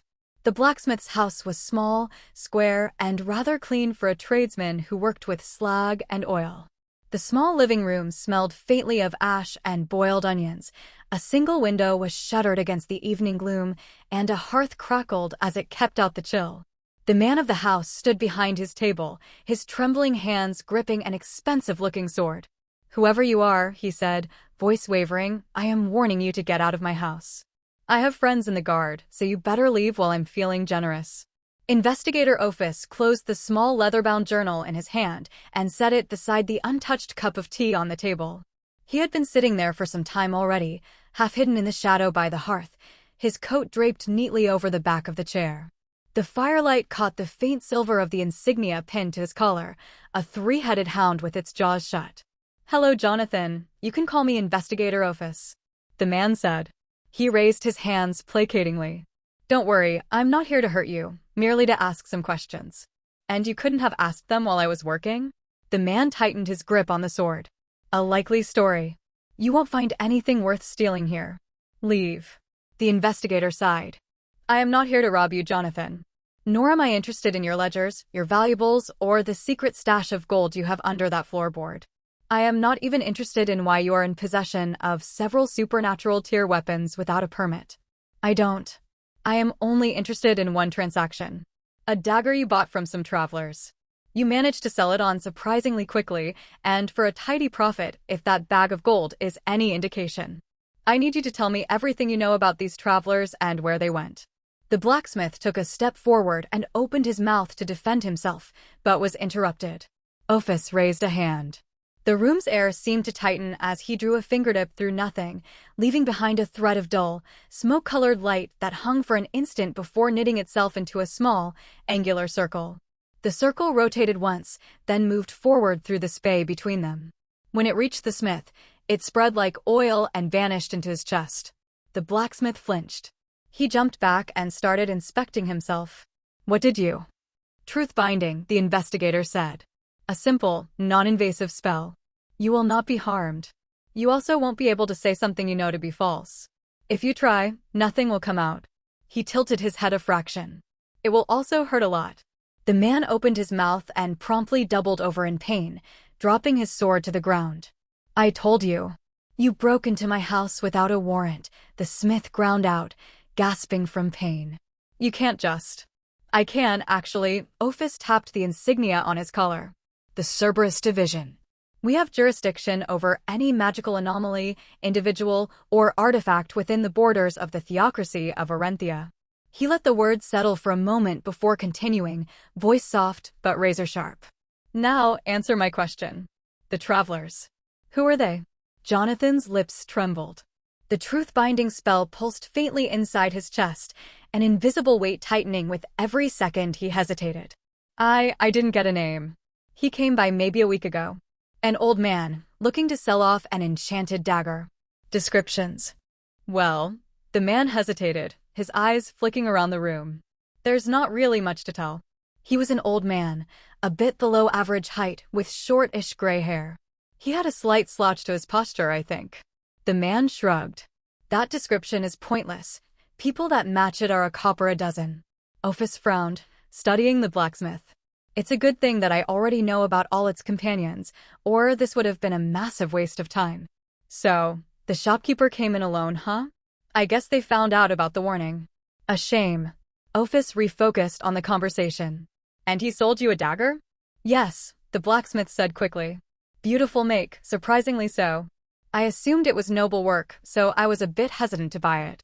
Judging by this situation, I should have said no. Serves me right for being greedy. Where was he headed? Jonathan grimaced. He didn't say. I asked, but the old man ignored me. He left my shop towards the north entrance, that's all I know. North, Ophis repeated the words slowly, as if tasting them. And you're sure it was only a week ago? A case of literary theft. This tale is not rightfully on Amazon. If you see it, report the violation. 6-7 days ago. The investigator's expression didn't change as he tapped his fingers against the armrest. Very well. He stood, picking up his journal and scribbling something inside. You've been helpful. The blacksmith sagged in relief, clutching the edge of the table as his knees trembled. So I'm free to go? No, Ophis cut him off, his voice as calm as ever. Not quite. He raised his hand again, the same faint thread of smoke-light coalescing between his fingers. You'll forget that I was ever here. Jonathan's eyes widened. Wait. The circle flared once, the light illuminating the room for a second. The blacksmith froze mid-protest, his mouth still open, his eyes unfocused for half a heartbeat before clarity returned. Ophis watched the shift dispassionately, then stepped past him toward the door. Sleep well, Jonathan. He slipped out into the night. The rain had slowed to a light drizzle, the air thick with the smell of wet dirt and cold iron. Ophis pulled his coat tighter as he stepped onto the narrow street. Lanterns flickered behind shuttered windows, their faint glow painting the puddles orange and red. Hillcrest. A town barely large enough to deserve the name. With a population of around 10,000, the most notable thing about this place was its proximity to Krebs, a mere few days of travel away on foot. He reached into his coat pocket, withdrew a small metal disc etched with shifting runes, and brushed his thumb across its surface. The runes flared blue, then white. Thin, spider-like strands of light spread outward from the device, crawling along the ground and walls, searching for traces of passage, magical or otherwise. The threads fanned across the street as he walked. They touched doors, gutters, even the rain itself, before fading one by one. Too long, Ophis murmured, pocketing the disc. The trail's gone cold. His expression didn't change. A week was more than enough for wind and rain to erase most traces of movement. He looked like he had expected as much. As he moved through the town, his mind sifted through the information he had gathered so far, assembling and discarding theories in silence. It had been an exercise in frustration, trying to get any useful information out of the people involved. Oh, he had plenty about the creature's combat strength and abilities, but for that to be useful, he had to catch the thing in the first place. He'd spoken with the Megano's family head first, as they were the primary victims of the incident. The old noble had been less cooperative than he'd hoped, too proud to admit weakness, too powerful for most of his tools to work on her. Still, it hadn't taken much reading between the lines to see the truth. The Meganos were floundering. Word of the whole incident had spread, in no small part thanks to their efforts in inviting half the city to watch its conclusion. They'd also lost most of their private enforcers, leaving them considerably weaker than the other big families. On top of that, the marriage with the Lavoris family had fallen through completely, owing to the fact that the bride-to-be was dead. Ophis had almost felt pity. Almost. It didn't matter whether the noble family rose or fell. What mattered was that their loss had left gaps in the social web of Krebs, and those gaps had a tendency to birth problems that needed to be fixed. He'd moved on to others after that. The guard captain, his right-hand man, several of the other nobles in attendance, and many others. Each knew only a fragment of the situation, but together they'd formed a rough outline of what had happened in their city. For a monster to be this intelligent yet this weak, it was a blessing in disguise they'd discovered it now, instead of 10 years down the line. Using other intelligent monsters as a comparison, Ophis was sure that given a few more years, it would grow into a threat very few people could handle. By the time he reached the edge of Hillcrest, the drizzle had thinned to mist. He crossed the road and entered the narrow side alley where the small inn he'd rented for the night waited, a weathered 2-story building that smelled faintly of mold and wet straw. The innkeeper had long since gone to sleep. Ophis moved silently through the hall, climbed the creaking stairs, and unlocked the door to his room. It was small but functional, a bed, a desk, and a small table. He hung his coat on the chair, sat, and withdrew a small black crystal from an inner pocket. Its surface glowed faintly as he brushed his thumb across the etched runes. Investigator Ophis, reporting, he said, tone as even as ever. Current location, Hillcrest. Continued pursuit of the Krebs monster. The crystal pulsed once, signaling a live connection. A flat, modulated voice responded. Proceed. Ophis leaned back slightly in the chair. Confirmed passage of one of the target's known associates, the elderly man named Grenell. He arrived in Hillcrest 6 or 7 days ago, sold a dagger previously documented to have been in the target's possession, then departed towards the northern part of town. No further sightings. He paused, letting the words settle before continuing. Given his established connection to the target and the timeline of events, it is reasonable to assume they're traveling together. The northern exit aligns with other reports suggesting movement away from Krebs. Based on terrain and geography, northeast remains the most logical route. West, south, and southeast all lead toward the coast. Northeast is rural and sparsely populated, ideal for avoiding attention. The crystal pulsed again, and a faint hum carried the reply. Acknowledged. Continue pursuit. Reinforcements will be dispatched along the projected path. Maintain surveillance, but do not engage until confirmation from HQ. Understood, Ophis said. The light from the crystal dimmed, the connection fading with a soft click. He put it back into his inner pocket, making sure it was secured. The room fell quiet again, the only sound the muffled patter of rain against the window shutters. He sat there for a long moment, staring at the droplets sliding down the window pane. Then, he took out his journal, flipped to a fresh page, and wrote in his meticulous script. Confirmed Grenell sighting. Hillcrest. Likely traveling with target. Direction, northeast. Trail age 1 week. He closed the journal, put it in the same pocket as the crystal, and leaned back in his chair.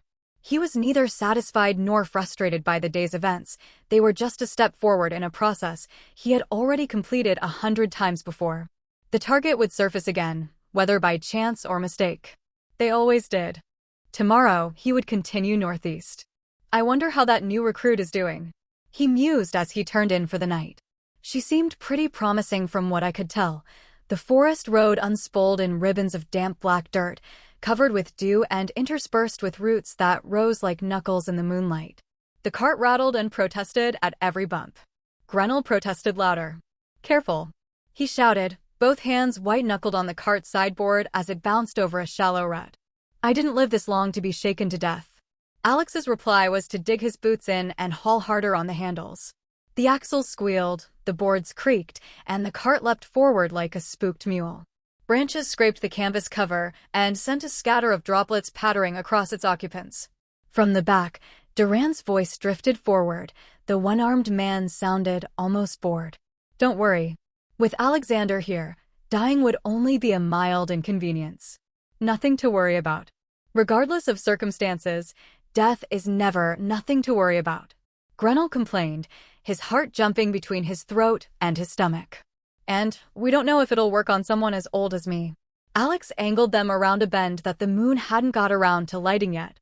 The cart skidded through damp leaves, kissed the lip of a ditch, and came down again, thumping. Behind them, men shouted in bursts, the sound traveling faintly through the trees. "Persistent bastards." Alex swore as he dodged around a particularly large root. "Why can't they just leave us alone? It's been 2 fucking weeks since they started hunting us. One group after another, after another, after another, like, damn. Go away." He kept running. A frog tried to leap out of his way only to get flattened by the trundling wheels behind him. "Shit, sorry." Alex winced as he ran by, the cool night air dragging against his skin. The weather had been getting progressively colder and more humid the further north the trio traveled, a welcome change after the dry and arid climate of Orenthia. The trees were thick and deciduous, their leaves made a ceiling that the moon had to thread its way through, splashing silver where it could. The shouting came again, sharper now, closer. Alex angled the cart off the road, into the firmer carpet of old leaves beneath a stand of oaks. Almost immediately, a fallen log barred their path, threatening to stop them in their tracks. Filling his arms with mana, he yanked on the handles, lifting the cart into the air and making it feel weightless for a dozen strides. Bringing it crashing back down, Alex continued running, the noise no doubt having helped their pursuers locate them. "We need a place to hide, you guys," he shouted over his shoulder. "I can't get rid of them until I know they won't use you as hostages." Grenell yelled back, his voice barely audible over the rattle of the cart. "Then stop running in circles and find somewhere already. Do I look like I have a map of every bush in this forest?" Alex snapped. "Apparently you have a map of every ditch," Duran said, bracing himself as the wheels slammed into another one. "It certainly feels like we've hit all of them so far." "Don't tempt me to drop you," Alex threatened. The undergrowth thinned. Ahead, the forest dropped into a shallow ravine, its bottom glimmering faintly where moonlight struck water. The sound of shouting had faded from behind them, but it was only a matter of time until they picked up on the cart's path through the woods. "There." Grenell jabbed a finger toward a cluster of boulders at the ravine's edge. Moss-covered, half-sunken, and irregularly spaced, like something had peppered the ground in car-sized grape shot. Behind those. Alex swerved sharply. The cart tilted, nearly throwing Grenell out before slamming into level ground again. "Hold on," he barked. Mana flared faintly along his arms as he dragged them over a bush, through the gap between 2 boulders and into the narrow space beyond. The ground dropped steeply. The cart lurched downward, scraped along a stone, then wedged itself between 2 rocks in a jarring stop. Dust rose around them as his passengers groaned. Grenell wheezed, gripping his chest. "If I die from this, I'm haunting you." Alex crouched low, listening. Shouts echoed faintly through the trees again, too close for comfort. They had slowed down now, moving cautiously, the barked order sharp and disciplined. He turned to Duran. "Watch him." Duran raised a brow. "You're going to fight them alone? Why are you asking questions you know the answer to?" Alex shot back. "This isn't the first time this has happened, and as far as I'm aware, neither of you are very helpful in a fight. Are with circumflex nues." Duran frowned and glanced down at his missing arm. Grenell wiped sweat from his brow. "Don't look at me. I have no intention of spilling any blood. You can do it all for me."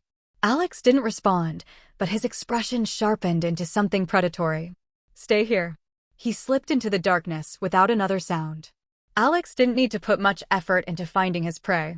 The hunters were doing the hard work for him, shouting orders, breaking branches, stepping too heavily in boots that hadn't been made for silence. 7 of them. 2 bows. 2 swords. A staff.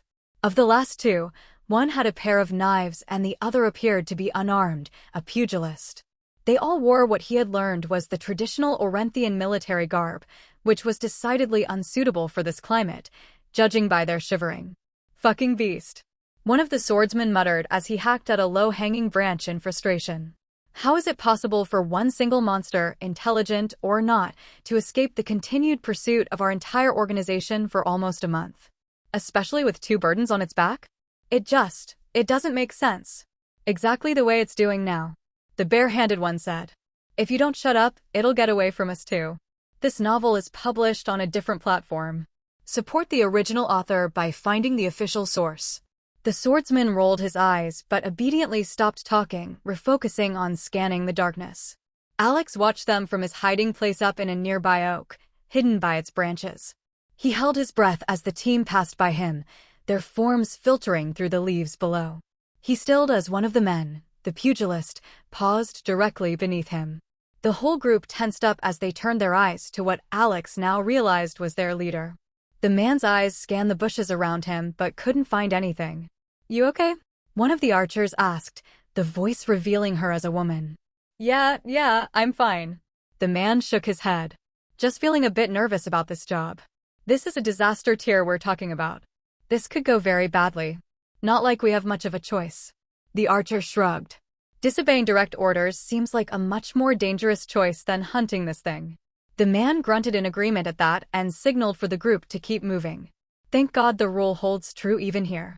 Alex wiped imaginary sweat off his brow at the close call. People don't look up. For a moment, he didn't move, his eyes tracing the group's shape against the dark forest floor. He could have ended them before they realized what was happening. Ripped them to shreds in the time it took for the mage to cast his first spell. But he didn't want to. He sighed quietly through his nose. I'll try not to kill you, then, he whispered and dropped down from the branch. He landed without a sound. The nearest man, one of the archers, didn't even have time to turn before Alex's hand snapped into the side of his jaw. The man went limp instantly. Alex caught him, eased him down, and dragged the body behind a tree. The second archer, the woman, glanced back just as he moved away. What was? Alex's boot connected with her chest before she finished. The air left her lungs in a single strangled gasp and she crumpled. 2 down. The pugilist's head snapped up. Enemy contact. Left flank. The group exploded into motion.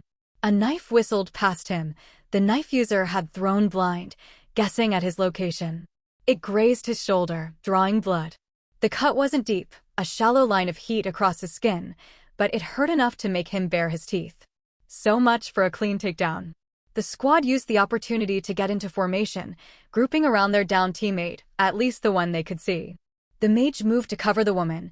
The 2 swordsmen stood at the front, while the knife user and pugilist fanned out to flank. Their formation wasn't perfect, but it was practiced. The kind of teamwork you only get from people who've fought together for years. The swordsmen came in together, one high, one low, their timing almost perfect. Alex sidestepped the first strike and was forced to catch the second on his forearm. The steel biting only an inch deep into the mana-reinforced limb before stopping. Before he could retaliate, the knife user darted in from the flank, his blades flickering through the shadows. Alex twisted away, easily avoiding the man's attacks as he worked to regain his rhythm. Unfortunately, this gave the pugilist an opportunity to close in on the other side, runes flaring orange, like a lesser version of the guard captain he had faced at the Megano's estate. His fists still carried a lot of force as they crashed into Alex's guard, each hit driving him a step back. The 2 swordsmen didn't let up, timing their attacks between the pugilist's strikes, not letting Alex take a breath. The mage stood up as he finished checking on their downed teammate. Sophia's okay. The mage shouted, light bleeding into the air around him as he started muttering a chant. Alex ducked low to avoid another punch and stepped into the pugilist's guard, slamming his shoulder into the man's sternum. The fighter staggered, but the runes absorbed most of the impact. Alex grabbed his arm, twisted it, and kicked his knee sideways with a dull crack. The rune's light flickered, the man dropping to one leg with a grunt. Spinning around, he used the man's limb to intercept one of the swordsman's blows. Steel screeched against forearm as he blocked the swing, grabbed the hilt, and flung the blade into the dirt. The second sword came for his throat. He leaned back, caught the man's wrist, and elbowed him across the jaw. Elias. Before he could reposition, the knife user came up behind him, twin blades flashing. One nicked Alex's ribs, the other drove deep into his shoulder. He growled, wrenching himself free, blood spilling down his side. A sudden surge of mana pulsed across the clearing. The mage's spell released rings of blue light rippling outward like waves across water. Each pulse pressed heavier than the last, suffocating the air. Alex staggered as his body turned sluggish under the weight. He infused some mana into his legs and pushed through it. The pugilist roared, charging again despite his limp. The rogue and one of swordsmen regrouped at his sides, the other lying face down on the ground. Alex barely ducked in time. Another throwing knife sliced across his cheek, leaving a burning trail. At this point, he was certain that the knives were coated in poison, so it was a good thing his healing seemed to counteract most of it. The pugilist's next punch clipped his temple. His vision blurred, the world spinning with blue light and movement. He caught a glimpse of steel coming for his throat. Mana flooded his limbs, surging from his core like a storm breaking loose. He punched the blade with his bare fist. The weapon cracked under the force and went flying out of its wielder's hand. Alex lunged forward, grabbed the swordsman by the collar, and hurled him into a tree. The man hit it with a loud crack and went limp. He stared down at the still form, muscles sore. Damn it. He didn't have time to dwell on it for long. A burst of pain erupted as a dagger slid into his back. Turning around, he grabbed the offending rogue and slammed him into the ground. The man groaned, still conscious. Alex drew back his fist to finish it, then stopped, trembling. They're just people. A fist crashed into his side, right below the ribs. White-hot pain exploded through his body, somehow even worse than getting stabbed. His entire right side went numb. The force lifted him clean off his feet and sent him crashing into a nearby tree, the bark cracking from the force. For a few seconds, his body refused to respond. His right arm hung dead, the muscles spasming violently. The taste of blood filled his mouth. The pugilist didn't wait.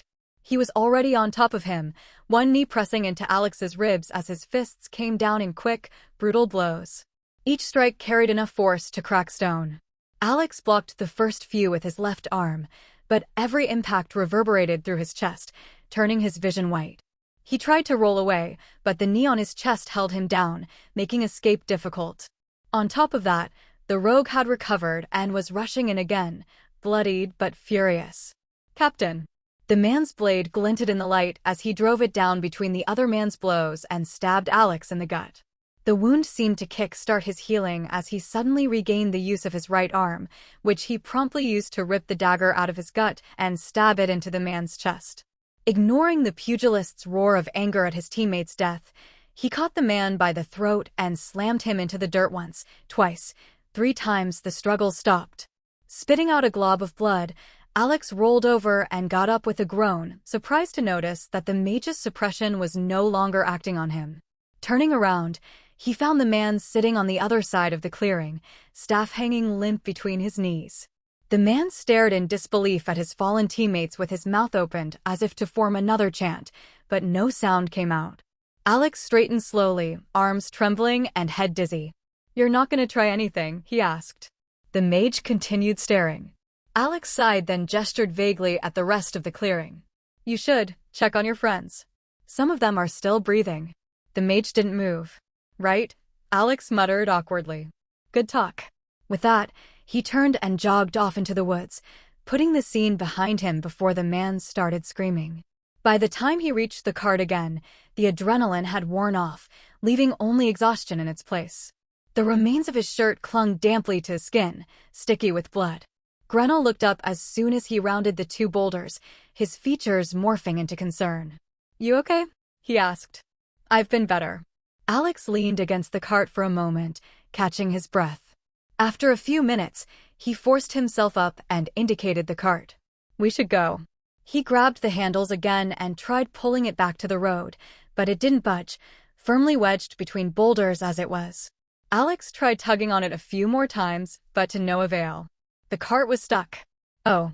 Having spent more time than he cared to admit freeing the cart from its prison, Alex finally managed to drag it back onto the road. The whole process had been a pain in the ass, made all the more aggravating by Grenell and Duran's running commentary. "Come on," the shopkeeper helpfully encouraged. "You can do it. Push harder. Maybe if you got off the cart first." Alex shouted back, glaring at the old man laid out on a pile of supplies in the back of the cart like a noble. "I'm giving you an opportunity to do a good deed and help out the elderly." Grenell waved him away. "Don't complain. It's a double good deed if you're helping out a cripple at the same time." Duran chimed in from beside him, before promptly climbing into the cart too. Alex gritted his teeth and considered just leaving the cart there, but he unfortunately needed it just as much, if not more than the others. Funneling his anger into something useful, he shoved the cart with renewed determination. Once he freed the vehicle, he dragged it back to the road and they continued on their journey.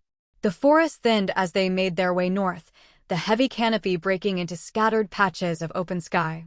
The moon was sinking low, its light stretched pale across the flower-covered fields ahead. Grenell leaned against the sideboard, sighing contentedly. "I think this is the first time we've gone more than a few hours without someone trying to kill us." "Don't jinx it." Alex tensed up, eyes flicking around in alarm. Grenell rolled his eyes. "My saying something will not spawn pursuers after us out of nowhere. Calm down. Did you learn nothing from the dungeon?" Alex shot the old man an exasperated look. "All we did was comment on how nice the journey was, and then Spite slammed us with a near-death experience. What other proof do you need?" Grenell grimaced. "All right, fine. You may have a point. Happy?" Alex grunted. Ecstatic. They fell into a comfortable silence after that, the rhythmic creak of the cart's wheels the only sound cutting through the cool night air. Grenell stretched his arms over his head, groaning. "I'll tell you something, lad, I've always liked the north. The air here feels different. Less like breathing through sand." "That's because it's about 10 degrees cooler," Alex said. No, Grenell waved a hand lazily. "It's more than that. Feels lighter somehow. Like the world stopped glaring at us." Duran stared at the tarp ceiling, unblinking. "You say that like the world ever cared enough to glare." "It did," Grenell said. "It just preferred doing it from a distance." Alex cracked a small smile. "Well, someone's feeling extra poetic tonight." "I'm delirious from sleep deprivation," Grenell replied. "Don't read too much into it." The road dipped briefly, then curved uphill. As they crested the incline, Alex slowed to a stop. Well. Would you look at that?" The land dipped gently ahead, with a river slowly winding its way slowly through the valley. What at first looked like scattered fires slowly resolved into ordered lines of light tracing along walls and streets. The city sprawled across both sides of a wide river, its stone bridges gleaming faintly under the moonlight. Towers and rooftops rose in layered silhouette, climbing the slope of the far bank where larger buildings stood against the mist. Even from this distance, they could see the faint glow of furnaces and the slow turn of several watermills. It wasn't a metropolis by any means, but it was no border village either, a proper city, alive even in the dead of night, though the huge, square mountain Alex had come to identify as an Orenthian acropolis was conspicuously absent. Nigeria, Nairobi. Grenell's eyes widened, then his breath escaped as laughter. "We did it. We're actually out of Orenthia." Alex also couldn't help smiling. "Finally. I honestly didn't think I'd make it across the border," the old man said, his voice taking on a melancholy edge, but no. "Here we are, alive, even slightly less poor than expected." Duran tilted his head. "You thought you were going to die?" Grenell gave the ghoul a flat look. "You try fleeing from the authorities halfway across a country at my age and see how optimistic you feel." "Fair," Duran said. Alex smirked faintly but didn't comment. He would have liked to observe the town a bit longer, maybe watch how they received visitors, but he would prefer to get inside before the sun rose. He adjusted his grip on the cart handles and started down the hill. "Come on. Let's make it official." The road meandered down the valley, wide and well-kept. Closer to the city, torchlight reflected on the water like scattered gold. The walls weren't tall, but they were sturdy stone reinforced with wooden palisades and short watchtowers that burned with light. The gate stood open, flanked by two guards whose posture suggested boredom more than vigilance. If you come across this story on Amazon, be aware that it has been stolen from Royal Road. Please report it. As the cart rattled closer, they straightened up, visibly suppressing yawns. Come in a bit late, aren't ya?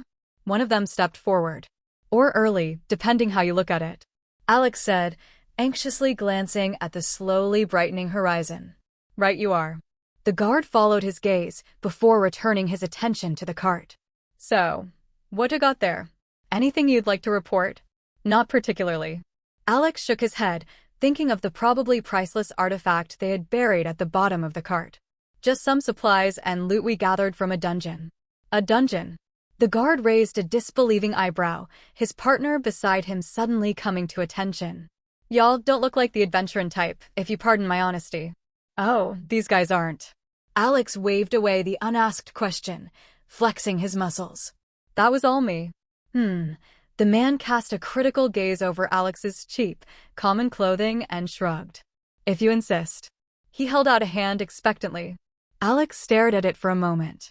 The entrance fee. The man wiggled his fingers. 10 coppers per person. If you don't want to pay, feel free to come back in a few hours. There's no fee then. But if you want to enter at night, you gotta pay up. Alex turned to Grenell, who shrugged and turned to rummage around the cart, quickly extracting their dwindling pouch of coin. Counting out the coppers, he handed them to the guard. There you go. The man put the coins into a pouch at his waist before stepping aside. Everything seems to be in order. Welcome to Laterra. Market opens at 6. Inns are pretty much all over the place, though the cheaper ones are a bit out of the way. Just go wherever is least convenient, and you'll probably find a decently priced one. Have a nice day. As they rolled through the gate, Alex glanced back at the guard, who had gone back to falling asleep against the wall. That's it, he muttered. No questions, no checks, no paperwork? Grenell chuckled from the back of the cart. Welcome to everywhere that isn't Arenthia. You've gotten too used to their way of doing things. Huh. Alex frowned. Is there a reason that's the case? Well, besides the fact that our encounters were not ordinary, every city in our path had been warned about you, so they completely refused entry at night. Even under regular circumstances, it's a big hassle. The old man said. Arenthia is in a unique situation. Nobody knows why, but every couple of years to half a decade, large amounts of monsters gather together into something called a beast tide and assault several cities throughout the country.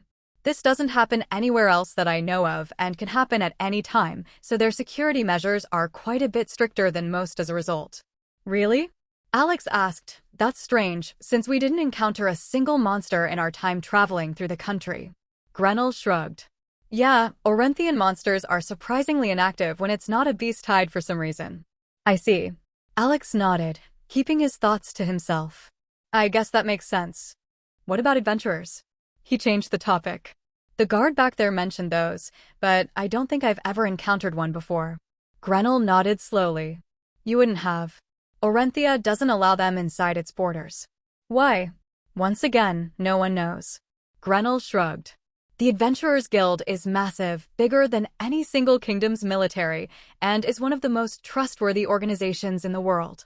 They've got branches in nearly every city worth naming, and yet there has never been a recorded case of them interfering in a country's politics. Most governments jump at the chance to welcome them into their borders. I suspect it has something to do with the fact that Arenthia is a theocracy. And adventurers themselves? Alex prompted. Oh, right. They take on just about any kind of work. Monster hunting, exploration, farm work, even construction projects. Anything that pays. The young man raised a brow. So, mercenaries. Essentially, Grenell said. But with better organization and a slightly improved moral compass. You can hire an adventurer for almost anything, as long as it's legal, killing beasts, finding lost livestock, babysitting nobles. If you need something done, some adventurer out there is willing to do it. Alex nodded, mulling that over. Sounds useful. It is. Grenell agreed. Which makes Orenthia's decision all the more perplexing. The conversation tapered off after that. The night was nearly spent, and even the cart's creaking sounded tired. The road sloped gently up away from the river, the cobblestones glistening faintly under the last scraps of moonlight. A few fishermen were already setting out along the banks, their lanterns bobbing like fireflies over the water. The city around them stirred softly, doors creaking open, chimneys starting to smoke, and the occasional bark of a dog echoing between narrow streets. "Sun'll be up soon," Grenell muttered, rubbing his eyes. "I suggest we enter the next inn we find." Alex nodded, guiding the cart through the town's increasingly convoluted back alleys. Most of the shops were shuttered, but a few lights were still on, warmly luring any would-be customers off the street. Finally, they identified one of the lit establishments as an inn, a modest, two-story building wedged between a bakery and a stable. The faint smell of fresh bread mixed with a whiff of manure to create a truly unique smell. "I guess this'll have to do." Alex suppressed a disgusted shiver. Carefully bundling up their dungeon prize, Grenell climbed out of the cart and squinted up at the weathered sign. "The Rusted Fox," he read aloud. "At least it's not the Drunken Flagon or something like that." "What's wrong with the Drunken Flagon?" Alex asked as he pushed the door open. "I've seen at least 15 drunken flagons in half as many settlements, lad." The old man shook his head. "And every single one thought they were unique, too." A small bell chimed overhead as they stepped inside. The common room was dim, lit only by the dull glow of a dying hearth. A young woman shot up from behind the counter, wiping drool from the corner of her mouth. "Rooms?" she asked, voice hoarse from sleep, though she did a double-take at Duran's missing arm. "Two," Alex said, pointing at Grenell. "One for him, one for us. We also came with a cart and would appreciate a place to store it." The woman nodded, blinking blearily. "That'll be 2 silvers total. You can keep the cart in the stable next door. My brother runs it. Just put it in an empty stall and take the key." Grenell sucked on his teeth at that, before reluctantly handing the money over. 2 silvers for a night. Daylight robbery, that's what this is. You're free to try your luck elsewhere." The woman yawned, sliding 2 keys across the counter. "Upstairs, end of the hall on the right. Don't wake anyone. Breakfast in a few hours if you're feeling hungry, though that costs extra." Alex pocketed one of the keys and handed the other to Grenell, trading it for the boot. "Get some rest. We'll meet when the sun goes down." "That works," Grenell said, already turning toward the stairs. "Assuming I wake up before tomorrow." Alex quickly thanked the woman for her help and followed him up with Duran. Reaching the end of the hallway, they found 2 rooms matching the numbers engraved on the keys. Once inside, they found themselves in a small, college dorm-sized room with a rather ratty-looking bed and a tiny desk tucked into a corner. Above the desk, a grimy window stared out at a brick wall, revealing but a slice of the slowly brightening sky above. Quickly drawing the curtains shut, the 2 of them inspected the room. "Well," Duran said in a decidedly unimpressed voice, "home sweet home." After a quick nap and several hours spent practicing his magic, Alex finally stretched out his legs and glanced toward the window. The light bleeding around the edges of the curtain was already fading, replaced by the amber hue of dusk. Down below, city life was in full swing, unlike Orenthia, where the streets were mostly deserted by sundown. "Now that I think about it, there's a lot of strange stuff going on in that country," he mused, recalling Grenell's earlier revelations. We can look into it when we're considerably stronger. For now, I'm just glad we left." He exhaled and stood, rolling his shoulders. "I'm bored. Let's go see if we can fish for information from the innkeeper." Duran looked up from the chair by the door. "You mean have a polite conversation?" "Same thing," Alex said, stepping out into the hall. When they came downstairs, the young woman from the morning was gone. In her place stood a rather rotund older gentleman with silver-streaked brown hair, wearing a stained leather apron over a simple cloth shirt. The man completed the look by polishing a spotless mug behind the counter and staring off into the distance. Another man sat in a shadowed corner of the room, staring into the foamy contents of his mug as if it contained some great secret. The barkeep looked up as they approached and gave them a polite nod. "Evening, boys," he said. "I was told we had new customers. Are you enjoying your stay?" "It's not bad." Alex couldn't bring himself to give a nicer compliment. "What happened to the girl that was here earlier?" "Oh, that's my daughter, Andrea." The man smiled the smile of a proud father. "She covers the night shifts, and I do the busier daytime ones. She'll be on in a couple hours if you want to catch her." Alex ignored the man's strange attempt at pimping his daughter out and instead asked some general questions about the city and its surroundings. The innkeeper, who eventually introduced himself as Harton, was more than happy to talk. Between wiping mugs and calling a few words to the kitchen, he gave them a loose summary of the city, its surroundings, and what it was known for. Laterra, it seemed, was situated right on the border between several larger nations, a stopping point of sorts. The man was very vocal about his opinions on the various cultures mingling in this place. All Alex could do was keep nodding along, filing away what was relevant. Most of it was common sense, but hearing it from someone who actually lived here helped him build a picture of the place. Eventually, Alex shifted the topic toward adventurers. How to become an adventurer? Harton asked with an amused grin. That's an easy one. You just head over to the guild hall and tell them you'd like to register. They'll run you through a few tests. I won't claim to know what they entail, and if you pass, they'll hand you a badge. That badge means you're officially a member. You can take jobs, get paid, and access the guild's services. I heard the higher your rank, the better the benefits you can access. And what are these ranks? Alex asked. As far as I know, they follow the normal classification system: mundane, supernatural, disaster, calamity, and so on. The man shrugged. I'm not the most well-versed on this topic. I'm sure the guild receptionist will be more than happy to answer all of your questions when you get there.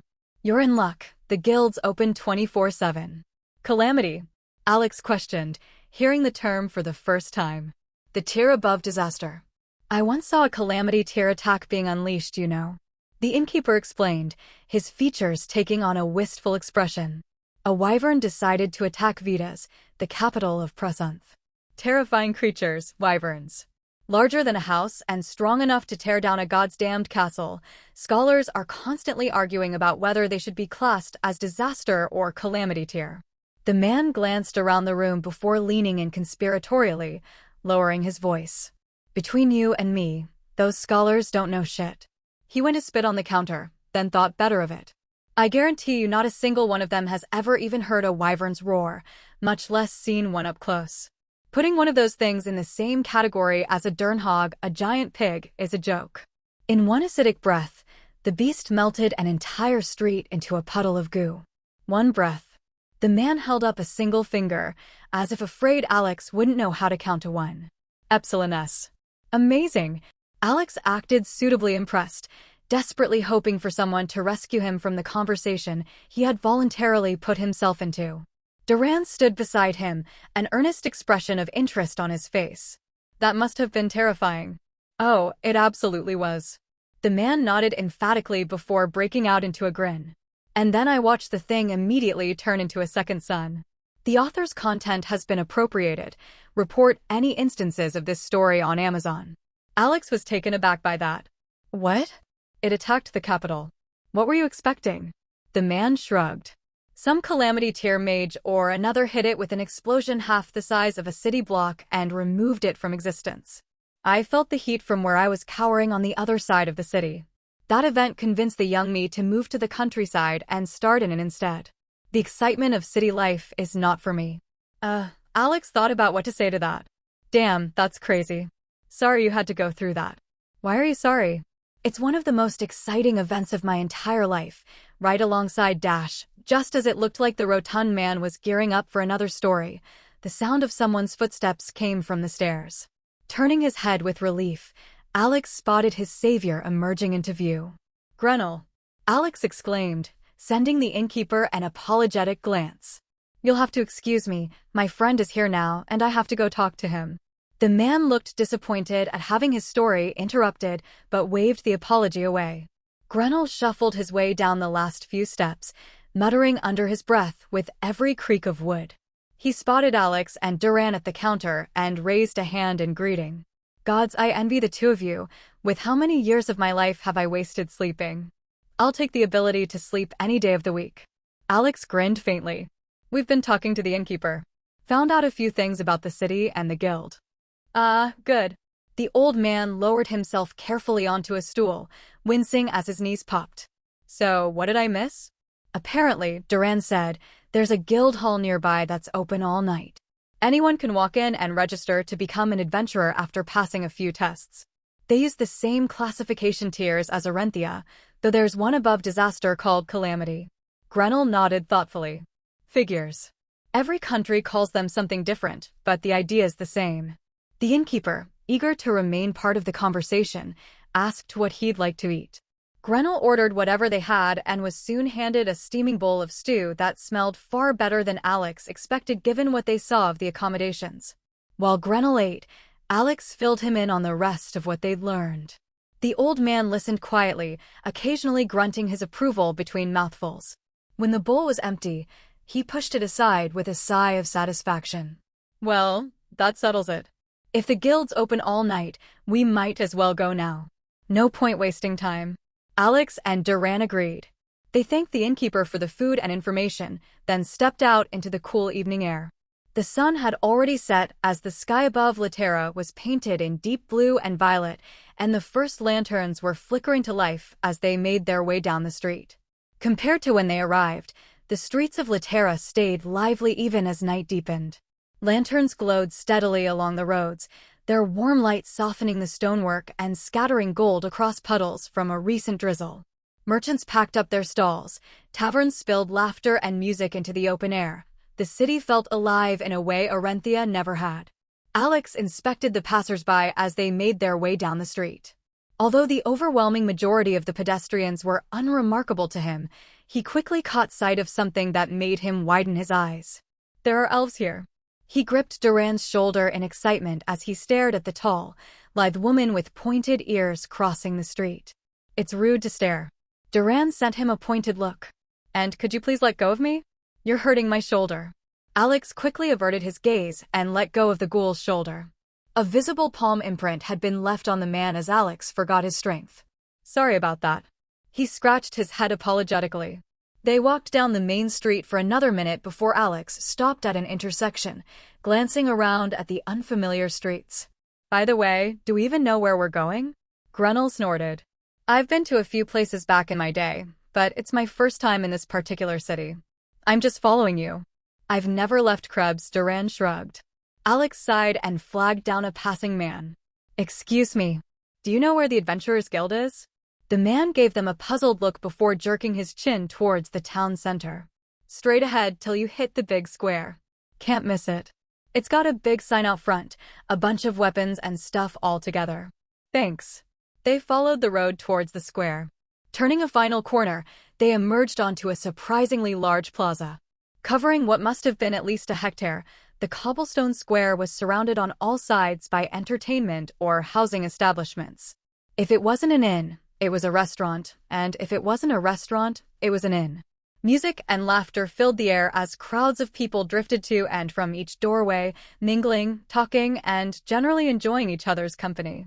Dominating the center of the plaza was a large fountain carved to resemble some manner of beast, its roaring jaws spewing forth crystalline water instead of flames as young couples sat at its base. It was a starkly different sight to the downright abandoned feeling he had gotten from Orenthia. Hey, do you know why Orenthia was so? Alex struggled to find the words. Much less alive? Grenell asked, then shrugged. Once again, you're asking the wrong person, lad. I'm more knowledgeable about things than most, but that's only compared to normal civilians. I know absolutely nothing of the actual goings-on of that country's rulers. All I can say is that being out at night was heavily discouraged. Huh. Alex couldn't imagine what could possibly be the motivation for such restrictions, but decided not to dwell on it. Well, either way, there's nothing we can do about it now, so we better just head to the guild, which I'm assuming is that beauty over there. Following his finger, the others also turned their attention to the building. The guild hall dominated the entire northern side of the plaza. It wasn't particularly tall, about the same 3 stories as its neighbors, but its sheer width made it impossible to miss. Heavy timber pillars framed the front entrance, and the broad facade stretched nearly the full length of the square, lit by rows of bright lanterns that cast long, warm reflections across the cobblestones. Weaving their way through the crowd, they soon found themselves standing in front of the intimidating building, banners depicting crossed weapons fluttering through the air above them. Even from a distance, Alex had seen various people entering and leaving the building. Some looked like regular civilians, while others looked armed to the teeth and ready to take on a small army. Now that he was closer, he was pretty sure that that was exactly what they were going to do. As soon as they stepped into the building, the trio were hit with a wall of sound. The Adventurers Guild Hall was wide and open, built more like a mix between a tavern and a mall than a formal institution. Thick wooden beams arched overhead, supporting a second-floor balcony that wrapped around three sides of the hall. The balcony was lined with stalls selling various equipment, armor, potions, weapons, and others. Each one was illuminated by hanging lanterns and staffed by people loudly haggling with their customers.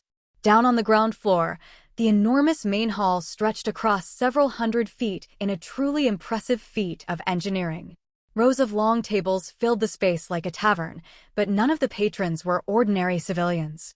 Armored men and women sat in clusters, some poring over crumpled bounty sheets, others bragging loudly about completed hunts, and a few already deep into their cups. A pair of adventurers were arguing over whether a listed monster counted as 1 kill or 3 if it regrew its head during the fight, a debate that had apparently gone on long enough for the surrounding tables to be invested. To the left stood a massive bounty board, so covered in overlapping sheets that it looked more like a wall of parchment than wood. Notices ranged from neat, official postings stamped with wax seals to smudged, handwritten requests tacked over older ones. Alex saw everything from plant harvesting jobs to a disaster-tier monster subjugation requests marked in thick red ink. The right side of the hall had a bar, not exactly elegant, but sturdy, polished, and staffed by 2 busy bartenders who served drinks with a speed that even Alex could barely track. Behind the bar hung an impressive assortment of confiscated or decorative weaponry. A giant broken spear dominated the center, labeled with a small plaque that read Spear Lift Challenge. Alex fought to contain his excitement as his companions gawked at their surroundings. He stood there, rooted to the spot, an indescribable feeling rising in his chest. He'd spent years devouring fantasy novels, reading about and imagining places exactly like this. Guild halls full of adventurers, quests pinned to walls, people living dangerous, impossible lives because they wanted to. He used to sit in his room back home, wishing his world had something like this. Wishing he could be a part of something like this. And now he was. Not dreaming it. Not reading it. Living it. The realization may have come a tad late, given that it had been over a month since he got to this world, but better late than never. Bang! Alex nearly jumped when one of the adventurers at the bar tried to start trouble only to get grabbed by the scruff of his neck and thrown out the front door in under a second. Okay, note to self, do not piss off the bartenders. Alex retracted his gaze, finally suppressing his excitement. Turning their attention to the reception desk, the trio joined the back of the shortest queue. The line moved steadily, helped along by the brisk efficiency of the receptionists and the late hour. Most people ahead of them seemed to be adventurers finishing their work for the day, turning in monster parts wrapped in cloth, reporting bounties, or submitting damaged equipment forms with varying levels of embarrassment. Alex watched quietly as a man in dented plate armor argued about a lost piece of equipment that he swore was covered by his insurance. The receptionist did not look amused. Alex snorted. Good to know that insurance scams are a thing no matter where you are. Grenell nodded. The only constant in life is human greed. A pair of adventurers ahead of them finished filing a mission report, one of them dropping a heavy. Then the line shifted again, and suddenly Alex found himself next in front of a small wooden desk manned by a woman in her late 20s with sleek black hair tied neatly behind her head. She glanced up from her paperwork, giving them a practiced smile. What can we assist you with? Alex stepped forward. I'd like to register as an adventurer. Just you, she asked, flicking her gaze briefly toward Grenell and Duran. Just me. Grenell gave a casual smile. The receptionist nodded, already pulling out a slim stack of forms from a drawer beneath the desk. All right then. Registration involves a basic assessment, physical, combat proficiency, and a short interview. Passing earns you a copper badge and access to Tier 1 commissions. Epsilon. Copper? Tier 1. Alex expressed his confusion. Everything will be explained after the assessment. The woman scribbled a few notes in quick, sharp strokes. Any prior adventuring experience? None. Alex shook his head. At least not as an adventurer. The woman raised an eyebrow at that but chose not to comment. After asking several more questions, including his name and other details, she stopped writing. Well, she said, clipping the packet of paper to a strange-looking clipboard. You're in luck. Late-night assessments are available since traffic is lower. Help support creative writers by finding and reading their stories on the original site. Carla, take over for me here. She called out to a woman standing behind a different counter and turned to leave. Follow me. The trio moved after her, weaving between crowded tables and stumbling adventurers. A few people glanced up as they passed, mostly out of curiosity, but no one paid more attention than that. The receptionist led them through a door off to the side, where the sounds of the guild hall dimmed into a muffled hum. The hallway beyond was lined with framed notices and display cases containing preserved monster parts, a massive stinger sealed in glass, a sword snapped in half and labeled recovered from a Thunderfang Drake incident, and several terrifying fang skulls. Sturdy-looking wooden doors were positioned throughout the corridor at regular intervals. Intricate carvings Alex had come to recognize as runwork covered each one.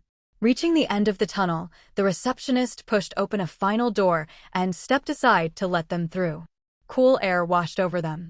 The corridor opened into a sprawling outdoor training yard, enclosed by high stone walls and illuminated by a large number of lanterns. Beyond those walls, the rooftops of Laterra peeked over the edge, their windows flickering with distant candlelight. Alex blinked, once again surprised by the sheer size of the place.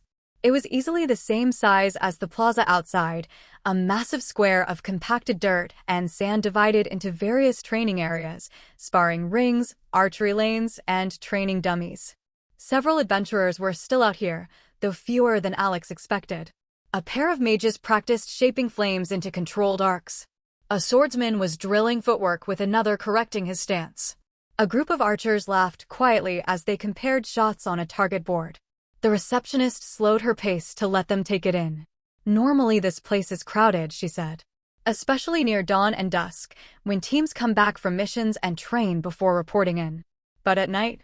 She gestured around at the smaller groups. Well, I guess it's a good thing we came now. Alex smiled as he rubbed his head. Although logically he knew that passing whatever they threw at him would be child's play, he was still getting nervous at the idea of getting tested. School's really done a number on our society, huh? He thought to himself. Very much so.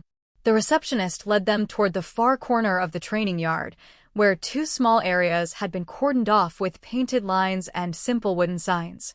One read strength and the other agility. The receptionist pointed at the area to the left, where a massive, 2-foot-thick log was laid flat on the ground, covered in deep dents, cuts, and scorch marks. First test is strength, she said. It's relatively simple. All you have to do is leave visible damage on the log. Any method is allowed, be it weapons, magic, bare hands, or even any potions you may have.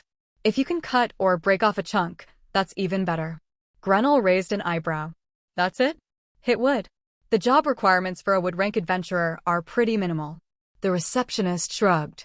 You don't have to be particularly strong to harvest some plants or drive off a wolf. Next, she led them to a circular platform surrounded by 8 wooden arms jutting outward at different heights. The central post was embedded with a faintly glowing rune. The agility test focuses on reaction speed, she explained. Stand in the middle, tap the rune, and the arms will begin to spin randomly. Some sweep low, some strike high, some twist unexpectedly. Your job is to avoid or block them. If you last a minute, you pass. If you step off the platform, you fail. Finally, she gestured toward the wall, where a third sign Alex hadn't noticed read endurance. And last is endurance, she said. 10 laps of the field. Complete them within 20 minutes and you pass. Alex raised his eyebrows. That's actually not too bad. Most applicants disagree by lap 8. The receptionist sat down on a nearby bench and readjusted her grip on the clipboard, picking up an inbuilt stylus. You may begin whenever you are ready. Alex nodded, scratching his elbow. So I do all 3? Yes. Order doesn't matter. You may choose which one to begin with. Though it is recommended to leave endurance for last as the others are harder to do out of breath. Alex nodded to himself, exhaling slowly. All right. Strength first. He stepped toward the battered log.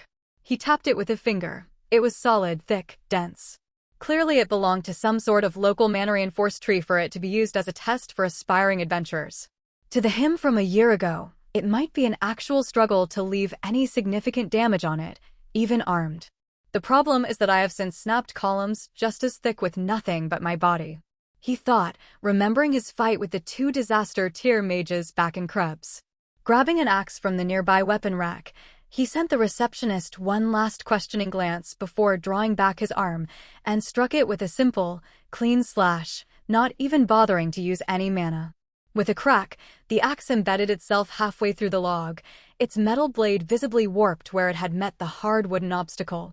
The next deepest cut was barely half as deep, and even that was much greater than third place. The receptionist blinked once. Strength test passed. Alex coughed, hoping he hadn't overdone it. Agility next? She nodded, making a note on her clipboard. Whenever you're ready. He stepped onto the platform and tapped the central rune. The spinning dummy jolted to life, arms snapping outward in a complex, uneven rhythm. They swung high, low, and diagonally in unpredictable patterns, clearly engineered to overwhelm someone without fast enough reflexes. Alex felt like he could have solved a Rubik's Cube in the time it took for the blows to land. The first arm swung at his head. He tilted slightly, letting it pass. Another swept toward his ankle. He stepped over it with a lazy lift of his foot. Two came from opposite sides. He leaned back just far enough to avoid both, one brushing the fabric of his shirt. The movements grew faster, more erratic. The arms blurred, spinning faster and faster, but they never reached a speed that an even moderately trained civilian couldn't handle, much less Alex with his superhuman abilities. After 60 seconds, the rune dimmed and the arms slowed to a halt. Alex stepped off the platform, dusting his hands on his trousers. Passed? The receptionist looked unsurprised as she nodded at him and wrote something down. Yes. Passed. Alex rubbed the back of his neck. Endurance test now? The receptionist took out some sort of device, presumably this world's equivalent to a timer, and pointed to the track. 10 laps. Start whenever you're ready. He took his place at the edge of the square. 10 laps didn't look like much from the looks of it. It would be about 2.5 miles, a distance he was pretty sure he could have done even back on Earth. Still, he set a steady pace instead of sprinting. There was no point in showing off, after all. He ran his first lap comfortably, long strides eating up the distance. The training yard lanterns cast shifting shadows across the dirt as he rounded the bends, his breath even. By lap 4, Grenell leaned over the marked boundary. Still breathing. Alex nodded without slowing. Barely. By lap 10, Alex still wasn't out of breath, the exercise having left him completely unaffected. He crossed the finish line at a relaxed jog, slowing to a walk as he approached the receptionist. 10 minutes, 24 seconds. Very well done. The receptionist glanced at her device, finished her notes, then looked up. Congratulations, you passed all the physical tests. If you'd follow me, the interview is next. Grenell and Duran fell back, content to remain in the training yard. We'll wait here, Grenell said. Try not to incriminate yourself. I never incriminate myself, the young man protested. You exist, Duran replied. Alex sighed and turned to follow the woman. The receptionist led him back through the corridor they had first walked through, the muffled roar of the guild hall slowly rising in front of them as they approached it. She stopped at one of the heavily enchanted doors set in the wall, taking out a key to unlock it. Here we are. She pushed the door open. Please enter. Alex stepped through the doorway. The room was small and square, with stone walls etched in faintly glowing blue lines. They interconnected like spiderwebs, forming a net of runes that crawled across the ceiling and under the floorboards. A wooden table sat in the center, flanked by 2 chairs facing each other. The woman closed the door behind them and walked over to one of the chairs, placing the clipboard on the table and lowering herself. The runes around them brightened slightly, humming with a subtle vibration. This room is layered with truth detection formations. The receptionist disclosed. Through a process you don't need to worry about, it can detect the veracity of your words to a high degree. It's standard for screening new adventurers. Alex swallowed, suddenly getting a bad feeling. And why do we need to go through all this? Well, the woman hesitated. We've had many cases where some rather unsavory characters trying to use the guild as a shield or a place to lay low from the consequences of their actions. After a few incidents where such individuals strain the relationships between the guild and some nations, these measures have been put in place by the ones in charge. The bad feeling in his gut fully realized itself into dread. Oh. Of course, for most people it's simply a necessary extra step in the registration process.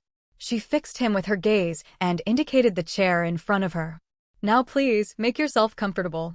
Alex had no choice but to oblige while his mind raced for a way out of this situation. They said they don't let people lay low here. Does that mean that if my main purpose is to join as an adventurer and laying low is simply a happy coincidence, they'll let me through? How does this lie detection thing even work? He suddenly thought.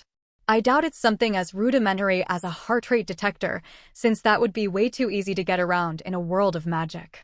At the same time, I doubt it's some sort of absolute causality magic bullshit, since that doesn't seem like the type of thing that would be used for such a trivial task, on top of probably being crazy hard and expensive to make. What does that leave us with? Alex's eyes suddenly widened. Mind magic. That doesn't sound anywhere near as crazy as causality or something, and it's definitely harder to defend against than mere biological scanning. Now calmer, he leaned back in his chair and ran his eyes over the dense, flowing designs covering every inch of the room. And it can't be straight-up mind reading, since they would have already confronted me otherwise. He nodded to himself. Somewhat confident in his theory, he filled his head and torso with mana, hoping that the interference might help him pull through the test. The infusion of his head suddenly opened up his senses, making him hypersensitive and hyper-aware. Alex was forced to blink from the sudden brightness in the room. Great. The receptionist picked the clipboard back up and placed it on her lap. Now, first question. She tapped her quill lightly against the paper. Are you registering into the Adventurers Guild with the intention to cause harm to it, its members, or its interests? No. I'm here to become an adventurer and earn a living. It's also been my dream for a long time, which is a nice bonus. Alex kept his face neutral. I'm also a fugitive from Orenthia, but that doesn't mean I intend to harm the guild. He added silently. The runes stayed steady. Good. She made a mark. Next, what is your name?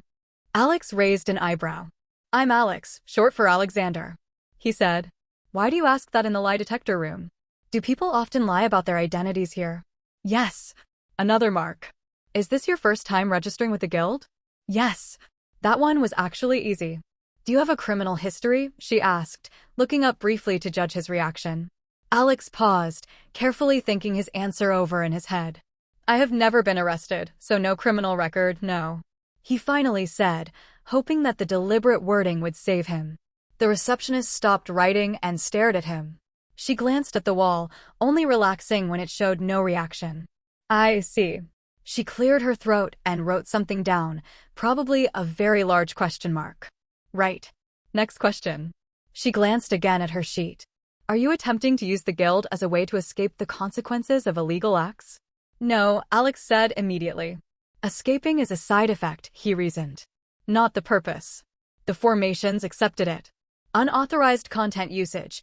If you discover this narrative on Amazon, report the violation. The receptionist gave him another long look. Her expression was polite but increasingly bewildered, as though she couldn't decide whether he was genuinely an innocent man or had some way to trick the inscriptions. It seemed that his criminal record answer freaked her out a bit. Epsilon. All right. Do you pose a risk to public safety if left unsupervised? Alex blinked. I don't think so. The woman nodded. Very well. She scribbled the answer. Do you have any affiliations, oaths, debts, or loyalties that could conflict with guild interests? No. The glow confirmed it. Do you have any unusual conditions, magical or otherwise, that the guild should be made aware of? Anything that could affect your behavior, stability, or safety? There it is. Alex closed his eyes, considering his answer. The receptionist narrowed her eyes at the pause, sitting up slightly in her chair. Alex decided to come clean. I have a condition, maybe a curse. As a result of this condition, I need to consume blood that's high in mana content on a regular basis or bad things happen. The source of the blood doesn't really matter, which is another big reason I chose to be an adventurer. I'm hoping that this job will give me access to plenty of monster blood to keep my condition under control. Also, as a result of this condition, I have a rather negative reaction to sunlight, which is why I came here at night. Right. The receptionist said as her professionalism finally failed her. Alex could almost see the gears turning behind her eyes, a very rapid accounting of, is this my problem? Should this be someone else's problem? Was I trained for this conversation? This routine question had obviously never been answered for her, so her inexperience showed in her reaction. Taking a deep breath, the woman calmed herself. So you need to drink blood. How often would on a regular basis be? About once a week should be enough. Alex answered, hoping to reassure her with a low number. I see. She said like someone trying to convince themselves that they did, in fact, see. And the sunlight issue? I can be in it, Alex said. It just hurts. A lot. Like a sunburn, but stronger. The receptionist nodded slowly, made a very long note on her paper, then stopped to look up at him. So, let me summarize. You are cursed. Yes. As a result of this curse, you need to drink monster blood. Yes. And you can't go out into the sun. Yes. She blinked several times. He blinked back. The woman stared at the wall for several seconds, then made a tiny, defeated noise in her throat. All right. Your condition has been noted down. Moving on. She flipped her page with a firm, almost aggressive motion that suggested she wanted this question to be firmly behind her. Do you have any enemies or affiliations, living or otherwise, who are likely to cause trouble for the guild because of you? Alex opened his mouth, closed it, thought about it. I don't know. I swear to. The receptionist looked up at the ceiling in exasperation. You don't know. I know I have enemies, Alex clarified. But I don't know what they're doing, or if they even care where I am, or how persistent they're going to be, or if they even have the capability to affect an entity as massive as the guild in the first place.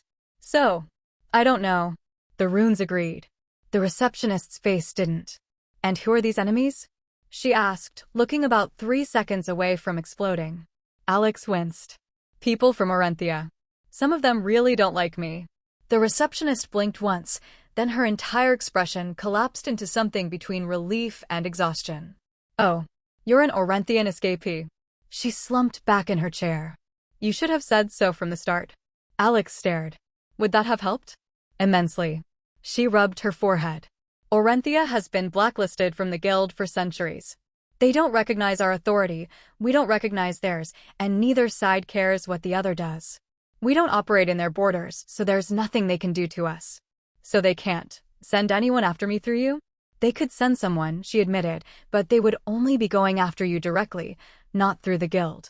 Plenty of the guild's higher-ups will take any excuse attack that place, and they know it. Alex once again wondered what the hell was going on in Orenthia for it to be so infamous. Well, that's extremely convenient. For both of us, she replied dryly. Now, let's finish this before something else in your life surprises me. The woman set the clipboard down and put away her quill. All right. That concludes the security portion. Now we enter the clarification stage. You ask questions, I answer them. The goal is to ensure you understand how the guild operates before you join. Alex straightened in his chair. Great. I actually have a few questions. Go ahead. First, how do ranks work? You mentioned would rank earlier. Her posture shifted, her voice taking on an obviously rehearsed quality. The guild ranking system goes from lowest to highest as follows: wood, bronze, silver, gold, platinum, and mithril. The highest standard rank is mithril, though very few people reach it. Mithril, Alex repeated quietly. She nodded. Above mithril, there are only named groups, exceptional parties or individuals who have achieved feats or strength outside the normal ranking scale. They don't use badges, they're recognized by title instead. Alex raised an eyebrow. Like legends. In a sense. They operate independently, often across national borders. But you don't need to worry about that yet. She tapped her finger against her notes. Your focus will be wood-ranked work for now. Alex thought for a moment. All right, what about missions themselves? How do they work? The receptionist leaned back slightly. Missions are ranked the same way, she said. Wood up to diamond. You are allowed to take jobs of your rank or one rank below or above. That seems straightforward. It is, with one major requirement. To take a job one rank above your own, you need a minimum party size of 4 adventurers. Alex blinked. Why? To prevent cocky bronze adventurers from wandering off to fight silver-class monsters and getting eaten, she said bluntly. It used to happen more often than you'd think. He resisted the urge to glance away, thinking of the party of 7 he had demolished less than a day ago.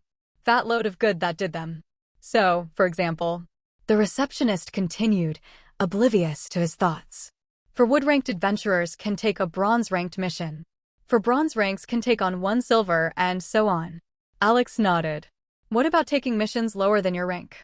You can do those alone, but you won't gain progress toward rank advancement unless the mission is at least your own rank. Makes sense. He thought for a moment. Then how do I go from one rank to the next? From wood to bronze, then bronze to silver, and so on. Simple, she said.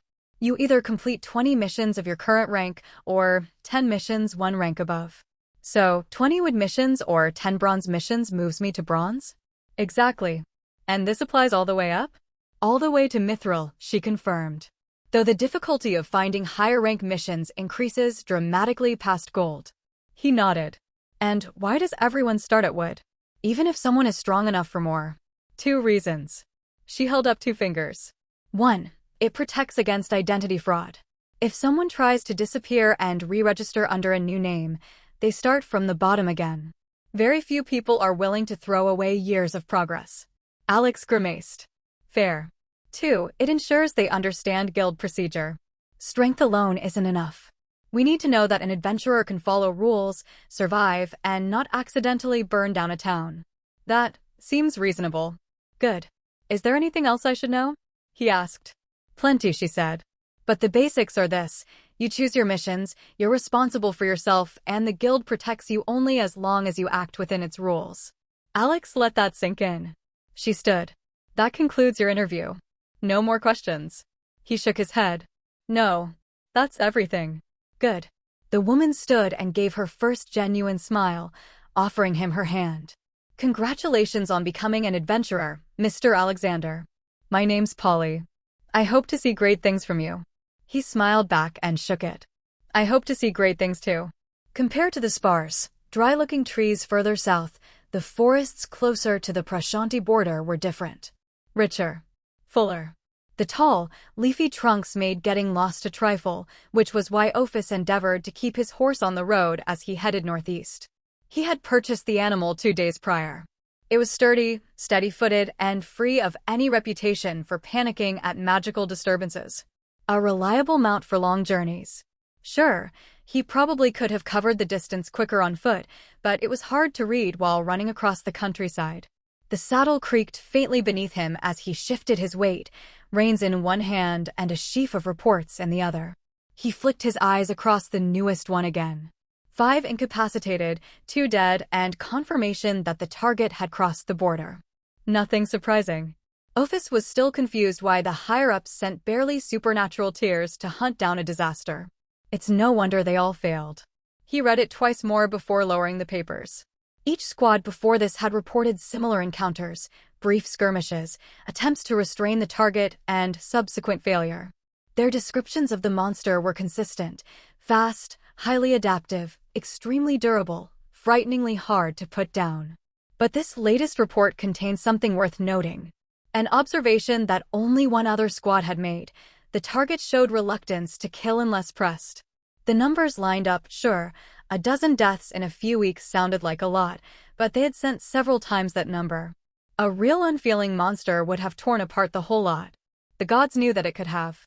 He folded the report neatly and slipped it back into the leather satchel at his side, then nudged the horse onward. The animal broke into a slow trot, hoofs muffled by the thick carpet of leaves.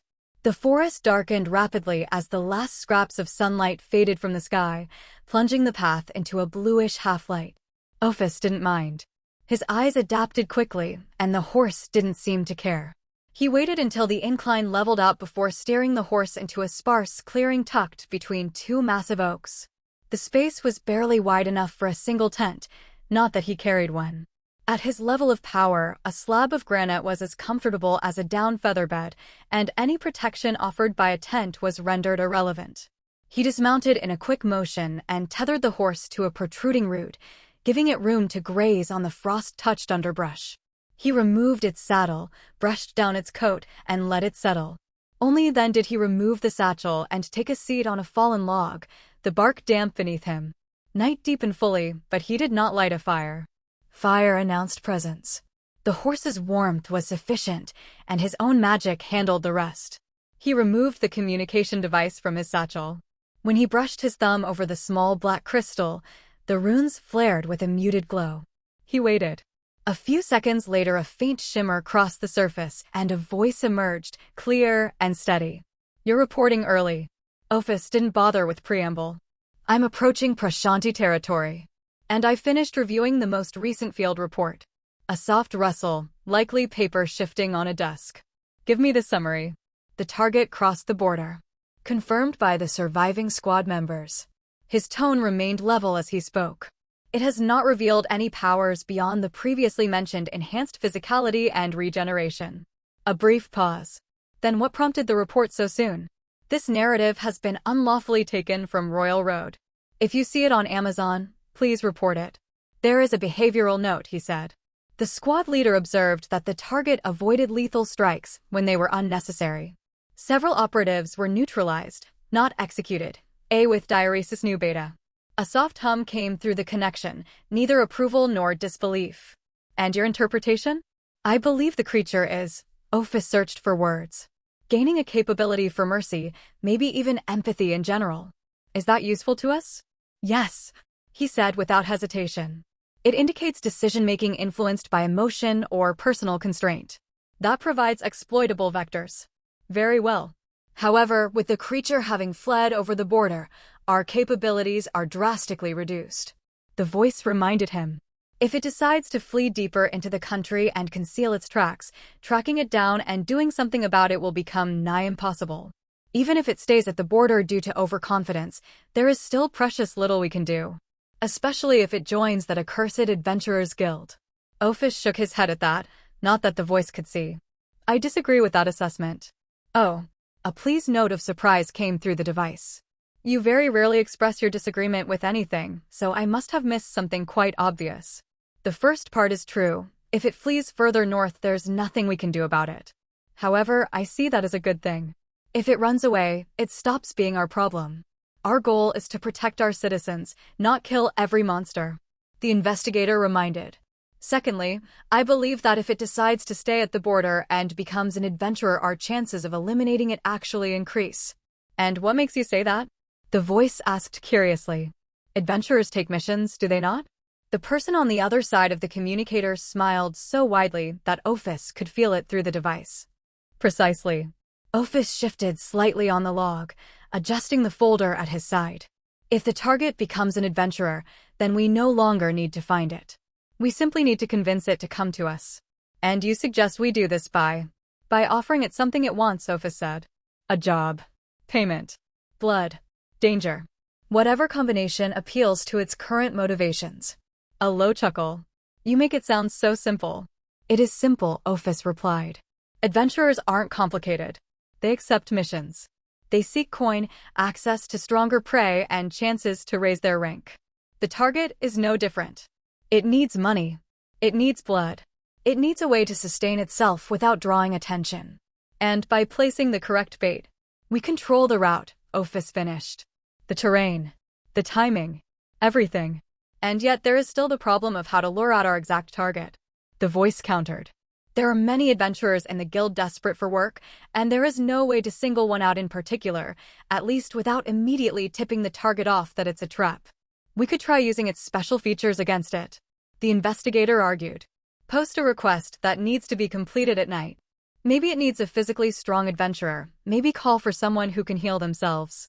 We can try making the reward something that regular adventurers would have little interest in. Maybe something blood-related, since it seems to need it to survive. The crystal remained silent for several seconds. Very well. You are authorized to proceed with this mission and can request any resources required, within reason. Thank you. You know, the voice said lightly, you've managed to convince me that it joining the guild would actually benefit us. Ophis didn't respond to that. It mattered little to him whether the beast fled or died, as long as it was no longer near or within Orenthia's borders. Instead, he said, all of this depends on one thing. Confirmation. Yes. Before any trap can be set, we must determine if the target stayed near the border or continued deeper into Prasanth. He glanced toward the distant, faint glow of the nearest settlement. If it kept moving, the pursuit ends. If it stopped, we proceed. And when will you reach the suspected city? I should reach Laterra within the next few days. Ophis said. Assuming no delays. And you'll investigate discreetly? Always.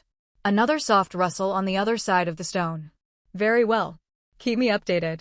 If the creature is in that city, we'll begin drawing up potential mission parameters. Understood. The rune light dimmed, and the crystal went inert in his hand. Ophis returned it to his satchel and remained still for a moment, seated on the cold, damp log as the forest settled around him. Night had wrapped fully around the clearing now, only thin starlight filtered through the canopy. Somewhere behind him, the horse snorted softly, shifting its weight as it nipped at a patch of low ferns. The breeze rattled a handful of branches overhead. His superior had been amused, perhaps even pleased, but Ophis felt neither amusement nor satisfaction. The path ahead had narrowed into 2 branches, and both were straightforward. If the creature had fled deeper into Prusanth, then the matter ended here. He stood, dusted loose bark from the side of his cloak, and crossed the clearing to check the horse one last time. Satisfied, he returned to the fallen trunk, folded his cloak as a cushion beneath his back, and let his body settle into controlled stillness. After picking up Grenell and Duran, Polly gave Alex a small wooden badge and led him back to the large hall, which was how the 3 of them ended up standing in front of the massive bounty board as adventurers moved around them. Despite its incredible size, the board was still almost filled to bursting. Sheets of parchment overlapped one another in thick clusters, stretching across nearly the entire length of the hall. Adventurers crowded around it, talking loudly, arguing, pointing, or peeling off job slips with casual confidence. Alex inspected his little badge, a strange surge of pride and excitement going through him. Shaking off the feeling, he stepped closer, eyes scanning the board's layout. The missions were organized left to right. On the very left were the wood-ranked tasks, then bronze, then silver, and further down the line the higher ranks. Every step to the right represented a leap in difficulty and danger. That part made sense. What didn't make sense was the distribution. Why are there so few admissions? Alex asked quietly. The section wasn't small by any means, taking up roughly 1/8 of the board, but it wasn't anywhere near the scale of the bronze section, which took up almost half the entire board all by itself. Even silver took up around 20%, making it the second largest and placing wood at number 3. He had expected wood to dominate, since that was where all beginners started. Grenell nodded his head at the board. Look carefully. Wood-rank jobs are things regular people can handle themselves. Gathering plants. Fetching supplies. Patrolling a farm. You don't need to pay adventurers for that unless it's something particularly annoying to do or you're filthy rich. Wood looks more like a handyman service people can pay for. Bronze is where the real adventuring begins. Alex nodded slowly. It fit. Most of the wood tasks he could see were small, simple, or tedious, nothing resembling the sort of fantasy monster hunts or ruin exploration he'd imagined. If anything, bronze looked like the actual backbone of the guild. There were hundreds, maybe thousands, of requests pinned in that section alone. And silver wasn't far behind. Their papers were thicker, often higher quality, some with wax stamps or official seals from nearby towns or noble families. But the rightmost end of the board was strange in its own way. There were gold missions. A handful of platinum. But mithril? None. Not even an empty spot labeled for them. Alex didn't have to ask why. He could guess. That level of mission probably involved issues that threatened entire cities. Not only were those situations rare, but posting them on the board for everyone to see was bound to cause panic. He could just imagine a notice going up. Calamity-class Wyvern located a day's walk south of Laterra. Someone should probably do something about it. People would lose their shit. He stepped closer to the wood section, scanning each sheet. Every mission started with a simple handwritten label that stated its rank, followed by a category. Wood rank, delivery. Wood rank, harvesting. Wood rank, combat. Most of them fell into the first and second categories. Although obviously completing bronze rank missions would allow Alex to improve his own rank quicker, Polly had explained earlier that if he wanted to take one of those on, he'd need at least a group of 4. He planned on eventually doing just that, but for his first mission or 2, he wanted to go by himself, just to get an idea of what it's like. Plus, he was severely limited in the missions he could pick since anything during the day was a no-go. So for now, he was stuck with wood. He reached out and picked up a slip. Task: herb gathering in Westwood Grove. Details: collect 40 sprigs of dusk mint from the grove southwest of Laterra. Reward: for silver. Frowning, he looked at another. Task: carry crates to a riverside storehouse in the west. Details: assist the Lumen and Company Merchant Association with moving crates to Warehouse 6 by the river. Reward: 2 silver. And further down. Task: fence repair for Eastern Farmland. Reward: 1 silver. His eyebrows knit. These are all just chores. Alex scanned the entire Woodside twice before confirming it. Not a single monster subjugation request. The few combat ones were all to drive off some wolves, bears, or other such animals. Duran tilted, reached his hand out, and grabbed a carpentry-related task. We should take this one. Alex gave him a blank stare. We should. Duran nodded. I miss my craft. It's been weeks since I made anything. You aren't the adventurer, Alex said. I am. I'd be the one doing everything. That doesn't mean you can't have someone else do the job for you. Duran replied. There's nothing in the rules that says the adventurer has to do the job personally. If you wanted to, you could take the 2 silver reward for the fencing job and pay a child to do it for 1 silver. In this case, you're not even paying me. I'll do it for free. Alex stared at him for several seconds. If you spot this tale on Amazon, know that it has been stolen. Report the violation. That can't be how that works. Duran simply shrugged. But it is. Alex opened his mouth, closed it. He rubbed his eyes and forced himself to refocus. He needed a task that he could complete at night, and ideally involved something with mana-rich blood, since he was getting kind of hungry. That was a pipe dream in the wood rink. He picked up the herb-gathering request again, then folded it between his fingers. Fine. This one. And we're not doing some weird job delegation scam on my first job. Maybe later. Duran looked mildly disappointed. Grenell looked relieved. Alex turned around, mission slip in hand. They wove their way back through the hall toward the reception counters.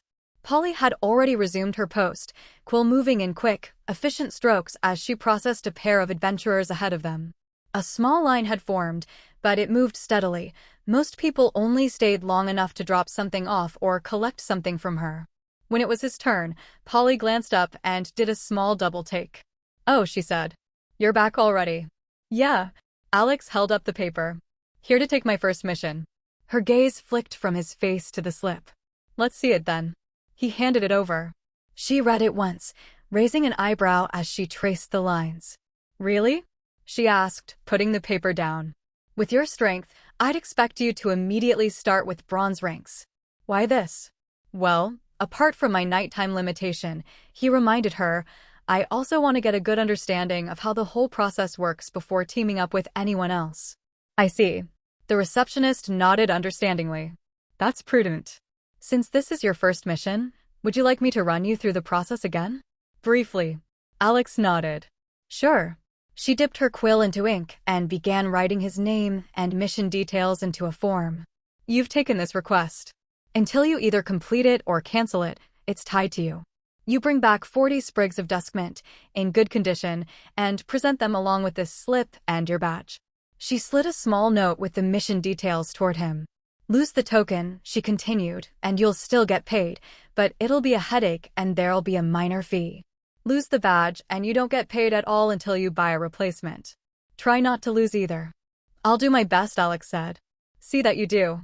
She set the slip aside into a separate tray, then took his badge, pressed it face down onto a metal plate behind the counter, and applied a quick burst of mana.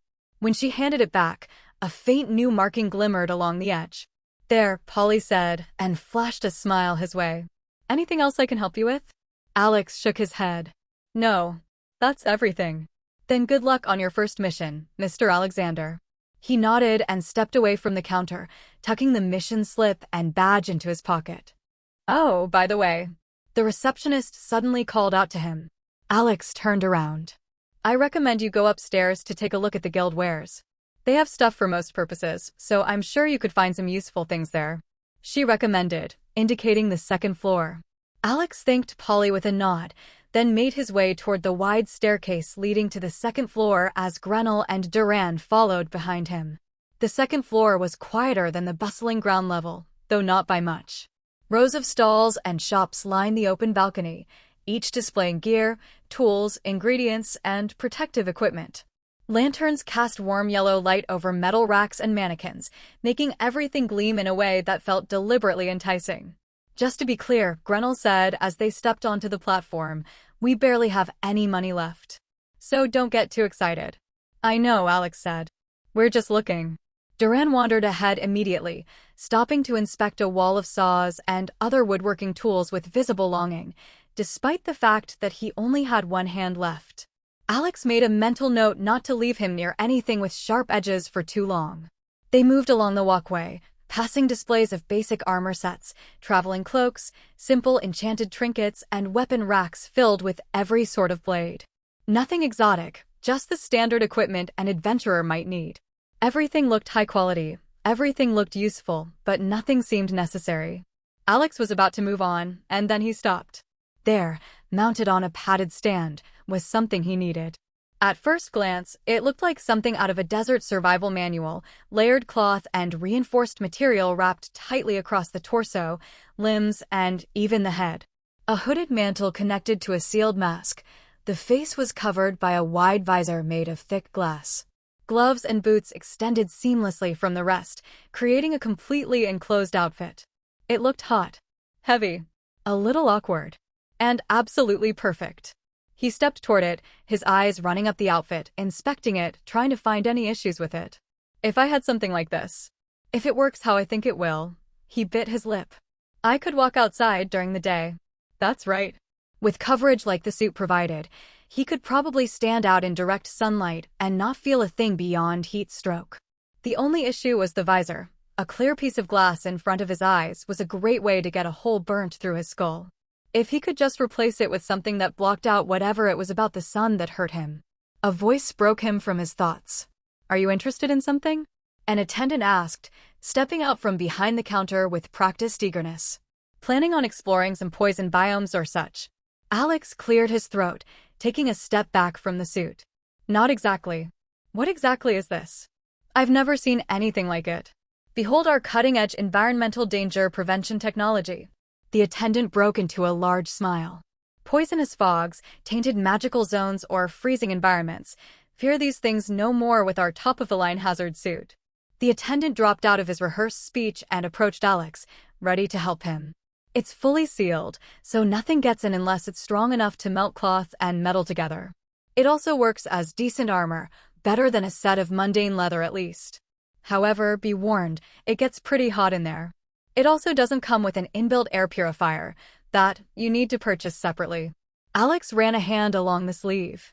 The material was tough but flexible. And the visor? He asked. The man sent him a puzzled look. What about it? What's it made of? He elaborated. Does it block out harmful light or some such? It's regular glass, the attendant said. Tempered and reinforced to take rather strong impacts. We also sell magically treated versions, but they're expensive. However, if you're planning to go into areas with light-based magic or extreme glare, you'll want one. A tinted one. Tints, Alex repeated quietly. Like darkened lenses? Exactly. They block out most damaging light effects, while still letting one see through the other side. Some customers also buy them for, the attendant gestured vaguely. Fashion.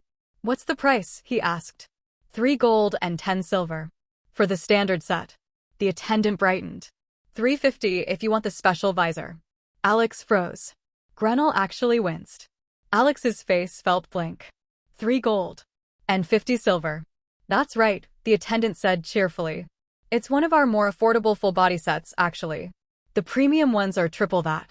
After Grenell's reaction to their rented rooms, Alex had grown curious and tried figuring out how this world's currency compared something from Earth, like the dollar or the euro. Using the prices of various everyday items as well as some more high-end stuff to compare, he felt he had come to a rough understanding of the conversion rate from one to the other. According to his calculations, this region's currency actually had a roughly 1-to-1 conversion rate between coppers and dollars. 1 copper was $1. 100 coppers was 1 silver. 100 silvers was 1 gold. 1 gold was $10,000. The suit cost $35,000. Affordable. Sure. Alex stepped back slowly, letting that number sink in. It was more than they got from the dagger. Definitely more than they had right now. Hell, it was more than he'd be able to make in a year even if he did 5 missions a week all year round, considering the price of therein. Well, Alex said, forcing a neutral expression. That's out of my price range at the moment. That's unfortunate, the attendant said with fake sympathy, his enthusiasm visibly faded. The guild can sponsor low-interest loans to its members, if you're interested, he asked hopefully, obviously trying to earn a commission. Sorry, but I'm not really interested in putting myself into debt at the moment. Alex shook his head, then turned away. He didn't speak as they moved past more displays, his thoughts locked onto the suit and what it represented. A future where sunlight didn't mean he had to be locked in his room, where all the extra time he spent awake could be actually put to good use. A future where he could move freely, travel, fight, gather materials, do missions, without being chained to nightfall. He wanted that badly. And right now, the only thing standing between him and that freedom was money. A lot of money. Life had a funny way of giving one hope, dreams, and motivation, then slapping them in the face with reality. When he'd seen that armor, that beautiful, seductive promise at freedom from the sun, Alex had been ready to charge into a dragon's lair to get it, metaphorically, of course. And yet, before he even had time to set out on his mission, he got a reality check, which is why he now sat on the edge of his bed. Waiting. To understand why, one only needed to look at the time. Having set out from the inn at dusk, the journey to the Adventurers Guild as well as their business there took several hours. By the time they were done, there was no way to do the mission before sunrise. Especially since they knew next to nothing of the region or even the plants they needed to harvest, making it twice as hard. Instead of rushing through the task and messing it up somehow, they had instead decided to simply start tomorrow, leaving today as a day of waiting. Which is why Alex found himself in his room. He exhaled sharply. "This is pathetic," Alex muttered, rubbing his face. "I finally get my first mission and I can't even start it." Grenell shrugged. "Well, you needed to drop the slip off here anyway. No sense carrying it around." Alex nodded. That had been the only productive part of the trip. He'd left the mission slip in his pack, a medium-size hemp bag Grenell had bought at some point in their journey. For safekeeping. Limited as their funds were, he didn't want to be paying any fines for losing it if possible. Duran tilted his head. "We could at least get started now." Alex glared at him. "And finish midday?" "Sure. Let me just gather herbs while my skin melts off." "A job involves more than just going there physically," Duran said. "We're missing a lot of knowledge and information that could help us in our task, and we have plenty of time to figure it all out before tomorrow. Plus, nothing's preventing us from going out and gathering half now, half tomorrow." "Well, for one, it costs money to enter at night. Money we don't have," Alex countered. "And for two, you have a point. We should probably actually familiarize ourselves with the quarry before trying to harvest it. It wouldn't be a great look to bring back 40 plants mangled from improper handling or, even worse, 40 of the wrong plant." "Wonderful." The old man clapped his hands. "So, it's time to go to an herbalist?" Alex shook his hands side to side. "It's kinda late. I don't know if any of them are still open." Grenell frowned. "An apothecary? Possible." Alex shrugged. "We'll have to ask around. I'm sure one is open in case of emergencies, though I don't know how accommodating they would be towards our non-emergency request." The shopkeeper deflated all the way. "A library? That doesn't sound too bad, actually." The young man rubbed his chin. "At least in Maiwa, cough, in the place I came from, libraries are usually open 24/7 and free to the public, but I don't know how it works in this place." He smoothly covered up his slip of the tongue. "Right," the other man gave him a long look. "Well, I believe that is the case here, or at least it was, back in my hometown, before I moved to Arenthia." Alex stood up and waved his hands towards the door. "Great. In that case, let us commence forth." Filing out of the cramped bedroom one by one, the trio descended the staircase of the Rusted Fox, greeted the innkeeper's daughter, Alex had already forgotten her name, and stepped out into the night. Our Epsilon. Latera was noticeably quieter than it had been earlier. Even as they returned from the guild, the streets still saw some level of activity from late-night partygoers and wanderers. Now, they were practically deserted. Lanterns still burned along the paths, but their glow felt softer now, accompanied only by the occasional passerby and the distant murmur of taverns still open for their truly dedicated customers. Making their way out of the alley the inn was located in, Alex looked back at the others. "So, we ask around?" "About what?" Grenell asked. "Anything," Alex said. "If there's an apothecary still open, great. If not, a library. If not that, then maybe someone who knows the area. They began walking, approaching the first person they saw, a young man laid out on someone's doorstep. When they got closer, Alex picked up an overwhelming scent of alcohol and some other chemical substance in the air, but figured that there was no harm in asking anyway. "Excuse me," Alex said gently. "Do you know if there's an apothecary or a library nearby?" The man peeled one eye open. It drifted left, then right, then settled somewhere vaguely in Alex's direction. No, he slurred, pointing at the night sky with intense authority, "that you are rude." Alex blinked. "I'm sorry, but I meant." "Do you even know how I am?" the man shouted, shaking violently from the effort. He sat up abruptly and jabbed a shaky finger at Alex's chest. You need to tell my brother," he said. "He lives in the middle of the thing." He paused, squinted hard, and tried again. "The thing. The round middle of it. Reading on the site? This novel is published elsewhere. Support the author by seeking out the original." Grenell leaned forward slightly. "Of what?" "The thing." Alex gave up. "Okay, thank you. Have a nice day. Don't choke on your tongue." "Can't," the man said proudly. "Lost it in the His head slowly drifted backward until gravity reclaimed him, and he lay still on the doorstep again, snoring immediately. Alex stared for a moment. Right. That was pointless. They tried the next person, a woman walking briskly past them. When she saw Alex moving towards her, she quickened her pace and lowered her head. "Hey, excuse me." Alex widened his stride to catch up. "Could you please tell me the direction of the nearest library? My friends and I need some information." She didn't stop, but she did point vaguely down the street. "That way," she said before continuing on. Alex scratched his head as the woman practically ran away from him. At least they had a direction now. Another couple of questions to the few passers-by clarified things. A bit north of the Adventurers Guild. Big building with a sign out front. That way. When they reached the square, it still buzzed with some level of activity, but nothing compared to what it was a few hours ago. The fountain gurgled softly, lit by warm lanterns as small groups of adventurers moved to and from the guild. A few of the inns and restaurants were also still open, presumably catering to those same adventurers at this unreasonable hour. Crossing the square, they stepped onto a street running alongside the guild's massive compound, and there, off to the side, stood a wide stone building with a sign depicting a stack of books hanging out front. The library. Alex smiled. Finally. He pushed the door open and stepped through. Inside, warm lamplight illuminated a decently large space, though considerably smaller than a modern-day library from Earth. That was expected.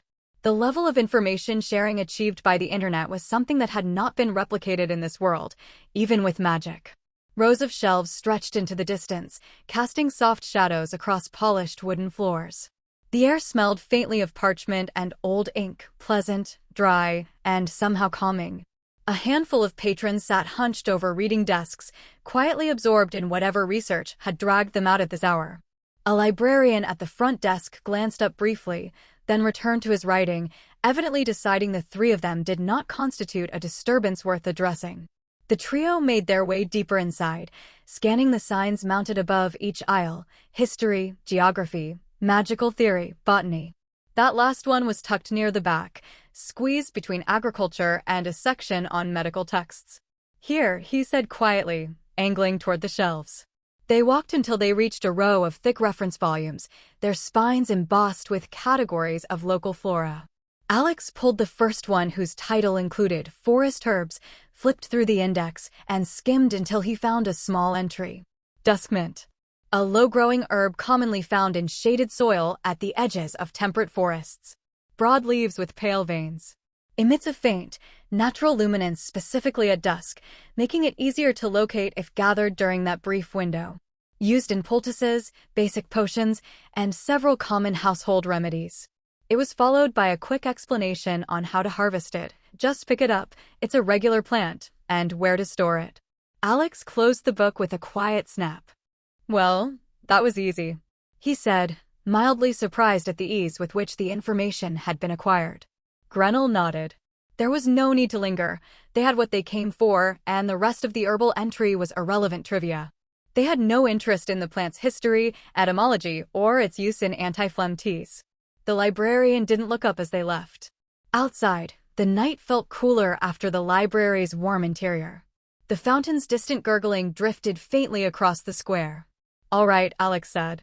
"That's step one. Now we need to see where the grove actually sits." Grunel turned his head toward the southern streets. "You should be able to make it out from the walls if you don't want to pay the gate fee." "That's the plan," Alex confirmed, already walking in that direction. He turned to Duran after a short while. "Why are you being so quiet?" Duran seemed startled that he had been addressed, briefly looking around before pointing at himself. "Me? Yes, you." Alex rolled his eyes. "You haven't said or done anything since we left the inn. I almost forgot you existed." "You good?" "I am fine," the ghoul answered hesitantly. "I don't really know what you want me to say. We're doing what I suggested, so I'm just following along." He shrugged. "If you say so." Alex squinted at him but decided to let it go.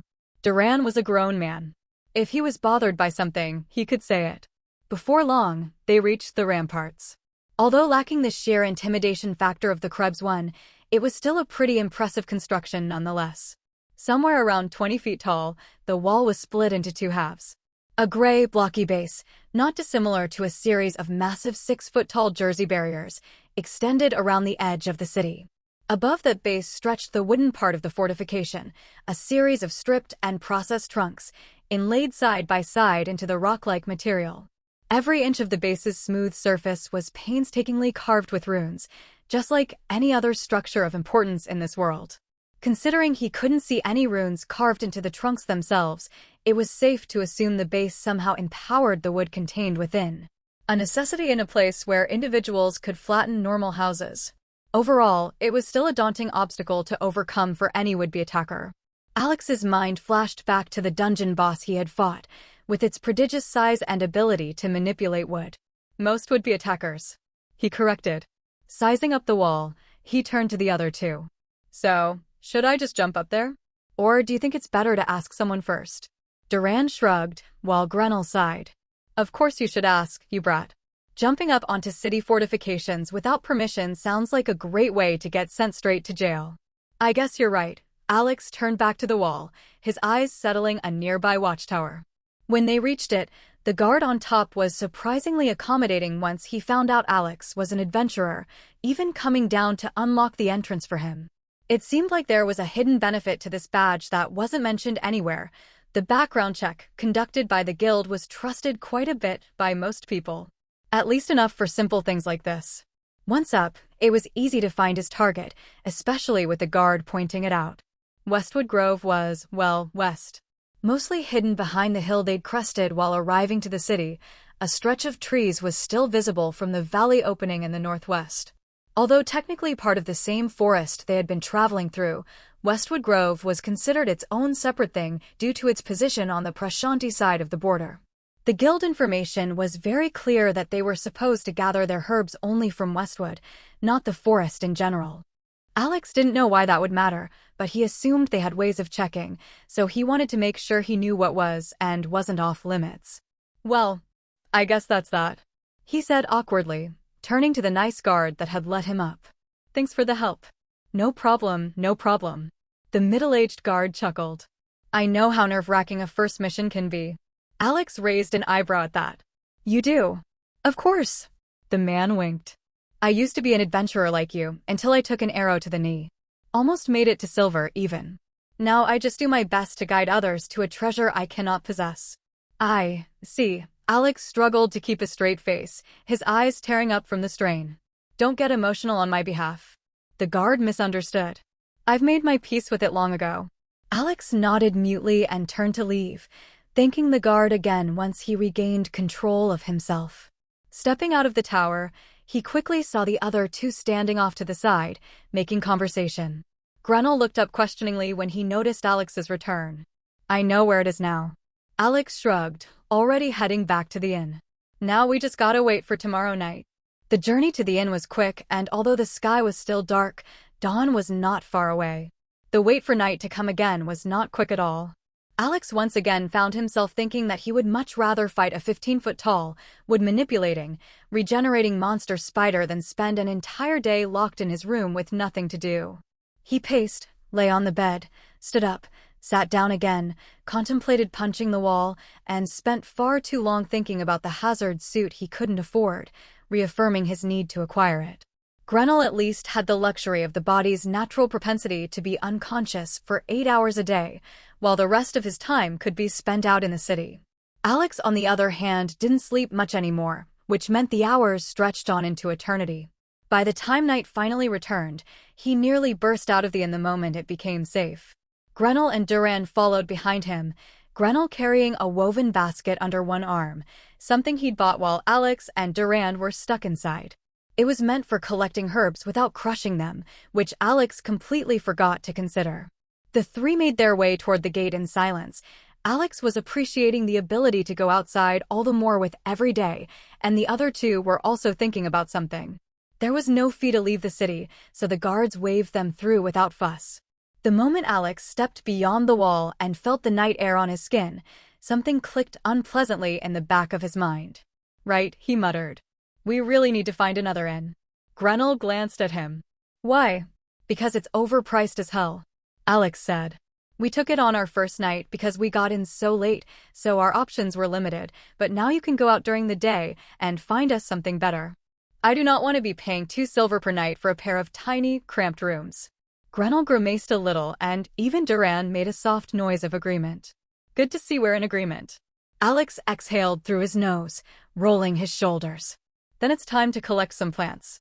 The road out of Laterra was familiar for only a short while before they veered off onto a narrow dirt path that cut away from the one they used to enter the city.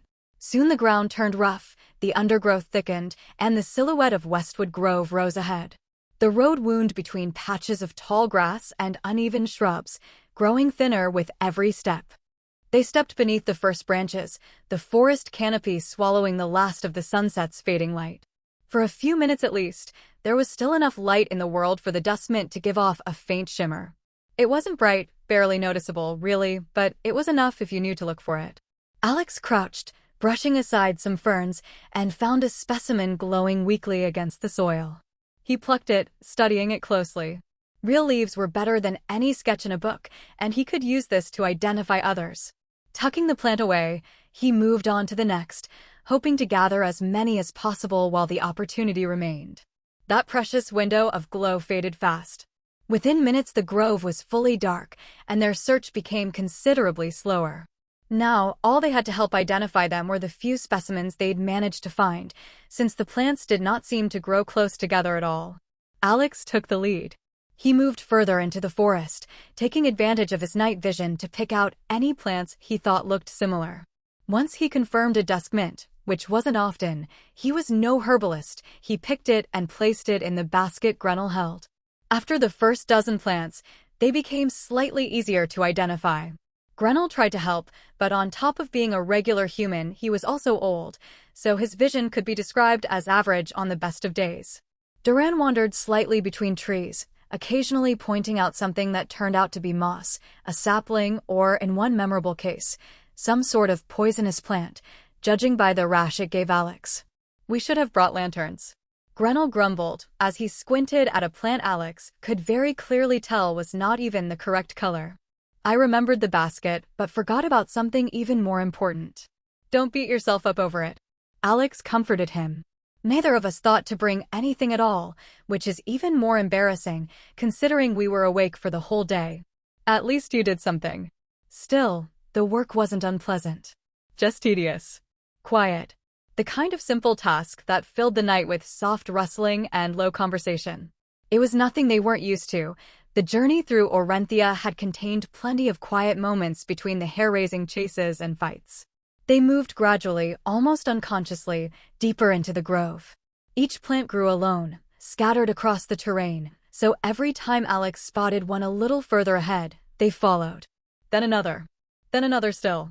After a while, the entrance to the forest was no longer visible behind them, swallowed by darkness and trees. Unauthorized usage. This narrative is on Amazon without the author's consent. Report any sightings. Alex straightened briefly to stretch his back, fingers brushing away dirt. That should be 28, he said quietly. We're a bit deep in the forest, aren't we? I think we should start heading back. I don't want to get lost in here only to get fried when the sun comes up. Grenell shifted the basket in his hands, peering uselessly into the dark. We've been walking in a straight line this whole time, he said. Turning around should get us out. Yeah, which is why I'd rather do it now than when we've wandered in deeper and lost our bearings. Alex replied. I'm sure we'll find another dozen on our way back. He turned, squinting through the trees in the direction they'd come from, then frowned. I could have sworn that's when he heard it again. Footfalls. They were quiet, barely noticeable even to him. Grenell didn't react at all, and Duran continued scanning the ground for herbs, oblivious. Alex held up a hand. Wait. The two others turned to look at him, quickly turning serious when they saw his expression. The time spent escaping from Orenthia had given them a great appreciation for his enhanced senses. Alex listened. The first time he caught it, it had been luck, a happy coincidence. But now that he was focusing, he caught it again. A shift of weight on damp earth. Then another, slightly farther away. Something repositioning itself. And voices? Faint, low muttering. Not words he understood. Not even words he could properly separate. Just a rise and fall of tones, clipped and hushed, as if several figures were whispering to one another from different angles. He couldn't see anything, but that meant nothing.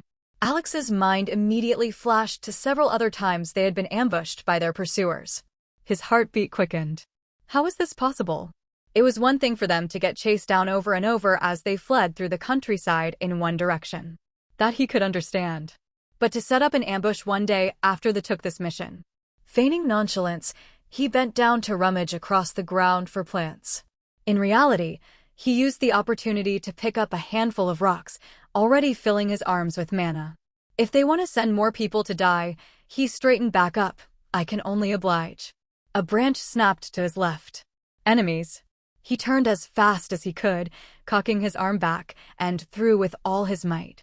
The pebbles flew through the air and peppered a bush with holes, eliciting cries, pain, and alarm from within. Their surroundings erupted into chaos. Shapes burst out of the brush at once, small bodies lunging through the dark with jagged screeches. Alex didn't have time to count, maybe a dozen, give or take. Two stumbled awkwardly, slowed by the bruises and cuts from the stones he had thrown earlier, but the rest came in a chaotic ring, surrounding them completely. Goblins. The #1 fantasy menace. If you were to ask 10 Fantasy World residents what their least favorite monster was, you'd get 10 goblins. Although he had never seen one in real life, or even been told that they existed, how could Alex not recognize the little green fuckers for what they were? Grenell backed up with a strangled curse, nearly tripping over a root. Duran stepped in front of him immediately, raising his lone arm, posture tense. He wasn't strong enough to fight properly, not with only one hand and no real training, but he could at least tank a hit or two. He also had his blood-burning ability in case things went south. Alex grinned. Finally, a real chance to let loose. Katresh! Katresh! One of the goblins shouted, a guttural bark that seemed to ignite the rest. Cherek! Cherek! Others answered back, voices overlapping in a harsh, rhythmic chant that rattled through the trees. The entire group rushed them at once, 12 small bodies hurling themselves into the clearing with murderous intent. Clubs. Rusted blades. Stone-tipped spears. One even held a leaf rake. The first goblin reached him with a spear thrust, screaming a sharp, repeated word that sounded like shra. Shra. He slid past the thrust, grabbed the shaft, and ripped it sideways, dragging the creature off its feet. Before gravity caught it, he brought his knee up and drove it into the goblin's chest. The impact punched the air from its lungs in a wet gurgle. Ripping the spear from its weakened grip, he turned it around and rammed it halfway through the creature's body, the tip erupting from its back in a spray of blood and gore. Another goblin leapt onto his back, claws digging into his shoulders. Alex reached over, grabbed it by the neck and pulled, ripping it off his back and cracking its spine like a whip. He flung the limp corpse to the side and turned on his next target. A club whistled toward his temple. He ducked, swept a leg outward, and caught the attacker in the knees. Both legs snapped backwards. The creature shrieked in agony and collapsed to the ground, but was quickly silenced by a well-placed kick. Although the goblins had obviously assessed him as the greatest threat, with 8 of their number rushing him, 4 others were headed towards his companions. Duran moved to intercept them, placing himself between the old man and death with absolutely no hesitation. The first goblin stabbed at him. He blocked with his forearm, the weapon getting lodged in his deadened flesh. Yanking the goblin off balance, he kicked it in the chest, making it let go and stumble backwards. Duran wasn't strong enough to kill them quickly, not with one arm, but he bought time, which was all he needed to do. Alex spun, closing the distance in 3 quick strides. Gathering his strength, his muscles tensed and flooded with magic as he delivered a titanic uppercut to the nearest assailant, ripping its head clean from its shoulders and sending it flying into the canopy. The other goblins wised up to the threat that had taken out 4 of their number in twice as many seconds. The other 2 that had been harrying Duran turned toward Alex with panic snarls, shouting something desperate and high-pitched. They tried to scatter, but Alex was faster. He grabbed the first by the arm and whipped it into the second. A meaty thud was followed by sharp cries of pain as the 2 creatures collided, only to choke when Alex rammed his mana-enhanced arm through both of them up to the elbow. To his left, a goblin jumped from a low branch, letting out another Koresh as it came down with its knife raised. Rolling out of the way, Alex was about to kill it when Duran popped its head like a grape with a club he picked up. He was so surprised that he failed to react to the goblin charging at him from behind, its battered, rusty spear entering his back with a flash of pain. The goblin had barely started cheering when Alex turned around and hit it with a rage-induced backhand, sending it flying across the clearing with a broken neck. Ah, fuck. He grimaced as he grabbed the spear shaft still embedded in him and yanked it out, inspecting the rust-corroded tip. Just what I needed. Fantasy tetanus. Throwing the spear aside, he went to finish off the rest of the pests only to notice that the clearing had fallen silent. Looking around, he realized that the handful of remaining goblins had abandoned the attack and had turned to flee instead. Alex briefly hesitated about whether to pursue or not, but the choice was quickly made for him. The goblins scattered in all directions, moving surprisingly quick. He could chase 1, maybe even 2, but not all of them. Not without leaving Duran and Grunel alone and unprotected in obviously hostile territory. He clicked his tongue in annoyance. Damn it. How come we never encountered anything like this in Arenthia? He wondered, chalking it up to all the other oddities surrounding that place. Grunel looked up from where he was crouched. Is it over? The shopkeeper had spent the entire fight cowering on the ground, trying to make himself as small as possible. Luckily, thanks to Duran's added help, he got out of the encounter unscathed. Alex gave the clearing one last sweep, making sure that none of the bodies were moving. Yeah, it's over. He turned towards Grunel and offered a hand, pulling the old man to his feet. Though covered in dirt, the old man looked otherwise unscathed, which was the important part. Duran stepped in as well, scratching the space under his missing arm. Check on the plants real quick. Alex suddenly remembered. Make sure they haven't been crushed or something. Grunel picked up the basket from where it had fallen. Stalks of dust mint had spilled across the forest floor, but most of the herbs were intact, just a bit dirtier than before. Grunel carefully checked each sprig, muttering under his breath as he reorganized them. We didn't lose many, he said. Some are crushed, but it should be fine. Alex nodded. Good enough. Let's go. They started toward the grove's edge. As they stepped past one of the bodies, a new thought tugged at Alex. Proof. They needed to present some sort of proof if the guild wanted evidence or tried to downplay what happened. Turning back, he ignored his companion's questions as he rummaged through the battlefield, searching for a weapon. Picking up a crude dagger, he set about sawing off one of the goblin's ears, quickly wrapping it in a piece of cloth and tossing it in the basket. What the hell? Grunel made a sound of disgust. It's in case they ask for proof when we report this. He explained. I'm gonna try to get some sort of hazard pay for increased mission danger. The old man showed a look of enlightenment. I see. All right. Alex rubbed his hands together. Let's get out of here. The walk back felt longer than the walk in. Alex kept an eye out for the last few pieces of dusk mint they needed on the way. Every so often he stopped to pluck another sprig. By the time they reached the edges of the grove, they had what they needed and a few extra in case any were too damaged.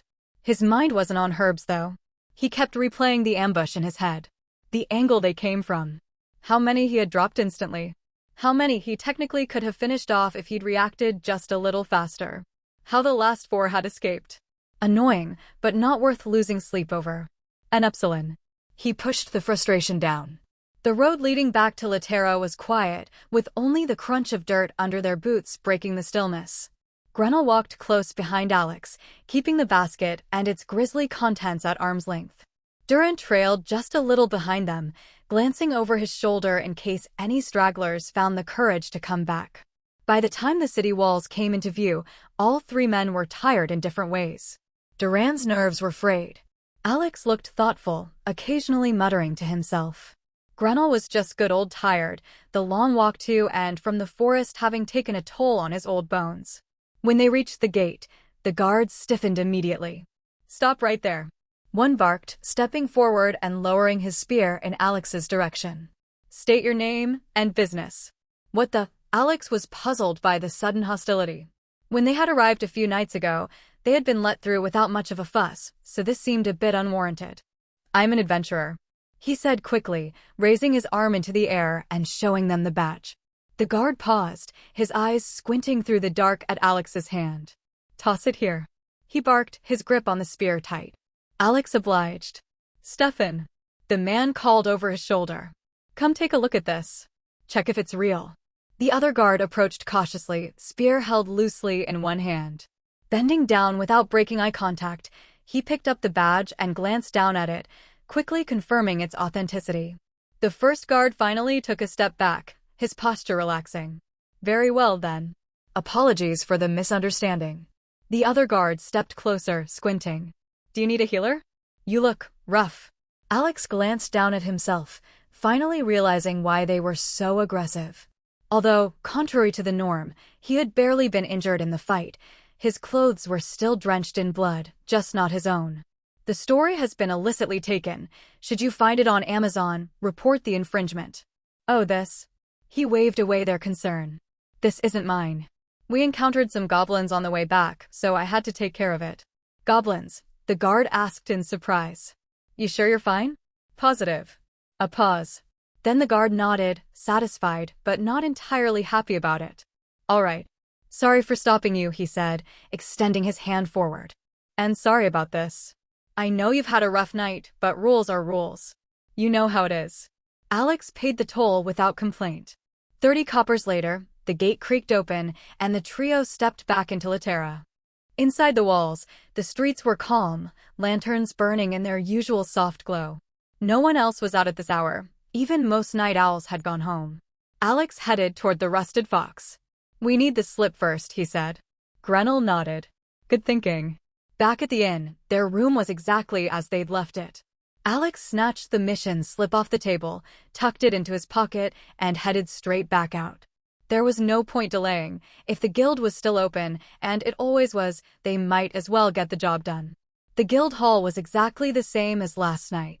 Warm lights. A few adventurers lingering around the job boards. A couple of clerks at the desks.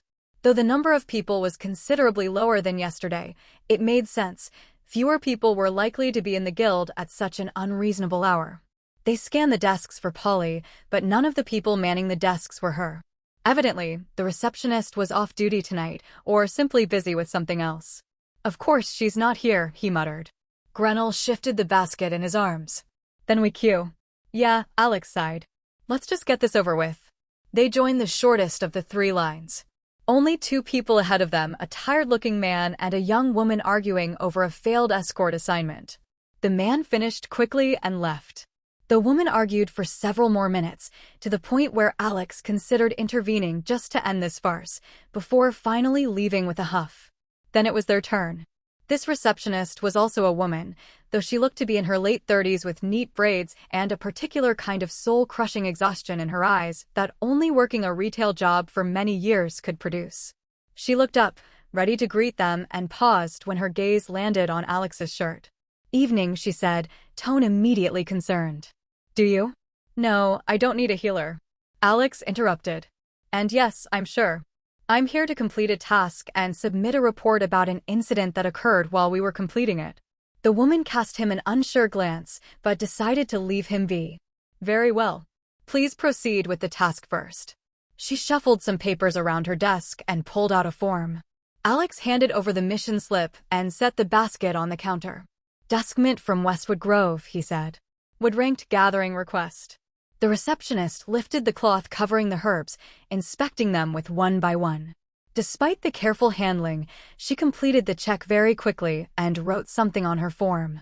She reached for the mission slip next, comparing the listed amount to the basket's contents. Then she slid the basket aside and looked at Alex again. Great, she said. This matches the request. A few are damaged, but you've brought back enough whole ones to compensate.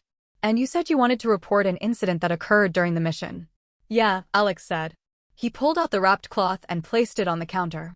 The receptionist blinked at the sight of it, then opened the bundle. I see, she said, her expression going surprisingly serious. You encountered goblins? Yep, Alex confirmed. A group of them. A dozen or so. They attacked us a few hours ago in the forest. I was hoping to get some sort of compensation for an incorrect danger rating. The receptionist nodded and pulled a fresh form from a drawer, this one a different color from the first. She tapped her quill on the paper. Please describe the incident. Alex did so, keeping it simple. We were gathering. Everything was normal at first, then they suddenly ambushed us out of nowhere. 12 goblins jumped out of the bushes. Some had spears, some clubs, a couple with knives. They tried to surround us. And how did you fight back? A dozen goblins is quite a lot even for an average bronze, much less a wood. Unless you came to the guild with pre-existing experience, as some do, the receptionist asked. Yes, I did, Alex said. Managed to kill most of them. A few escaped. They retreated deeper into the grove. She scribbled notes quickly, pausing only to ask for clarifications. Any goblins larger than normal? No. Their equipment? Nothing beyond what I'd expect. Some crude handcrafted tools, and a handful of rusty old weapons. Any unusual markings? Tattoos? Strange behavior? No. Just coordinated. She nodded again, satisfied. That matches the usual behavior of small goblin parties, she said. Thank you. We appreciate your report. She set the parchment aside and picked up the mission slip again. Now, for the mission reward, she said. Under normal circumstances, this task pays 4 silver. However, Alex's expression brightened as she drew a line through the 4, replacing it with an 8.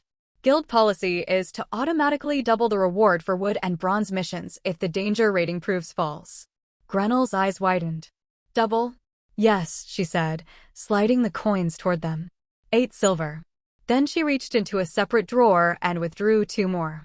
And an additional 2 silvers for reporting a monster threat near the city. Alex couldn't stop a wide grin from spreading across his face.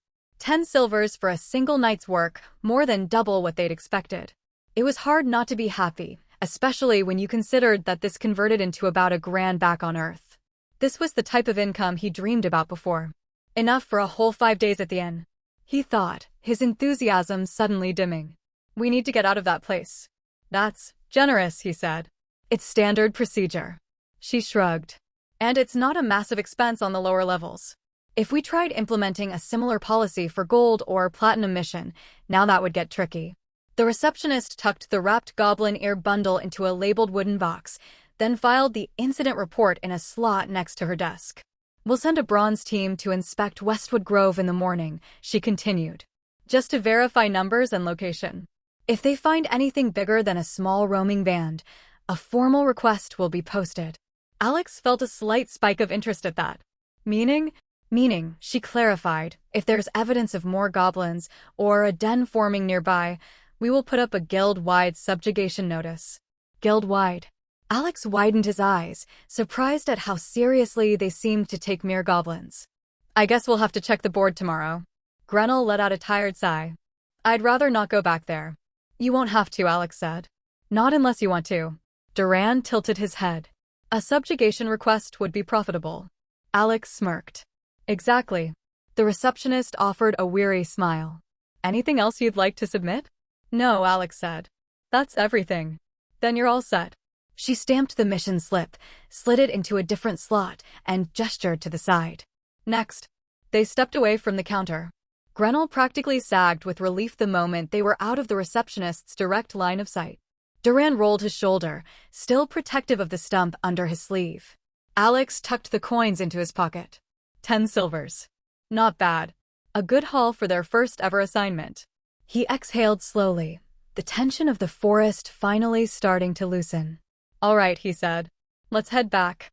I'm done for tonight. Grenell didn't argue. Agreed. They stepped away from the reception desk, turning to the exit. Alex rolled his shoulders one more time, blood stiffening on his shirt. A smell of blood, dirt, and something deeply unpleasant wafted into his nose. Oh, right, by the way. Alex quickly turned back to the receptionist, interrupting the young man who was trying to chat her up. Does the guild have any facilities to wash up or something? I'm kind of filthy over here.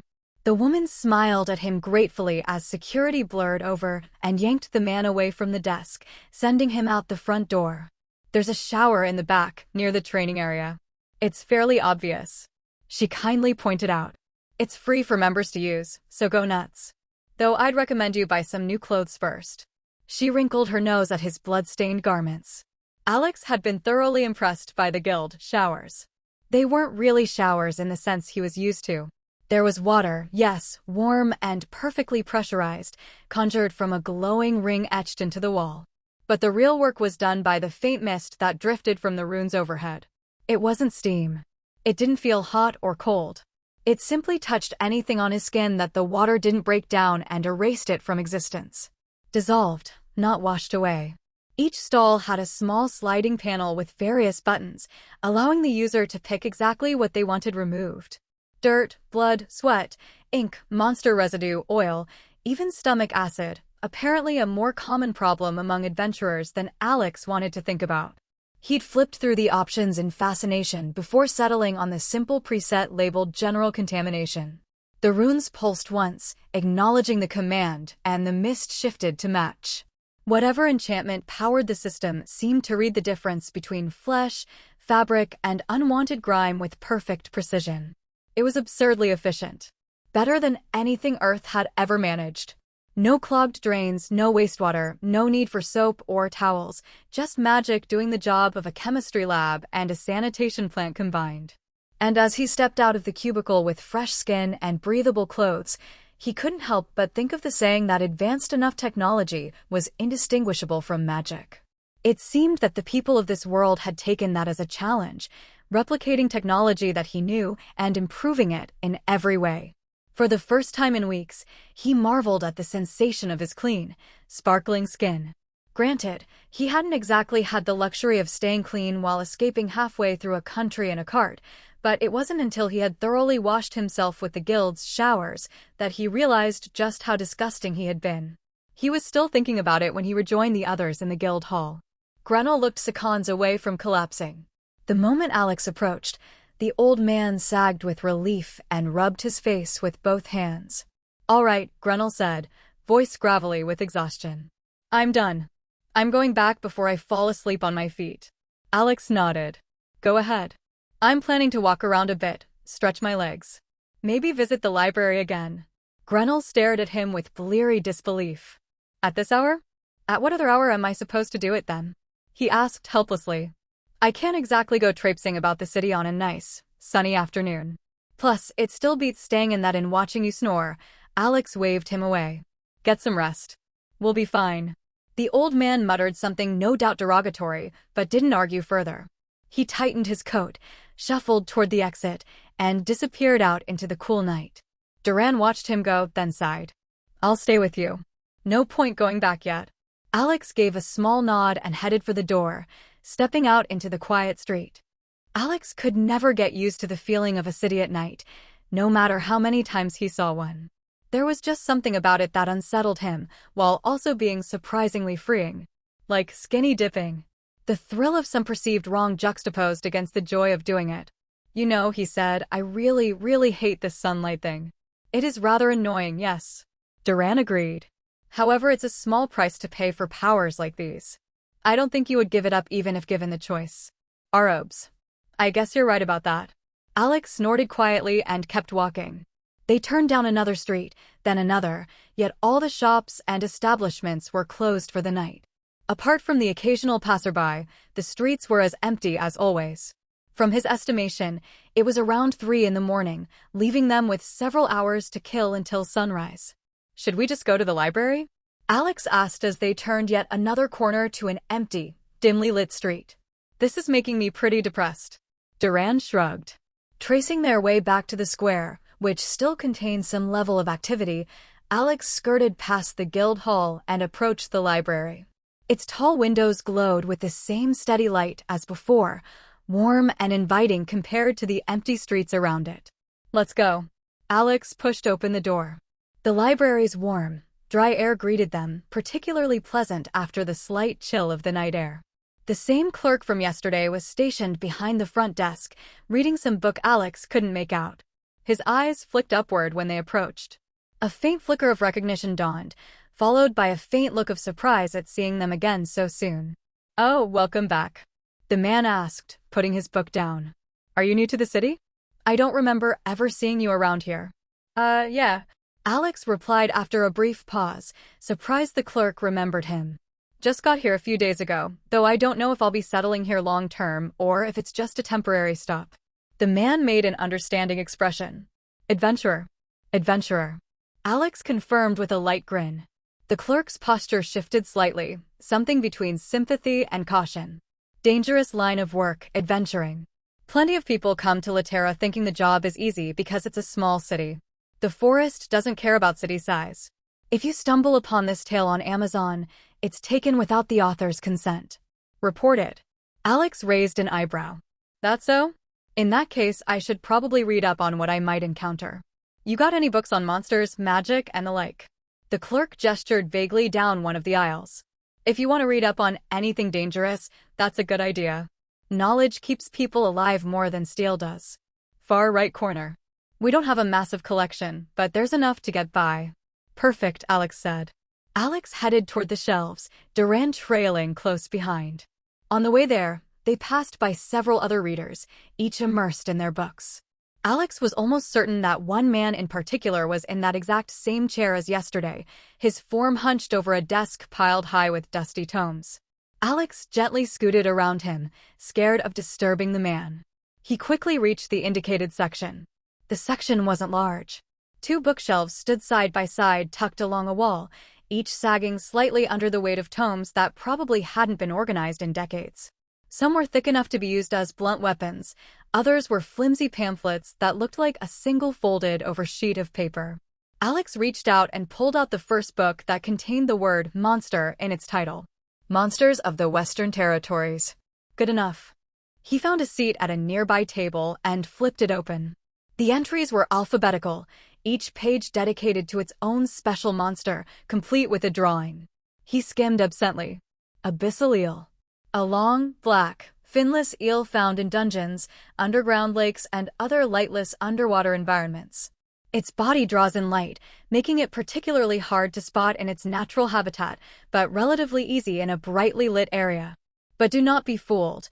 Its natural habitat is where the abyssal eel is least dangerous. The light it absorbs is converted into potent light-based magic attacks, and the brighter its surroundings, the stronger its attacks. Rating: supernatural, but capable of disaster tier in unfavorable conditions. Alex raised his brows at the creature, intrigued. What sort of evolutionary path caused one to be actively hindered by their natural habitat? That would be like humans being particularly good swimmers or a shark that could bite harder on land. I guess magic makes Darwin's theory not quite as solid as normal.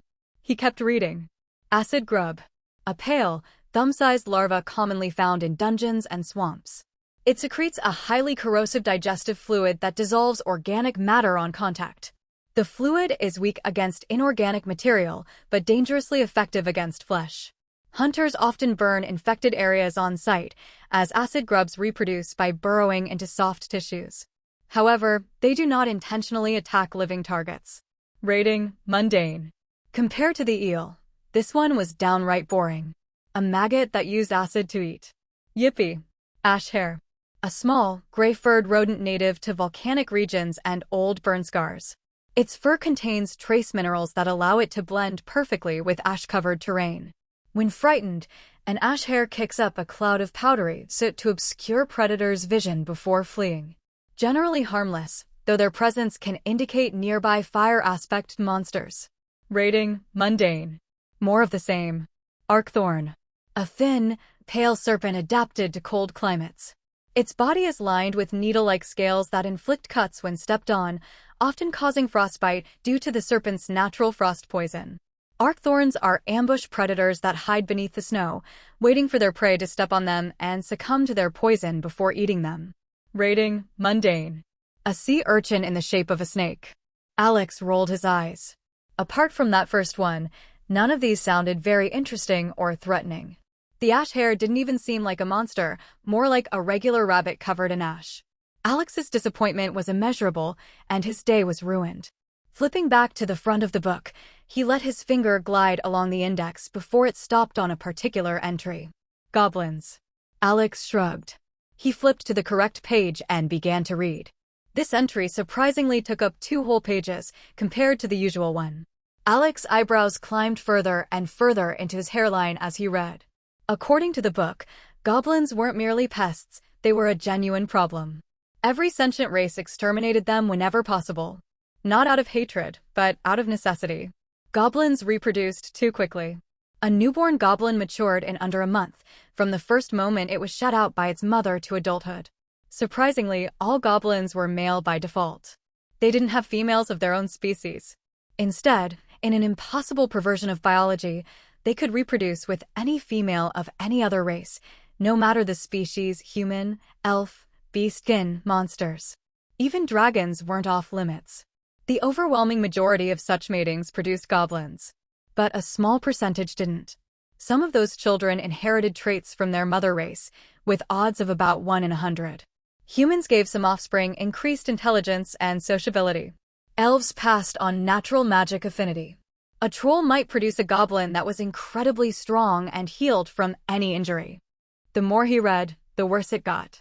In some rare cases, statistically improbable, but inevitable over the course of however many thousands of years goblins have been around, a variant goblin will produce a second variant, one that inherits both races' traits at once. Such goblins were usually enough to identify as serious threats, often approaching the border of the disaster tier, depending on the 2 mother races they inherit. Alex could guess where this was going. Sure enough, the author wrote of an incident, one that sparked the world's goblin extermination policy into existence. Over 70,000 years ago, a time period Alex had trouble grasping, but when some beings in this world had been alive to see, there was the Goblin King. Now, that in itself was not too surprising. Any goblin with a sufficiently large following would be dubbed a Goblin King, with the threshold being at 20,000 goblins. No, this was the Goblin King. The only one recorded in history books and the only one seen since. A monster among monsters. A walking apocalypse. A 10th generation variant goblin. The monster was so far removed from an ordinary goblin that calling it the same species was almost wrong. Each generation stacked inherited traits, mutated them, refined them. Strength. Magic affinity. Intelligence. Physical structure. By the 10th cycle, the resulting creature was something nature seemed to actively regret creating. The text wasn't too clear on what exactly its 10 racial ancestors were, but it did mention that one of them was undoubtedly a dragon. Not just indirectly, not diluted through a wyvern or other intermediary, directly. Somewhere within 10 generations of its ancestral tree was an actual dragon, and the goblin had inherited far too much of it. Just a single-generation dragonoid goblin was already considered an almost calamity-level creature, a serious threat to an entire region should it be left to grow unchecked. If you added in a troll's regeneration, an elf's magic, and a bunch of other stuff on top, the creature single-handedly wiped a country off the face of the planet. The aftermath was so catastrophic that the surrounding nations were forced into the first global alliance in recorded history. Humans, elves, dwarves, beast-skin, even dragons, half of them normally unable to be in the same room without killing each other, banded together for one purpose. Kill the Goblin King. It worked. Barely. Half the allied forces died. The land the creature had died on remained cursed and uninhabitable for millennia, still marked on modern maps as a dead zone where nothing grows. Even now, guards were posted to periodically check the affected area to ensure nothing remained of the horror's lineage. That was why. Alex lowered the book and exhaled slowly. Well, damn. Alex lowered the book and exhaled slowly. Well, damn. If the book is to be believed, with a 1 in 100 chance of passing on traits, a 10th generation variant is a... His face paled as he counted in his mind. 1 in a septillion chance. A mathematical impossibility. A septillion. That was 20 zeros. A truly, incomprehensibly large number. And yet despite that, it had happened, fairly recently at that, a mere 70,000 years ago.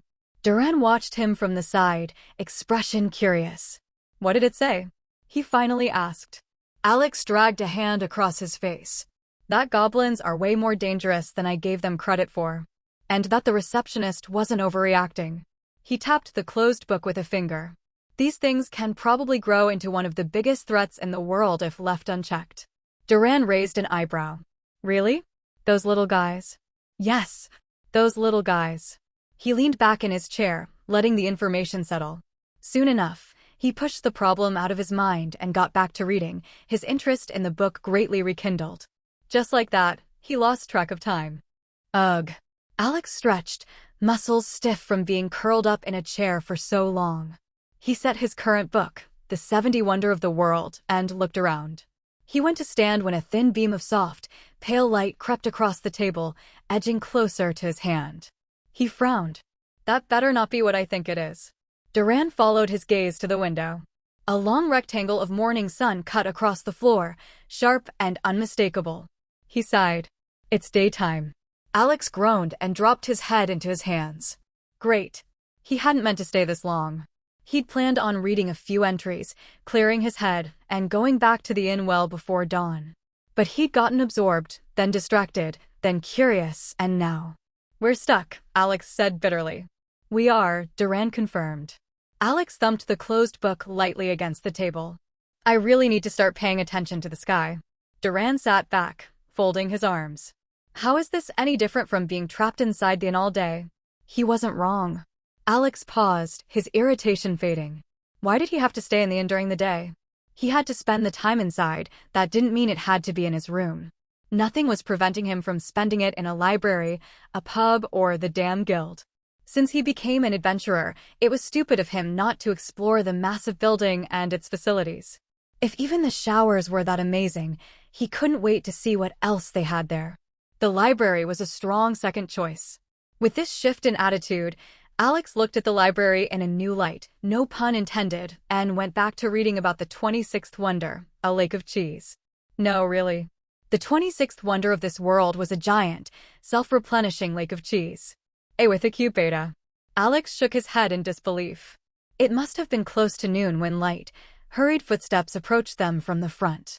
Alex put the book down to see Grenell emerge from between the shelves looking tired, but significantly more awake than last night, his expression hovering between relief and exasperation. There you are, he exclaimed. Why didn't you come back? Alex blinked at him, suddenly remembering that they were meant to come back to the inn. I forgot. Grenell stared at him for 2 full seconds before sighing so deeply it might have come from his soul. Of course he did. He rubbed his temples, then straightened his coat. And what's your plan now? The sun has risen, and now you're stuck here. Then I'm just gonna stay in the library until sundown. Alex shrugged. There's plenty of stuff to do here, so I might as well expand my understanding of the world. The old man raised an eyebrow. Really? Why are you looking at me like that? Alex asked defensively. It's not like I have much of a choice in the first place. I guess you're right. The old man conceded. Well, since you're clearly going to be here all day, I came to tell you this. I found us a new place to stay. Alex perked up. Better. Cheaper, Grenell said immediately. Almost half the price. And a little closer to the guild. Duran nodded approvingly. Alex let out a low, impressed whistle. Given your conditions, Grenell looked between the two of them, I suggest we move after sundown. No point dragging everything in broad daylight. I already told the owner we'd come by tonight. Love this novel? Read it on Royal Road to ensure the author gets credit. Alex nodded. We'll meet you there. Good. Grenell jabbed a finger at him, the gesture somewhere between accusation and amusement. And try not to forget this time. Alex opened his mouth to reply, thought about it, and simply nodded instead. Grenell gave one last pointed look before turning and heading for the exit, muttering under his breath about young people. Once he was gone, the silence settled again. Duran resumed sitting perfectly still, and Alex picked up a new book, though his attention drifted more than before. He eventually leaned back and closed the book, titled Deep Dive into Dungeon Development, or DDDD for short, letting it rest on his chest. This isn't that bad, he admitted. Duran didn't react. Alex threw a worried glance his way. You could at least pretend to have an opinion. No. Alex groaned and slumped lower into his chair. But he wasn't angry, not anymore. The library was warm, quiet, and full of books about a world he didn't yet understand. There were far worse places to be trapped for the day. He let himself relax, fingers tapping lightly against the book's spine. It was going to be a long wait before sunset, but for once, he didn't mind. Before he knew it, the light coming through the window faded. Alex straightened, rolling his shoulders until his back cracked. That should be enough, he said. Duran glanced toward the window, then gave a short nod. It's dark. Alex set RRR, records of rare races and realms, back on the table, stacked the other books he'd used into a neat pile, and carried them over to the return shelf. The clerk gave him a tired but polite nod as he passed. No words were exchanged, none were needed. Outside, the night air was cool and familiar. Alex breathed it in like he'd been holding his breath all day. Let's go get Grenell, he said. They walked the now familiar streets back toward the Rusted Fox. The city was still bustling with life at this early hour, with streams of pedestrians weaving through the streets. Alex had to jump out onto the street to prevent a young girl from being run over by a horse, the girl's mother thanking him profusely. They reached the inn in short order. The sign creaked overhead as usual, and the smell of stale ale and sweat seeped out the cracks around the door. Alex pushed it open. Grenell was waiting just inside, in the process of devouring yet another bowl of stew. Either the man had a particular fondness for the dish, or that was all the inn could provide. He looked up when he heard them enter, wiping his mouth when he realized who it was. There you are, he said. On time, for once. I said we'd come after sunset, Alex replied. Here we are. Grenell jerked his chin toward the counter. Come on. Let's settle up. The cart is packed in the stables. The innkeeper, the same portly man who'd taken their coin the first night, stood behind the counter counting a stack of copper. He looked up only when their shadows fell across his desk. We're checking out, Grenell said. Here to pay off the rest. The man grunted, named the amount, and Grenell counted out the remaining amount they owed for their stay and handed them over.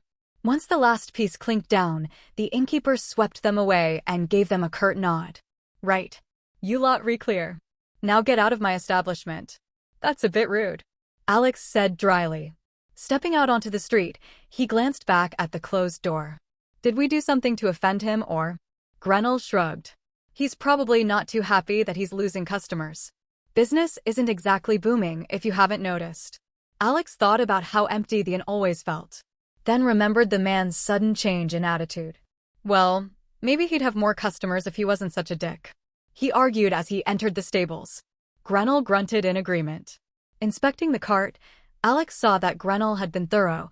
All their things were accounted for. With a jolt, he suddenly noticed a suspiciously shaped lump among the pile of stuff. Is that the artifact boot? Grenell confirmed. From the dungeon. You forgot about it, didn't you? Alex opened his mouth, closed it, then conceded with a nod. Completely. In his defense, it really wasn't that significant of a thing compared to everything else he had experienced in the past month. Guess we should find out what it actually does one of these days, he said. One of these days, Grenell agreed. Preferably not in the middle of the street. Alex took hold of the cart's handles. Although they had only purchased it a few weeks ago, it already looked old and beat to shit, though he didn't blame it. It was already impressive it hadn't fallen apart completely after everything they'd put it through. He pulled once, testing it, and the wheels creaked into motion with only minor protest. Lead the way, he said. Grenell took point, weaving them through side streets and narrower alleys to avoid the congested main road. The new inn wasn't far, less than half a mile away, across the bridge, but the path still took almost half an hour with turns and detours. Duran walked alongside the cart, occasionally steadying a loose sack when it threatened to slip. Eventually, they turned onto a quieter side street lined with modest, well-worn buildings. Grenell stopped in front of a two-story structure with a freshly painted sign hanging above the door. The artistry wasn't great, but it was at least new. "Sophie's Inn. We're here," the old man said. The inn itself looked only marginally better than the Rusted Fox from the outside. Same old stone, same narrow windows, same slightly crooked door. But the light spilling out from inside was warm, and the smell that drifted through the doorway was food, not stale alcohol. Alex left the cart outside with Duran and followed Grenell in. The common room was small but clean. A few tables, comfortable-looking chairs, and a crackling fireplace framed by two plushy armchairs. Behind the counter stood a middle-aged woman with her hair tied up in a bun, wearing an apron and a smile. "Sophie, presumably." "Welcome," she said cheerfully. "Nice to see you again, Mr. Grenell. You told me you'd be bringing two companions. Is this one of them?" "Hi, I'm Alex." Alex waved, his impression of the woman already better than the last innkeeper. "Our last friend is outside, keeping an eye on our things. Where can we park our cart?" A complicated expression appeared on the woman's face. "Unfortunately, my inn doesn't have anything for that, but there's a place you could use nearby. I'd be happy to show you." "Yes, please." Alex readily agreed. "Just let us unload our things first." "Of course, dear." The woman smiled brightly. "Let me show you your rooms." The woman quickly led them deeper into the building and showed them a pair of rooms right next to each other. After unlocking the doors, she handed them the keys and they went out to unload their belongings. Once done, the woman walked down the street with them, quickly introducing them to this world's equivalent of public parking, though surprisingly cheap. After they dropped off the cart, they quickly returned to the inn, thanked Sophie, and entered one of the rooms. They quickly sorted the pile of things in the middle of the room, and once everything was shoved into corners or onto bed frames, Alex dusted his hands off. "I'm going to the guild," he said. "Now that we're closer, we might as well take advantage." "I'm going too." Duran got up to follow. "Actually, no." Alex shook his head, looking at the ghoul. "You stay here. Now that I've remembered that we possess an extraordinarily valuable shoe, someone should stay to keep an eye on it. Grenell should come with me." "Actually, I could." Grenell trailed off when Alex turned to him, his expression conveying pleading. "I could go to the guild on my own, but we may as well go together." Duran frowned but sat back down. Alex's gaze flashed with something unknown. "Okay, let's go." He turned to the exit, opening it and letting the old man walk out ahead of him. Throwing one last glance into the room, he shut the door and followed Grenell out of the building. For a few minutes, they walked through the streets in silence, the city's nightlife going in full swing around them. When they turned into a relatively quiet street, Alex finally spoke. "I think there's a problem with Duran." Cale stepped through the guild doors, the morning crowds rushing and brushing past him as adventurers of every rank jostled for space. The familiar blend of parchment dust, sweat, and someone's sickeningly sweet breakfast pastry hung in the air. He ignored all of it as his eyes swept the hall. He spotted Rhea almost immediately. She stood at the mission counter, posture straight, spear strapped across her back. Iris was beside her, leaning one shoulder against the counter as she spoke quietly to the receptionist, idly rotating an arrow between her fingers while she waited for paperwork to be pulled. Cale threaded through the crowd and joined them just as the receptionist slid a sealed commission envelope across the counter. "That should be everything," the clerk said. Rhea accepted the envelope with a curt nod. Cale looked between the two of them, piecing together their relaxed state with the fact that the guild gave them an urgent commission. His eyes lit up with understanding. "Goblins." "Goblins," the receptionist confirmed. "A wood-ranked adventurer reported a group of 12 in Westwood Grove." Cale raised an eyebrow. "And they got away?" "That was the young man's first mission." The woman replied by way of explanation. "You know how it is." One of those." Cale nodded. While most wood ranks were just that, newbie young men and women hoping to make a living as adventurers, occasionally someone with prior experience or skills would join. Due to the guild's rank constraints, they were also labeled as woods, but could have bronze, silver, or even gold capabilities. There was once a case where a calamity tier mage became a wood, only to rescue an entire guild branch from a rampaging Lessen on his second day on the job. That's why Kale wasn't particularly surprised by the report. Rhea broke the seal and scanned the document, expression steady. Straightforward enough. We'll report back before sundown. Good. And do try to be careful. Kale doubted they'd need to be. Goblins were dangerous, yes, but the city usually slaughtered any goblin dens as soon as they were sighted, giving them little opportunity for growth. And this was what they were good at: recon, scouting, slipping in before trouble started and slipping out again without being noticed. With him and Iris both, the job was practically already done. Rhea turned to them. We're heading out. Kale nodded and fell into step beside her as they made their way toward the doors. Senna jogged up just as they crossed the threshold, staff tucked awkwardly under one arm. I'm here. Sorry, I was just getting breakfast. The line was longer than expected. You're fine, Rhea said without breaking stride. We've got a goblin scouting mission. The others stepped into the cool morning air behind her, Kale adjusting the weight of his daggers at his belt. Kale took the lead the moment they left the city walls behind. The morning sun filtered through light clouds, warming the dirt path as they walked. The grove saw its fair share of lesser monsters, herb-gathering missions, and forage runs, so the path had worn itself into the earth from decades of foot traffic. Kale had been here more times than he could count, enough that he could navigate it with his eyes closed. He stepped off the road the instant they reached the tree line, boots sinking slightly into soft moss. The forest greeted him with the same smells as always: wet leaves, rich dirt, a faint sweetness from blooming shrubs. Birds chirped overhead. A squirrel darted up a tree trunk. Soon enough, they neared the area mentioned in the guild report. It was pretty obvious, as the stench of blood and death hung thick in the air. Stepping around a bush, Kale beheld a scene of carnage. Almost a dozen goblin corpses lay scattered around a small clearing, their bodies in various states of ruin. Kale stopped just inside the tree line, brow climbing up his forehead. Goblins died all the time: adventurers, beasts, even infighting could take out a handful. They weren't particularly tough creatures, and he had lost count of how many goblin corpses he had seen in his time. Ran. But the way some of these goblins died was brutal. He wasn't sure if he had the strength necessary for some of these things. Kale crouched beside one of the bodies, its body undamaged except for the gruesome, crooked line of its spine, as if someone had cracked the whole thing like a whip. This narrative has been purloined without the author's approval. Report any appearances on Amazon. The others stepped into the clearing behind him, each taken aback by the carnage before them. Iris let out a low whistle.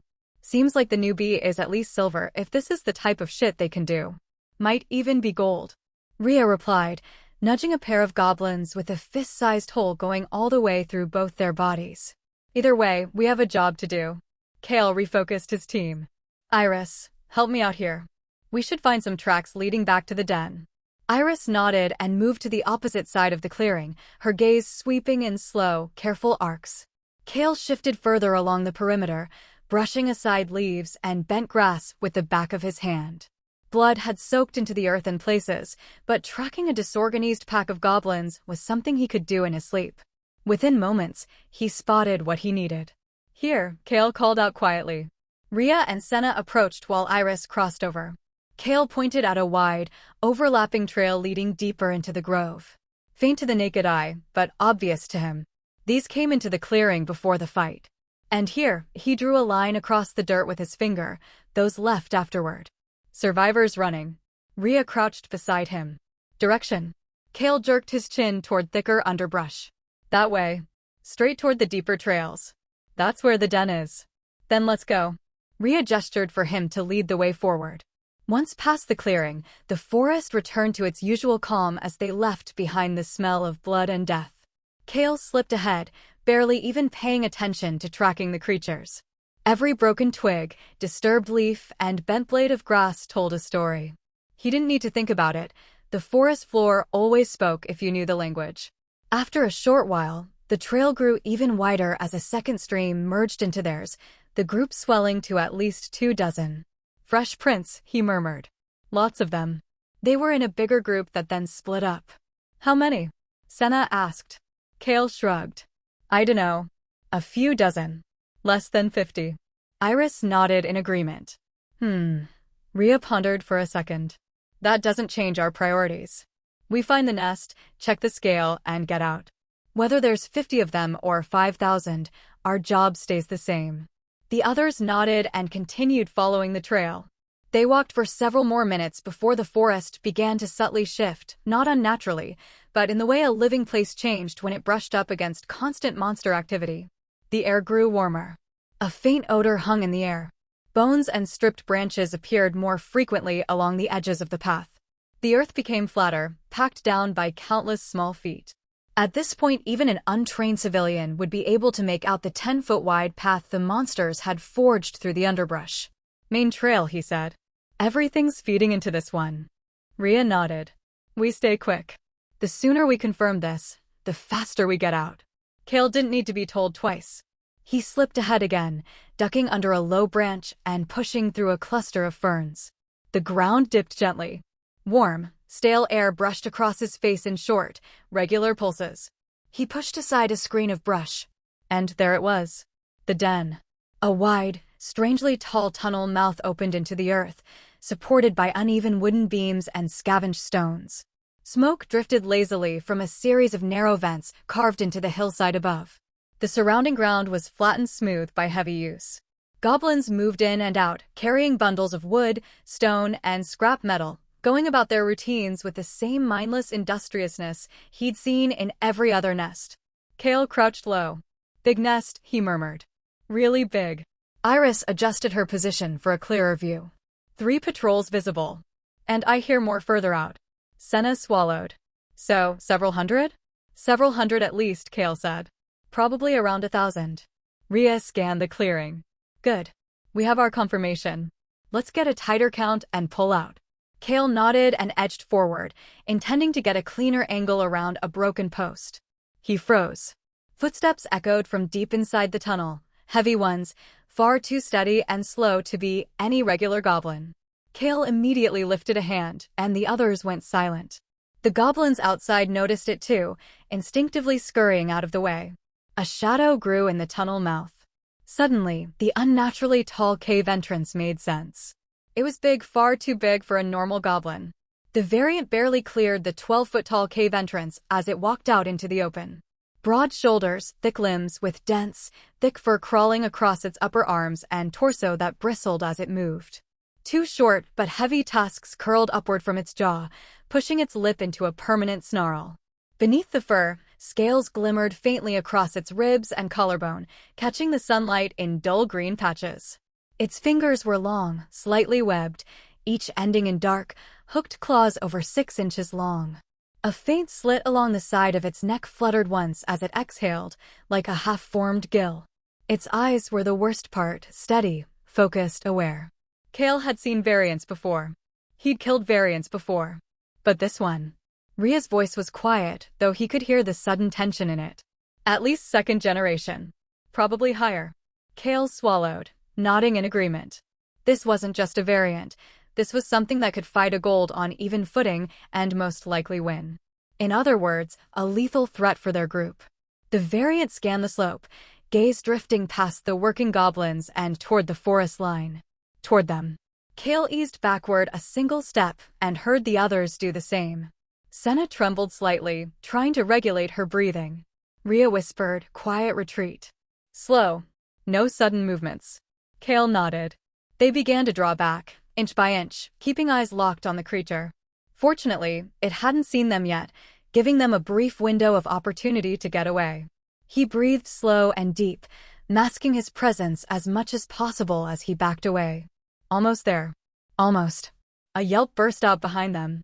Kale whipped his head around, only to see a pale-faced Iris lowering her bow, a dead goblin pinned to a tree a dozen yards away from her. It had obviously wandered up the path they'd used to approach, sneaking up behind them when they were too shaken up by the variant to notice. Kale's heart dropped into his stomach. He whipped back toward the den entrance. The variant was staring right at him. We are fucked, he breathed. We are so fucking fucked, Grunnell frowned. What do you mean? Alex ran a hand through his hair, searching for the right words. You're telling me you haven't noticed any issues with Duran? With how he's acting? Well, not acting, to be precise. Grenell tilted his head. He's always been quiet. I don't follow. Quiet, yes, Alex searched for words. But not empty. Grenell's confusion gave way to concern. Alex continued, voice dropping. He barely talks anymore. He doesn't comment on anything, doesn't argue, doesn't act unless told to do something, hell, he doesn't speak at all unless spoken to. I don't know what's going on with him and what's causing this, whether he's just in a bad mood or if it has to do with my magic, but I'm worried. He didn't even argue when I told him to stay behind and watch over our stuff, for God's sake. Alex exclaimed. He just sat down and accepted it like a puppet. Grenell crossed his arms, his fingers drumming a beat. When do you think this started? A while ago, maybe around the time in the dungeon. Alex admitted. But it's gotten worse recently. Even back then, he at least took the initiative to run out and save me from the spider thing, but it's just been getting worse and worse since. Grenell nodded slowly, then suddenly frowned. Do you think it might be related to the mana-burning ability he activated? If you say this started back at the dungeon, then that's the main thing that could have triggered it. That or him running out of mana. Alex froze. So, you're saying it's my fault. Now, don't go blaming yourself. Grenell sharply admonished, slapping him on the shoulder. Without you, he wouldn't be waking around at all. Plus, you're very new to your abilities, so of course you wouldn't know how they work and you'd make mistakes. It's not the end of the world. I'm sure we'll figure something out. The word mistakes reverberated inside Alex's head, bringing up images of torn bedsheets, a wall, a dark alley, all the ways he had fucked up since coming here and gaining these powers. He closed his eyes and clenched his fists, pushing the feelings deep down and shoving them in a corner. Later. You can break down and blame yourself later. Shaking his head, he refocused on Grenell. It doesn't matter whose fault this is. All that matters is why it's happening and how we can fix it. Before we figure that out, I'm gonna force him to stay out of any and all danger to prevent him from burning up. I'll also re-up his mana more often to prevent him from running out. Hopefully that should prevent him from getting worse at least. Grenell tilted his head. And how are you going to figure it out? By learning. Alex said simply, looking in the direction of the guild. And the first step to learning is getting stronger. Alex scanned the woods section with increasing frustration. He had expected it to be underwhelming, but actually reading through everything made it worse. Every slip he looked at was some combination of low pay, low risk, and mind-numbing work. Herb gathering, again. Pest extermination in someone's basement. Missing chickens. Transporting crates in at least 5 separate postings. A cellar clearing job described as light physical labor. Missing cat. Another missing cat. Alex was pretty sure it was the same one. He let the last slip fall back into place with annoyance. That's it, he muttered. Grenell stood behind him, studying the board with far more patience. You already checked this board a few days ago. Why would the quality and difficulty of tasks change drastically now? Yes. I know wouldn't, but still, Alex whined. Why are half of these even adventuring tasks? Who's willing to pay 1.5 silver to have someone find their cat for them? And even if they are, why send it to the Adventurers Guild? The old man gave him a flat stare. And who exactly should they pay then? If you needed someone to find your cat for you right now, who would you contact to have it done? Well, I'd obviously. Alex trailed off, frowning. I don't know. I guess I'd put up missing cat posters in the street. Maybe ask around if anyone's seen it. If you encounter this story on Amazon, note that it's taken without permission from the author. Report it. And you think that's a better method than simply putting up a small bounty and having an adventurer do it? The old man asked skeptically. Alex pursed his lips. I see your point. That is pretty convenient. So, wood-rank adventurers are basically this world's Fiverr. Fine then. He inspected the board once again. Screw it. I'm not hauling boxes around for half a day to get paid $100. I'm gonna bite the bullet. He suddenly walked further up the board, stopping in front of the bronze section. I'll find something here and drag a few other woods along. He didn't want to do this, but he also didn't want to spend another week chasing chickens and hauling crates like a glorified pack mule. All right, he muttered. Before I pick anything, I need to know what the rules actually are. He pivoted on his heel and marched toward the reception counter. Grenell followed a few steps behind, hands clasped behind his back. One of the receptionists, a tired-looking woman with her hair tied back in a neat knot, looked up as Alex approached. Yes? How can I help you? Hi, I'm a newly registered wood rank adventurer. I have a question about bronze missions, Alex said. Specifically, do I have to team up with wood ranked adventurers to take one? Or can I join a bronze party instead? The woman didn't even think about it. It must be woods. All members must be of the same rank for it to count towards your rank progress. You can of course team up with a bronze adventurer despite this, but the mission won't go towards the 20 required for rank progress. Alex blinked. But what if a bronze adventurer is willing to take responsibility? That's exactly what we are trying to prevent, she replied. If we allowed mixed parties, people would skip ranks without actually having the skills to back it up. This didn't used to be the case, but since so many silvers and golds kept dying in low-level missions, we had to implement this rule. Ranks exist for a reason. Alex sighed. Right. Of course they do. Anything else? The receptionist asked, polite but urging him to free the queue. No. Thanks. He stepped away before he embarrassed himself further. Grenell gave him a sympathetic pat on the back. Good on you for asking. Would have been annoying to do the mission only to find out after that it was pointless. I guess. Still annoying that that's the case though. Now I gotta somehow find 4 people willing to do a higher rank mission with me at night. I'm sure that's not gonna be hard at all. He said sarcastically. Worst case, I may genuinely just have to grind out 20 shitty fetch quests. I'll just treat it like I'm doing dailies. Dailies? Don't worry about it. He shook his head. Alex scanned the hall with a sinking feeling. At this hour, the guild was nearly empty. Maybe a few dozen people in total, and most of them were bronze or silver adventurers winding down from the day. Only a handful of groups looked like woods, and the biggest ones seemed half asleep at their table, heads resting on their arms. Alex sighed and rubbed his face. The half a dozen awake wood adventurers were deep in conversation, discussing gear repairs and lodging costs. And to be honest, who would agree to a stranger asking if you wanted to run off to do a dangerous mission in the middle of the night? But he had to try. I'll go talk to them, he said. If they throw a cup at my head, I'll take that as a no. He forced himself to start moving across the hall, step by reluctant step. He rehearsed what he'd say in his head, practicing a casual tone that absolutely did not match the tension building in his chest. Hey, are you looking for an extra? No? Cool, no problem, goodbye forever. Hey, you two look bored, want to risk your lives with me? Absolutely not. Goodbye. He shook his head. Approaching a group at night was already strange, but approaching them as a brand new wood hoping to take on a high-difficulty mission was even worse. He was 2 steps away when the taller of the two woods shifted, stretching his arms above his head with a loud yawn. The woman across from him muttered something about going to bed soon. Great. They were minutes from leaving. Alex inhaled, braced himself, and opened his mouth. The doors slammed open. The sound cracked across the room, echoing off the stone walls. Every head snapped toward the entrance. A woman staggered inside. Her armor, though torn and drenched in blood, was clearly expensive, enchanted leather with fitted metal plating. The kind of set whose price was measured in gold. Her boots were reinforced for long travel, her vambrace engraved with some insignia. An empty quiver hung at her waist, though the sprawling script decorating its rim suggested it too, wasn't ordinary. She looked like someone who should have walked in with confidence and swagger. Instead, she looked like a trapped animal. Her face was pale beneath the blood streaks. Her eyes were wide, glassy, darting between shadows as though expecting monsters to follow her inside.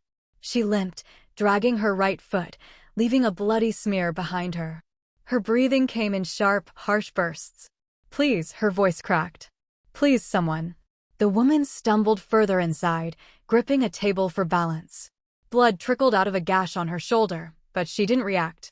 She looked like she barely felt anything at all. They're still out there, she cried, her voice shaking violently. My party, please, someone has to. Her knees buckled. Alex moved to help her. Grenell followed 2 steps behind him. By the time they reached her, 2 adventurers had already crouched beside the woman, trying to keep her conscious. Up close, she looked even more distraught, panic etched so deeply into her expression that it barely looked human. Miss, focus, one of them said. You're safe. You're in the guild. She didn't seem to hear him. They're still out there, she whispered, voice cracking. We ran. I couldn't. Alex knelt beside her as carefully as he could. Up close, the damage was worse. Entire chunks of her armor had been torn free. Several deep gashes ran across her shoulders and torso. Blood stained her lips, so her insides probably weren't free of injury either. Honestly, it was a shock that she was still alive. The receptionist finally rushed over, seemingly recognizing the adventurer. "I've sent for a healer. Just stay with me, Iris. Keep talking to me. What happened?" The woman, Iris, lifted her head weakly when someone called her name, though her gaze still struggled to focus. Her trembling fingers tightened around Alex's sleeve when she heard the last question. "It was a goblin," she whispered. "A goblin. It saw us. We were scouting out the nest, and it saw us. Kale." "Oh gods, Kale." The woman choked on a sob, bringing a trembling hand to her mouth. The surrounding adventurers had gone quiet at the mention of goblins, and Alex's heart sank into his stomach. For a singular goblin to do this to a party that was at the minimum all bronze. It seemed there was a variant near the city, and not a weak one either. To describe the state of the guild hall as pandemonium would be an understatement. Adventurers argued, shouted, ran around, and did just about anything imaginable when one received bad news. A mere day ago, Alex would have laughed at such a reaction in the face of puny, useless goblins. Unfortunately, this was no laughing matter. A goblin nest was a high-priority target of elimination no matter what, not to mention that this one was close to the city, and it already had a strong variant. The monster guide he'd read in the library did not contain much information about goblin living arrangements, but Alex assumed that most tribes were led by a variant. It would make sense for groups to form around a powerful central figure. "Back, back, everyone back!" The receptionist shouted at the small crowd that had gathered around the sobbing woman. "Give her some space. And someone get me a healer." The crowd awkwardly retreated, though a man stepped forward and pulled out a glowing gadget. "I know a calming spell," the man said. "Should I use it?" The woman threw a glance at the increasingly catatonic adventurer on the ground and hardened her features. "Do it." With a nod, the man focused on the gadget, and soon enough, a small pulse of light flared from his hands. Immediately, the sobbing woman's breathing slowed as the magic took effect. Her chest rose and fell in steady, trembling breaths. Her eyes lost some of their frantic wildness, though the shock remained unmistakable. She blinked several times, trying to orient herself. The receptionist gently put a hand on her shoulder. "Iris? Hey, Iris, can you hear me?" "Yeah, I can," she whispered. Her voice shook. "Just give me a moment." "What happened?" the receptionist asked gently. The woman swallowed before answering, another tremor going through her body. A look of terror flashed across her face before suddenly fading. "We were sent out on a scouting mission for a suspected goblin den in Westwood Grove." Alex grimaced. He understood the necessity of it, but the idea of having his thoughts or emotions suppressed, even for a beneficial reason, didn't sit right with him. "We set out before noon, hoping to get the job done before the sun went down." Iris continued woodenly. "We found the reported sighting area and followed the tracks leading from it. We soon confirmed a goblin den, at least 1,000 strong. A few of the surrounding adventurers stiffened, while a particularly large man muttered a curse. Just when we were about to approach, it emerged. Even through the calming magic, a shiver of fear passed through the woman. It must have been close to 12 feet tall and half that wide.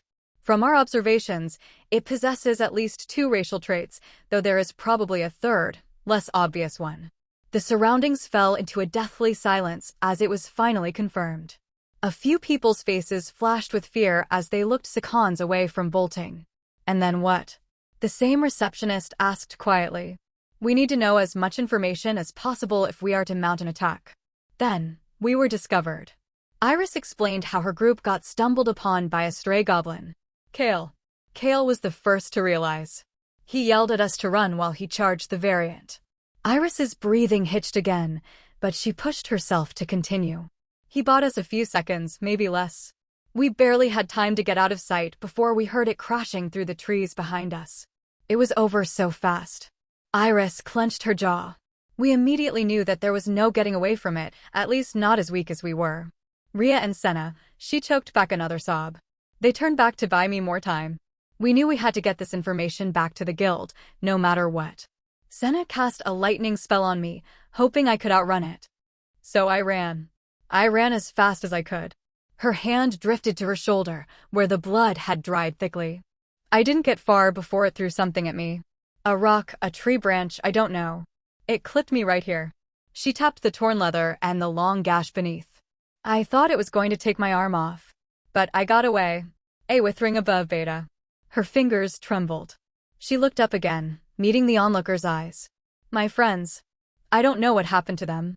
I know the chances are slim. I know I have no right to ask this of you, but could you please save them? Don't worry, lass. A voice suddenly cut through the quiet. We were planning on doing that even without your request. Everyone looked over. A woman stood on the second-floor balcony, her expression stern. She wasn't dressed in ornate armor or ceremonial robes, merely expensive-looking leathers. The only remarkable thing about her was how unremarkable she appeared, as well the platinum badge flashing on her lapel. This narrative has been unlawfully taken from Royal Road. If you see it on Amazon, please report it. But the hall reacted to her presence instantly. Guildmaster. A receptionist exclaimed in surprise. Guildmaster. Alex raised an eyebrow, assessing the woman. For a supposed powerhouse, she didn't look too impressive. Seemingly sensing his gaze, the adventurer glanced at him before hopping over the railing and falling to the ground. Standing up, her gaze swept calmly across the shaken adventurers, the blood-stained floor, and finally Iris herself. She approached the woman and lowered herself into a half-crouch, leveling her gaze with the injured woman's without a hint of condescension. You did well to return alive, she said simply. Your comrades bought you this chance. You honored it. Be proud of that. Iris's chin trembled. They're still out there, she whispered. Or they might be. I don't know. But they deserve a chance. And they will get one. The guildmaster rose, turning to face the room. We have an emergency on our hands, she announced. A goblin infestation is always a problem, much less one with a high-tier variant and so close to the city. Now that it knows it has been discovered, the worst-case scenario would be for the variant to flee, allowing to live and breed further. Hushed whispers broke out among the crowd, though no one looked particularly surprised. Given the circumstances, with my authority as a guildmaster, I hereby issue an emergency mission open to all present bronze and above adventurers. Her gaze roved over the crowd. I am aware of the risk involved, so any who participate will be handsomely rewarded as compensation. 1 silver per goblin, 10 per variant, 100 for a tier 2, and so on. The crowd's expressions shifted, wariness replaced with naked greed. A few of them looked ready to bolt outside on the spot. When do we set out? The tall man with the calming spell asked. Now that he was paying more attention, Alex could see a gold badge pinned to the man's chest, denoting him as only 1 rank below the guildmaster. I plan to leave within half an hour to not give them time to prepare. The woman replied. Does your question mean you will be joining me? Of course. The man nodded. I can't exactly ignore such a massive threat right on our doorstep. The guildmaster nodded her thanks. Taking the gold rank adventurer's lead, others expressed their willingness to join one by one. In the end, only 1 silver and a trio of bronzes declined to participate in the operation, citing tiredness and the late hour as reasons. Paying them no mind, she turned to address those that had stayed. It was soon revealed that they had a group of 1 gold, 4 silvers and 10 bronzes, plus the guild master herself, a platinum adventurer. A force to be reckoned with, to be sure, but pitifully little when up against 1,000 goblins with a 3rd-generation variant. The gathered adventurers obviously knew that. I will personally handle the variant, the guild master said in an attempt to reassure them. Remus will provide support, she indicated the gold rank adventurer. I know that it doesn't seem like the odds are in our favor, but you will all likely only have to face regular goblins and the occasional variant, something I know you can handle. The main difficulty of this fight will be in managing your stamina to not be overwhelmed by sheer numbers, but the 2 of us will hopefully be done with our fight by that point. The guildmaster looked them each in the eye. You all just need to hold on until then. I'll buy you a drink when this is over. With a series of grim nods, the gathered adventurers scattered to get any gear they might need after agreeing to meet up in 20 minutes. Taking the opportunity, Alex approached the guild master despite Grenel's insistent urging. The old man threw his hands up in exasperation, walking over to a nearby bench. Noticing his approach, The guild master's eyes flickered to the wood rank badge on Alex's shirt before focusing on his face. Are you here to ask if you can join the attack? The woman guessed his purpose. Alex faltered, before an awkward smile crossed his face. Yeah, fine then. The woman held out her hand, palm facing him. Come on then. Come on what? He gave her a puzzled look. Hit me. She gestured with her other hand. I want to know if you'll be useful out there, or if you're just dead weight. Alex nodded in understanding. I see. Okay, then please be careful. I put quite a punch. He smirked at his own joke. Yeah. The woman rolled her eyes. I've heard that one before. Just do it. If you insist. Alex shrugged as he took a stance. Pulling back his fist, he decided to infuse only his arm in order to not injure the guildmaster by accident. They were letting bronze ranks into this mission, so this level of strength should be more than enough to grant him a place on the team. With a whoosh, he swung his fist through the air and hit the awaiting hand, a small shockwave spreading out from the point of impact. Ow! He pulled back his hand, gently massaging it as he stared at the unmoved woman. It was one thing for her to be able to withstand his attacks, it was a whole other for him to hurt himself hitting her. The guild master also looked at him in surprise, a relieved gleam in her eyes. A body mage with strength near the top of the silver tier. She said appreciatively. Very good. You're on. Only silver? Alex frowned, slightly disappointed with the assessment. Well, I did only infuse an arm. I'm sure I can cross into gold if I go all out. Having satisfied his vanity, he quickly saluted the woman and went to rejoin Grenell on his bench. I'm in, he said as he slid in next to the old man. Of course you are, he said irritably. But why? Why not? Alex argued back. You heard what she said. This is a threat to the entire city. We can't just ignore it. And besides, we need money. This is such a good opportunity. It would be a waste not to use it. Bah. Grenell waved him away. You're just impatient. You'd make enough money on your own eventually. This will just speed up the timeline slightly. I don't think it's worth joining a mission with such a low chance of success. Alex raised an eyebrow. You don't think we're going to win? I think it could go either way. The old man shook his head. Which is way too uncertain a chance for you to be risking your life for. Old man, I didn't know you cared. Alex joked. Go away. The old man turned away from him, focusing on the plate of food one of the waiters brought in front of him.